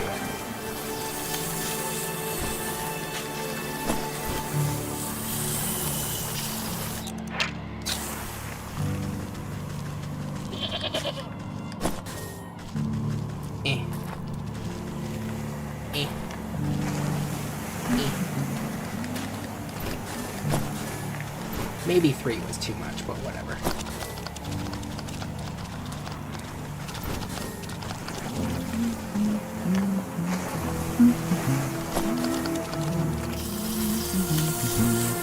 Thank you, goat.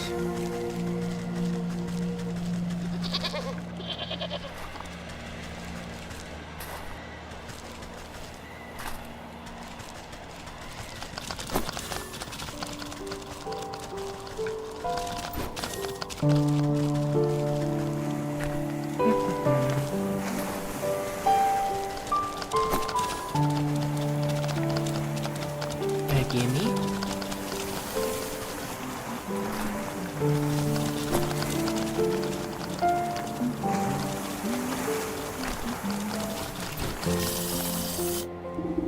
With the plump bodies of the braying goats clogging up the small geysers, the earth beneath your feet begins to grumble? The mountain goat's eyes go wide as the pressure builds beneath them. With no other outlet, the steam rushes out towards the only opening left. With a deafening boom, the long dormant geyser erupts, sending a great spear of water high into the air. As the deluge reaches its apex, ice crystals begin to form in the mist, twinkling as they hang in the air.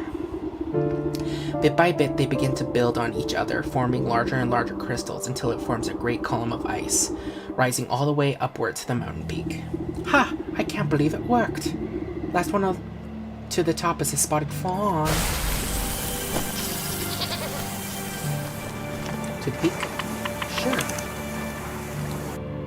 I feel bad for those goats.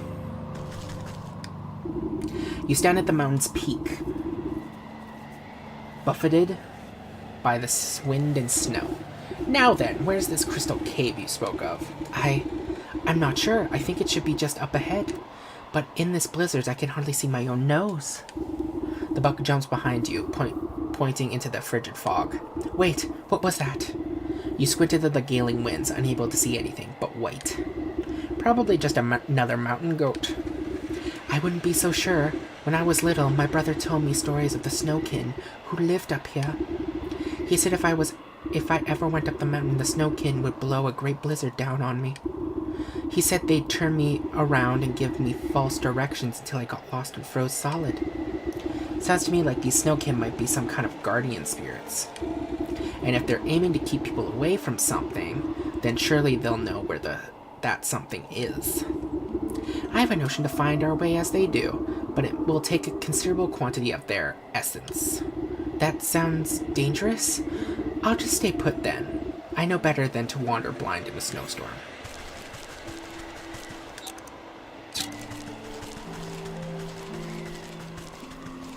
back down the mountain. Collect snowkin hearts?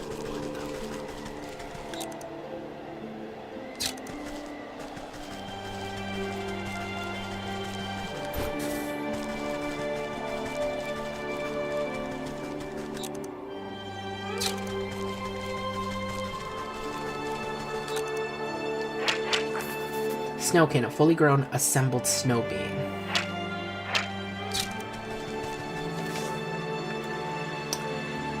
Oh my god, why? Why?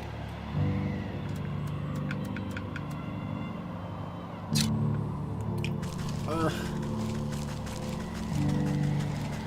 Okay, Buck, we'll be back again. Oh my goodness. Why can't they just make this easy?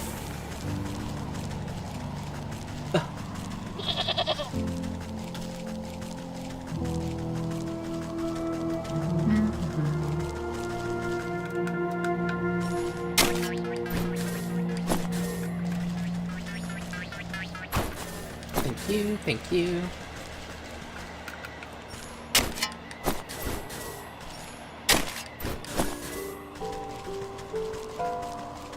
Oh, by the way, I don't really need these anymore, so we'll just put them away.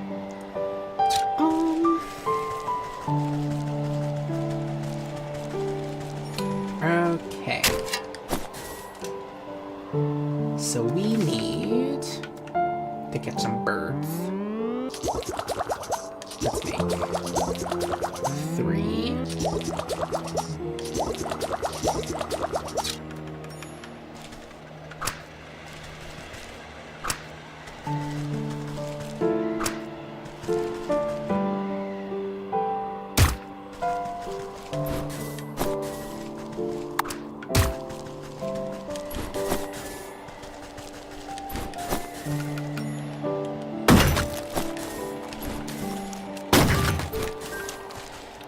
Let me see.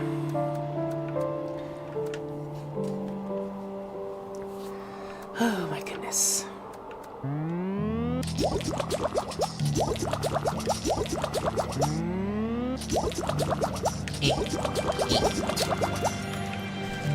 Boop. Boop. Boop. Oh!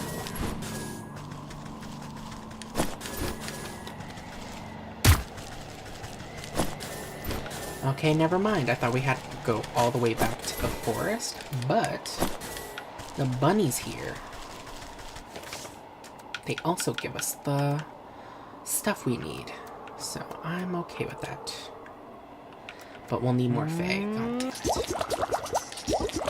I was getting all excited, but then it's like, no. Stop getting excited. There's no reason to be. It's like,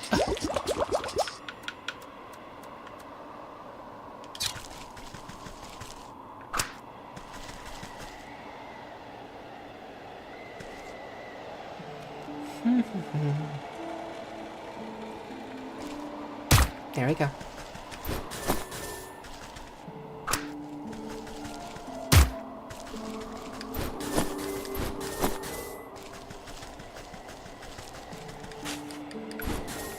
Ooh, bunny.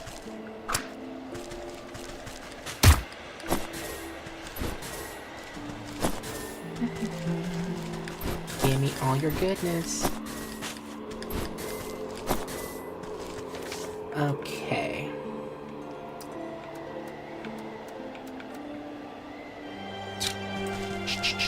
Let's go get more fireflies.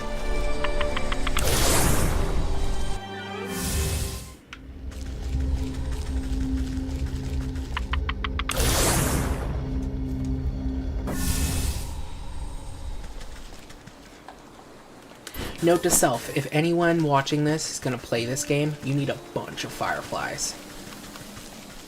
Catch as many as possible.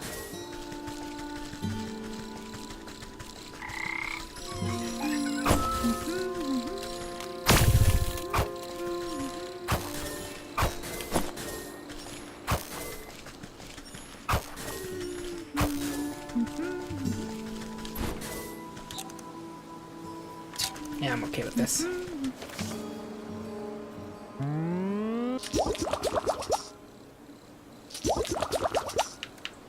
Ooh.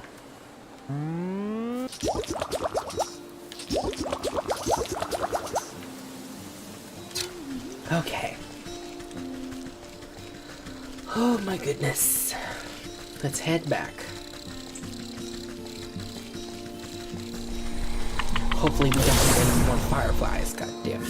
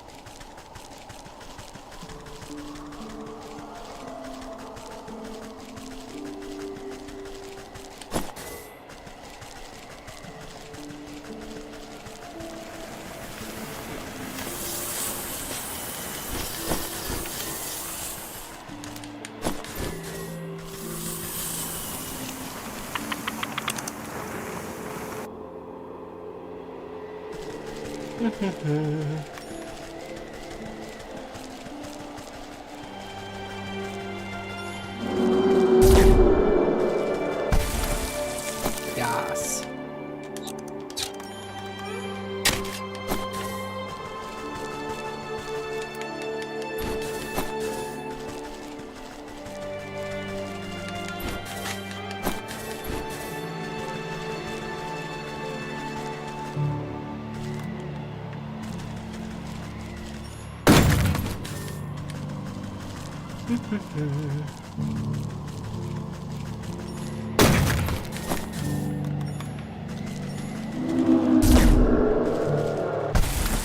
Thank you.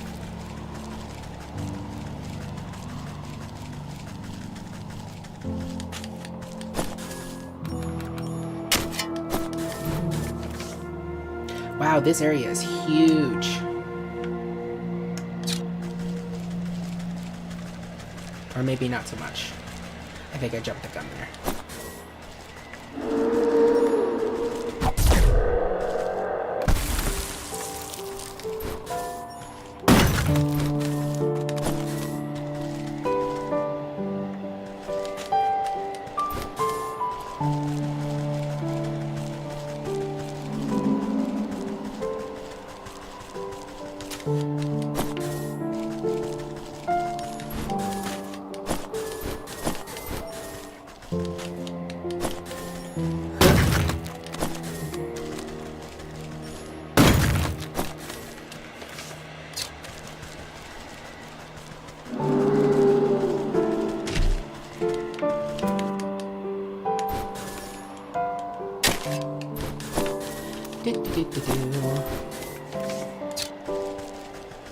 So many ingredients, I love it!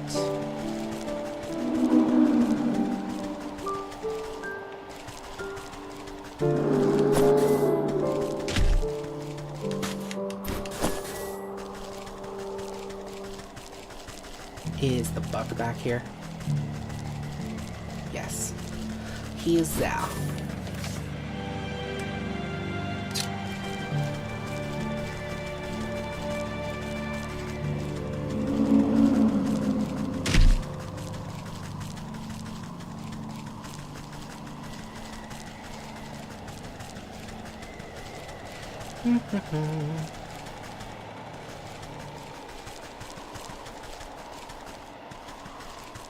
That looks like the way to go.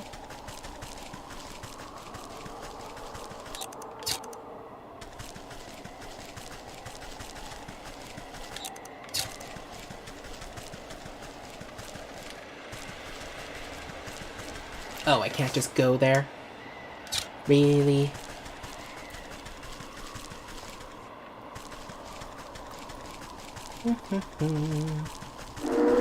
What you want? Hey, yo, Bucky. Look! See how this snow swirls in strange directions? Maybe the snow can know the path. It will require some icy interrogations. Snow can heart 3. Excuse me. You pile the mystical snow at the buck's feet and shield it from the howling winds. The flakes drift in the air like an icy glitter. Oh, come on then, I'm getting chilly. You prod the snowdrift with a muttered invocation. Despite the chaotic storm, the snow crystals swirl into an icy ribbon and slowly trace a line up the mountain peak. There it goes. That must be the way to the crystal cave. He takes off after the trail like a shot. You hike up your skirt and do your best to keep up in the dense snow. It is time, shall we? Yes. His face falls as you arrive at another sheer cliff. I don't understand. The snow stops here, but there isn't anything more than rocks. Did the Snow King mislead us? Are we lost? I don't want to freeze solid. This is no dead end. Look. You gesture to the cliff where the eddies of swirling snow quickly gather. Within moments, the entire wall of rock is buried under fresh white powder. You reach out a claw finger and touch the pure snow. It melts away to reveal a glittering opening in the stone. The crystal cave! You did it! Let's go in before we freeze to death. I'm certain the crystal flower must be inside.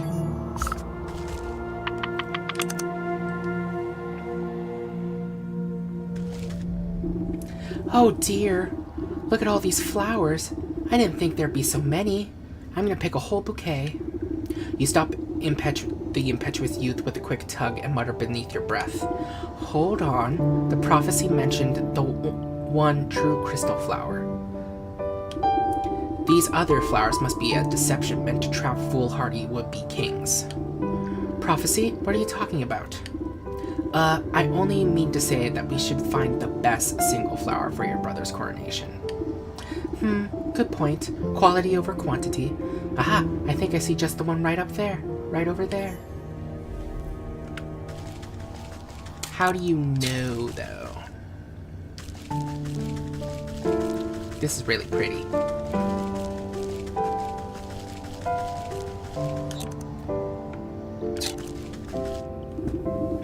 It's this one. It's perfect.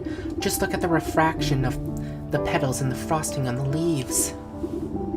Oh, but I seem to have forgotten my pruning shears back at the castle. Would you do the honors? I don't want to damage it.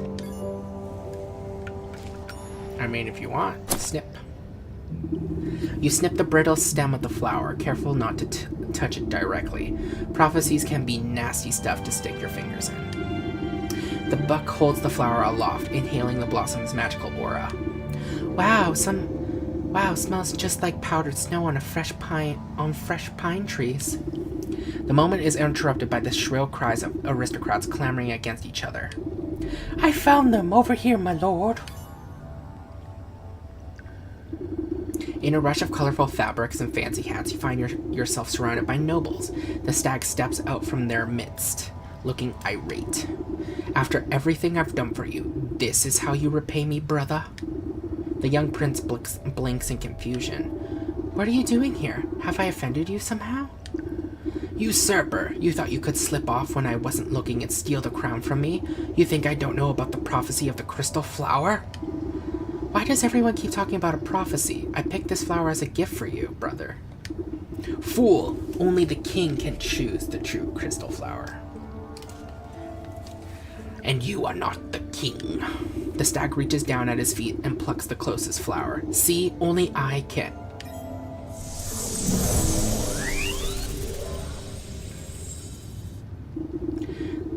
The stag never finishes his sentence, his defiant pose forever imprisoned inside solid ice.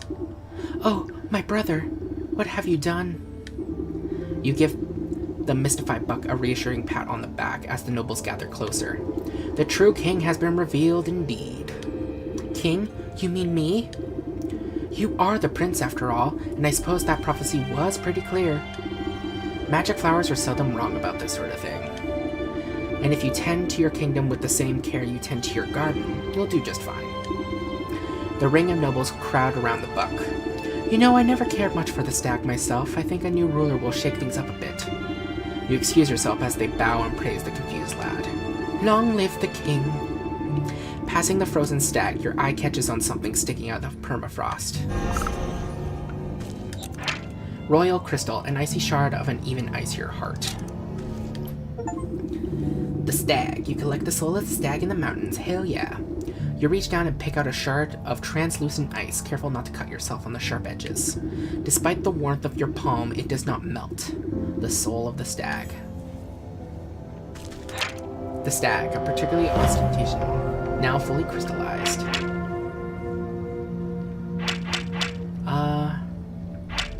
No, I want to see what the buck says. No. The stag completed. Yas, yas. The buck stands with a refined grace, but carries the wear of years of labor. Wow, this is all too much. Long live the king. I never doubted you for a moment. Lies. Can you make me a duke? Huzzah! Hail the king. Well, we can leave this place far behind now. Oh my goodness.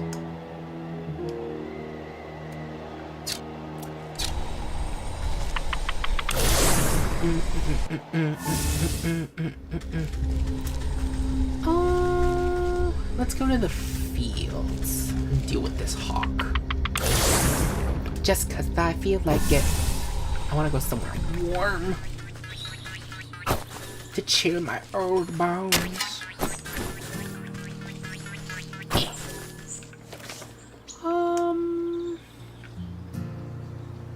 He is up there. Okay.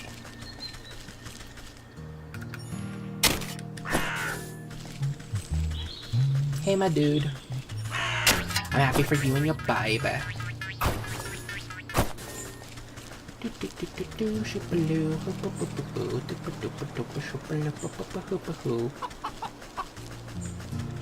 Gimme. Grain farmer, specializing in work dedicated to the craft. Ho there, ma'am. Hope you don't have business that way. The mill's in a spot of trouble. The mill, you say? Aye, so I do. I was just about to drop off my wheat to the nice couple that works there, but when I heard the ruckus, I thought it'd be best to wait here. What ruckus? Are they beset by bandits? Worse, a businessman. The hawk is the land baron that owns most of the property around these parts. I saw him banging on the mill's door with the greedy look in his eyes. Trust me, it's best to lay low until the storm blows over, unless you want to end up penniless. I have little use for coin, therefore nothing to lose. Perhaps I ought to see what the fuss is about. New chapter. The hawk. To the old mill. Nothing to be done. Let's go to the mill.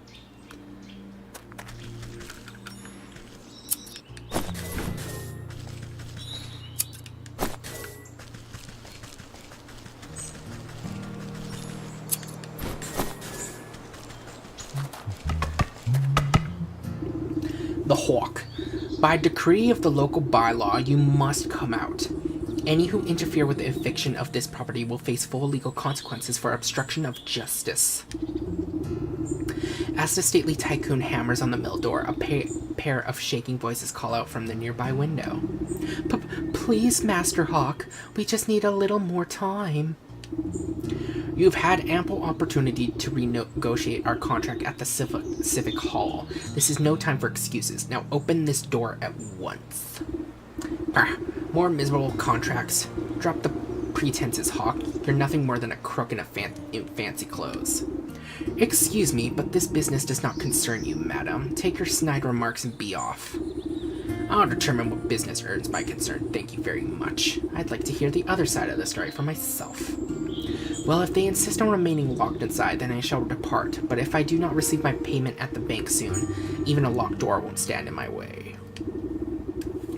The hawk steps smartly around you and off down the road back to the village, leaving a trail of dust in his wake. These poor millers are still too shaken up to come out. I'll have to get in round the back somehow. Barricade mill entrance would be the way into the mill, if not for a blockage on the other side. Ooh.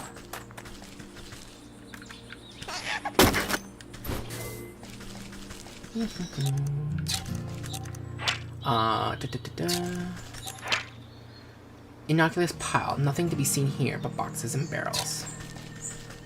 I don't know about that. Ooh. hidden hatch. Could lead to a cellar.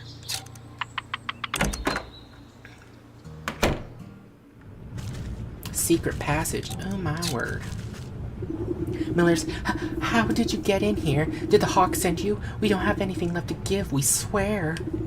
Relax, I'm no thug. It seems like you two are caught between a rock and a bureaucrat. Just how did you get in such a pickle? What's to tell? The hawk is our landlord, and we work this mill for him. We've always been on time with our payments, never missed them once. But that greedy tyrant has been steadily hiking up the cost. We've barely been able to feed ourselves and pay our dues, but we always manage to scrape by. Then this last month, he raised the rent again, and what's worse, someone broke in during the night and cracked our millstone. If we can't grind flour, we'll never be able to get the money, and now he says if we can't pay, he'll evict us. Awfully suspicious that your millstone was damaged right as the rent increased, almost like he wants to get rid of you. We've explained the situation to him, but that man only has eyes for gold. Not a kernel of kindness resides in his heart. Well, let me take a look at that grinder of yours. A broken mill isn't much good to anyone, regardless of who owns it. Really? You'd do that for us? If the millstone was repaired, we just might be able to make enough flour before the deadline.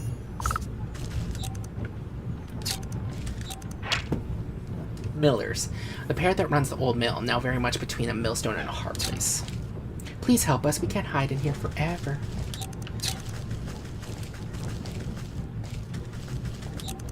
Oh yeah, loot. Ooh, ah.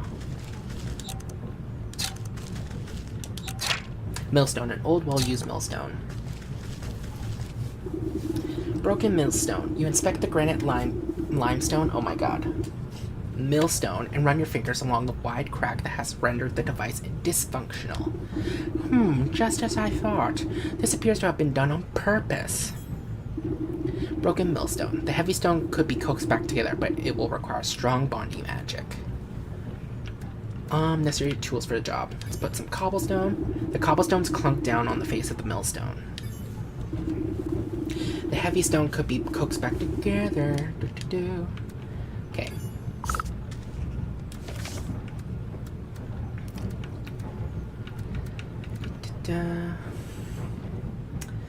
I need one of those. God damn. Ah. Okay, we'll be back.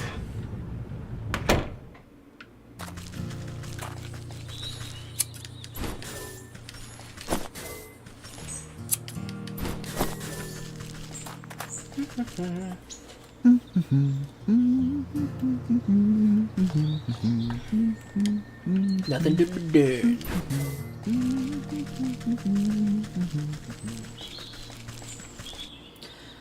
Let's see what's happening in the village right now.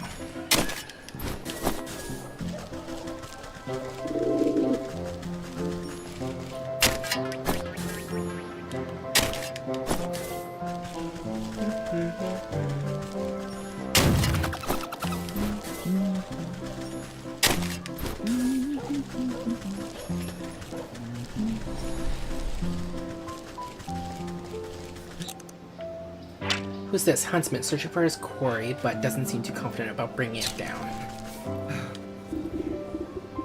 Dagnabbit, what do they mean too young for the tavern? I'm plenty big enough to go in there. Hello there, child. What are you so perplexed about? Child? I'm no child. I'm a fierce, full-muscled man. He puffs out his tiny chest proudly. Oh, that must explain the little patches of fuzz on your chin there. His cheek flushed red in embarrassment as he tries to reassert his dominant facade. Hey, it's rude to stare anyway. I just shaved. I knew I should have let my beard grow up more. That crotchety old barkeep says I look too young to go into the tavern. What business do you have in a dank place like that? A lad like you shouldn't be wasting his allowance on ale. I'm not wasting I don't get an allowance. I'm a brave hunter, or at least I will be as soon as I catch my first quarry. And what exactly are you hunting? Only the biggest, baddest beast of them all. The wolf. Do you know how many houses he's blown down? Not to mention all the missing maidens. Missing maidens, you say? Everyone knows that Treasure's dog has a sweet tooth for pretty damsels. He lures them out into the dark woods so he can gobble them up. The town guard's too scared to help, so it's up to me to put a stop to his terror. And he's inside that tavern, right now. A shame there's no minors allowed. Let me have a look at this feral fellow and see if he's as bad as you claim. Well, I guess I'll just post up here until he comes out. Then I'll give him a taste of my blunderbuss. New chapter. The Wolf. Drat, maybe I'll just wait until the wolf comes out. The thirsty gargoyle. Let's go in.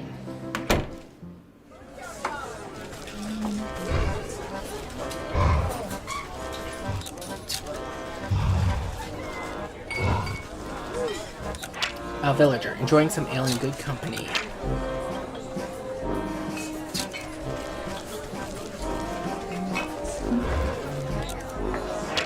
The wolf, claws clutching and teeth glistening, the hulking embodiment of feral hunters. Red Hood looks to be made rather uncomfortable by the menace of the wolf. Barkeep, he'll be your friend as long as you're a good person.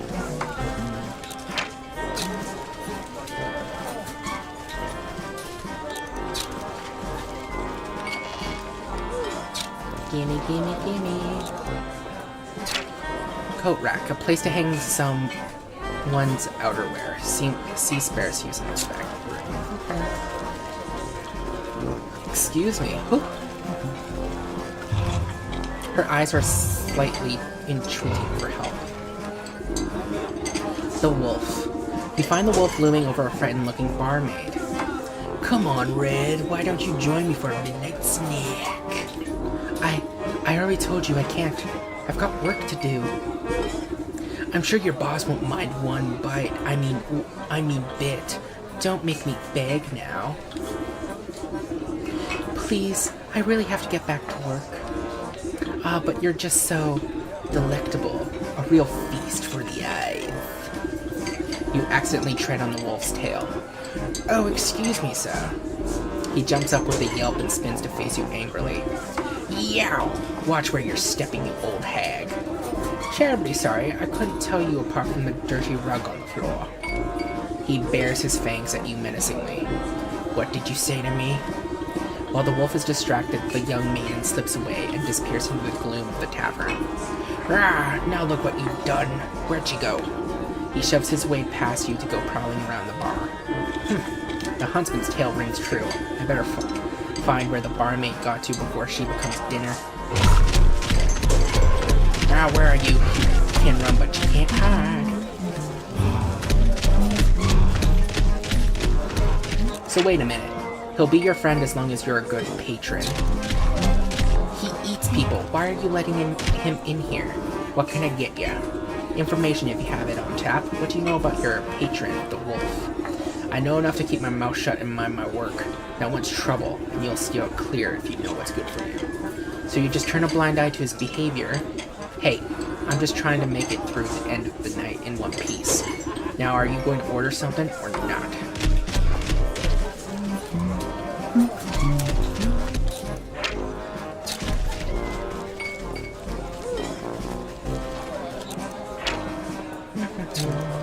Hey, girl. Barmaid, you see the maid's red hood poking out from behind a wooden barrel. Oh, it's just you.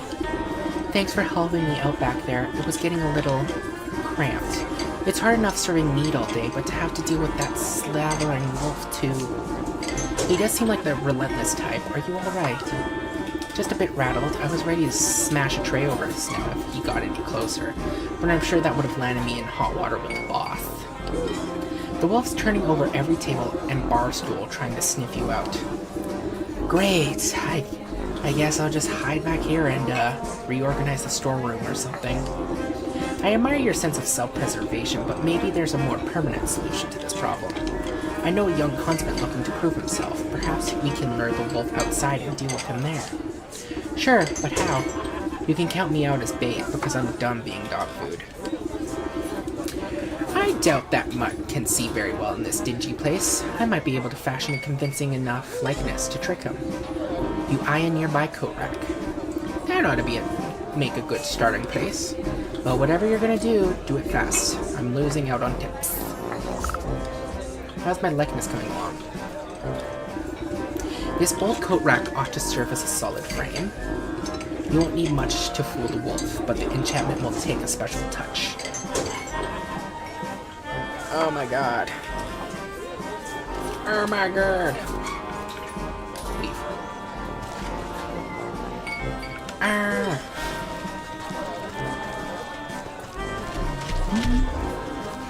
Okay, see you in a bit, wolf.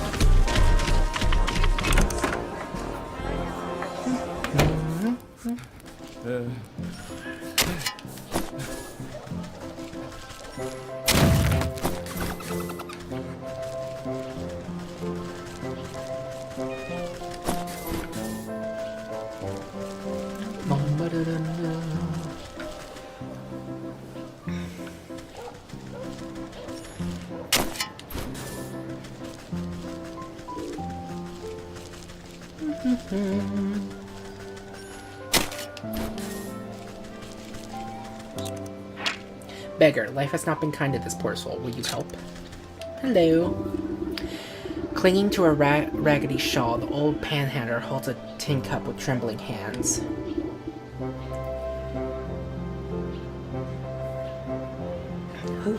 Alms for the poor?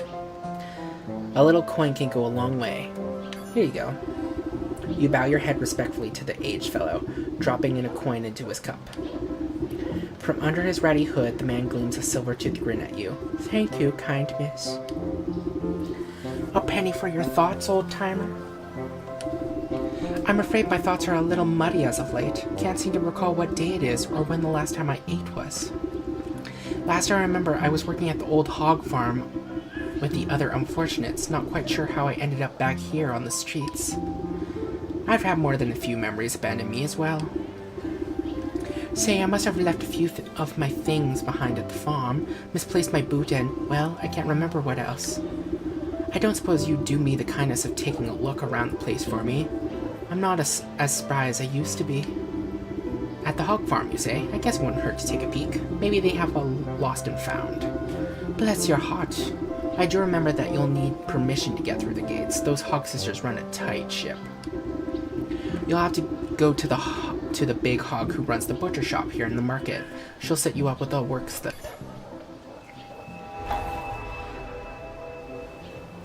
Ooh. Ooh, ah. Have you found my things? I'm guessing it's here.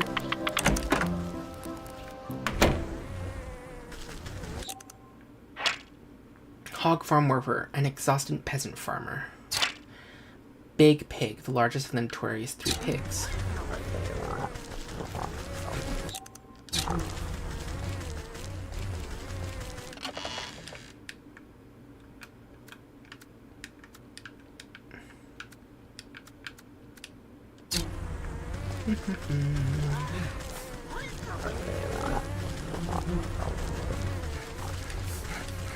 Ugh, leave me alone.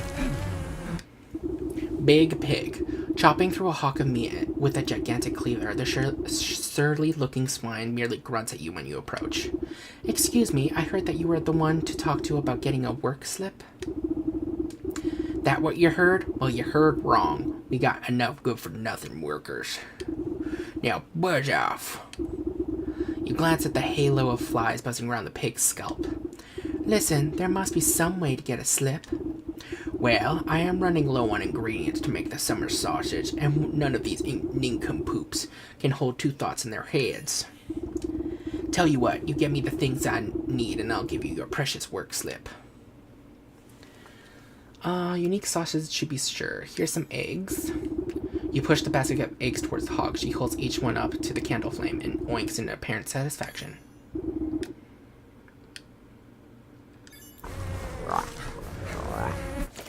Can we make a roast beast now? Yes, we can.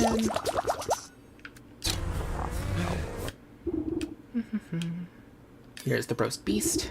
You plop the sweet-smelling hawk down onto a relatively clean section of countertop. The pig grunts in acknowledgement. Now we just need skipper scales. Let's go get that. Can we get to... Yes, we can get to the docks from up here.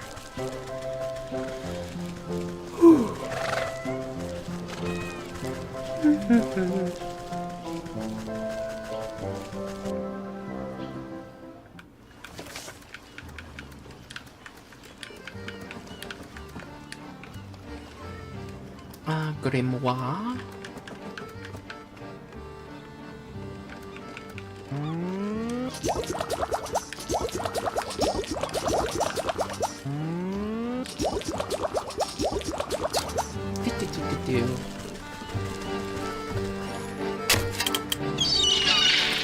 Not you.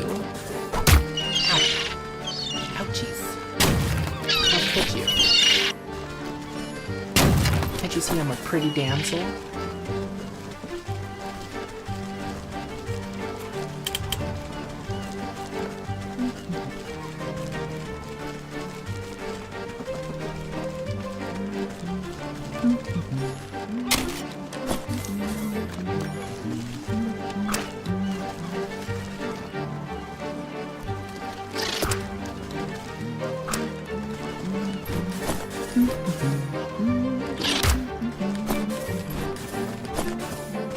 Oh, thank you very much.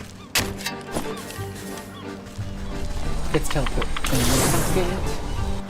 Cause it would be quicker.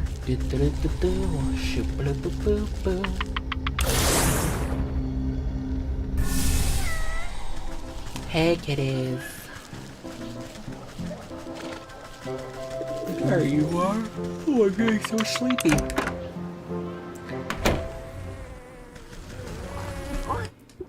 Tell you what, you get me the things I need and I'll give you your precious work slip. Skipper scale. Your fishy cat still flops about, gasping for water, but the hog puts a stop to that with her hefty cleaver. Head up the market and go northeast and give this to my sis at the gate. The smell of hot dung ought to guide you to the spot. I can hardly contain myself. Well, go contain yourself at the hog farm before I lose my temper. She slaps her work slip down on the table. The crumpled ticket is flecked with blood and butchered meat. Ticket. Get on with ya. Quit wasting my time. Well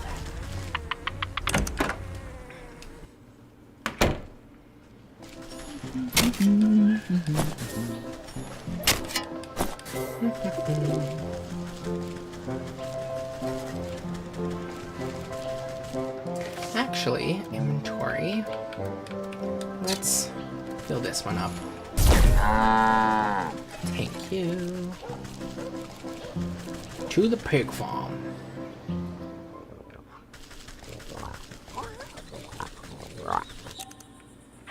Tall pig, another of the pig siblings, neither the largest nor the smallest. Whoa there! No one gets into our hog farm without a work slip. And if you want to work for us, you gotta fit the demographic. And what demographic is that? The kind that don't ask so many stupid questions. Now, you got a work slip or not? You rummage through your satchel. Work slip. You hand it over the slip of paper and the hog squints at it with her piggy little eyes. Humph! You don't look like you can lift a wheelbarrow, let alone last a good day's work. You're nothing but skin and bones. I've got the work slip, don't I? So let me in. Fine, fine. There's no begging off my back if you find yourself face down in the mud after your old heart gives out. Get in there.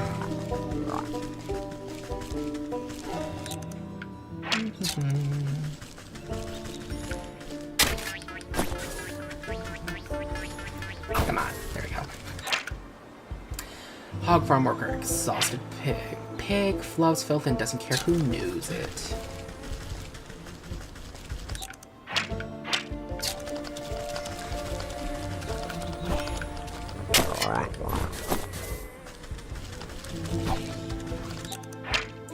Gassy pig. This bloated spine stinks even more than the others. Small pig. The youngest and smallest of the three pigs, although does not like either being pointed out.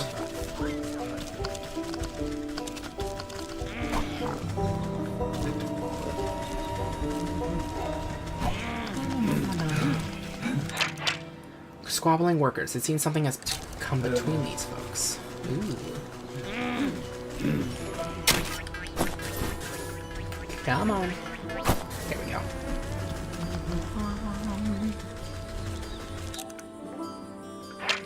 Slop trough. It's hard to say whether there's more mud or half-eaten food in here. This slop trough is overflowing with filth, like something's clogging the drainage hole. A thorough cleaning should dislodge the obstacle. Can I make one now? I can make one now. Hell yeah, let's do it.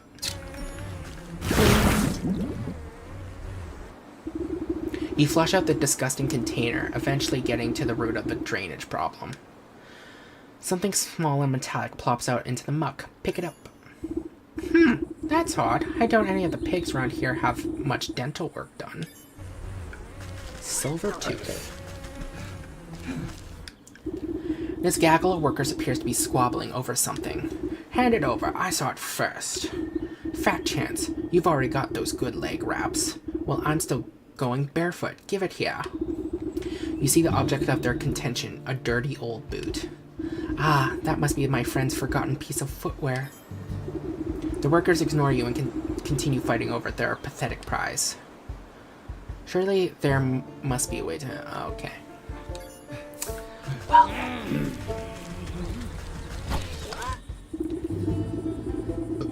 Excuse me. Hog farm. This particular pig looks a bit green in the face, and the odors emanating from it are somehow even worse than the local bouquet. What's the matter, Hamlet? Did you eat something that didn't agree with you? Some stomach medicine ought to sort you out.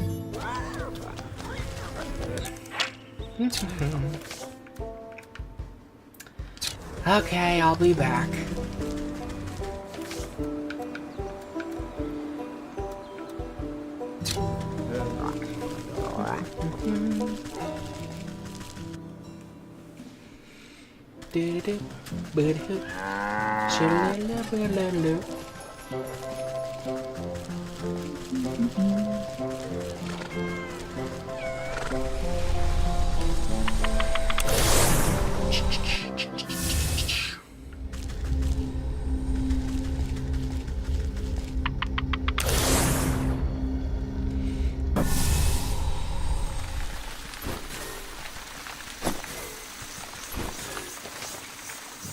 Let me see.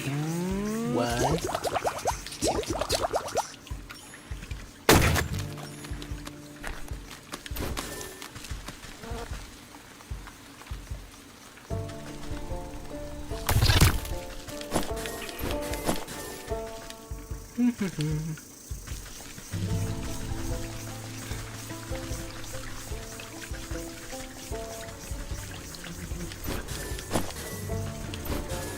Where are you? I need to find one more before I'm happy.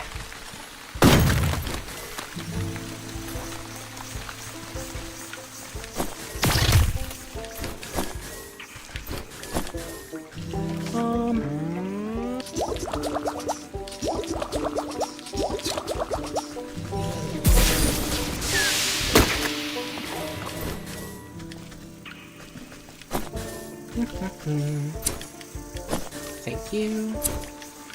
Thank you.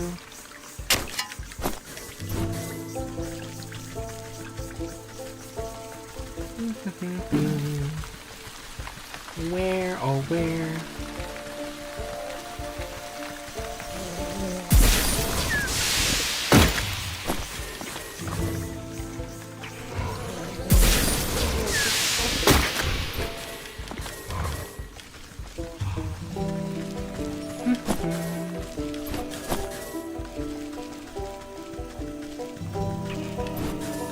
Okay, let's see what we can make. I've already forgotten all the things we need to make. Need one of these. Growth potion.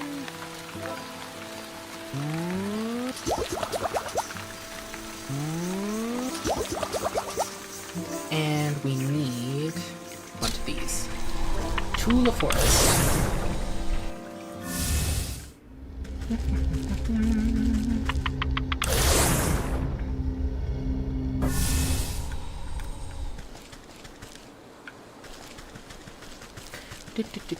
Pick up.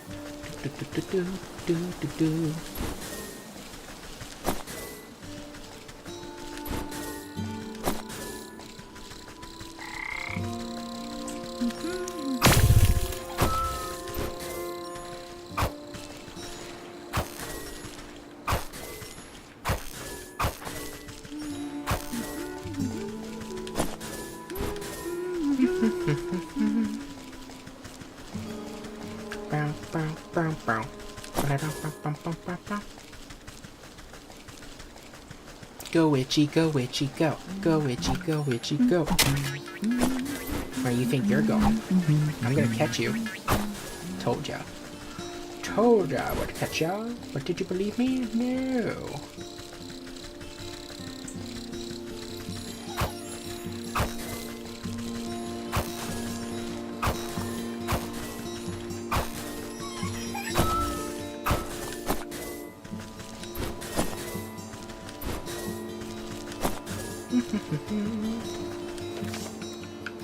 Okay. Let's make 3 of these.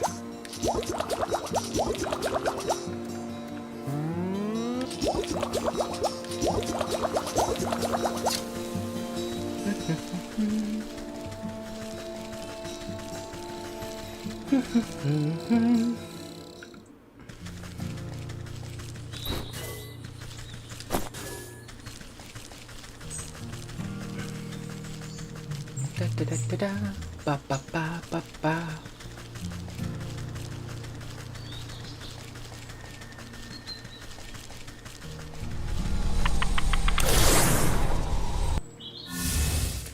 Do do do do do do do do do do. Let's go to the market because I remember there are elves there too.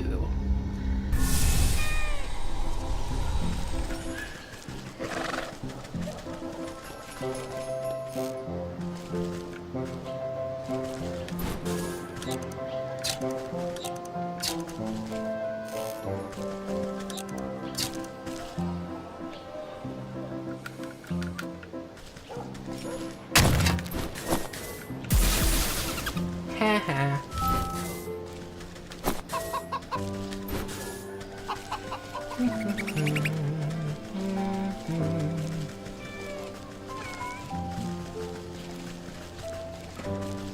There's one down here, if I remember. Hey, you. Come grab that.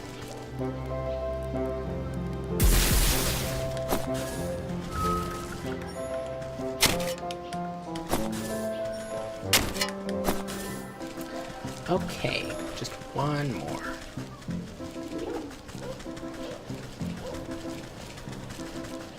Wherefore art thou?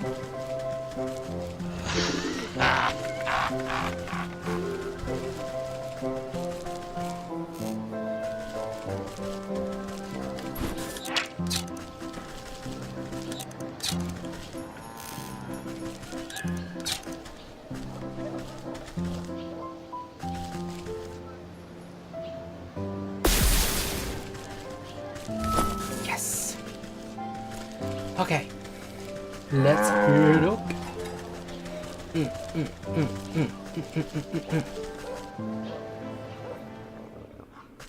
Hey, Biggles.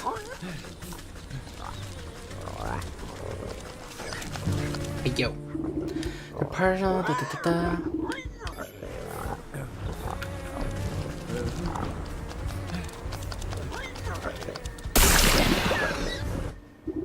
Hog farm, not the pickiest eater. The sick swine eagerly gobbles up the antacid you offer it. You hear a burbling sound coming from the pig's stomach and decide it's best to avert your eyes from the horrors of the natural process. When you look back, the pig has fallen asleep in the mud, looking much happier with its state of being. You turn your attention to the aftermath and gawk at the obvious cause of the beast's indigestion. A large bone sticks out of the filth. Take it. Seems much happier now. Workers ignore you and continue fighting over the pathetic prize, elf shoes. You put down the minuscule slippers. These won't be big enough for anybody. Surely there must be a way to make everyone happy. Growth potion. You pop the cork on the growth potion. You sprinkle a couple of carefully measured drops on the growth potion on the tiny shoes. They make a sound like a popcorn and burst into a size much more accommodating to the human feet. The bickering workers look over at the source of the noise and their eyes go wide. Hey, look! Are those new shoes?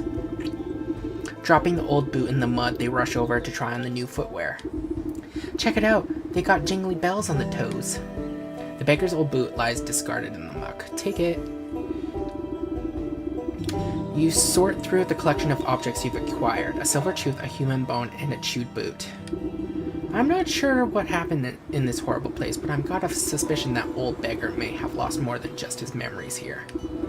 I better go see him. He'll be missing his boot, at the very least.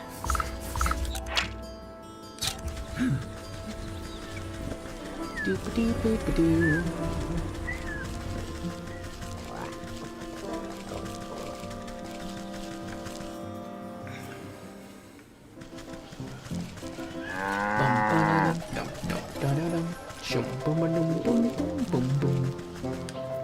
Hey, dude. Ah, you've returned. Do you have any luck finding my, what was it I lost again? You place the collected remains in front of the man. Do any of these look familiar to you? Oh, that's my favorite boot. I was wondering where that got off to, but what are these? The man runs his finger over the bone and silver tooth, with creeping realization crossing his face. His skin begins to take on an ethereal pallor. Am I dead? It would certainly appear that way. Don't feel too bad. These sorts of things have a way of sneaking up on us. But I remember now. I was up at the hog farm, but I was too old, too weak to work. The sisters, they said I was useless. They threw me in the feed trough. And then, all those hungry pigs. Oh no, how could they do this to me? All my life I was starving. I had to beg for table scraps. And then, they fed me to the pigs? I'm very sorry things ended this way. We ought to hold a feast to honor your life properly. A feast? I've never had a feast. Where would we get the food? And who would come? Everyone I know is slaving away for those horrible sows. You cast a glance at a nearby communal cooking pit. I think I have a solution to both of those problems. Don't worry, I'll make sure you have a meal to remember. I'm really not sure what you have in mind. Ghost. It seems this beggar has suffered life's final indignation some time ago. Aw, poor guy. He didn't even remember his death. This pit has seen its fair share of community cookouts. Though it isn't in the best shape, it will be enough for what you have in mind. Now then, what should be on the menu? You clap your hands together hungrily. I think pork would be the most appropriate. First, I'll have to fashion the proper container. A feast need not be flesh and blood if the spirit is hungry. A swine-shaped vessel will do in a pinch. Porcine effigy. I haven't made one yet. How do we make it? Oi. Oi. Oi.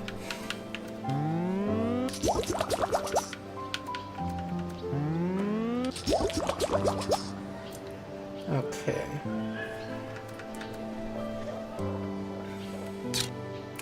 To the graveyard we go then. Oh my goodness.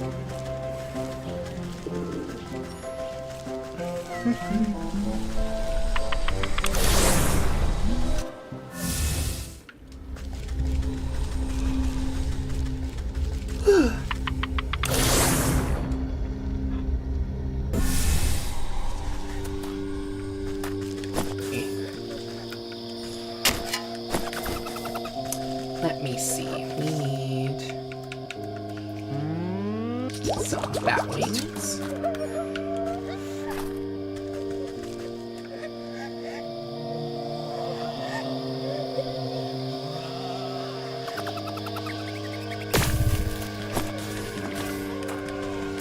Oh, we only got one? How dare you? I feel cheated. And the wooden thing. Oh my god. Ooh.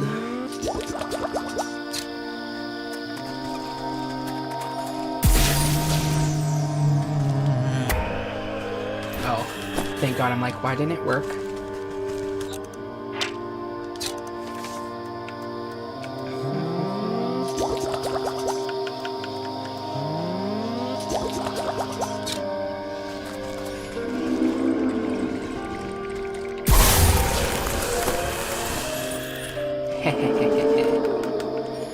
gotcha.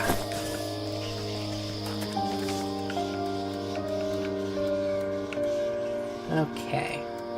Just need this now. A tiny pig farm suitable for children's play, among other things. I need 4 of these. 1, 2, 3. Yeah. Okay, time to head back.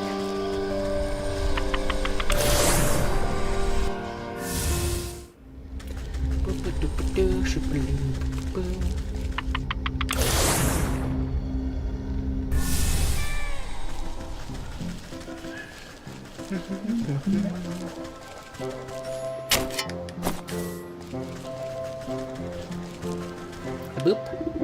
First, I'll have to fashion the proper container. Feast not be flesh and blood if the spirit is hungry. Porcine effigy.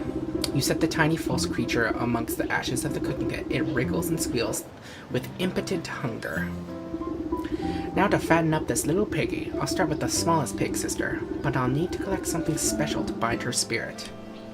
Only an animal with a deep personal connection will do. Small pig's switch. Porcelain, a tiny pig farm. Ooh.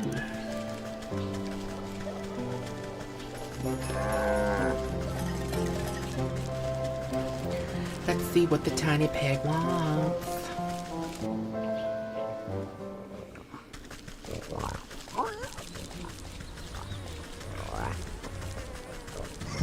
There you are. What's up? Small pig, you can hear the runty swine squealing even before you see her. Holding her crop high, she busies herself admonishing a cluster of poor workers. I ought to feed your useless rumps to the meat grinder, you filthy mongrels. Do we pay you to work or to sleep? They recoil from their taskmaster's lashes. You don't pay us at all. Say there, you seem to have gotten an awful lot of use from that grotty old switch.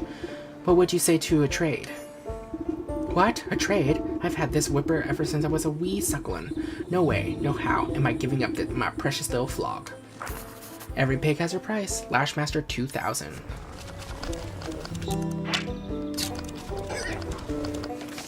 Okay, how do I make this? Lashmaster 2000, as advertised in the Overseer Almanac, designed to inflict maximum motivation with minimum effort. Of course. Of course. So, at least I just need 1. Oh my god.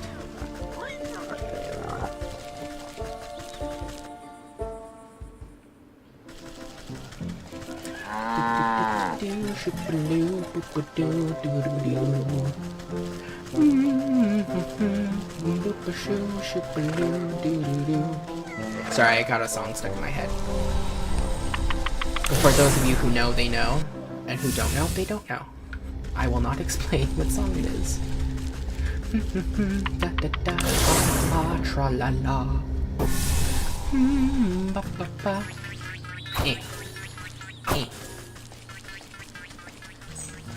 Come here. There we go.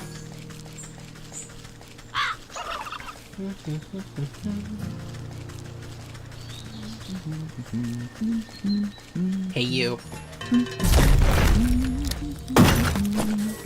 Okay, got 1. Grab this just cuz. Now let's go up. Because I need to head to the graveyard. Because if I remember, rats hang out there. Right? And there's a way to get there. Through here, yes.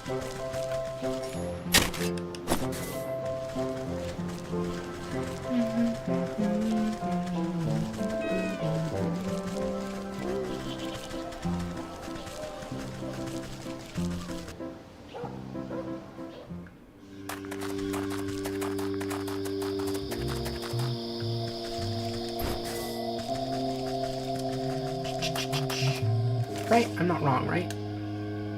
Graveyard, yes. Yes.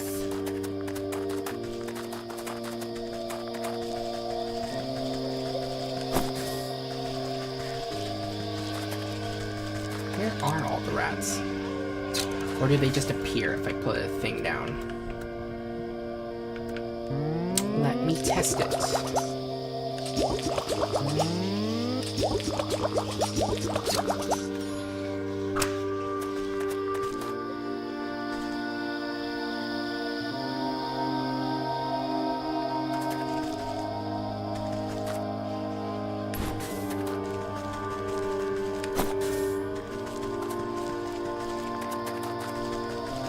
Oh, rat Bibles. Are you in the crypts? Don't remember you being in the crypts.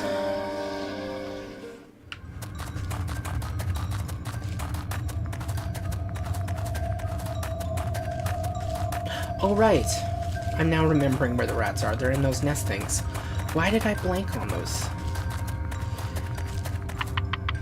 I've destroyed many of them. Why did I forget those existed? Oh my goodness. Sorry, everybody.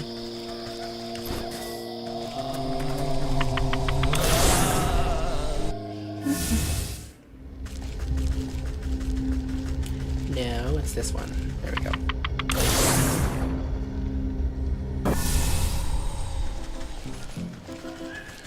There you are.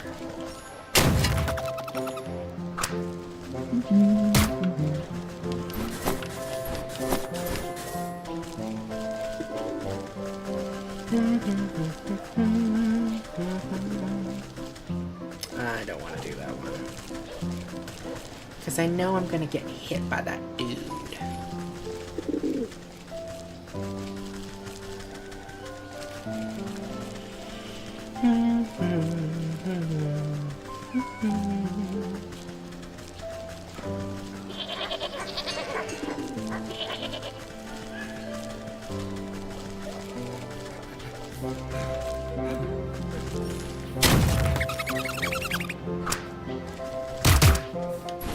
Ooh, I got a twofer.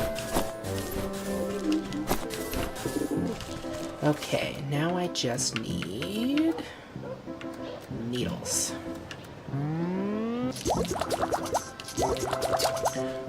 To the swamp once again.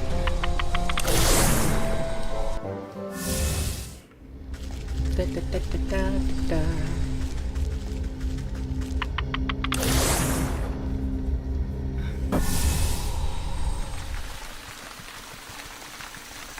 Hey, you.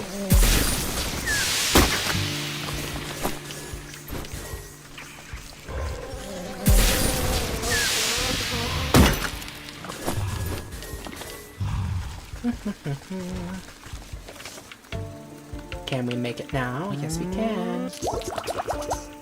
There.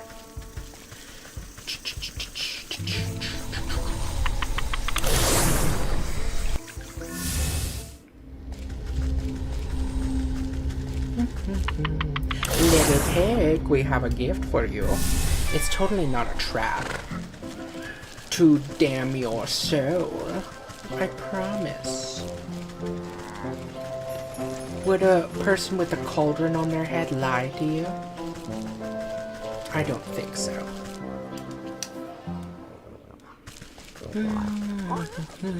La la la, shwa shwa shwa.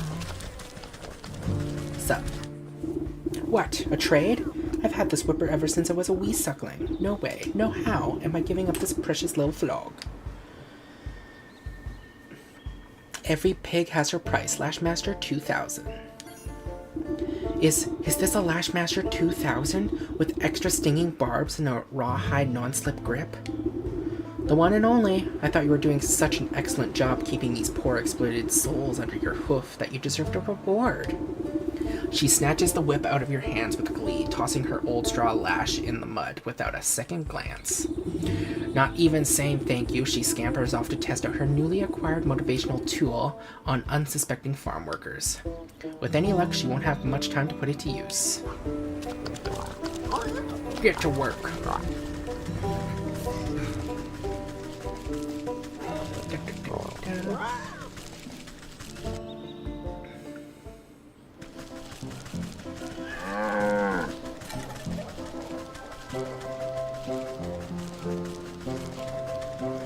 Yeah, boop. Now to fatten up this little piggy, I'll start with the smallest pig sister, but I'll need to collect something special to bind her spirit. Only an item with a deep personal connection will do. Small pig switch. You feed the ratty straw whip into the mouth of the porcine effigy. Despite the thing not having any teeth, you distinctly hear the sound of crunching as it chews up its first meal. The effigy shudders and swells in size, becoming a healthy-sized piglet made of straw. 1 down, 2 to go. For the feast to go off without a hitch, I'll need to gather something important from that swine-ish middle sister. She bound to have a token I could use. Tall Pigs Club.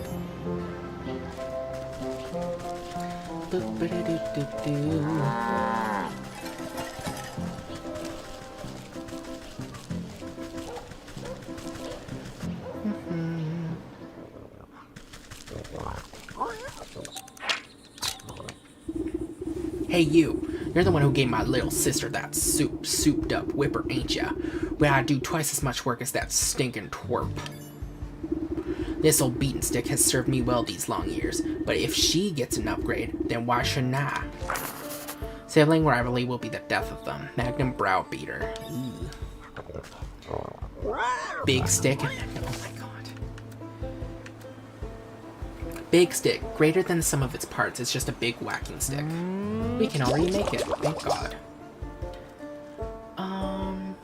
A persuasion tool of Anistra's conversation. I just need the dog hair, which I remember we already have one of these. We don't have to waste ingredients. Hell yeah.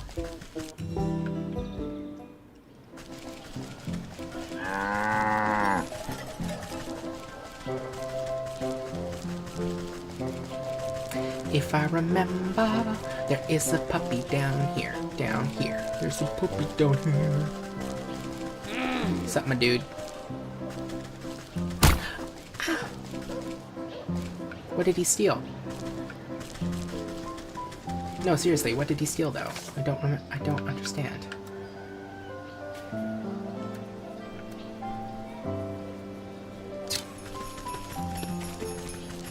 Was I wrong? Oh well.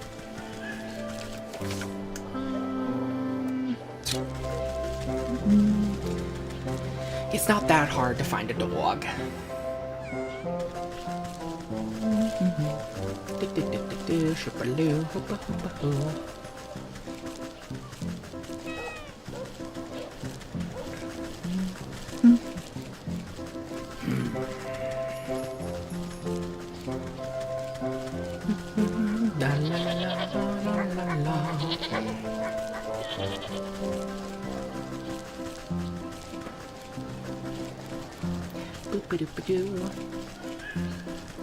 Oh, puppy. Are you here?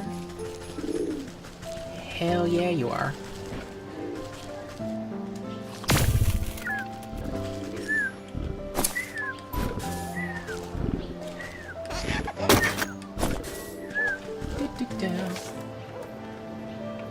So now I just need to... My mind just blanked. This. And here we go. There we go.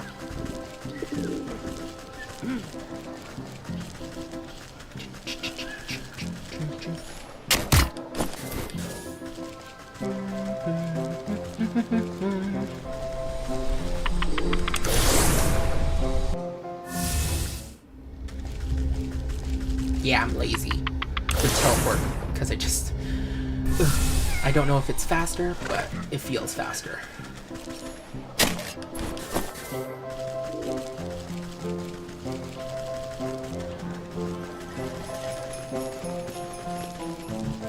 Excuse me?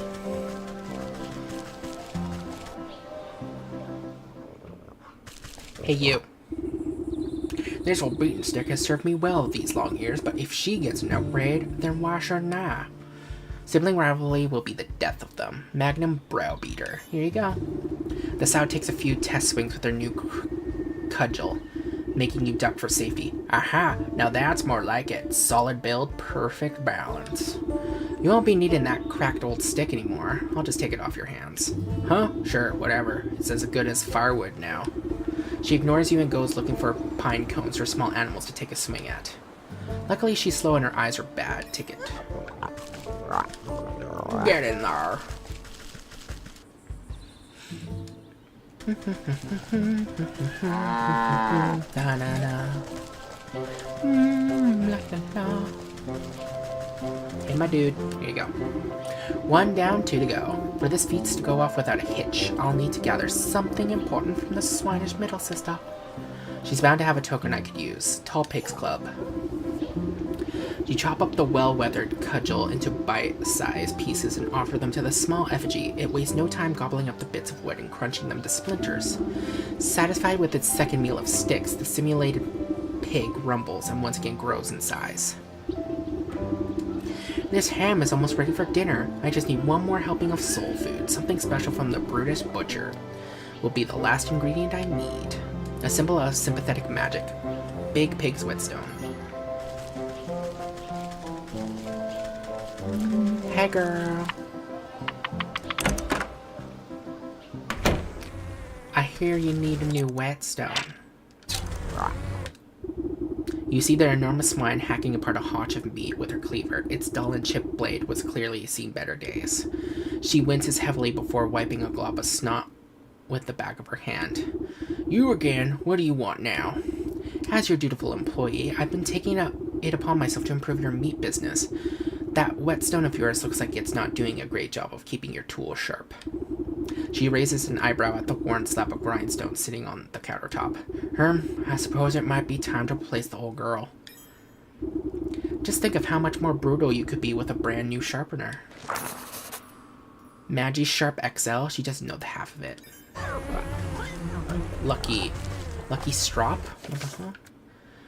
Lucky Strop. A finely made sharpening strip for honing blades.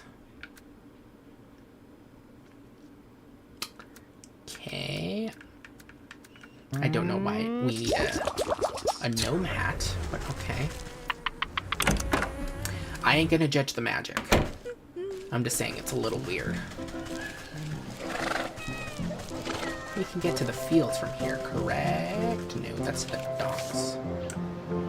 Oh my god, let's just teleport. Oh my gosh. Boop boop.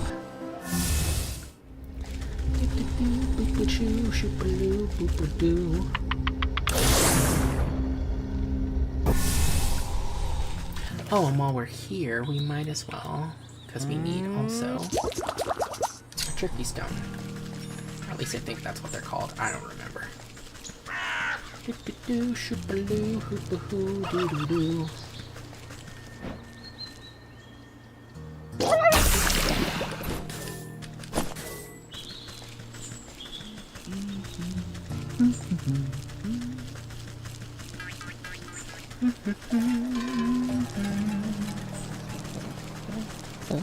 And hook.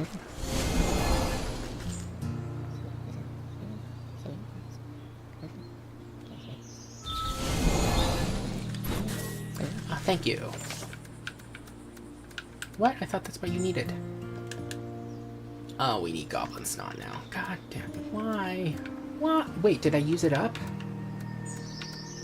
Oh, I used it to make that. God damn it.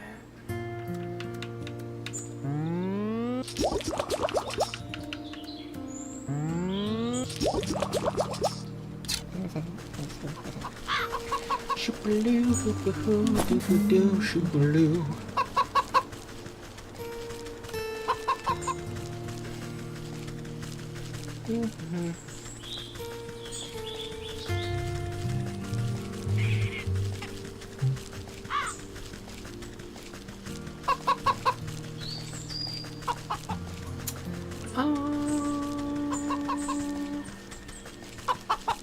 Where am I? There we are.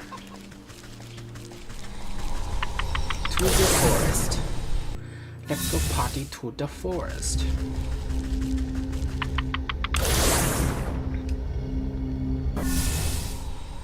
At least this one will be relatively easy. Relatively, I say. Relatively.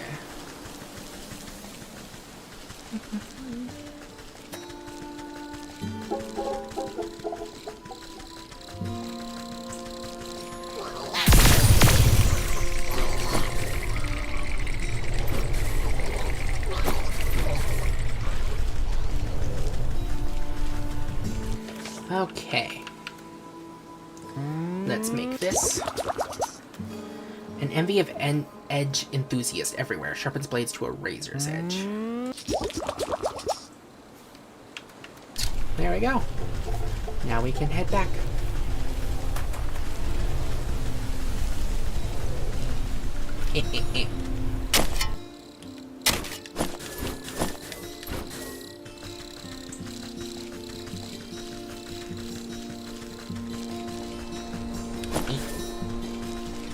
Boop-a-doo, shoo-ba-doo, boop-a-doo.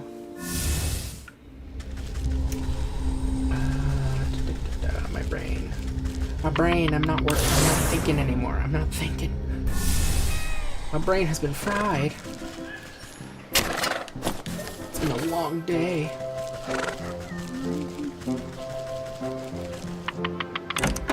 Hey girl. Guess what I got? Just think of how much more brutal you could be with a brand new sharpener. She doesn't know the half of it. Magisharp XL. The sow slowly grinds the blade of her cleaver across the new whetstone, sending flecks of rust flying. She plucks a hair from her own chin and tests the keenness of the edge by splitting it in half. Oh-ho, not bad at all. Go on, take this old stone and throw it in the trash bin. Is this an old brick? No wonder it didn't sharpen anything. Take it.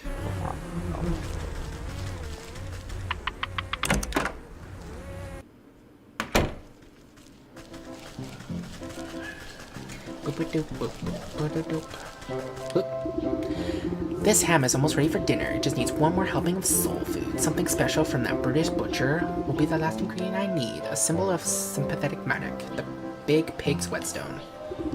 You toss the old brick into the effigy's ravenous maw and it cracks into dust within moments. With its final meal of bricks, the porcine simulacrum swells to monstrous proportions. A rattling laugh chills your blood as the old man's spirit looks upon your work. Haha, what a proper beggar's feast this is. I thank you for the kind gesture, but I still don't see how this will bring justice to those wretched swine. Just you wait. I have to fire up the barbecue first. Oh, thank God. I was gonna be like, don't tell me I'm out of fireflies again. Ignite. Striking a spark into the pit, you set the tinder alight. You take a step back, watching the orange flames leap high into the air. The porcine effigy blackens as you tend the fire and fuss over the coals. A succulent aroma begins to waft on the wind. The old man licks his translucent lips hungrily. I swear, I can almost smell a delicious roast. Ah, if only it were real. Over the sound of crackling logs, you hear a crowd of footsteps come paddling down the road towards the cooking pit. Over here, I knew I smelled something good. It's the others, my friends. You've come back.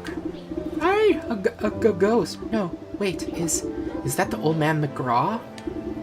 Say it ain't so, old-timer. When you never showed up for the morning head count, we all feared the worst. It's true, and ended up as pig food. Can you believe that? I worried you would all face the same fate as me. However, did you escape the hog farm?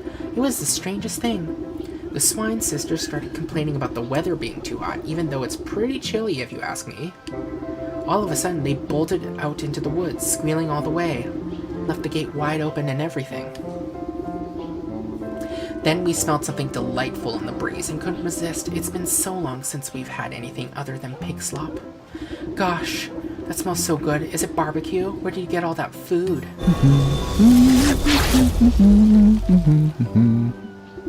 In place of the brick, sticks, and straw, the porcine effigy has split into a mountain of delectable sizzling meats.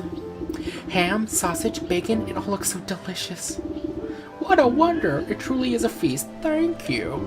What did I tell you? Enjoy yourself for a little while longer and be at peace. The starving crowd happily helps themselves to the feast, cheering, laughing, and praising the old ghost's name. You see something twinkle amongst the cooling coals of the cooking pit. The 3 hog souls, the viscera of those who would consume the lives of others, now prepped for consumption. The hog, collect the souls of the hog in the market. Warm to the touch, you pick out a piece of greasy gristle from the soot. On closer inspection, it appears to be 3 separate chunks, 1 fat piece, 1 long piece, and 1 small piece. The souls of the pigs. Peasant farmer well fed. Glistening pile cuts all kinds of different blah blah blah blah. The hog quest complete. Oi oi oi.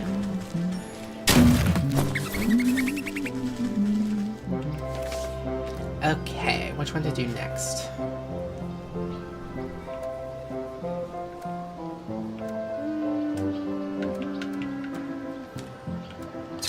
How about the hawk? Of course we need one of those. Ugh. That's all I can say, just ugh.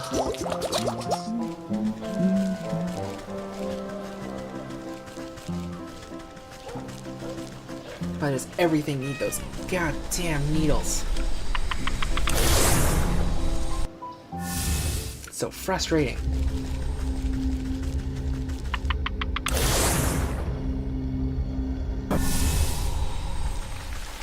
If they were gonna make it that everything needed the needles, they should have made it so the mosquitoes somehow drop too. I know that probably doesn't make sense in real life, but come on, it's a video game.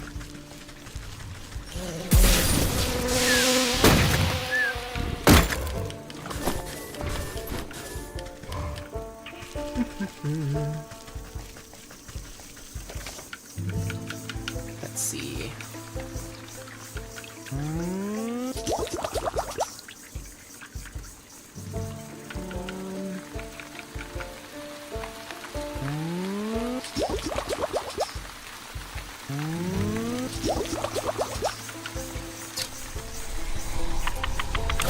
Hooty hooty hoo. To the fields.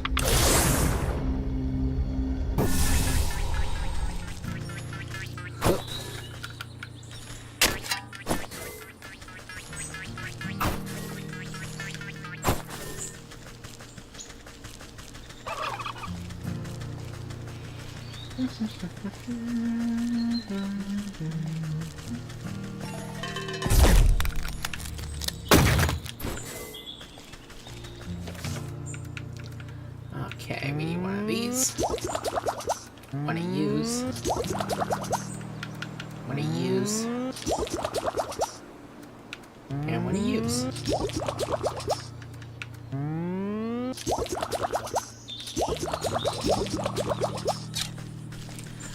Do boo hoo shoopaloo boop-a-doo.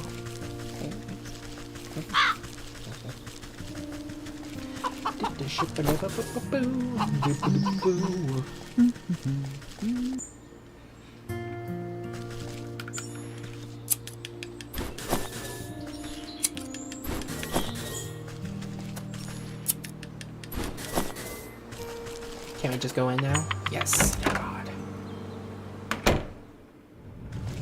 Hey yo. The heavy stone could be coaxed back together, but will require strong bonding magic. Restorative idol. You place the idol atop an old millstone. Oh my god. Snag vine. The vines wind their way neatly into the crack of the millstone, beginning to seal it anew. An ominous creaking sound fills the mill as the grindstone begins to shift and warp. Then, with a bang like thunder, the crack on the stone snaps closed. The couple marvel at the millstone, running their hands over the smooth surface. It's been fixed! It's been fixed! The stone should be more durable than ever. I dare say it might even hold up to any future attempts of sabotage. Oh my, what a wonder. If it's all the same to you, we need to get our grain processed right away. The hawk has no patience when it comes to money. He'll already be back at the bank putting through the paperwork. I ought to talk some sense in that penny-pinching buzzard. If I go now, I'm sure he'll intercept him at his office. Have you gone to the bank? Not yet. Not yet, I haven't, but I will.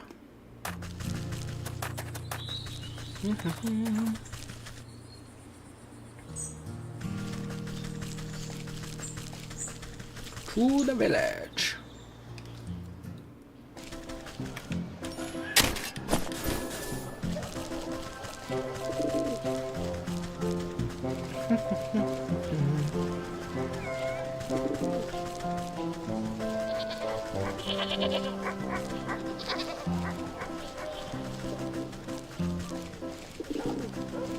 Bank entrance, let's go.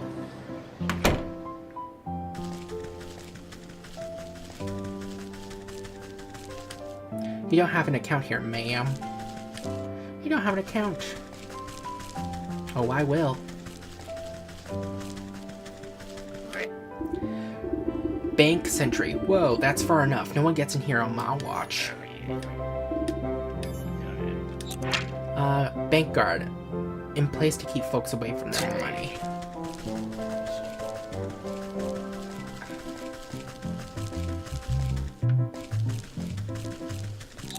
It feels kind of weird for you to have a hawk in your office, a stuffed hawk, but okay, you do you. The hawk, a hawkish fellow, perhaps unsurprisingly. You conniving knave, I know you sabotaged those poor miller's grindstone. So what if I did? The property value has gone up, and they can't afford the rent. It's up to me to find someone else who can. Frah, people like you will never be satisfied. You'll always want more and more. Tell me, Master Hawk, what in this world would sate your hunger for gold? Simple, the rumpling would. The whatling?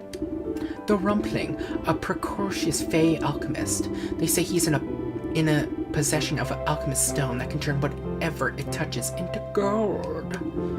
If the legends are to be believed, the one to catch the rumpling would be paid his weight in gold. Then why not put your mind to catching the rumpling instead of harassing your poor tenants?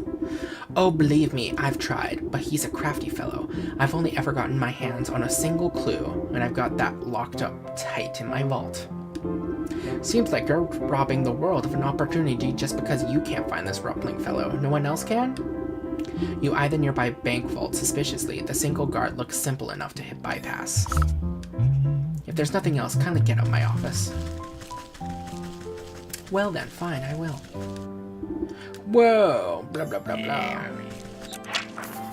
Weakness, glamour. And foggy perfume. Oh my god.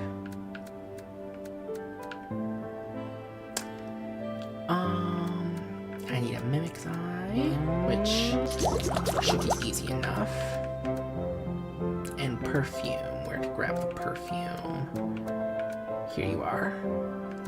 I need 2 use. And I need more clay. I need more clay.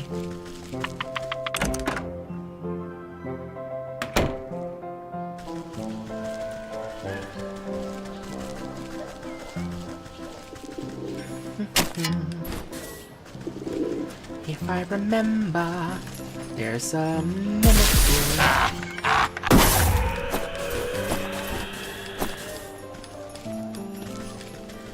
Okay.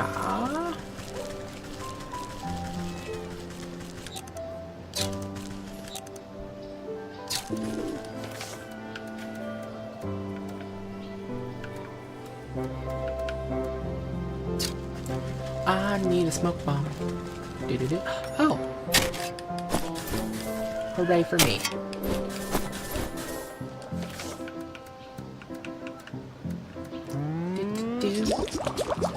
Okay.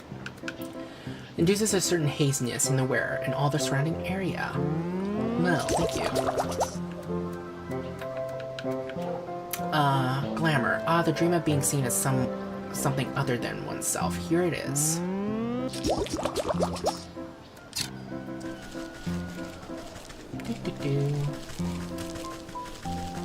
Alright, let's head back.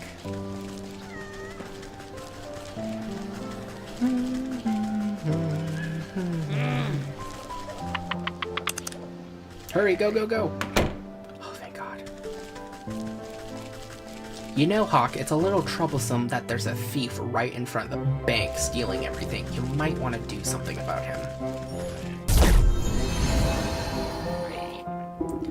While the guard is busy picking his fingernails, you quaff the fruity tasting elixir. Its masking effects tickle the tips of your toes with a tingling sensation. While you don't feel any different on the inside, you know your outward appearance has changed when the guard glances up at you. Oh, hello, Leonard. Is it time for my shift's change already? Oh, yes, I'm here to relieve you. You better go and get some shut-eye while you still can. You don't gotta tell me twice. I feel like I've been on my feet all day long. Don't worry, I'll keep this vault nice and secure. You can count on me. Yeah, sure. Just keep your back straight. The Hawk's in a foul mood today for some reason. The guard stretches his shoulders and walks away, leaving you all alone with the bank vault. Can we steal all their money? Oh, I want to steal their money. Treasure map. It's only part of the puzzle, but it might be enough to find the next. Map. You find the Hawk's treasure map framed with pride. It's little more than a tattered corner of a larger whole. No wonder the Hawk didn't get very far. This is barely a scrap. Squinting at the half-torn line work, you can make out the cartographer's description of giant dragon bones and a red X marking the spot. That carcass looks awfully familiar. I wonder if it's the same as that one rotting out in the swamp. I guess the Hawk never had much reason to go searching there. Not many real estate investment opportunities.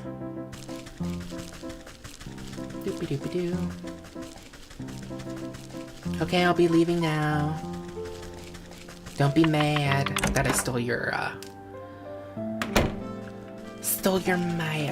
What just happened? Did I miss? I don't know. I don't know what's happening. Who are you people? Why are you watching this? Run! Run, I tells ya. Dun, dun. Oh, come on. There we go.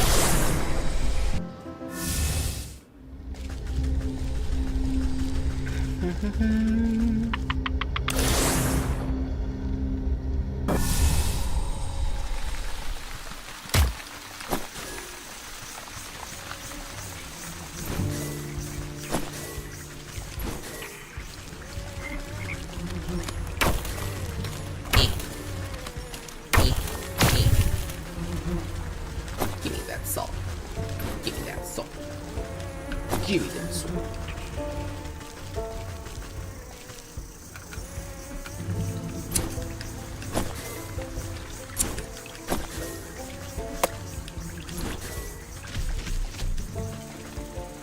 X marks the spot. I'll have to get rid of these old bones.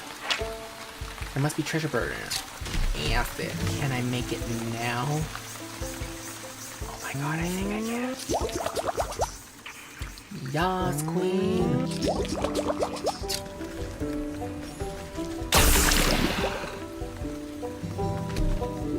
Dragon bones. The beast's rock-like remains dissolve into a disgusting white goo, leaving behind a conspicuous hidey hole. You reach your hand in the hole and pull out a single copper coin encrusted with grime. Take it, rusty coin. After scraping away the muck on the coin, you can barely make out a motto etched into the metal surface. To summon the alchemist to thee, at the Fey Ring you must pay the required fee. Fey Ring? I wonder if it's referring to that overgrown mushroom patch in the forest.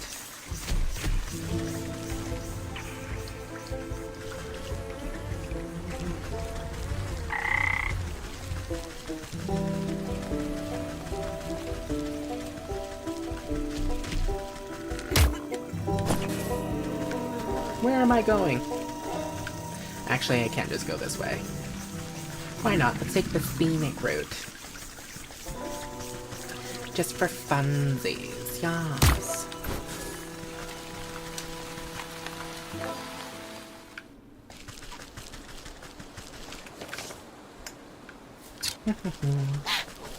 Yeah, you freak out all you want. It doesn't mean you're gonna stop me.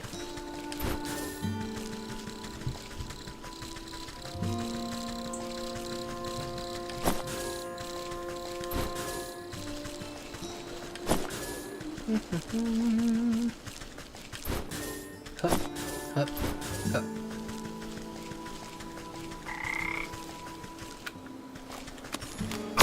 Oh, the kid's finally gone. Thank God. He was annoying.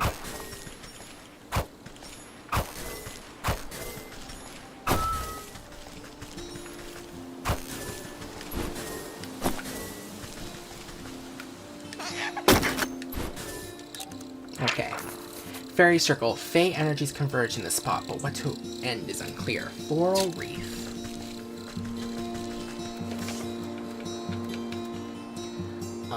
I need cake and twigs. How do I make the cake again? Let's make a dough, which we have just enough, thank God. And a glitter bomb, which we just need a pot.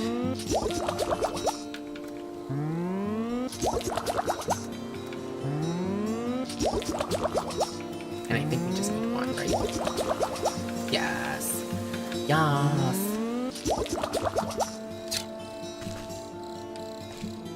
Now, what is the circle of the Fae?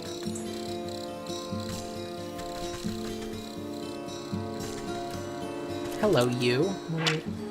Dear spirit. Flighty and elusive, not fond of confrontation. Okay.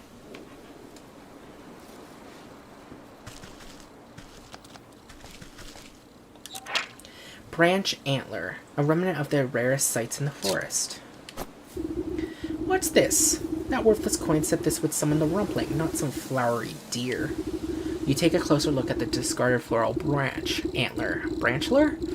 One of the growing buds looks larger than the rest, and it twitches when you poke it. Oh, hello there. Looks like this sprout needs some fresh fairy water. There's no water at this fairy circle, but surely there are others about. I better go plant this thirsty fellow and see what happens. No, come back here. Let's go together. Best friends.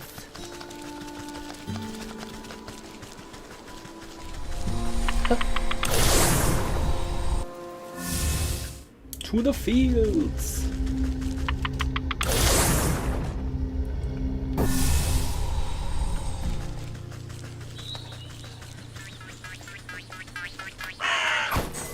Now, where are you again exactly?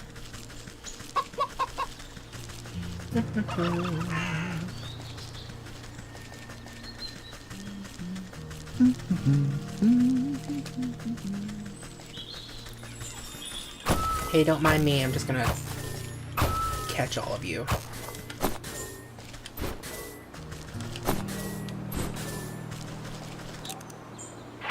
Fairy circle. Fey energies converge on the spot. This looks like just the place.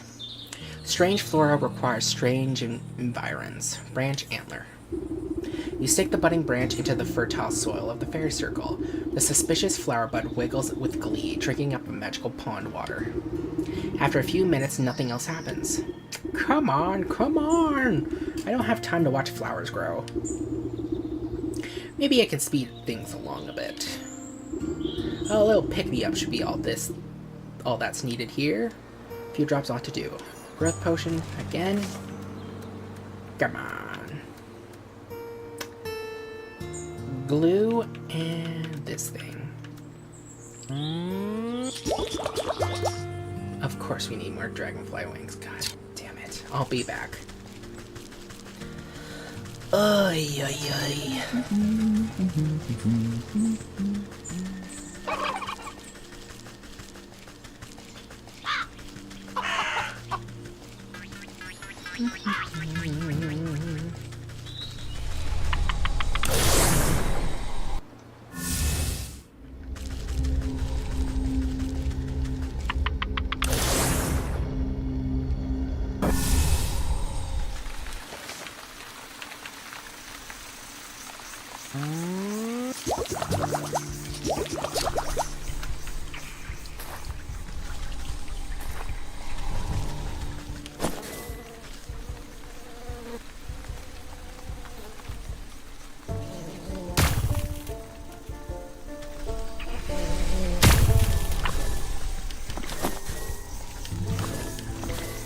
Boop-a-doo.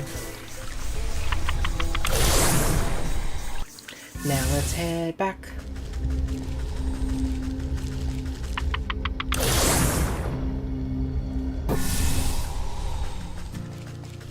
Excuse me.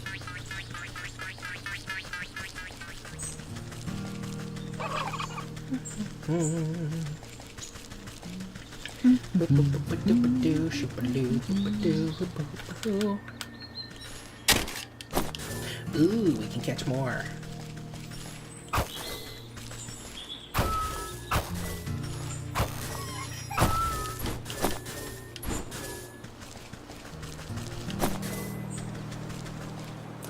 Okay, growth potion. What do you still need?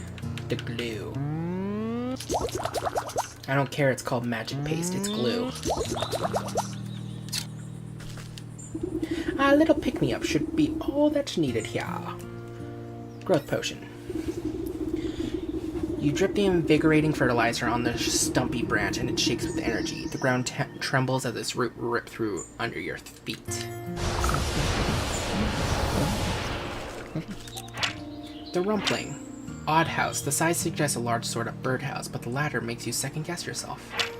Rumpling. Hard to pin down, but oh, what its fuzz must feel like.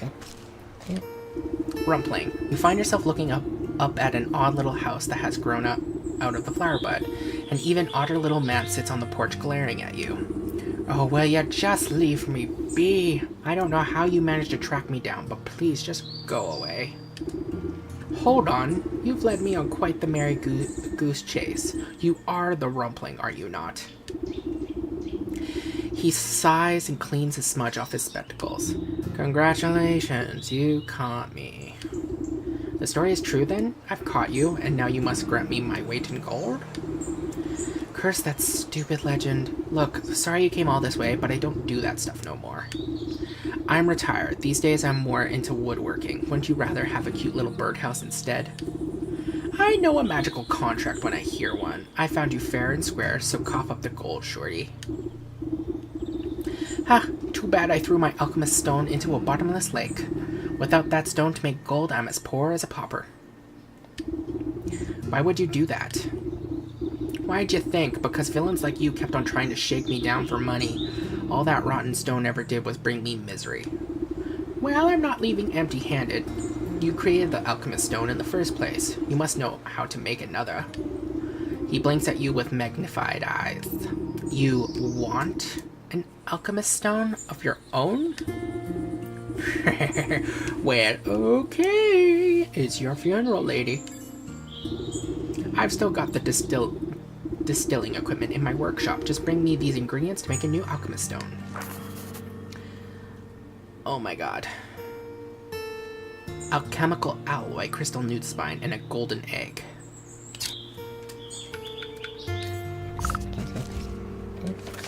How am I supposed to get these things?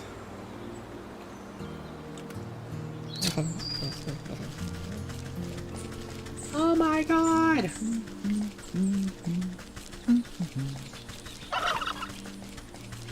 Gotta be honest, there better not be more after getting all this stuff, or I swear to god I'm gonna punch that rumpling.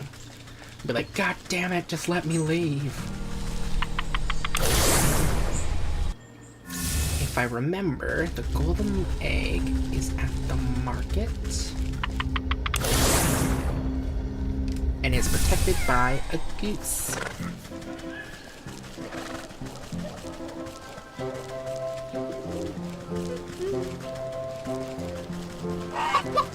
There you are. Glitter bomb. Yeah, let's make one. Oh my god.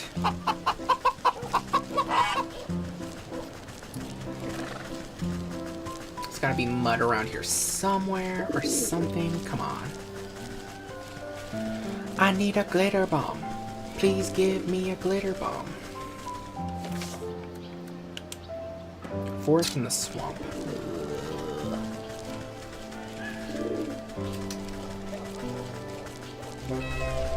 Okay, we'll be back.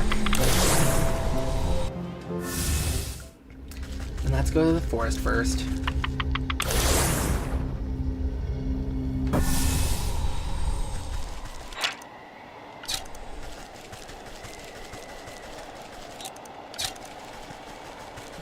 There you are, Mr. Woofles. I believe you like this.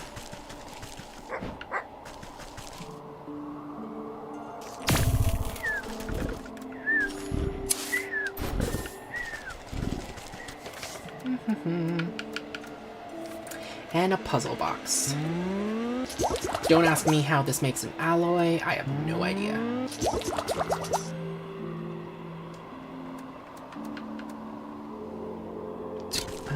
I need 3, so let's make 3 of these.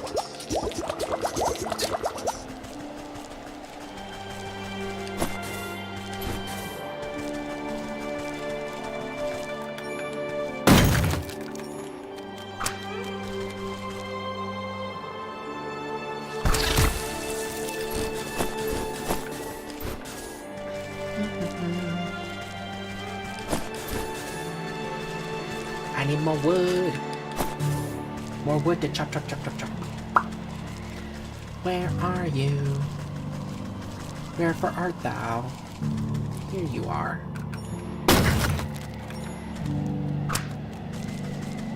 No.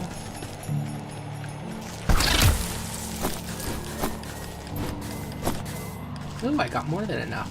Oh well. Hey you, come grab this.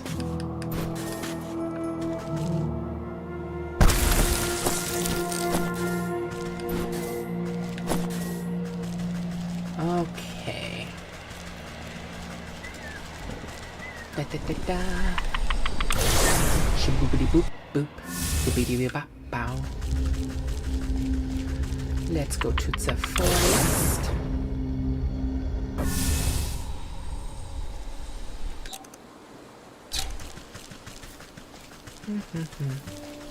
Actually, if I remember correctly, there's some dirt to dig up here.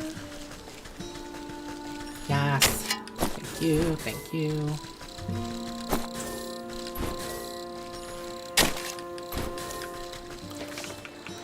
Okay, glitter bomb. Let's make one. I'm so stupid. I am dumb. I am so dumb.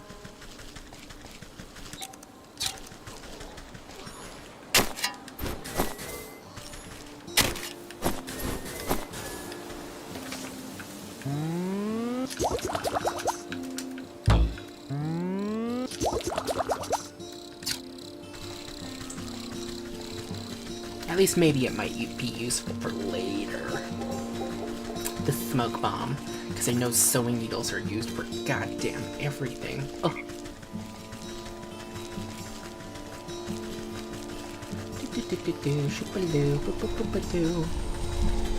Gimme, thank you.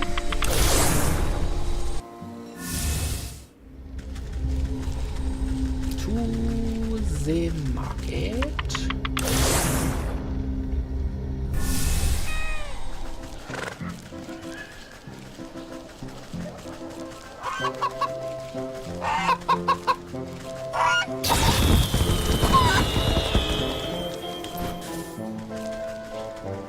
Golden egg. Now we can help the Rumpling make an alchemist stone. To the field we go. To the field we go.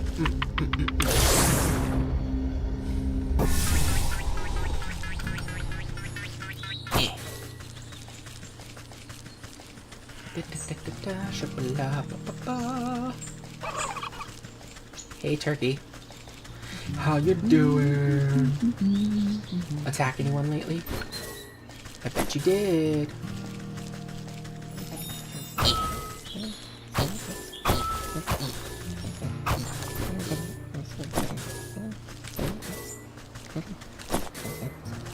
Hey, my dude. I've still got the distilling equipment in my workshop. Just bring me these ingredients to make a new alchemist stone. Alchemical alloy. The Rumpling's eyes light up at the sight of the alloy, and he rubs his fingers together in anticipation. Crystal newt spine. The Rumpling looks away from the newt spine, gesturing vaguely at the ground beside him. You lay it nearby. Golden egg. You pass the golden egg into the hands of the Rumpling, who receives it tentatively as if it could hatch at any moment. Collecting all the components into his arms, the Rumpling disappears into his little treehouse. You can't tell exactly what he's doing inside, but the sounds and smells emanating from the chimney make you think it's better left unknown. He emerges sometime later with singed eyebrows and foggy glasses. Eureka! I've done it! He holds out a glowing emerald with a pair of iron tongs. Here, go ahead, it's yours. The Rumpling can barely contain his snickering. Take it. You appraise the glittering jewel. It's abnormally heavy in your hands. Very pretty. The little man's giggling abruptly stops and his face falters with disbelief. Oh, What's the matter? You seem disappointed. Oh, it's nothing. This is just not what I was expecting is all. He strokes his beard thoughtfully. I guess I should have told you earlier, but there's a slight curse to the stone. It can only be touched by one whose heart is free of avarice. How convenient of you to leave that part out. Since you went to all the trouble of tracking me down, I just assumed you were in it for the gold. Oh my, no. I don't care much for the wretched stuff. This gold is meant for someone else. Well, I gave you what you asked for. Our deal is done. Now leave me in peace. All right. No need to be rude. I've got to bring the stone back to the millers. Go on, I got nothing else for you. You got your friendship. I'm an old lonely witch. I ain't got no family.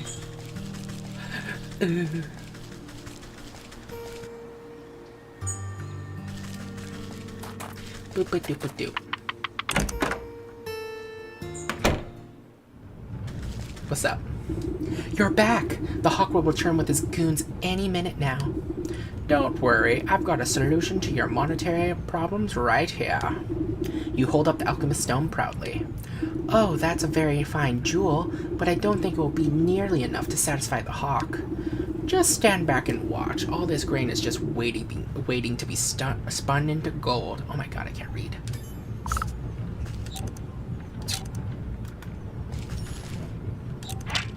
Heaps of grain. Quite a quantity here. A shame it's only grain and not gold. You place the stone into a barrel of grain and it melts through the kernels like butter. The barrel bursts under the weight of glittering golden coins spilling out onto the floor. Wow, it's a miracle! Big sack of grain. It takes team effort to haul this sack this large. Several sacks of flour, the resulting countless hours of labor from the farmers and the millers alike. You touch the alchemist stone to a bushel of straw, and it instantly transforms into a mound of sparkling riches. Amazing! I can't believe my eyes!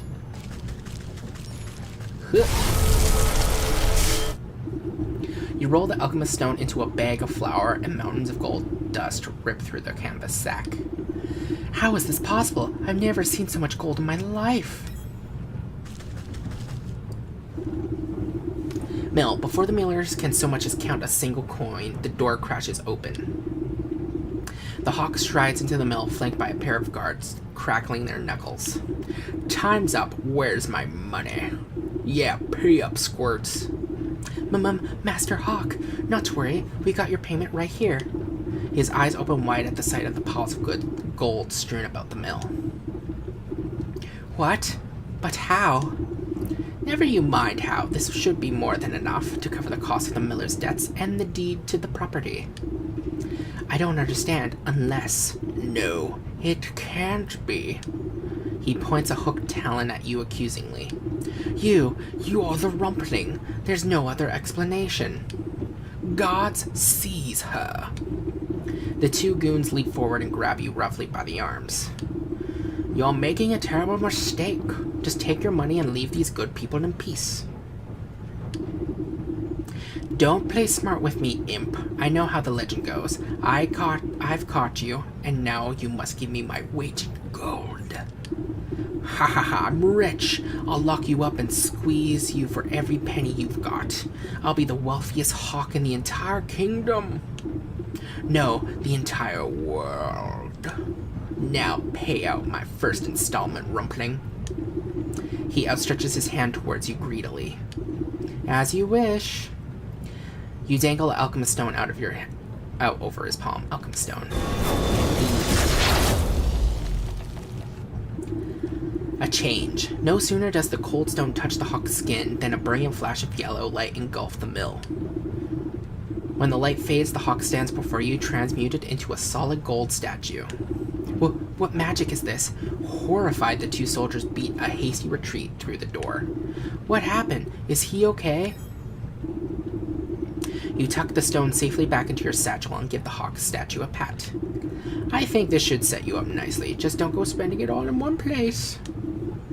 Thank you. How could we ever make this up to you? Live a rich and full life. That ought to be enough for anyone. You notice a stray feather glinting on the floor. Gold feather, the greed of the hawk embodied in a feather no longer his own. The hawk, rather formally the hawk. The hawk, collect the soul of the hawk in the fields. Achievement unlocked. You pluck the golden feather and run your fingers along the gleaming barbels. It makes a sound like coins falling into a wishing well. The soul of the hawk. This is my payment. Worth his weight in gold, the hawk. Quest completed. Okay. Now it's just the wolf left. Oh my god, I can't speak.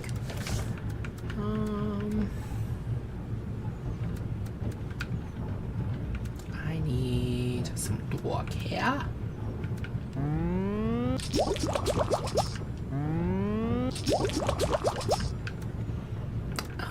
Glue, which we need some cow milk. Ooh.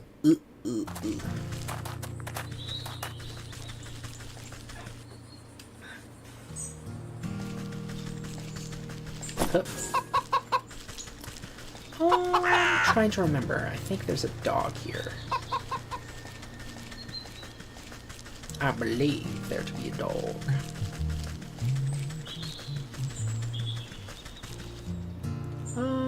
Actually, can't I just check?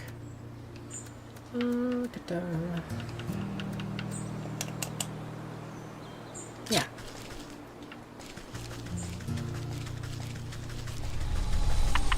Let's go to the forest.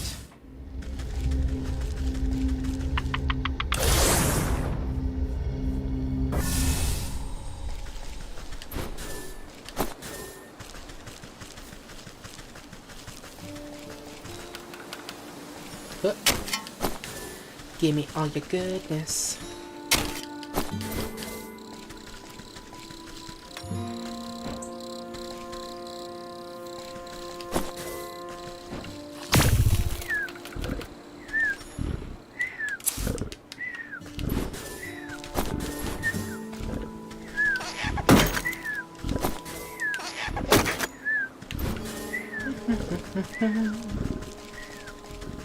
Okay. Can make this thing now. Glue. We still need milk. Let's go to the well. Oh, and we still need to figure that thing out. Maybe while we're there, I'll quickly Google what's going on there. Because I feel like there should be a way for us to get past that gate.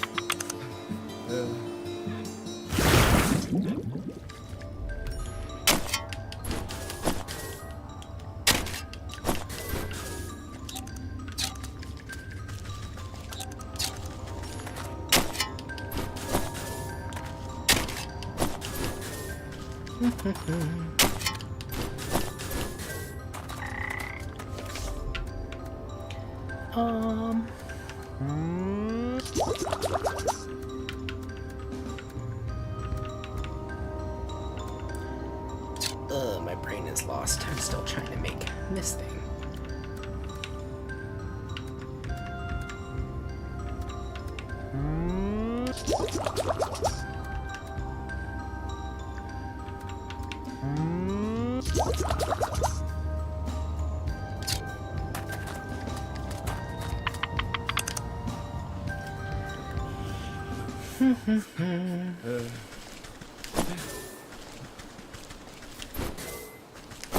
trying to remember all the places I've seen cows. I know one for a fact is in the field. So I guess we should go there.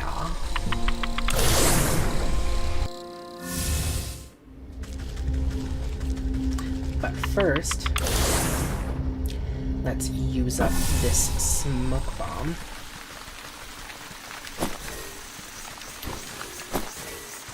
Hey, my dude.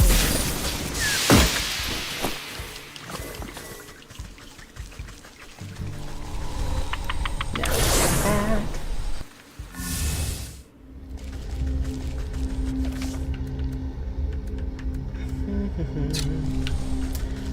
Fields.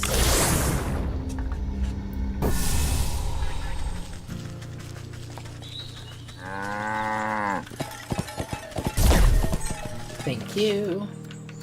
Boobity hoo. A shibbity boo. A zippity zow. Love potion and a skeleton key. We just need...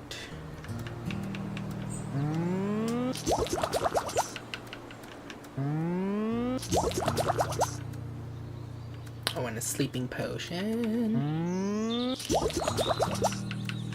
Do-do-do-do.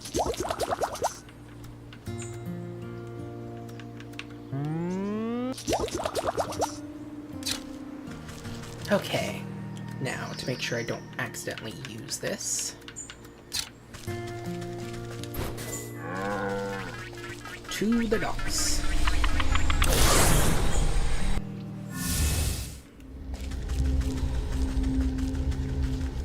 Oh wait, I completely forgot about.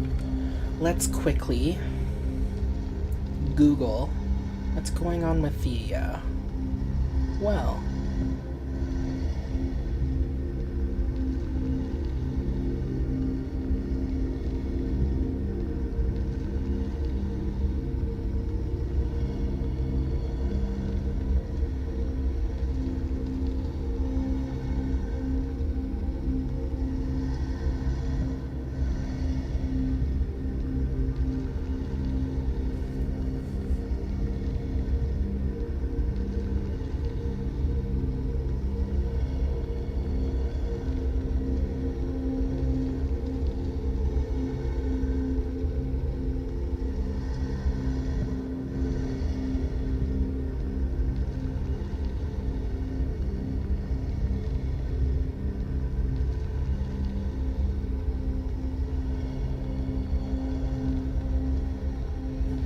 Oh. That's a little disappointing, but I guess it's okay. Apparently, that area is like non-accessible because the developers were planning to make like updates to the game. So apparently we can't go there. Excuse me. Hey, yo, deep one. Gotcha.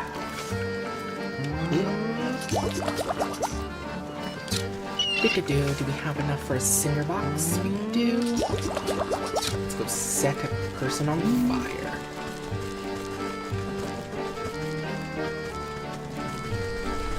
Oh.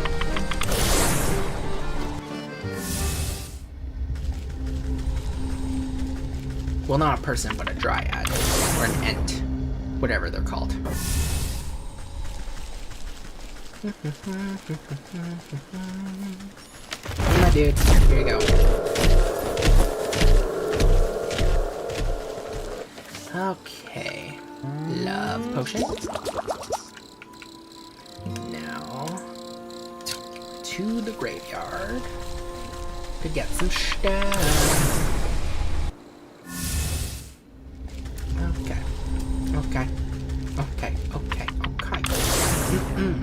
Uh-huh. Oh yeah. Everybody party now.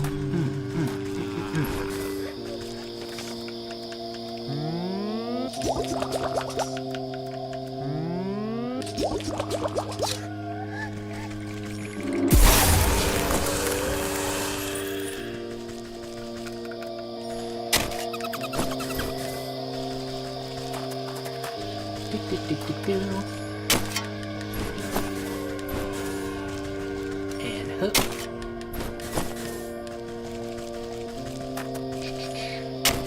There we go. I think that's enough.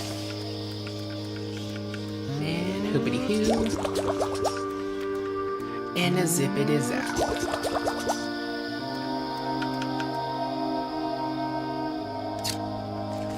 Okay, let's go do this. I'm walking into a wall. Whoopsie poopsie. Oopsie doodles.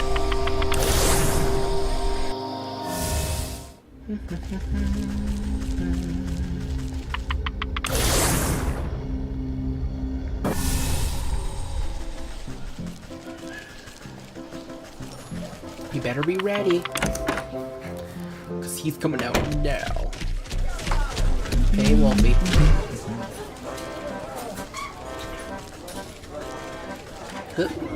You won't need much to fool the wolf, but the enchantment will take a special touch.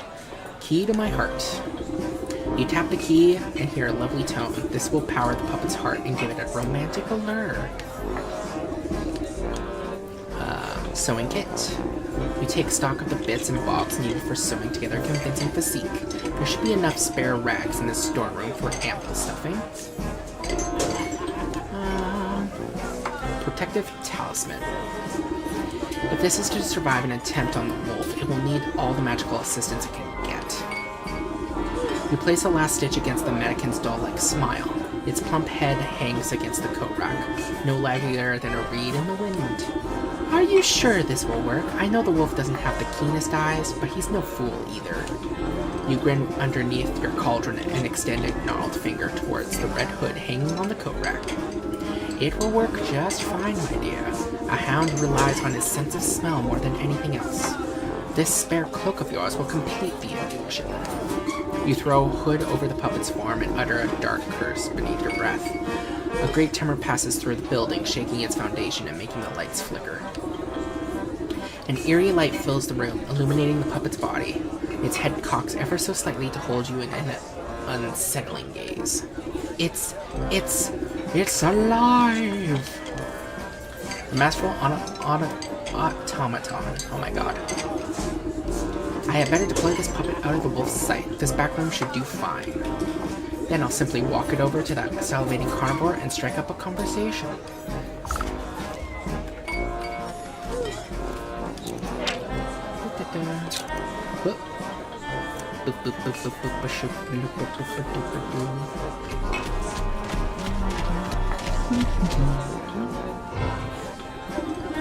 Puppet. You guide the puppet on its invisible strings and bump into the wolf.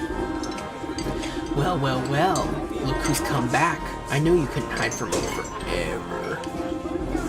You contort the puppet in a flirtatious twist and blow a kiss from the doll's stitched lips. What do you say you and me get out of this stinking tavern, eh? I'll take you up to my place, let you simmer in the moonlight. You do your best to make the puppet flutter its eyelashes seductively, but the lids get stuck halfway. Thankfully, the wolf is paying too much attention to his hunger to notice. Don't be shy now. I'll show you the night of your life. It'll be a real treat, I promise. The wolf caresses the doll's burlap cheek with a clawed finger, grating from ear to ear. The puppet returns his affection with a vacant, button-eyed stare. I've just got to get a few things prepared. Meet me at the cabin in the Darkwood, just north of the swamp. It's a very dangerous road, so don't think about running off.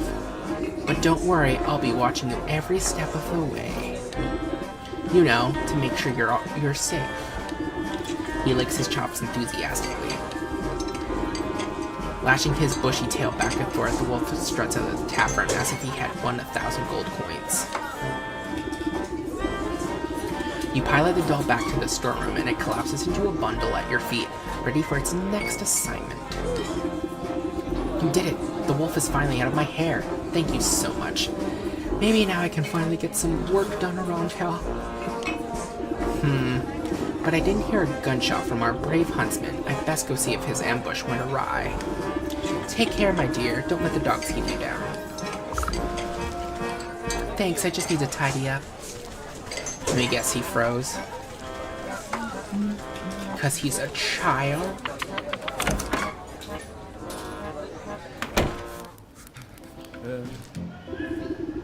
Huntsman. The young huntsman is practically shaking in his boots when you find him outside the tavern. I couldn't do it.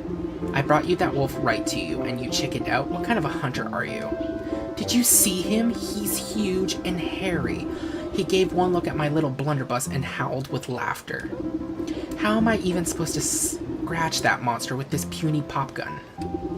Sounds like you need some better ammo. As I recall, wolves have a particular distaste for silver. By Abraham's beard, you're right. What I need is a silver bullet. We'll take some cooking, but it can be done. Oh my god. Please don't be difficult to make. Please. Hone on both physical and spectral level of unerringly find its target. Fine. Glitter bomb. Can make that now.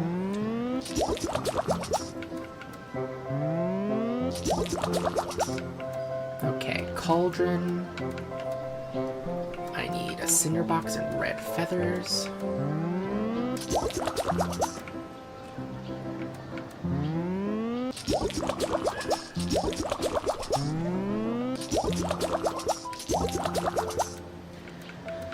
Do-do-do. Hup. Hup. Oh, wait, what am I doing? And the alloy. I need the frozen treat, which I just need a normal treat. Ugh, really? Oh, where am I going? To the forest we go, because we need those poisonous mushrooms. Well, not poisonous. They make people sleepy. I don't think that counts as poison. I don't know. I ain't got no idea. I ain't a poison doctor. I don't know.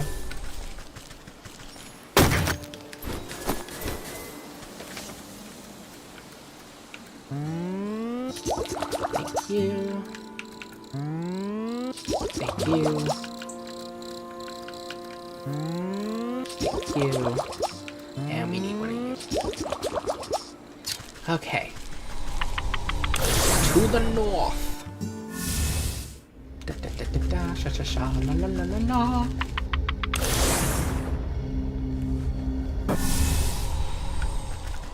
Okay.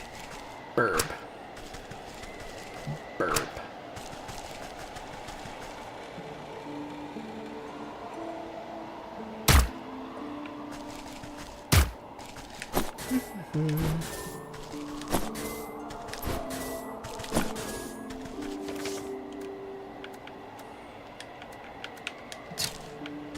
Hey, go fetch.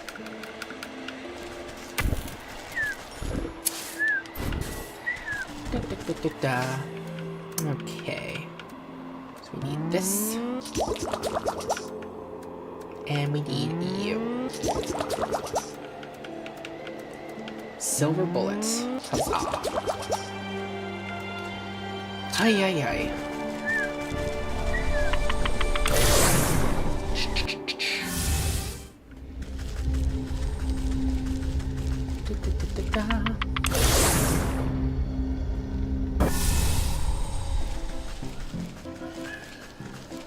Sup, my dude, got the silver bullet. By Abraham's beard, you're right. What I need is a silver bullet. We'll take some cooking, but it can be done. Here's a silver bullet. This is perfect. That wolf won't know what hit him. I'll meet you at Darkwood, and I'll put an end to his terror once and for all. Blah, blah, blah, blah. I can't speak. With bullet and blunderbuss in hand, the huntsman jogs off down the road towards the swamp.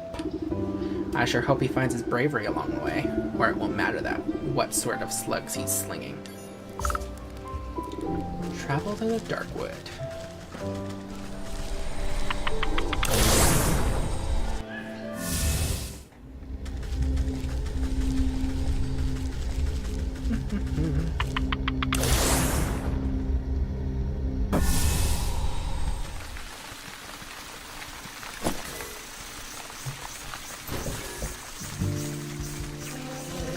Okay, I'm skipping you. Bye. Totem, a crude simulacrum of human form, bred and splashed together with scraps. Scraps or straps? I don't know. I got no idea. I'm just a simple witch.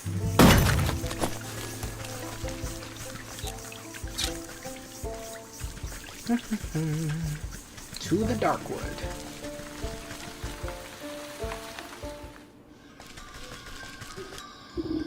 You find yourself looking down the gaping mouth of a gun muzzle. Who's there? Show yourself. Don't you point that thing at me. Oh, yes, ma'am. Sorry, ma'am. It's just so darn dark here, I can hardly see my own shadow. Why do you think they call it the Darkwood? Keep your head on your shoulders, lad. You got a big bad wolf to bring down. Right. I'm totally not afraid of a vicious 7-foot-tall killer who makes his home in a forest as black as night. You need to concentrate on the task at hand. You'll only have one silver bullet, and if the wolf catches even the smallest whiff of our plan, it's curtains for us. No pressure. So what exactly is the plan? The wolf is waiting in his cabin. I'll sneak up and lure him to you with my puppet, just as I did before at the tavern. Meanwhile, you'll find a good hiding spot and ready your gun. And this time, I won't whip out. I've got the silver bullet. So, do you know which way to the wolf's cabin? I can't really make out a path or anything. Let me worry about that. You just get yourself ready. And remember, don't miss. I'm ready. Owl, something in this creature's eye suggests it doesn't think much of you. Who?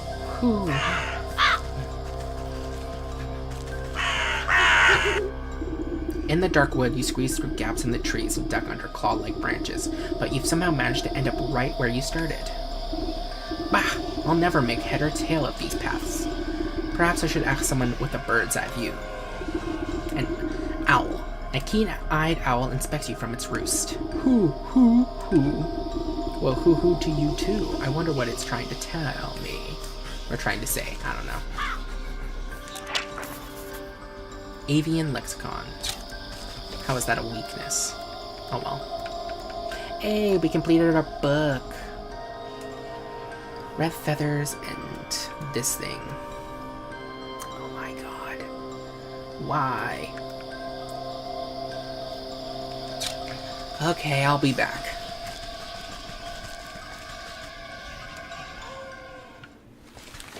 Okay.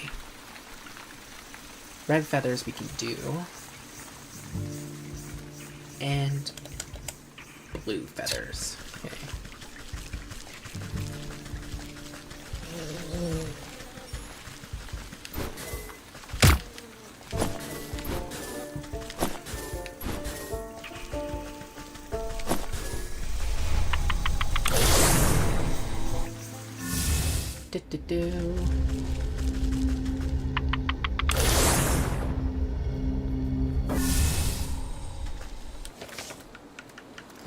Boop.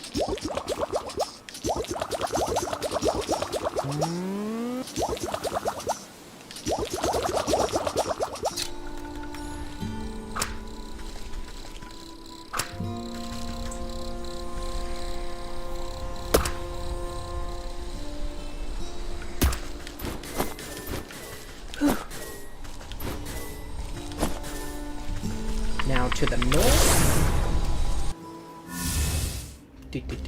Shoop-a-loo, hoop-a-boop-a-boo.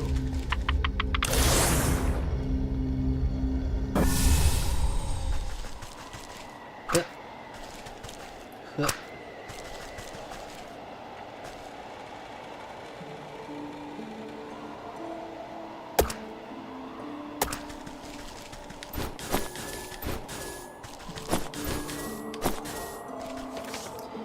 Okay, we just need the bird head.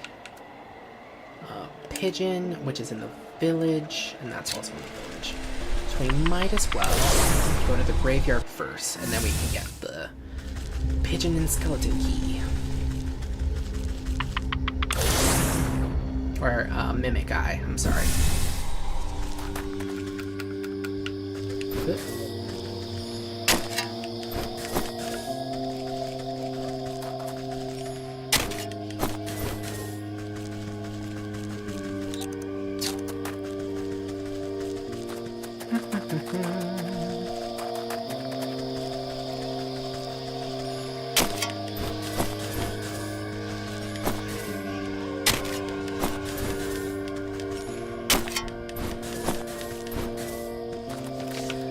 I need some spirit salt.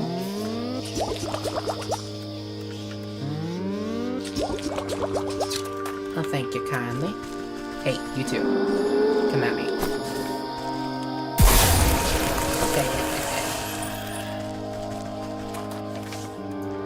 One skeleton key coming up.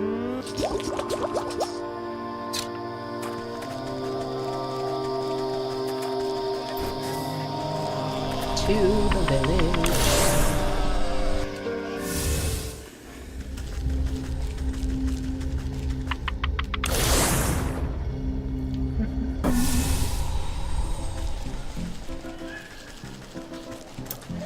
Okay. If I remember, is there a mimic over here? Yes, there is. Hey.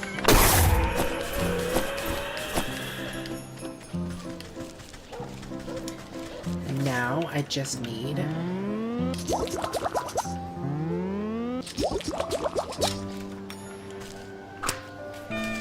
the pigeon.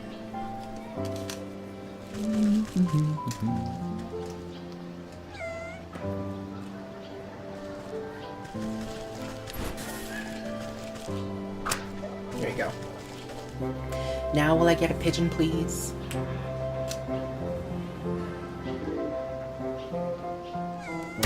Thank you.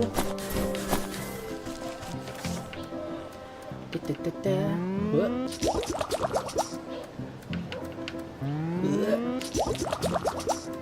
There we go.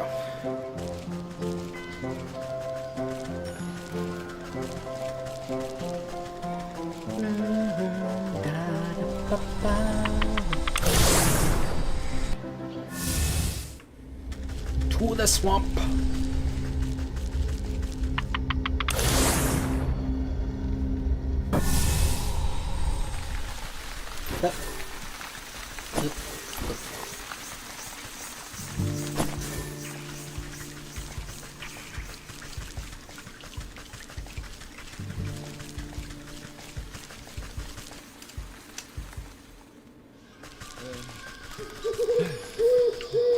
Translate.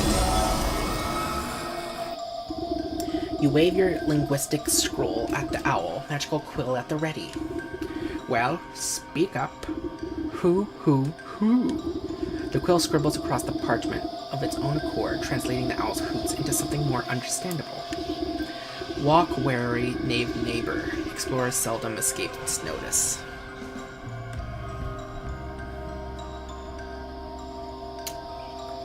I'm assuming that it's all weirdly capitalized because that's what the direction we need to go. So west, west, north, north, east, south, east, north. What does that even mean? I thought owls were supposed to be wise.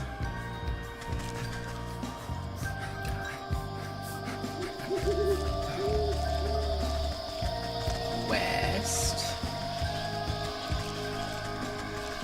West. North. North. East. South. East. North. That must be the wolf's cabin up ahead. He's expecting Little Red to come a-knockin', so I'll need to use the puppet to lure him into the huntsman's ambush.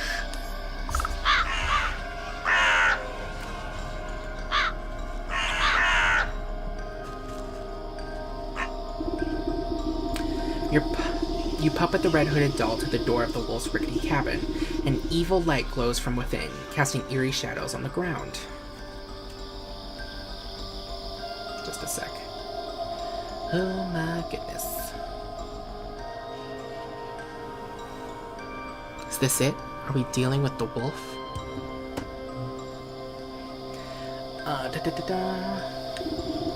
You lift the puppet's head to peep through the window, spotting chewed bones and torn rags littering the floor, but no sign of the wolf. Suddenly, yellow eyes stab out of the shadows. There you are, my delectable little pork chop. I was beginning to think you had forgotten about me. Through the strings of a puppet, a chill runs down your spine as your animal instincts can't help but scream one thing: run.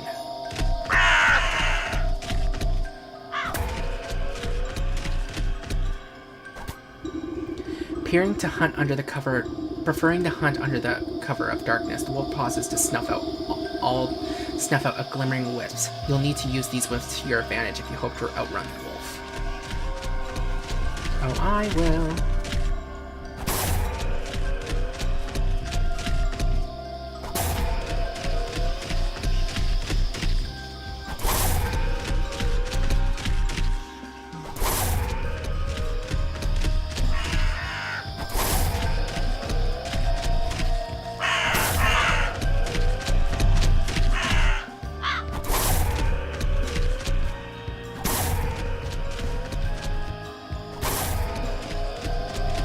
Go, go, go, go! At your command, the puppet comes to a halt at the center of a moonlit clearing. The wolf bursts out of the shadows, gripped with ferocious rage. There's no place left to hide, little piggy. You're mine now. All mine.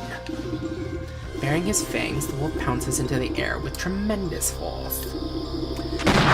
The sound of the thunder roars loudly from across the clearing. Crows scatter into the night air, and the darkwood falls silent. Blinking in disbelief, the wolf staggers to a stop. He glances down at his chest, where a crimson spot blossoms out onto his vest. The husband reveals himself from the bushes, holding his smoking weapon anxiously. You shot me. The beast crashes to the ground, exhaling his final breath. His glassy eyes transfix on the full moon high above. Hell yeah. Hastily, the huntsman boggles at the wolf before a triumphant grin crosses his face. I did it! I actually did it! I defeated the wolf! Don't forget that you had some help, kid. This villain won't hunt any longer, and that's what really matters. As the huntsman strikes a courageous pose atop his trophy, something pearly white falls from the wolf's mouth. Wolf Fang, a wicked fang now safely removed from the jaws that would wield it. Huntsman and the wolf, a quarry felled and a hunter satisfied. The wolf, collect the soul of the wolf in the village. Hell yeah, achievement. You pick up a glistening fang broken by the wolf's fall. From deep inside the bloodied tooth, you can faintly hear the whimpering of a dog, the soul of the wolf. The souls of the stag, hawk, hogs, and wolf rattle inside your pack like angry insects. That's the last of these villains. Now it's time to put an end to this wretched business with the goat. Yeah, a hero. The wolf quest completed.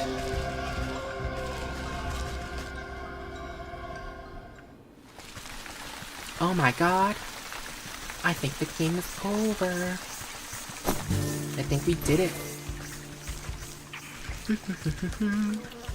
I don't know why I'm collecting things, but you never know. It might not be over yet. There might be still things to do.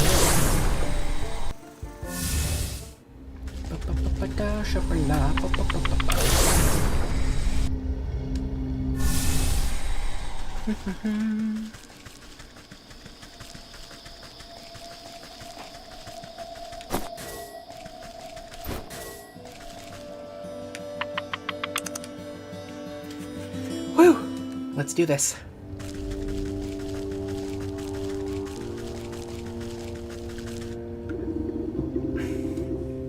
The goat paws the floor with a cloven hoof.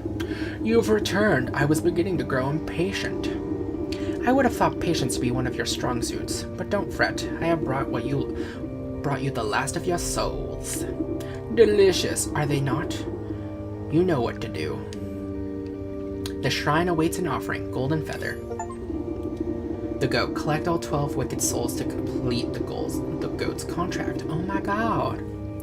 Shimmering sensations of the hawk wash over you. The nib of a quill scratching on parchment, coins clinking, the sharp snap of a closing padlock. The shrine awaits another offering, greasy gristle. Your eyes water at the smell of hogs, grunting swine, and buzzing flies. A cleaver falls on a wooden block, blood, bone, and meat. The shrine awaits another offering, royal crystal. A chill runs through your fingers as the stag sockets into the wall. Condescending laughter screams in the snow, pride, arrogance, and hubris. The shrine awaits another offering, Wolfang.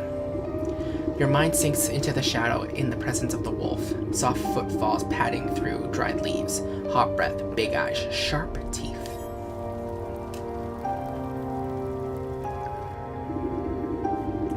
The collected souls vibrate with incandescent intensity. They seem to melt into their recesses, boiling away into tiny pinpricks of starlight. Soon nothing remains of them except 12 smoldering scorch marks on the stone wall. Ah, well done. That's that. Our contract is fulfilled. It was a pleasure doing business with you. Hang on, what about your end of the deal? You said you would return my memories to me. Did I? Well, perhaps I misspoke. You never really had any to begin with, my dear. What are you talking about? I just don't remember them. I woke up and met me. Yes, that sounds about right for your very first memory. What? But you told me that I brought this sleeping maiden to you, that I asked you to save her soul. Oh, what I meant to say is that she came to me. She asked me to save her own soul. So it's very easy to get confused. You, her, really, what's the difference? Oh my god, we're the sleeping maiden. Dawning realization creeps over you like ice water. Her life was cut short, whether by the wolf's fangs or the hawk's cleaver, or under the weight of a dozen other wrongs. I do not know. But in desperation she called out to me, so we struck a deal. I would save her soul in exchange for theirs. 1 for 12. But it's not like I could let her go and collect them herself. She needed to stay here, you see, as insurance. So what then? You created me? Is that it? To collect those souls on her behalf? Well, I should say that she created you. I snipped off a piece of herself to do it. It was all worked up in the contract, of course. And now that contract is fulfilled. Panned out nicely for everyone, I'd say. So if you, by which I mean she, ever need to get out of another bind, don't hesitate to give me a shout. Ta-ta for now. The room fills with a flash of blinding light. You blink and the goat is gone, leaving only a goat-shaped hole in the world. Slowly, you turn to face the sleeping maiden. You feel sluggish and heavy. You take a strained step towards the gilded coffin. Your legs snap like dried twigs and you crumple to the floor. The cauldron is the last to fall. It resounds with a hollow clang as it bounces off the ground.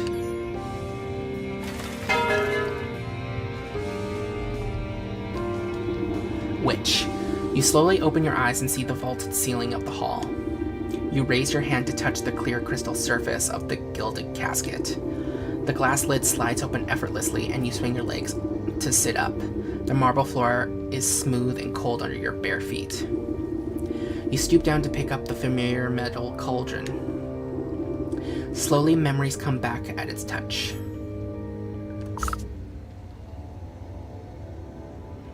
Oh my god. Well, that's a twist I didn't expect. Thank you for playing Wytchwood. Hell yeah. I had a lot of fun. I can't believe the maiden and the witch were the same. Oh. Oh, there we go. There's the credits. I'm like, wait, what? No credits?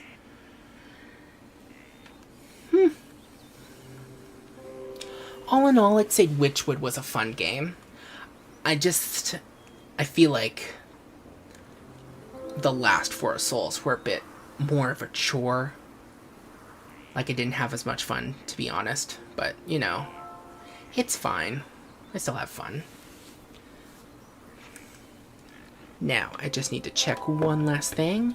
And if that's it, then we will bid each other adieu. Yep, we got all of the achievements. So with that, thank you all so much for watching. I hope you had a good time. I'm really happy we finished this game today. And I can't wait to move on to the next one, whichever game that will be. But, yeah, I'll see you all next time and be safe. Goodbye!